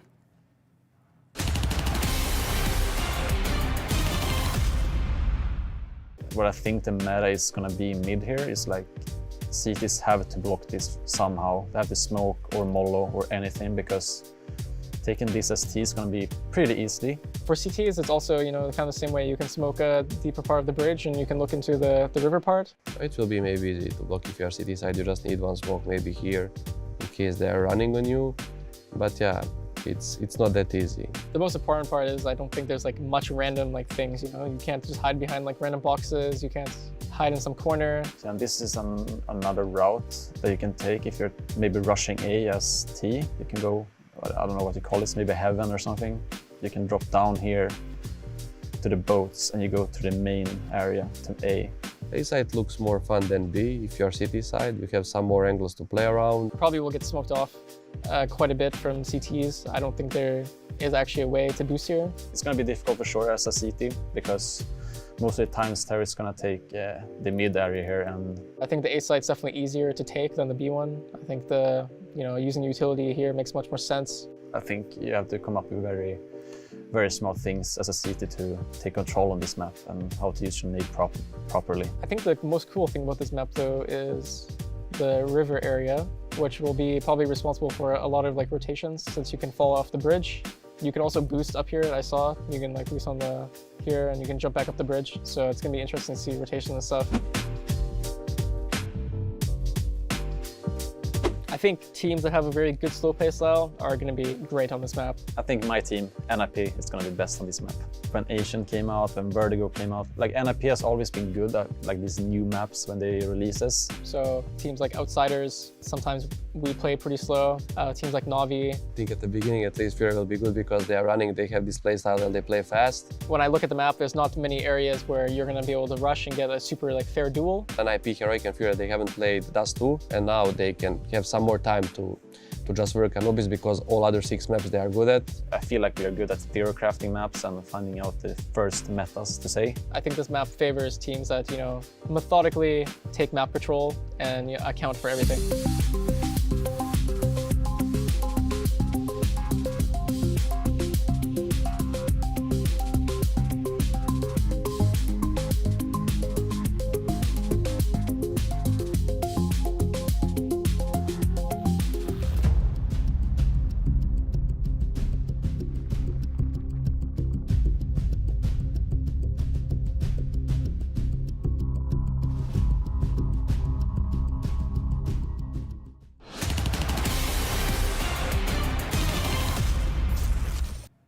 All right, folks, here we are. Last half of the series, Complexity and NAVI. And Complexity have had good overpass performances in the past, but they've never been this close to getting a result. Oh, yeah. That means qualifying for spring finals. Oh, yeah. And in America, like, the cherry on top. 7 rounds to make that happen. And listen, lest we forget, this should have been a 2-0 for NAVI. Straight up. It was one of the clearest possible results you could forecast in the groups thus far. And yet, here we are. And it feels like NAVI are the team most likely to lose. At the very least, we've got a great showing out of Simple. 15 kills in that first half. Some really nice awareness in the slower mid-round moments. But Complexity... Oh! Floppy! No way! With the P250. Just obliterates the world's #1 like that. And with it, you know, it felt like Complexity were gunning for double digits at the end of that first half. But to take it in pistol, my God. There'll be a monument waiting for him in Washington.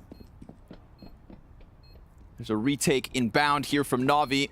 Perfecto wants to come and join them through connector. And they're going to give that flash over to NPL to try and support the push. Halzerk, if he can keep them in, then all good. If he can delay that, even better. Fang decides he chooses violence, and it is P250 kills across the board for Complexity. You actually can't lose after a kill like that, right? I mean, how could you let your teammate down? Floppy, and we're going to get this... We're going to look at his we're going to see his crosshair. This ridiculous 5-dot crosshair. 5-dot crosshair. Jumping P250 Muertos across the sky. Oh my God. No! Oh. Wow, he wasn't even pre-aiming it. That was just a regular Floppy reaction. That's your average Floppy kill right there. Oh my God. If that sets the tone for this half. Jesus. How do you explain that? Dot crosshair, baby. Double digits. Anti-eco. Triple Mac 10s. Oh boy. Wow.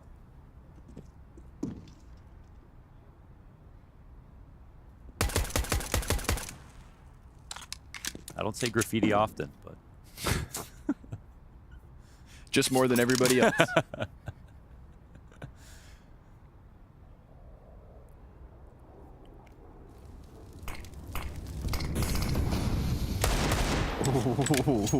Ooh, he's pissed. And he's not far away. Bang. The only AK on the round. Complexity gonna play this one meticulously. And I like that NAVI are deciding to get aggressive. They go for the monster play. Oh, they catch Floppy off. P250s go both ways. Ooh, they gotta run it. But listen, this is not actually a full stack towards the B site. They are relatively evenly spread, and now Simple will get another chance to fight. You're rushing into the world's best. Bit jump spots a couple. Simple now, high alert. Grim's Mac 10 trying. And Fang's AK gives that cover. Halzerk planting bomb inside the smoke, needs to be covered and will be. It's a recovery from Complexity. Wow, they managed that. That was one chance for Simple to get his deagle shot in. Oh. But to be fair, he only got one chance for that bullet, and they were all over him. Okay. Wow. Complexity. Well, they got into some scary moments on Anubis on these anti-ecos, but they never actually dropped them. So we can give them that. Take a slap upside the head over towards that B site. Where the hell does Perfecto come from? I don't know. It just spawns in the middle of the site. I'm hitting fucking 360s, 180s. 540s, 900s. Call me Tony Hawk.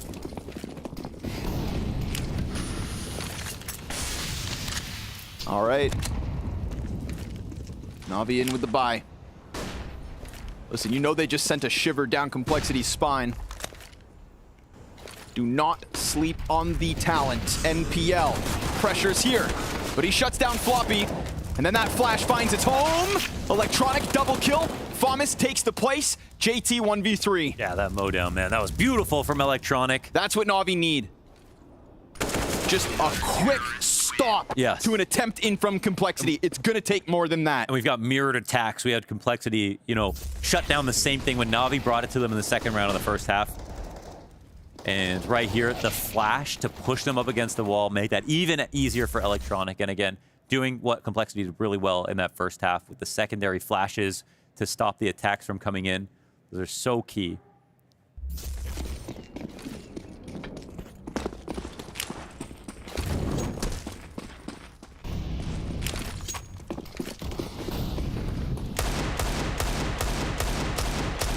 Looks like some of that damage paid off.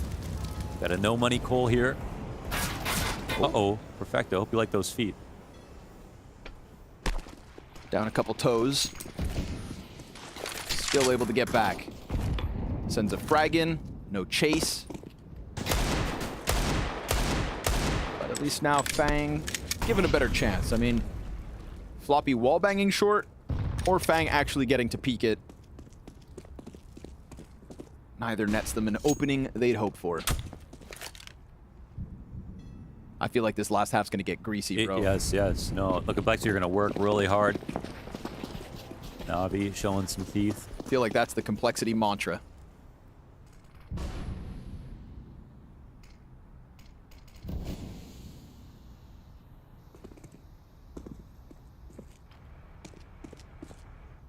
Given a little bit of space here, they can walk up in bathrooms.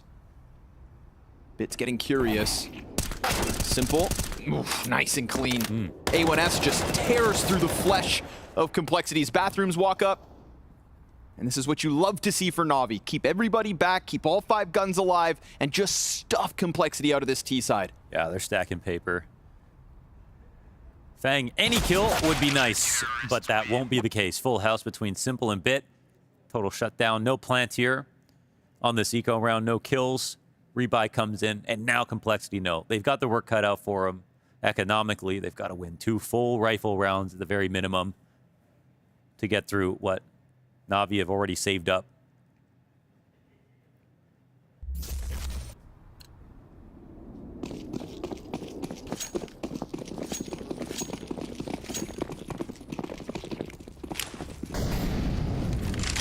Ooh, Miss Molotov.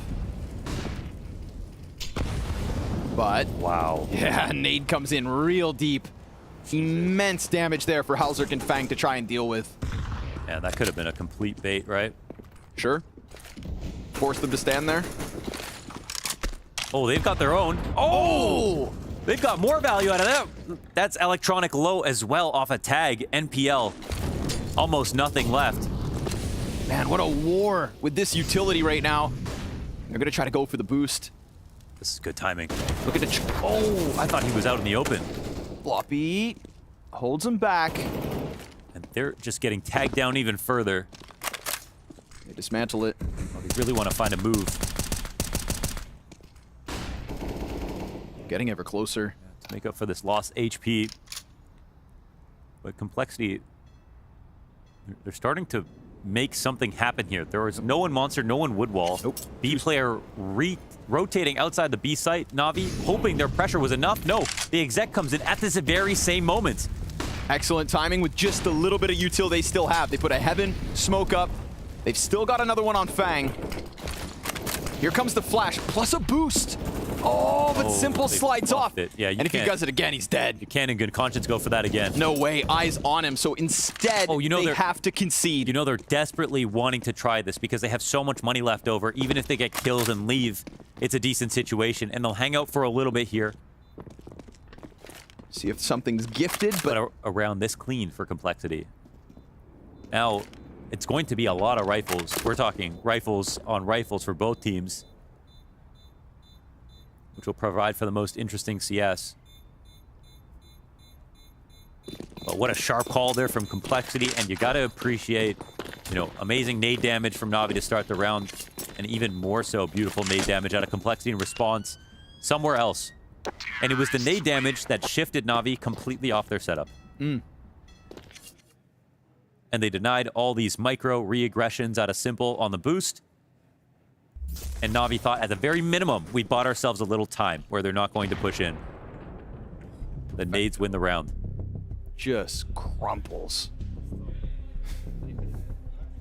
If you don't laugh, you'll cry.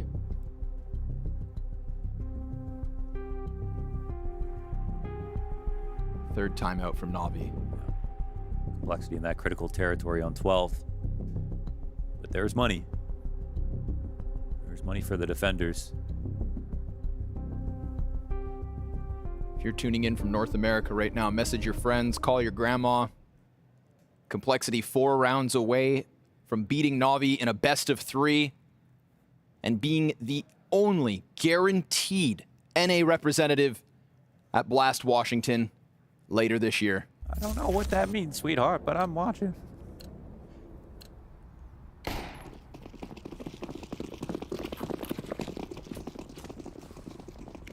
Big one here. Again, luckily all the guns were saved, so yes, Complexity rack up a round, but we get full-fledged CS. We get a really quick pace out of Floppy. Going for that nade again. Oh, listen, in extra timing. Even if it's 1, it's still good damage. Yeah, that's sweet. They might be more alert as the round rolled on to get out of there. Yeah. Sure enough. Yeah, so. But of course, NPL can just stay tucked along that far monster wall. We More go nades. 3 of them. I mean, this site is getting bombarded. And Floppy, he hits the headshot, takes damage back. This Galil trying its damnedest to crack open the B site. And if Electronic walks up that water ramp, then he could have been dead, but instead it's his kill. And it's Floppy down for the count. But Complexity, numbers outside this bomb site. NPL was hit low. And still able to stop JT, who's been good with the kills at the moment. Grim, clean. No. Double headshot trade. Smoke onto the short side, but that tells Grim there's a CT deep graffiti. Yes, they know that. Stuck on the left side. Bomb's coming out the middle. These smokes are so weird. It missed slightly. Oh, that's a weird gap. But it's No equally wall weird bangs. for the CTs. 3v3 retake. They're trying to creep up. No telling who wins this. Oh, it's simple. To make the difference, at least versus Halzerk. And then Perfecto just climbs onto the wood. They've got support in from heaven. Grim, he's not done. 4th! All 4 so far! And now as Bit tries to chase him, he just falls back and around onto the short side. Complexity chewing through all those guns that were saved. And it's Grim to just keep himself tucked back. Bit off the defuse, nothing shown. Grim shrouded in secrecy. A slash with the scythe and they're down. A shining moment for the kid after 30 kills on Inferno. And maybe a chance for Complexity to win a series behind it of this stature, of this magnitude. After talking about a team who could take down top teams, who came close, but never actually completed it. This one might not be in vain. Feeling it. Think of the lows of getting kicked off Liquid, hearing your teammates tell you that you didn't have what it takes. Well, now who's locking in a spot in Washington? Now who's topping the boards versus the likes of Navi? Simple, trying his best. Floppy, Fang, invigorated by this performance. And that will be 14 for Cole. Oh, it's so quick, it's so easy, and it's so clean. No wasted space on those flicks. Shoved out of this. What the hell are we watching? We're watching Complexity drop Navi at the start of 2023. A throwback to 2019, when Complexity started the year with success. We saw the makings of this versus FaZe at ESL Pro League in 2022, but Complexity dropped that series. They choked it at 14-10 map 3. It's 14-8 map 3. But this is a powerful looking Complexity. Good individual level out of Floppy this round. Good individual level out of Floppy this series. And he, just like Halzerk, showed huge weakness throughout this week. Man's popped off on this T-side pistol. Yes. P250 on Simple. Oh man, and that made a huge difference. I mean, to start the half on that note, and Grim 24 and 11, 30 on Inferno. That a round like that to really leave a mark on this series as well. It was well earned. You deserve what you get, but that was well earned. But NA knows it's not over till it's over. Floppy gonna make quick work of Perfecto. And Perfecto's just been bullied off that B site. Victim of the double nades. This time Floppy opens, and Bit, a clean couple of headshots and a chance to just evacuate. Oh, they can't chase him down. There's a chance. Bit with a lifeline.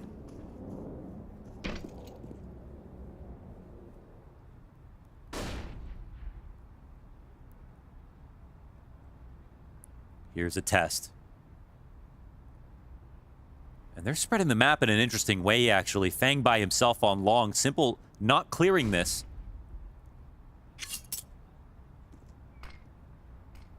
It's a prototypical situation for NAVI.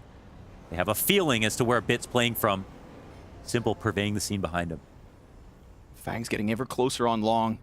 And that smoke's gonna let him get real close. Floppy's dinked. Oh. Simple's worried. And with good reason, there is still a chance that they cut through this site. Fang getting real close. He can smell Simple. Simple connects his shot, but Fang pounces on the play. If Floppy can just plant this bomb, then Fang can come in big. But NPL's nade spreads just far enough. And automatic, excuse me, electronic, I've got NA on the brain, comes in critically at this moment. Oh my god, this is beautiful. That's the way he starts it. NPL, great retake utility right there in those last seconds. This is the play, though, from Bit. Man, no matter what happens here, Grim, he's going to be on overtime tonight. I mean, maybe can relive the glory of this match if it goes his way. But NAVI fight to live another day. Or the heartbreak. Yeah. Either way.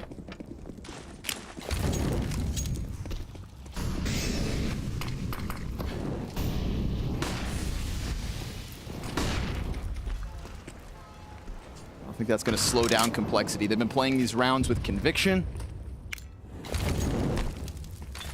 Had gusto on this T side, and it's not frags, but fire and Fang. The 5v4s don't stop. Oh, Hauser takes some damage. Boost comes in. Hauser gets his frag. Make it a 3.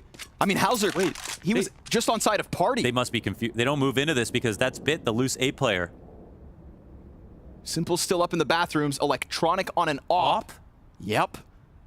2 ops in this play, and if he gets that deep angle, I mean, Oh! Double! Deep! And a bit more wallbang damage. They see him running back. He sticks around. Whoa. What's even about to happen? 3v3, they're coming in MPL. Truly be red. Doors closed. They're terrified right now. They just saw an op. Collat from Electronic. They know Simple still has his. Is there a good site to go to? Simple gets closer. I mean, this is the slowest we've seen Complexity, man. They seem scared straight, stiff as a board as they walk up. And this double op setup, pushing Simple into the pocket. The moment they make contact, that door swings, but he shoots first. JT survives, but that's going to activate Electronic. NPL shuts down on the other end, and Complexity have met their makers. Wow. 3v5. By way of double op. Well, you called him automatic, and then he picks up the op. I don't know what's happening, but I don't think they do either. What is this? The most unlikely cameo. Through the kneecaps. And he instantly gets a collateral. Ooh. Well, the tension starts to grow. You know, it's still a strong position for Complexity to have everything going for them, but now they got to take a breath, think about what's happened. It's 14-10, but they're back on pistols.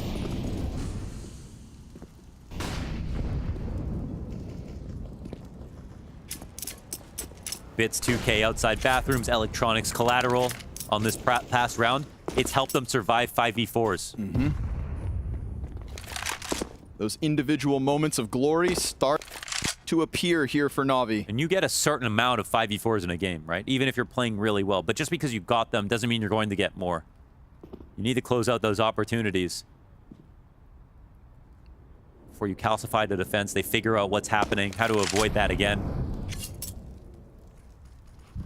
We saw some of those lost moments on Anubis as well. Good starts, bad finishes. Mm-hmm. This one, it's more so NAVI really stepping to the challenge instead of Complexity beating themselves. But that doesn't change the fact that it's going to be hard to find those opportunities again. Warning shots from Simple. Complexity keep up that pace on long. No eyes on it here from NAVI. Listen, there was a critical round on Inferno that Complexity managed with just this type of buy. But bomb stopped, and every kill comes in clean. Perfection from Navi's A-hold. Yes, another full house between the two. The second of this half so far on the ecos, but every little bit matters. And again, they're going to make it as hard as possible, even with match point now. Again, the money saved here for Navi, keeping 5 up. Ostensible pressure here on the attackers. We can see their weakness in the form of a Galil right now from Floppy, buying down to their bottom dollar. Not having an op to respond to this. No second one, however, from Navi. Oh, an opportunity lost here. I don't know if they know about Fang's timing. He seemed to feel pretty confident about how much he could see right there. How fast? And Fang is running it. Now, it's still hard to, it's still hard to get to this position, even if you feel really froggy, but still, Fang top bathrooms this early, that's something, and Simple's making a lot of noise beside him. Fang's gonna keep it tucked for now. It's actually an interesting spot to sit and wait. Fang was just calming loudly. He's not gonna walk into this, it seems. So he wants assistance? Well, sometimes you need pressure on the other side to elicit rotation on yours. Right, maybe Grim and Hauser can set him up here. NPL just going to be tucked along the wall. It's Floppy and JT. Solo at the moment. Smoke comes down in front of them. But we're looking at Simple now, falling off of his position. 45 seconds, but the tack is starting to formulate over towards the A site once again. They're getting closer, but they're met by Smoke, and Fang looks to slide into that pocket that Simple just left open. Bit has been stellar on these holds. Oh, they're giving up a lot of space here. Oh, they just come through as Bit slides back onto the signage. And then Hauser, he walks right into the crosshair. Simple's op connects. 5v3. It felt like Navi were conceding control, but Complexity walk in. They thought they were catching them by surprise. Instead, it's them that get caught. And it's them that let this slip from 14-8 to 14-12. Oh, there was the right amount of pressure from Complexity. I mean, they get them back into the most passive spots. That's almost all you can ask for. Simple touches 27 with this kill. Obviously, his best map of the series so far, just as they're starting to claw things back. It's these 2Ks that are unanswered in these past 3 wins for Navi that have dictated the hopes and odds of Complexity. They put themselves in good spots to defend each other, draw attention in opposite directions. The pressure's already so high on the economy of Complexity. Came into that with the 5 rifles, but 1 Galil.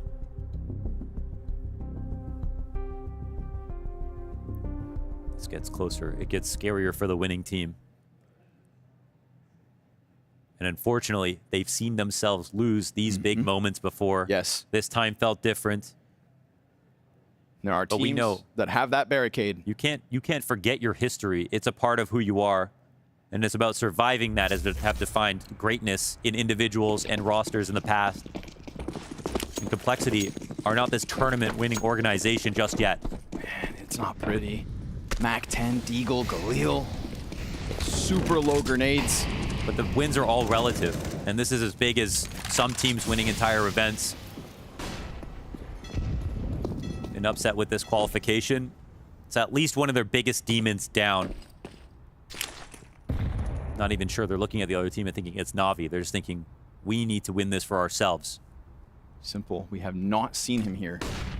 Flash comes in, fully blind. He's dead, surely. Floppy, stopped just like Grim. Look at that sea of fire. Bomb thrown down in the open. Smoke comes right after. Simple saved by the newcomer of Navi. He's not alive, but the hopes of Navi winning this round sure as hell are. And they've lost big weapons with that, right? We talked about this Mac 10, this Desert Eagle. They lost a Galil and an AK in Grim and Floppy. The 2 players for Complexity who are above 20 kills. Somebody else has to pick up this slack if they're gonna fight for this bomb. They walk inwards and Fang sent down. Hauser, quick dig. The short player, closer. And it's JT. But now there's an AK here for Halzerk. CT's getting stringy, but CT's lock this in and find themselves on fire. Remarkable moves from MPL quietly here off the corner of Monster. Have we ever seen him mess this position up? Give too much of a shoulder, not get his utility out in time. When he's been retaken, it feels like incendiaries with his name on it have defined the map in a lot of these spots. It's been so good. 2K blind, doesn't even live, well, he lives to see it, but well, they reap the benefits. 1 round game on to pistols again. 5 straight for NAVI. If they close out after what we saw in Inferno, it would be equally crazy. I mean, from 14-8 to a near-tied game, it's going to be fast. Simple under pressure. Simple, oh, no scope to start. Survives a little longer, gives electronic runway. Trade frags back and forth. NAVI top of the fight, but an M4 acquired by Halzerk. And if they're fast enough, they can get away from that fountain play, but bomb plant stopped. Desperation sinks into the heart of Halzerk and doubt into the minds of Complexity. Fang gives away the angle. Not known to op, and not known to do much now. NAVI tie this game. 6 straight, 14 all, 30-round map, map 3. Yes, and they create an interesting situation with that rush. Simple getting his kill, takes the edge off slightly. It's not an easy shot, but of course, he's known for the harder ones. Either way, this wasn't the one that Complexity were planning on bringing their full force into. It's round 29. The T-side op coming out with their own money. That molly didn't land again. Yeah, no molly in place here inside of middle. Oh, but Floppy takes a bunch of damage trying to get into short. At least he's not alone, and we've seen what Complexity can employ. Oh my god, they're doing it again. And he's they're there. double wood wall again. They spread out for a second. It's too late. The timing. NAVI dodge a bullet, or rather dodge 2 nades. Because that could have been 5v4 Complexity. Simple up in heaven. Opens up rotations. And it feels like he's been everywhere. Contrast that back to Inferno, when he was just glued to the floor of Arch. Looks like NAVI were just looking for some proper competition. And now you can see their eyes completely peeled on the moment. Moving, thinking, bringing ideas.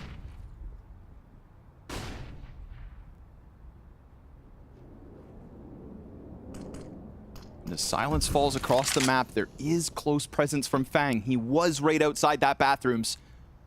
Simple looms near. Oh, this should be a difficult site to take. Oh my god. But 2 showing themselves on short. Hell.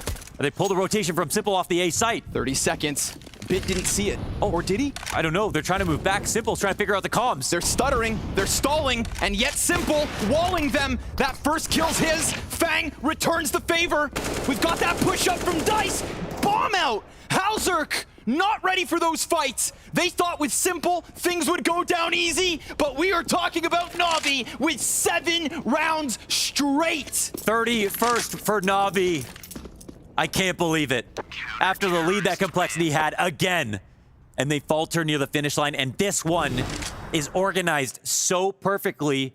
They put the pressure on the B site late enough with enough time to attack the A site, but they're not close enough to send that punch through.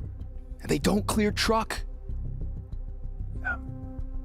They felt the pressure. They felt the stress, man. That was a moment where NAVI had 3 players on the A site ready for that.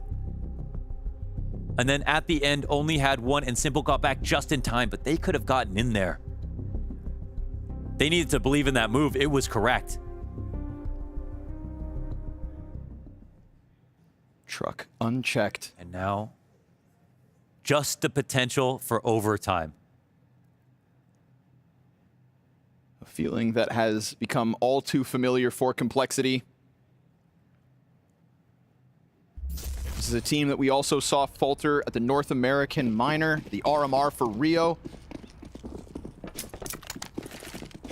0-0 Nation qualifying over top of them in an event that they were coming hot off of Pro League just before it. One last chance for Complexity to show their worth, to prove they've got what it takes to take down the likes of Simple, who was silent in this series, but now on the brink of 30. Floppy catching Perfecto. There's life left on this, but Simple gets aggressive and reminds them what's to come. Damage on Halzerk. NPL. There's one player here. He pushes out, stuffs Grim, and just like that, rides back into the bomb site. Evened out 4v4. Floppy looks above. Oh, and Electronic just got dinked. On his way into the site, they see this committed rotation, and now they're going to be dissuaded from trying to attack this too quickly. Halzerk's damage is massive. He's on the Mac 10, though. Here to create space, looking for a trade. They need a huge individual moment if they want to grab this. Simple on the pillar, covers NPL. Eyes towards short with JT on the brink of this bomb site hit. Oh, a missed shot. Simple dives back into the cover. Now he's lost his teammate, but he can do this on his own. Deagle out. Down goes Halzerk, and so does Simple. They've cracked open that bomb site, which means the plant is theirs for now. Smoke, flash, and a half-health Fang with Bit and Electronic on the retake. A missed smoke. They can't afford these mistakes. Not like this, not now. The last hope for NA. Two teams already at the showdown, and Complexity will join them. When you come for the Kings, you best not miss.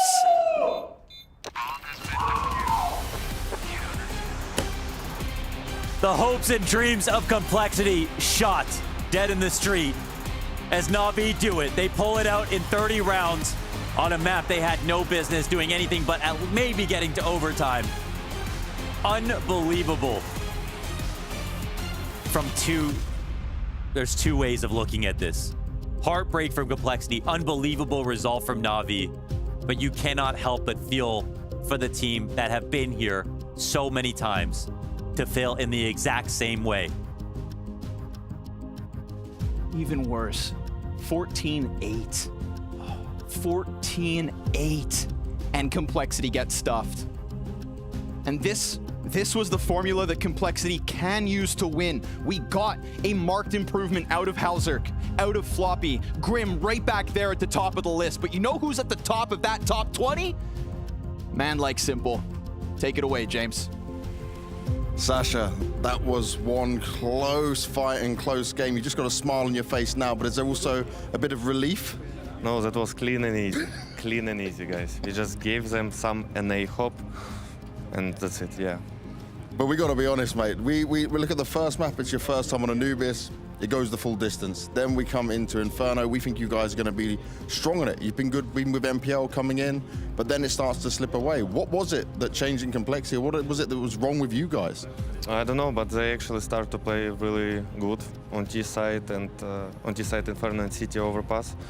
I don't know. We just I think we lost that momentum, and yeah, just overall we stopped winning our own map pick, so that's what we definitely will try to fix.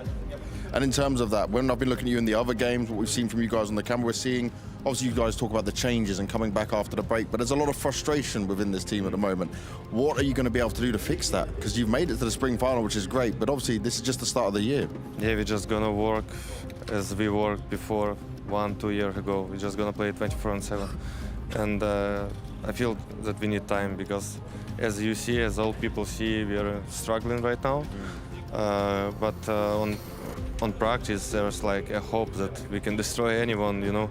And sometimes we miss it in official games. Yeah. That fire, right? That motivation to get it done. And what's it like for you, Electronic Perfecto? But you've lifted all these trophies, you won the major. Now you're rebuilding. There's definitely this sense of we know how to do it, but it's still missing. How is that to deal with personally?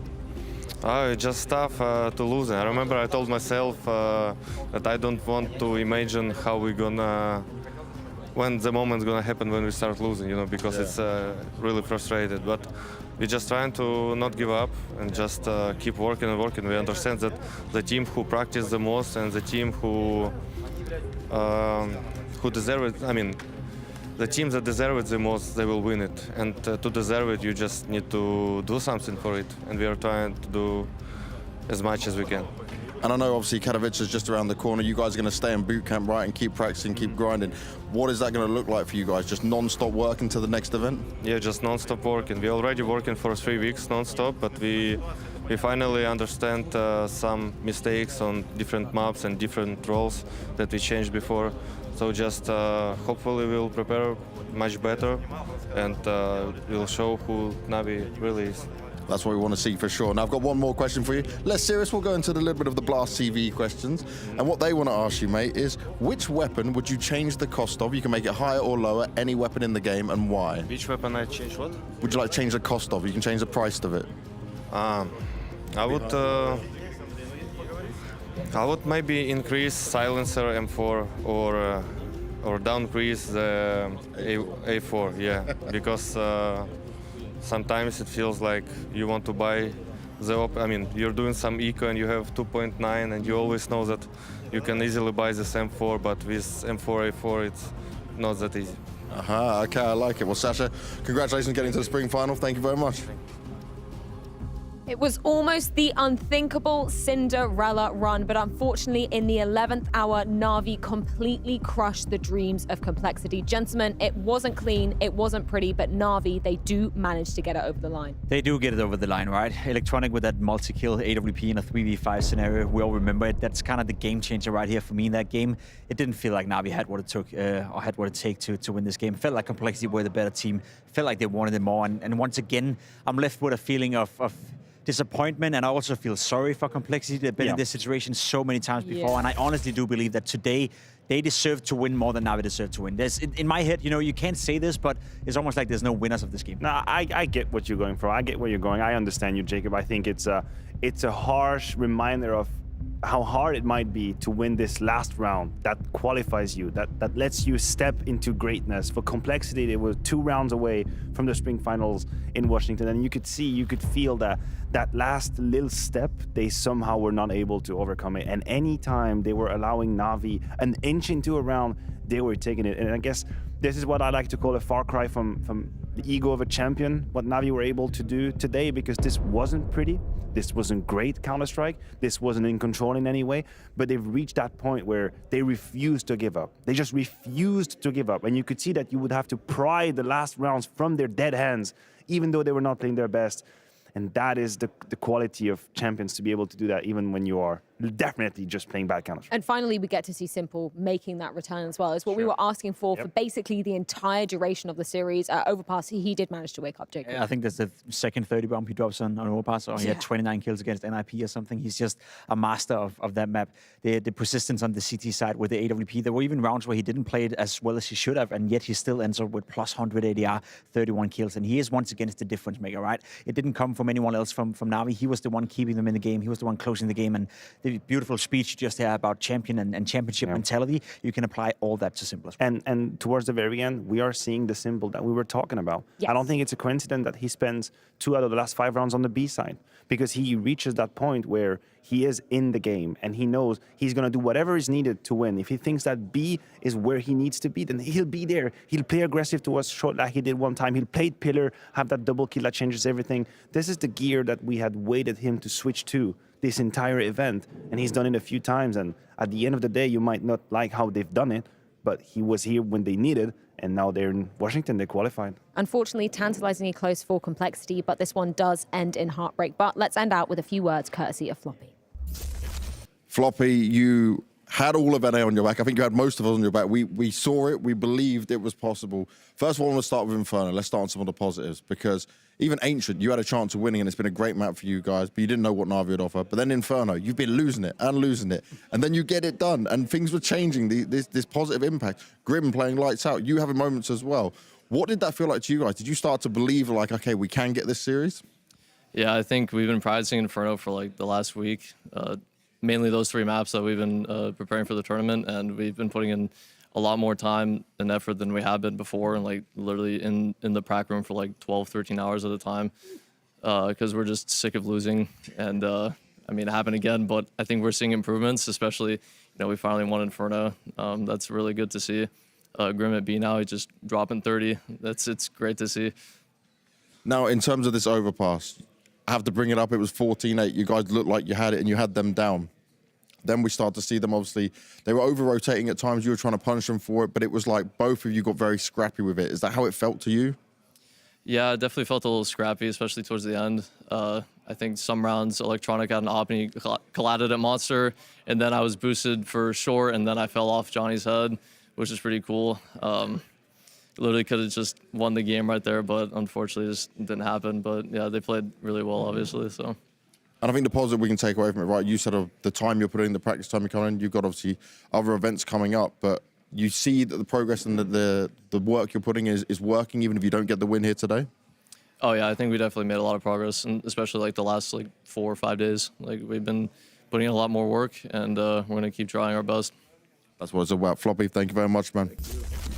To Floppy for giving us a few words after what is such a tough end to their run here at the Spring Groups. Gentlemen, we were talking about it in the green room. This is giving us echoes of what we saw going down at the RMR, being that close to making it to the major and it falling at the final hurdle for them. There's a comparison to be drawn, you're right, but the level of play here was much higher. Yes. And I think this is what matters for Complexity.